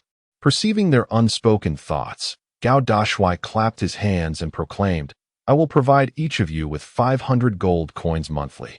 Will you accept?" "Yes," they replied in unison. Upon hearing the announcement, the 7 individuals widened their eyes and unhesitatingly shouted their agreement. The constraints of hunting or joining a sect were far too great, not to mention the inherent dangers to life. Given such favorable conditions, it would be foolish to decline. Comfort lay before them, accompanied by generous remuneration. Thus their unanimous consent was entirely anticipated by Gao Dashuai. He presented the rules of Kuju to the 6 referees, instructing them to observe carefully, while also encouraging the commentator to hone his speaking skills. With everything set, they awaited the completion of the venue. The large number of hired personnel instilled a sense of anticipation and anxiety in others, as they pondered whether this Kuju match could indeed be conducted with greater excellence. However, Gao Dashuai paid little heed to such concerns. His primary focus was on extravagant spending. Only a fool would engage in such a manner. Ling Danxian still harbored some resentment over the considerable expenses incurred. Gao Dashuai, with a playful grin, remarked, "Sister Xian, you will surely be captivated when the time comes." "Trust me." "Humph, I do not believe that," Ling Danxian retorted with a light snort. Gao Dashuai replied seriously, "You will." The onlookers witnessed the couple bickering once again, shaking their heads and smiling. Chapter 90. It seems a bit sparse in the recent days at Longfeng Academy. Gao Dashuai had been diligently assessing the training outcomes of He Pao and Tian Hao's teams. To speak candidly, their capacity to embrace new concepts was remarkably strong, likely due to their identities as cultivators, which made adaptation effortless. Not only were they able to juggle the ball with finesse, but they also exhibited a flair for creativity. Much to Gao Dashuai's delight, this was precisely what was desired. Such versatility would introduce numerous variables during the competition, ultimately leading to a spectacular display. Gao Dashuai and his companions gradually emerged from the academy. Upon seeing them, Pang Han promptly approached with a smile, saying, "Young master, the Kuju field has been constructed according to your specifications. The Pang family truly excels in efficiency." "Excellent. Let us depart at once," Gao Dashuai replied, his face beaming with joy. After waiting for countless days, the Kuju field was finally completed, and the group climbed into the golden chariot, heading towards Panlong Street. Panlong Street, the Kuju field. Ever since the term Kuju had graced the ears of the populace, alongside the rumors emanating from the Qinzi mercenary guild, curiosity had burgeoned within them, as they had never encountered such a concept before. The once overgrown patch of land had vanished completely, replaced by a magnificent edifice adorned with intricate patterns. supported by towering columns that stood resolutely against the earth. The grand entrance opened wide, welcoming Gao Dashuai and his entourage, as a subtle yet invigorating aura enveloped their faces. The lush green grass, meticulously cultivated by the Pang family, yielded beneath their feet, offering a soft landing that was far from prickly. What an extraordinary structure! This is my first encounter with such grandeur. It evokes a sense of awe, they exclaimed in unison. Young master possesses an exceptional mind to conceive such a design. It is vast and expansive. Can this truly serve as a place for playing football? Each member of the group expressed their astonishment. For since Gao Dashuai had tasked Pang Han with the transformation and establishment of the Kuju field, none had set foot inside until now. Witnessing it firsthand evoked a sense of familiarity, precisely matching his expectations. At the edge of the Kuju field, there are seats designated for players and coaches. However, what truly captivates the eye are the rows of seats that stretch endlessly upward, capable of accommodating thousands of spectators, promising an atmosphere of great excitement. Indeed, I am thoroughly satisfied. It seems a match will take place this evening, remarked the tall and handsome figure while surveying the surroundings with a grin. The crowd paused in surprise. Was a match about to commence immediately? Xiaoyezi, instruct Uncle Pao and Uncle Tian how to familiarize themselves with the field. We shall have a match tonight. The tall figure could hardly contain his anticipation.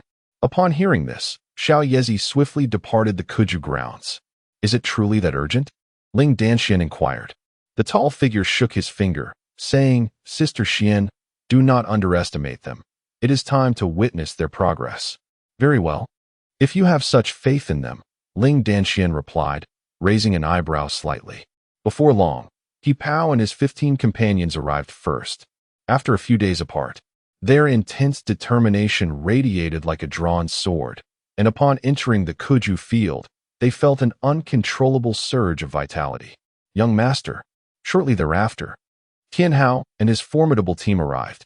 The tall figure directed them to another side of the field for familiarization and training.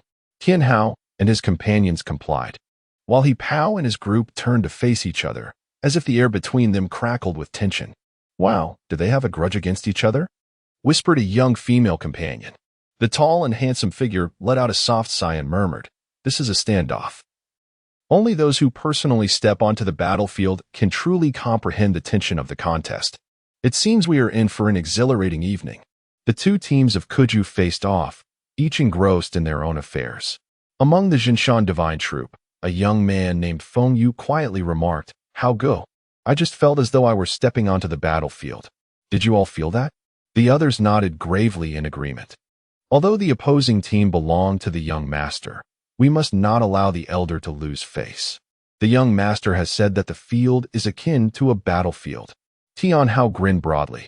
Laughter erupted among the members of the Jinshan Divine Troop. They were seasoned warriors unafraid of any challenge. Meanwhile, on He Pao's side, Zhang Weiqi silently juggled the ball, striving to hone his touch. Wu Rongxuan exclaimed, Those people seem so fierce. It feels as if they are ready to take lives. Of course, Chao Yuanhang replied in a low voice. They are the Jinshan Divine Troop, each one having taken countless lives. Enough, He Pao interjected solemnly. The field is not a place for bloodshed. We have held back for too long, and it is time to unleash our energy.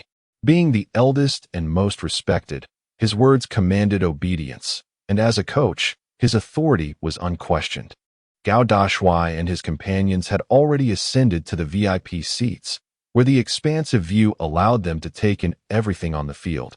Even Ling Danxian felt that tonight's match would be exceptionally thrilling, influenced by the atmosphere from moments ago. Dashuai, what are you doing? Ling Danxian gently inquired, having noticed Gao Dashuai holding his head high. As the crowd turned their gaze skyward, following the direction indicated by the young master, they beheld the vast expanse of azure above. It seems rather few to have only tens of thousands watching, murmured the tall and handsome figure.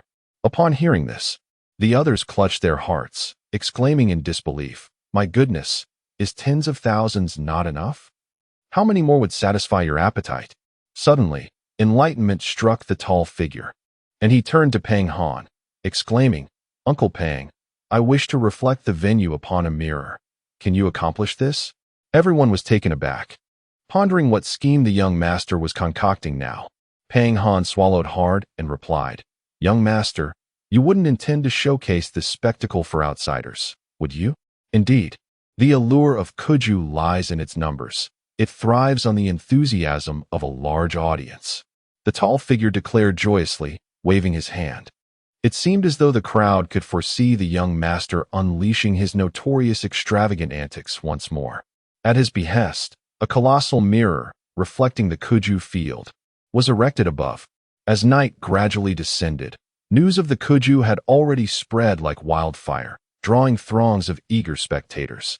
Chapter 91. The match begins. Zhou Zian playfully chided him to swallow his food before speaking.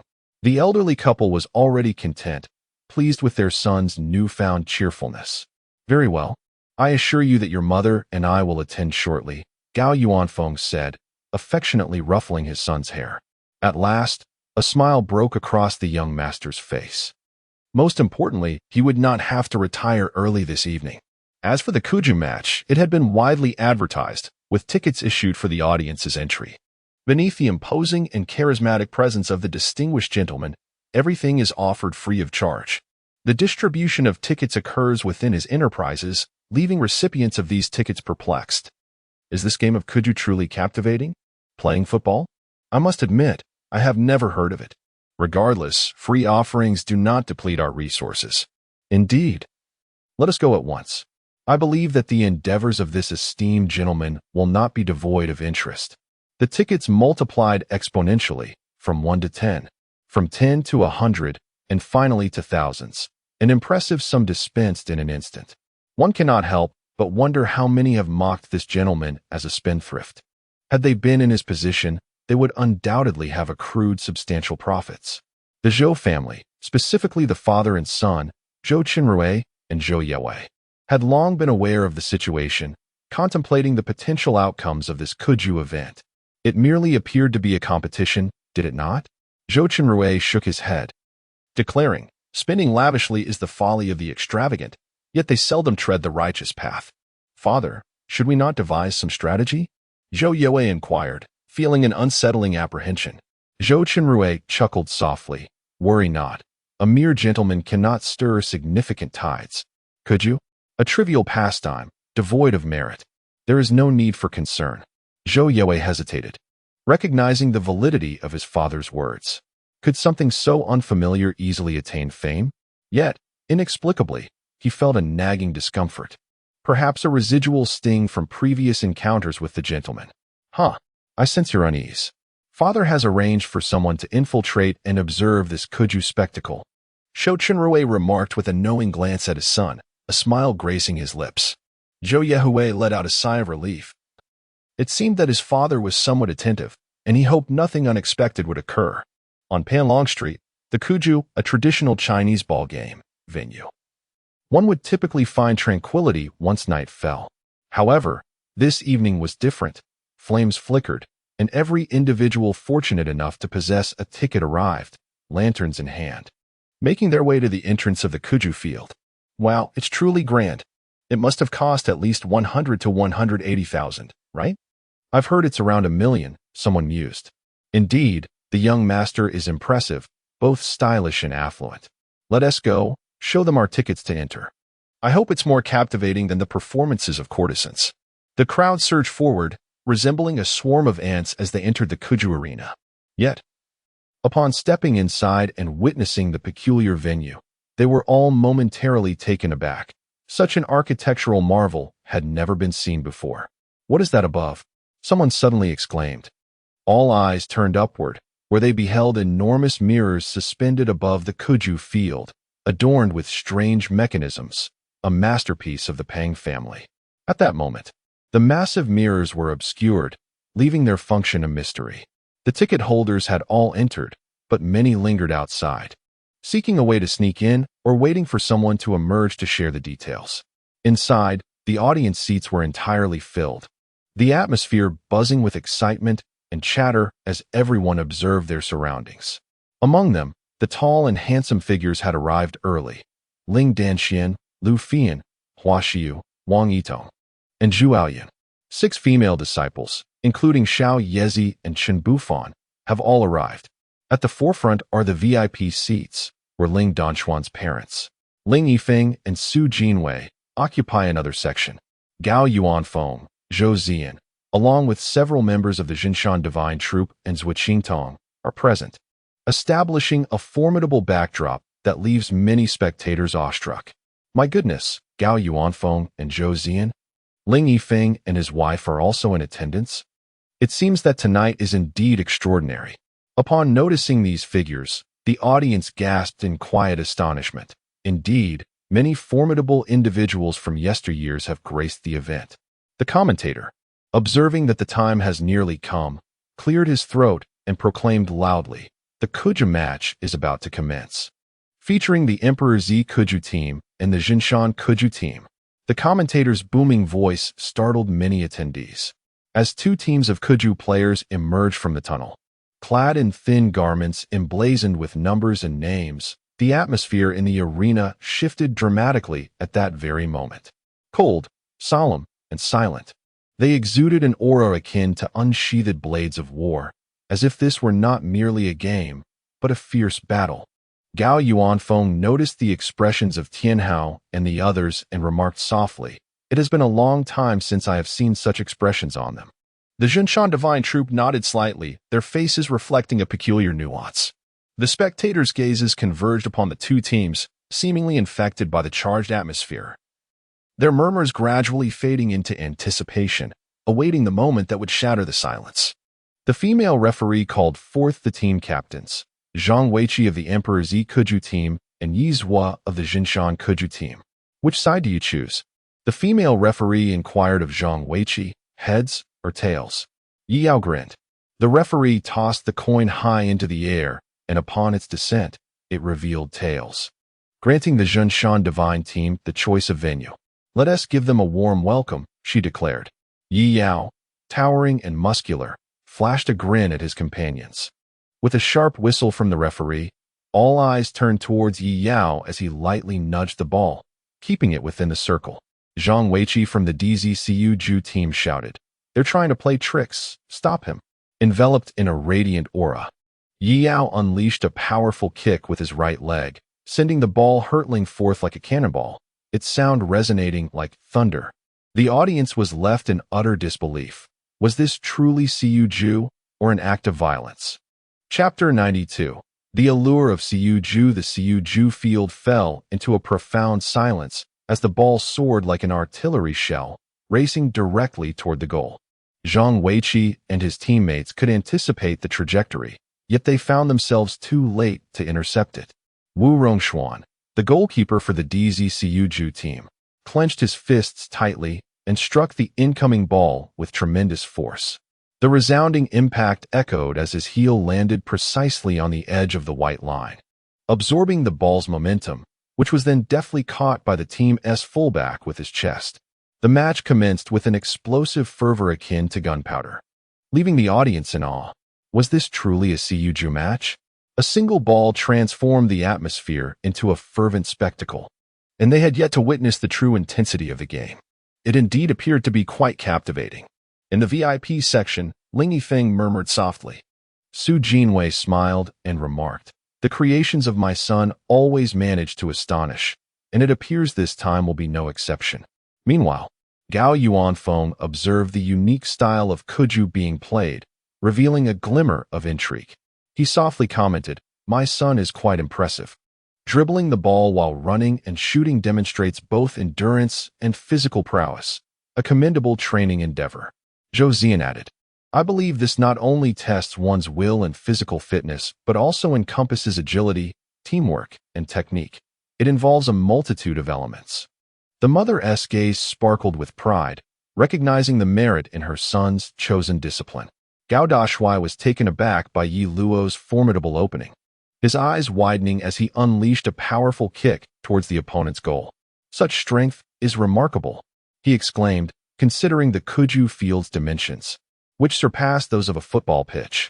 The audience was entirely captivated, enveloped in silence, while the 2 teams on the field exchanged no words, resembling a fierce competition between dragons and tigers. The extraordinary atmosphere seemed to subtly influence all who witnessed the spectacle. The left back of the Imperial Purple Kuju team sprang into action, instantly galvanizing the entire arena as he passed the ball to the forward, Zhang Weiqi.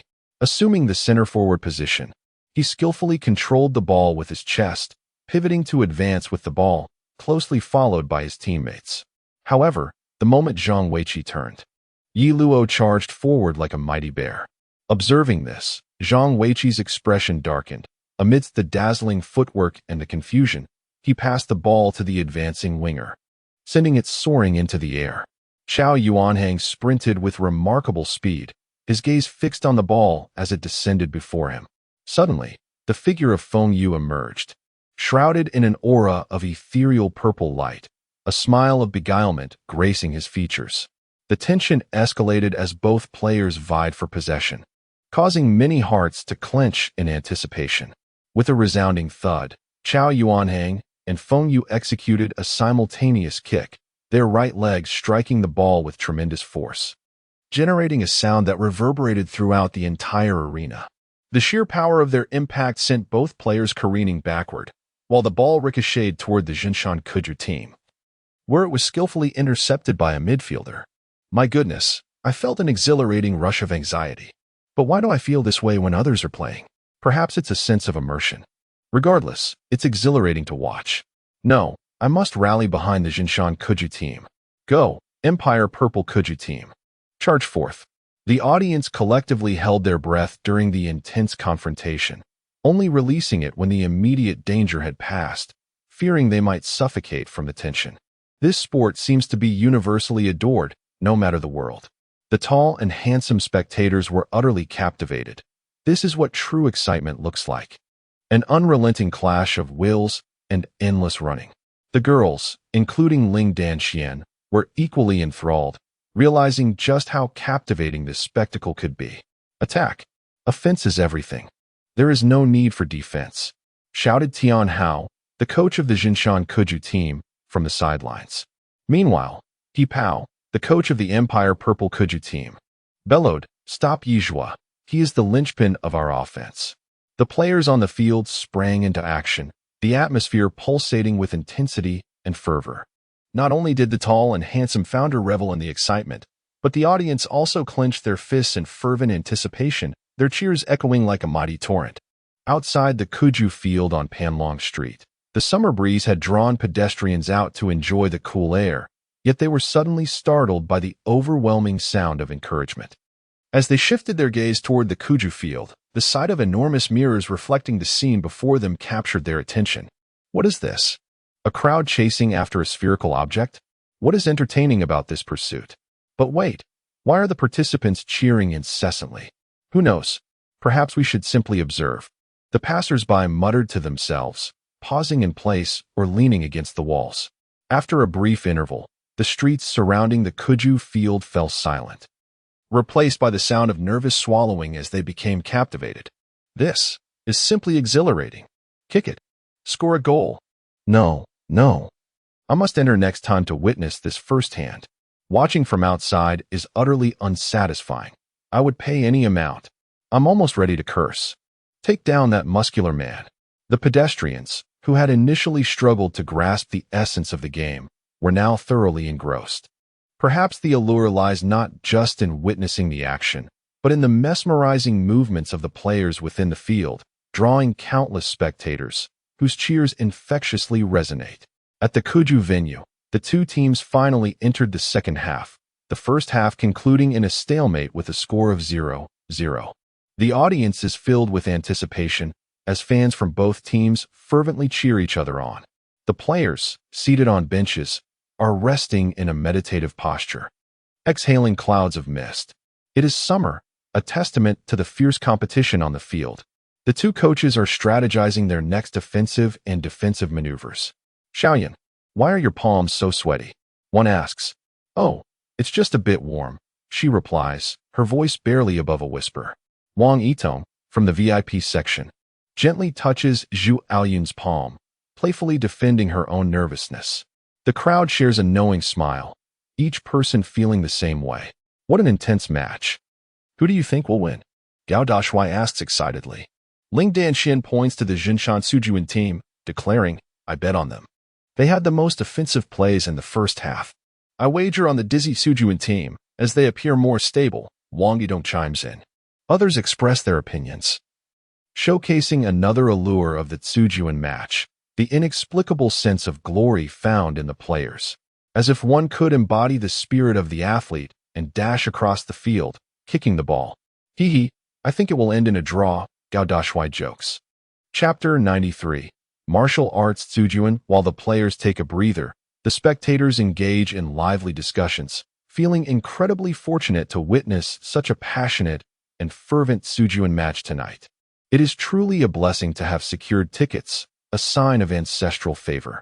In the distinguished seating area, Gao Yuanfeng and Zhou Zian, the couple, have finally recognized the merits of Kuju, a multifaceted endeavor.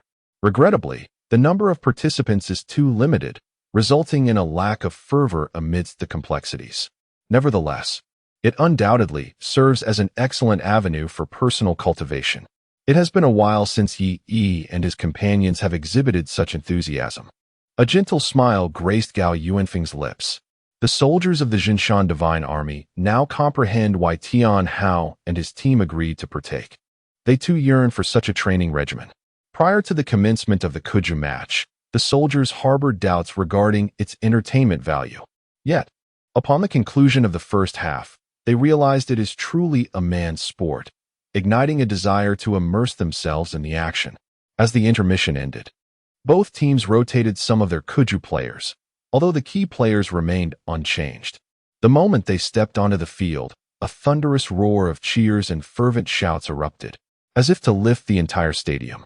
Jinshan Kuju team, rally. Your offense embodies the allure of masculinity. Imperial Z Kuju team, unleash your ferocity. Do not falter. Yes, we rally for you. Charge forward.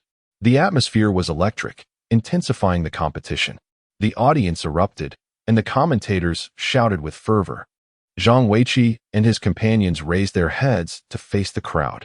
Once mere mercenaries without any renown, their circumstances have dramatically transformed. An overwhelming wave of support invigorated them. Annihilate them, Zhang Weiqi declared resolutely. Good. The other Kuju players echoed. Let our actions resonate. Vanquish them. Yizhua smiled broadly, his voice booming like thunder as both sides assumed their formations. However, as the formations were set, the audience erupted in gasps of astonishment. The commentator, wide-eyed, exclaimed, Oh my! The Jinshan football team has actually placed Yizhua, a key player, on the wing, while Feng Yu takes on the primary role. The players of the Emperor Purple football team furrowed their brows at this unexpected strategy. What were these fellows up to? The Jinshan warriors, once soldiers under Gao Yuanfeng's command, possessed a tactical acumen far superior to that of the Emperor Purple football team. With the referee's whistle signaling the start of the second half, the game commenced again. With the Emperor Purple football team kicking off, and the intensity surged anew. The experience of observing the match from the sidelines starkly contrasted with being on the field. At least those outside could enjoy the spectacle for free, yet they could not grasp the palpable atmosphere of the game. When the ball was snatched away, sighs escaped the crowd. Yet, when the team surged forward in attack, it stirred countless hearts. The evening was the perfect time for such fervor. In the morning, others hustled for profit, but night belonged to the game. As the match progressed, the dynamics shifted. The wing player of the Emperor Purple football team passed the ball into the offensive zone, only to have it skillfully intercepted mid-flight by Feng Yu. With his feet whirling like the wind, he deftly maneuvered past the wing player, racing at breakneck speed towards the opposing goal. The goalkeeper, Wu Rongshuan, along with 3 central defenders, faced Feng Yu head-on as the defenders charged in, attempting to tackle or hinder him.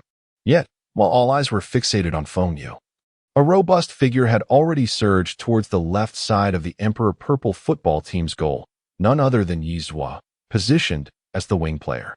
Seeing him nearly in place, Feng Yu unleashed a powerful long pass. The blade of fury. Yizhua laughed maniacally, soaring into the air as a fierce wind swirled around him. With a swift motion, he unleashed a radiant strike, akin to a war blade slicing through the sky, aimed directly at the goal of the Imperial Purple kicking team. The gale he conjured left nothing in its wake, reducing everything to mere dust. Spectators beheld the extraordinary fusion of martial arts and soccer, a spectacle of unparalleled brilliance that dazzled the senses. Yet, the peril inherent in such a display was palpable, and Zhang Weiqi and his companions, faces contorted in fear, shouted, "Rong Xian, run!" The war blade enveloped the ball, swiftly arriving before Wu Rongshuan, who, to their astonishment, did not flee. He held steadfast to the words of his master in his heart. The goalkeeper was the final bastion of the team, and he would resolutely block the ball, even at the cost of his life. 3,000 small worlds. Golden light danced as Wu Rongshuan joined his hands in prayer, his flowing hair seeming to embody countless selves, asserting his invincibility from all directions. With a thunderous crash, the war blade shattered, and the ball was forcefully struck down by Wu Rongshuan's fist, neutralizing the crisis. Silence. An eerie stillness enveloped the kicking field as onlookers were rendered speechless. They had anticipated a score for the mountain kicking team, only to witness an unexpected interception. Wu Rongshuan clasped the ball and bellowed, "What are you all waiting for? Get moving!" With a vigorous throw, Wu Rongshuan sent Zhang Weiqi and the others into action, deftly controlling the ball as they surged forward. "Stop them!" Yizhua roared, casting one last glance at Wu Rongshuan, a true man, unyielding in the face of adversity. Many spectators slumped in their seats, exclaiming in disbelief, "Goodness! This is too much for the heart to bear. Ha! Yes, yes, yes, this is the martial arts kicking I adore." Within the VIP section, the tall and handsome figure joyfully exclaimed his desire for something unique. The Emperor's Purple football team seized an opportunity against the Town Mountain football team, swiftly advancing towards the enemy's goal through a series of passes. Xiao Yuanhang found himself cornered at the edge but sent a powerful long pass to the center where Zhang Weiqi awaited. The defenders of the Town Mountain football team were entangled, presenting a chance. The moment had arrived. Zhang Weiqi's legs stretched like a drawn bow, radiating a brilliant red light as he unleashed a ferocious shot. The ball soared like a celestial sun, searing in its intensity, scorching the grass beneath it. No one dared to intercept its trajectory aimed at the top left corner of the goal, an ingenious strike. Countless spectators were taken aback with delight, finally anticipating a breakthrough in the deadlock. Town Mountain's goalkeeper, Shi Yuqing, with an impassive demeanor, uttered a sharp command. The demon descends. Dark energy coiled around him, and from behind, a black demonic hand materialized, lunging towards the incoming ball. Thunderous roars echoed as the brilliance dimmed. The ball lay quietly within Shi Yuqing's grasp, yet emanated a rising heat. The demonic hand crumbled, but the ball was successfully caught. Thus, the offensive thrust of the Emperor's Purple football team was thwarted, leaving them with expressions of disappointment. Yet, after a moment of silence, the crowd erupted into frenzied cheers. What a spectacular display! This was indeed the essence of football. A thrilling spectacle. Chapter 94. Frenzy in the realm of football, where competitors chase and challenge one another, fervor ignites the spirits of men, stirring countless hearts. It turns out that the creations of the tall and handsome figure could be so visually captivating and igniting such passion. Every competition has its commencement and conclusion. Ultimately, the match between the DZCU team and the Zhenshan CU team ended in a stalemate of 0-0, without a victor. However, during the extra time, the contest finally revealed its champion. With an assist from Qiao Yuanhang, Zhang Weiqi delivered a powerful shot that found the net. At that very instant, the entire venue erupted into a cacophony of cheers, as if every spectator present had personally scored the goal. They were so engrossed that they truly embodied the spirit of the players. "Ha! We have triumphed." Zhang Weiqi and his teammates embraced one another, bursting into laughter. Conversely, the Zhenshan CU team let out a resigned sigh, yet they too relished the joys of the game, recognizing it as a splendid outlet for release. I knew they would win. It was absolutely thrilling, magnificent. From this day forth, I shall support the DZCU team. I wonder if there will be more matches. I long to witness them. Without Ju matches to watch, I feel as though I might perish. The audience was naturally in a state of exhilaration. In the VIP section, the tall and handsome figure observed Zhang Weiqi and his companion's victory with evident satisfaction. Although he had predicted a draw, he overlooked the element of luck that permeates the field. The protagonist achieved a level of extravagance, earning 1,000 wasteful points and receiving an immunity aura, rendering all negative states ineffective against him or others. Ding! The protagonist completed the initial trial of the minor wasteful herb, earning another 1,000 wasteful points and acquiring the red steel gauntlets. He truly did not anticipate the fervor to escalate to such heights. Gao Yuanfeng surveyed his surroundings, shaking his head with a smile. Zhou Zian embraced her husband's arm, smiling radiantly. Of course. How could our son possibly lose to anyone else? Indeed, quite right. Gao Yuanfeng replied with a hearty laugh. Ling Danxian and the others had initially believed that the Kuju match would not garner much interest, yet it exceeded their expectations. What puzzled them, however, was how Gao Dashuai's mind seemed to be filled with concepts beyond their comprehension. Why are you looking at me? Am I not handsome? Gao Dashuai teased, sensing their gazes. Humph, shameless, Zhu Aoyan scoffed lightly. Dashuai is such a fool, Wang Yitong said, her eyes wide with playful indignation. Ling Danxian shot a sidelong glance, declaring, "You idiot." Lu Fian and Hua Shiyu laughed in unison. Humph, you shall never comprehend my extravagant talents. They are lavish and domineering. Gao Dashuai proclaimed with pride, unashamed of his boastfulness. The group rolled their eyes, but soon burst into uncontrollable laughter. At the Zhou residence. Tonight marked the day of the Kuju match, and thus, merchants alongside Zhou Qinrui and Zhou Yihui awaited news in the Grand Hall. Gao Dashuai's Kuju was deemed unpopular, which, upon hearing, brought a sense of satisfaction. Did this not imply that Gao Yuanfeng's actions were misguided? Zhou Yihui inquired solemnly. How was the reaction at the venue? Were there any applause or indifference? The servants of the Zhou family pondered briefly before shaking their heads. Haha, I knew that spendthrift would be a failure. Pathetic, truly. If not a single person clapped, they lamented. Tell us about the scene. We wish to hear all about it. Gao Yuanfeng, you too can make mistakes sometimes, haha. The merchants and the Zhou family were suddenly filled with exuberance, realizing that they had incurred substantial losses, not only failing to profit, but also acquiring a tarnished reputation. The servants of the Zhou family, faces etched with bitterness, knelt down with a thud, their demeanor subdued. What had transpired? Master, young master. It was not that Gao Dashuai's Kuju competition was unpopular. Rather, it was overwhelmingly popular. You cannot fathom the scene.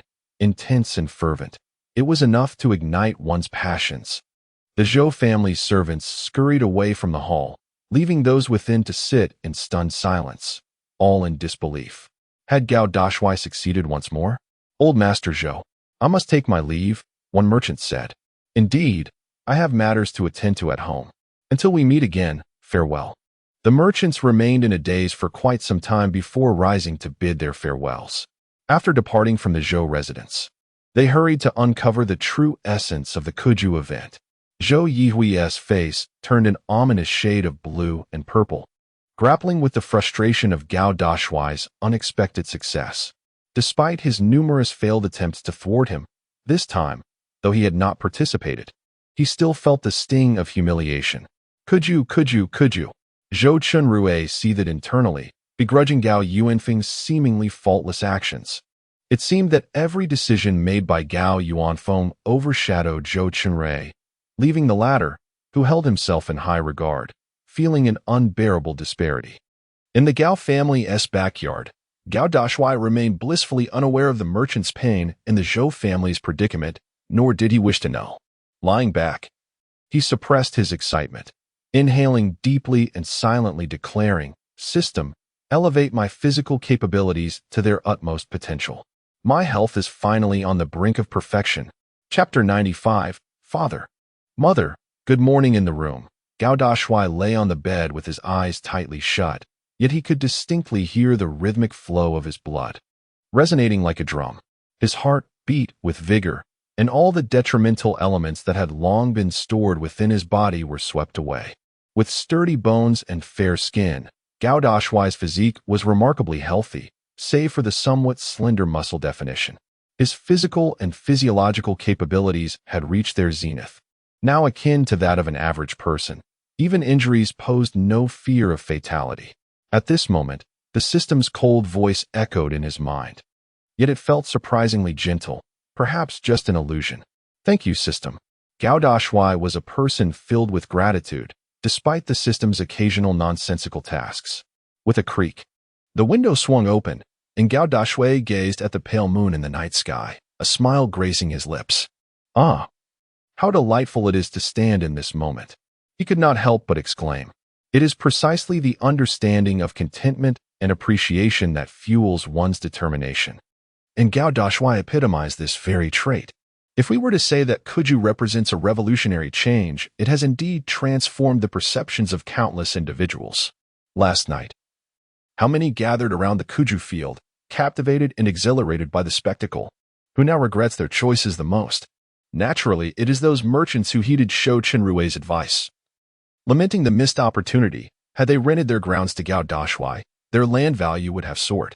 Kuju signifies the potential to sell a myriad of merchandise, balls, jerseys, shoes, and more. This is indeed a crucial aspect. The impact of Kuju is overwhelmingly significant, sweeping across the entire purple capital and potentially affecting the entire empire of the earth. Those who seize the opportunity are the wisest among us, yet no merchant can rival Gao Yuanfeng. He has already dispatched individuals to create merchandise related to Kuju, a venture that requires no further elaboration. Leveraging last night's Kuju match for sales will undoubtedly lead to immense success. The term Kuju is no longer a distant concept, but has become a sound that resonates with all. Regardless of wealth or poverty, people can discuss and even partake in this sport, which transcends social status and is accessible to all. However, no matter how lively the outside world may be, it cannot sway Lu Fian and her female companions as they attempt to rouse the young master for breakfast. Their current lives are quite fulfilling, their status elevated compared to others, solely due to their service to the esteemed young master. "Sister Fian, last night's Kuju match was absolutely thrilling," one exclaimed. "Indeed, especially the combat through the medium of the ball. It was simply stunning." Another chimed in. I know, no need to be so excited. The young master will take us there," Fian replied with a smile, gently tapping their heads as they chattered animatedly.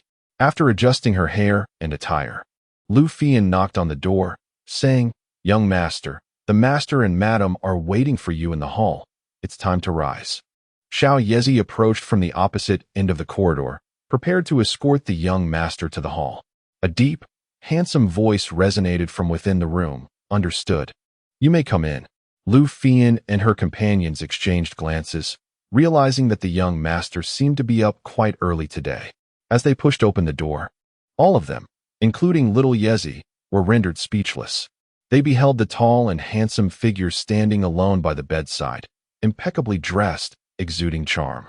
His raven-black hair framed a visage that was both elegant and dignified, clad in a flowing white robe that accentuated his tall and upright stature. Clatter! The copper basin held by the female subordinate fell to the ground, spilling water everywhere, as she instinctively covered her crimson lips with her hands. The sight of the tall and handsome gentleman stirred an overwhelming wave of emotion, evoking tears from the butler. "Why are you all crying?" exclaimed the butler, along with little Yezi and Sister Fian. The tall gentleman had not anticipated that his mere presence would elicit such fervent emotions. He hurried to assist the butler and help little Yezi to her feet. I, why are you crying? I haven't even." Sobbing.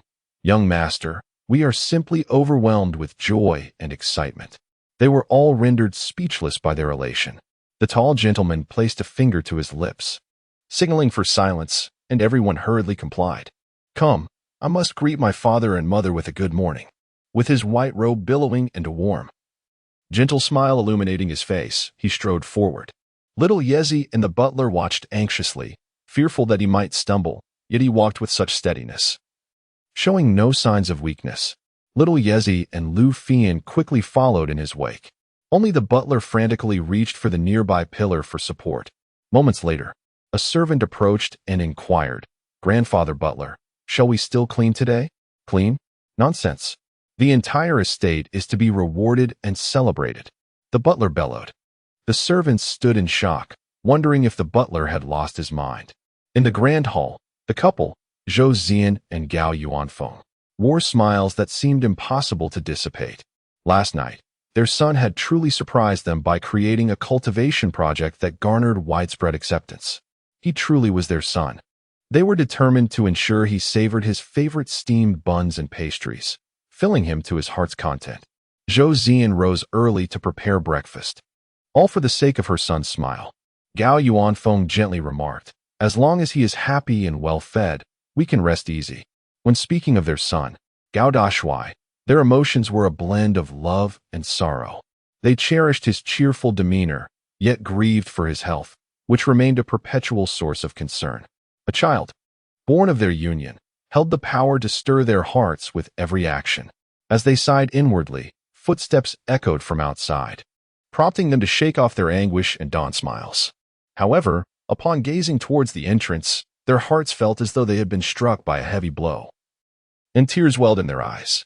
"Father, mother, good morning." Gao Dashuai entered the hall, beaming with joy.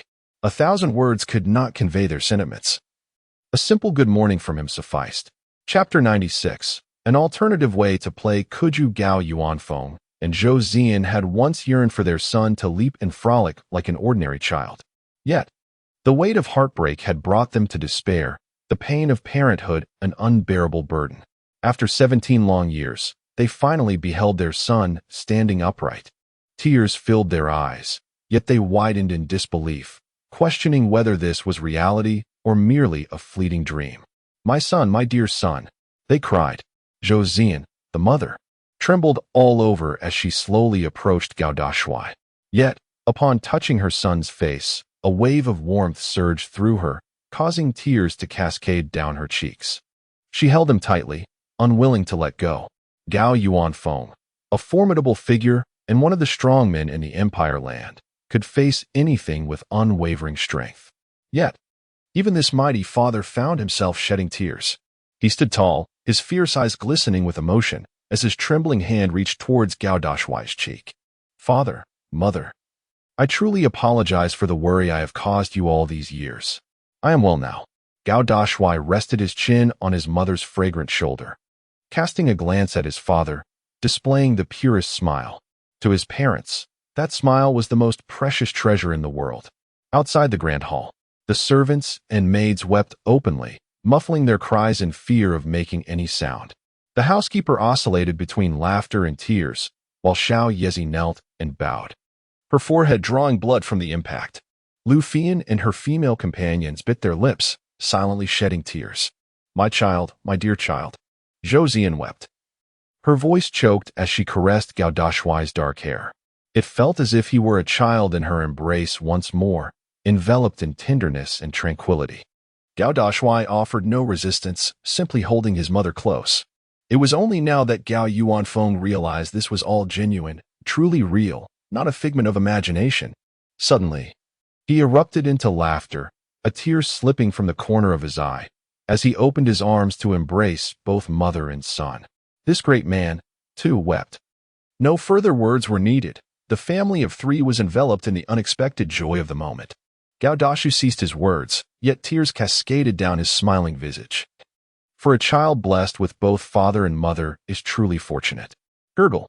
In the midst of tranquility, Gao Dashu's stomach audibly protested, and emerging from his mother's embrace, he cheerfully scratched his head and exclaimed, "Father, mother, I am hungry. Our hearts are overflowing with joy. Our son is hungry. Let us dine at once. I shall fetch your favorite dishes from the kitchen," Zhou Zian hastily declared. She hurriedly exited the grand hall, paying little heed to the servants outside. Upon reaching the kitchen, her limbs grew weak, and her throat tightened. The mere thought of her son standing before them brought forth silent tears as she covered her crimson lips. "My son can stand now. Why should I weep? This should be a moment of joy, Zhou Zian fervently wiped away her tears, yet they would not cease flowing. After years of nurturing, her child was finally alive and vibrant, fulfilling their deepest hopes. Zhou Zian was a formidable woman, yet she remained, above all, a mother. Just as she sought to regain her composure, her son's gentle voice reached her ears. "Mother, let us eat.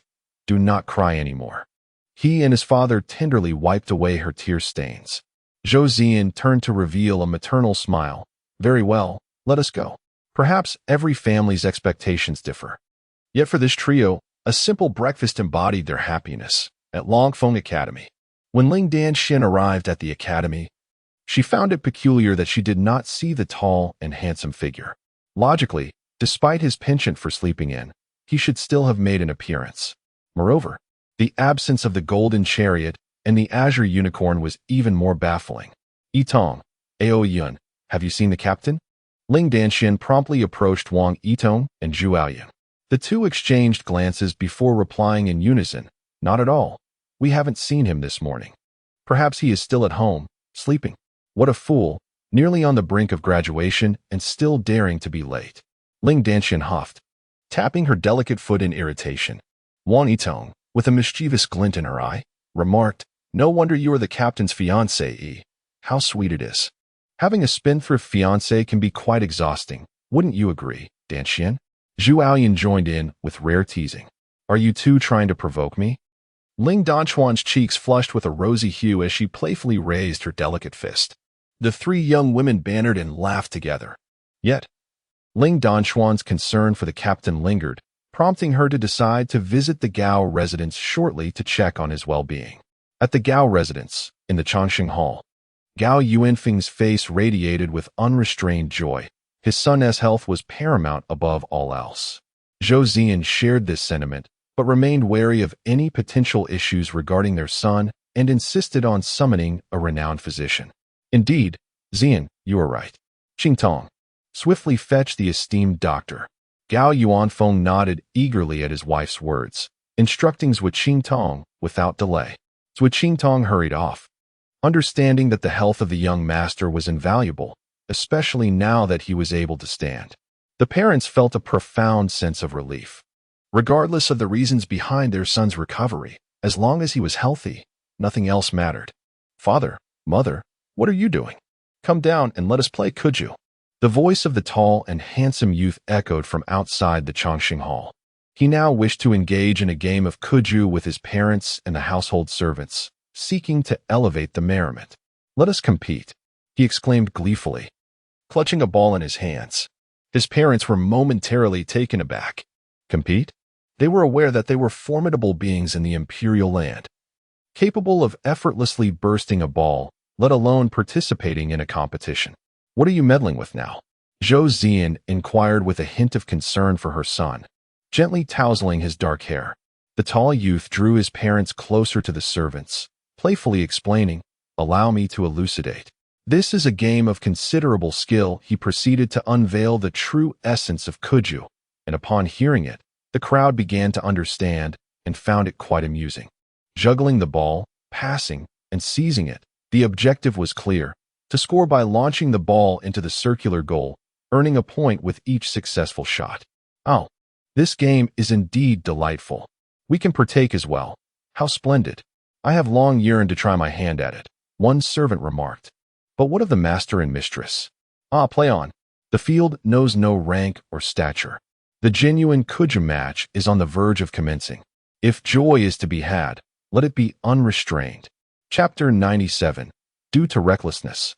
I have found health. Gao Yuanfeng and Zhou Zian harbored a modicum of concern for Gao Dashuai.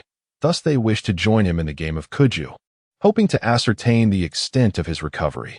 Yet, the reality was clear. He had indeed regained his health. The elderly couple was undeniably filled with joy. From the time their son was a child until now, they had never truly engaged in playful activities with him. Thus, today, they resolved to set aside all else and delightfully partake in leisure with their son. The ball danced at everyone's feet, as if transmitting joy into their hearts, warming and invigorating them. The laughter of the parents mingled with the cheers of the crowd, while the tall and handsome lad erupted in laughter. Sometimes, happiness is this simple. It does not require complexity. With good health and joyful parents, he felt content. At Longfeng Academy, Ling Danxian, Wang Yitong, and Zhu Aoyun seized the opportunity to depart, having waited anxiously without sight of the tall and handsome lad. Their minds wandered to the possibility of his condition worsening. Surely, he must be fine. Wang Yitong voiced her concern. Zhu Aoyun and Ling Danxian pondered in silence. Heartbreak in the realm of the imperial land was insurmountable. When one's heart aches, cultivation becomes unattainable. Who could endure such suffering? Observing him reveling in his extravagance, they believed he must be well, yet as students, they felt compelled to check on him. Zhu Aoyun's expression was one of indifference. Ling Danxian, upon hearing this, smiled softly and said, "Very well, let us depart at once." The trio took a carriage to the Gao residence. As Gao Dashuai's fiancée, Ling Danxian had known him since childhood, so her worry was only natural. Buzz. It felt as though a heavy blow struck Ling Danxuan's heart upon witnessing the crowd gathered in the backyard. Her eyes brimmed with tears as she swiftly made her way towards them, with Wang Yitong and Zhu Aoyun following closely behind. "Dear sir, you must not encounter any misfortune." Ling Danxian stepped into the backyard, her tear-filled gaze sweeping over everything before her. Yet, in the next moment, she halted in her tracks. Wang Yitong and Zhu Aoyun followed closely, equally taken aback by the scene in the backyard. The tall and handsome figure, clad in a pristine white robe, resembled snow itself. He was able to juggle the ball, pass it, and run, albeit with a hint of frailty. Nevertheless, the smile that graced his face was undeniably warm, causing Ling Danxian to gently cover her red lips with her delicate hand, her heart trembling. "Young master, the young mistress has arrived." The tall and handsome gentleman, oblivious to the presence of Ling Danxian and the others, was reminded by the servants. Only then did he turn to see the three of them standing at the entrance of the backyard, particularly the sight of Xian Jia, which pierced his heart. Gao Yuanfeng and Zhou Zian, the couple, shushed the servants, who quickly fell silent, though their eyes twinkled like crescent moons. The tall gentleman approached Ling Danxian, slightly taller than the three of them, as he was still growing. "Xian Jia, I will take care of you for a lifetime. Would you accept?" The tall gentleman was no longer the person he once was. He earnestly extended his hand to Ling Danxian. Looking at her healthy and serious fiancé, tears streamed down Ling Danxuan's face. "I need not your care. As long as you are healthy, that is sufficient." With laughter mingling with tears, she wiped her eyes. The tall gentleman beamed, opening his arms to embrace Ling Danxian. It was their first moment of such heartfelt honesty between them. Ling Danxian nestled into the warmth of his chest, feeling safe, whispering to herself, "So this is what a man's embrace feels like." The servants of the Gao family, witnessing the scene, offered heartfelt blessings, knowing that the young master and young mistress had finally come together. "Cough, let us indulge in a game of kuju together." After a considerable time, Gao Yuanfeng cleared his throat lightly and smiled. Ling Danxian, blushing furiously, extricated herself from the embrace of the tall and handsome figure. Bowing her head in greeting, "Hello, uncle and aunt." "Xian, my dear, this is Yidong and Aoyun, I presume." Zhou Zian stepped forward, gently taking Ling Danxuan's delicate hand, then shifting her gaze to Wang Yitong and Zhu Aoyun. Wang Yitong giggled, "Greetings, Aunt Zian and Uncle Yuanfeng. I am honored to meet you." "We have come to pay our respects, Uncle and Aunt," Zhu Aoyun added politely. "Oh my, we shall dine here today," Zhou Zian remarked, her affection for them growing with each passing moment. The tall and handsome figure smiled. "Mother, let us discuss the meal later. We should first enjoy a game of kuju. Do not overexert yourself. Your health is paramount." Zhou Zian playfully tapped her son's forehead in mock annoyance. Laughter erupted among the group, as it became apparent that there were no lingering uncertainties. Everything that needed to be known was laid bare. Gao Dashuai most ardently wished for his parents and sister Xian to understand that his health was robust, alleviating any excessive concerns. He was thriving. Later that afternoon, at the Gao residence, the esteemed physician Yin Guiyu had once again arrived in Zidu, summoned by Gao Yuanfeng for the purpose of assessing Gao Dashuai's current health status. The room and its surroundings were crowded with onlookers, all keenly observing the proceedings. Physician Yan's visage was rather formidable. Clad in a purple-black robe and adorned with an ancient crown, diligently examining Gao Dashuai's condition. After a lengthy period, under the scrutiny of many, he shook his head. Gao Yuanfeng and the others grew anxious. "Physician, what is the matter?" "Do not panic. The young master's physique is now indistinguishable from that of an ordinary person. His kidneys are robust, his vitality is abundant, and his spirit is invigorated. Aside from being somewhat slender, he faces no other impediments." Dr. Yin gently waved his hand, expressing his profound sentiments with a single remark. The words of the esteemed physician were more impactful than anything else. The servants erupted in cheers, while the three ladies, Ling Danxian and her companions, embraced each other in excitement.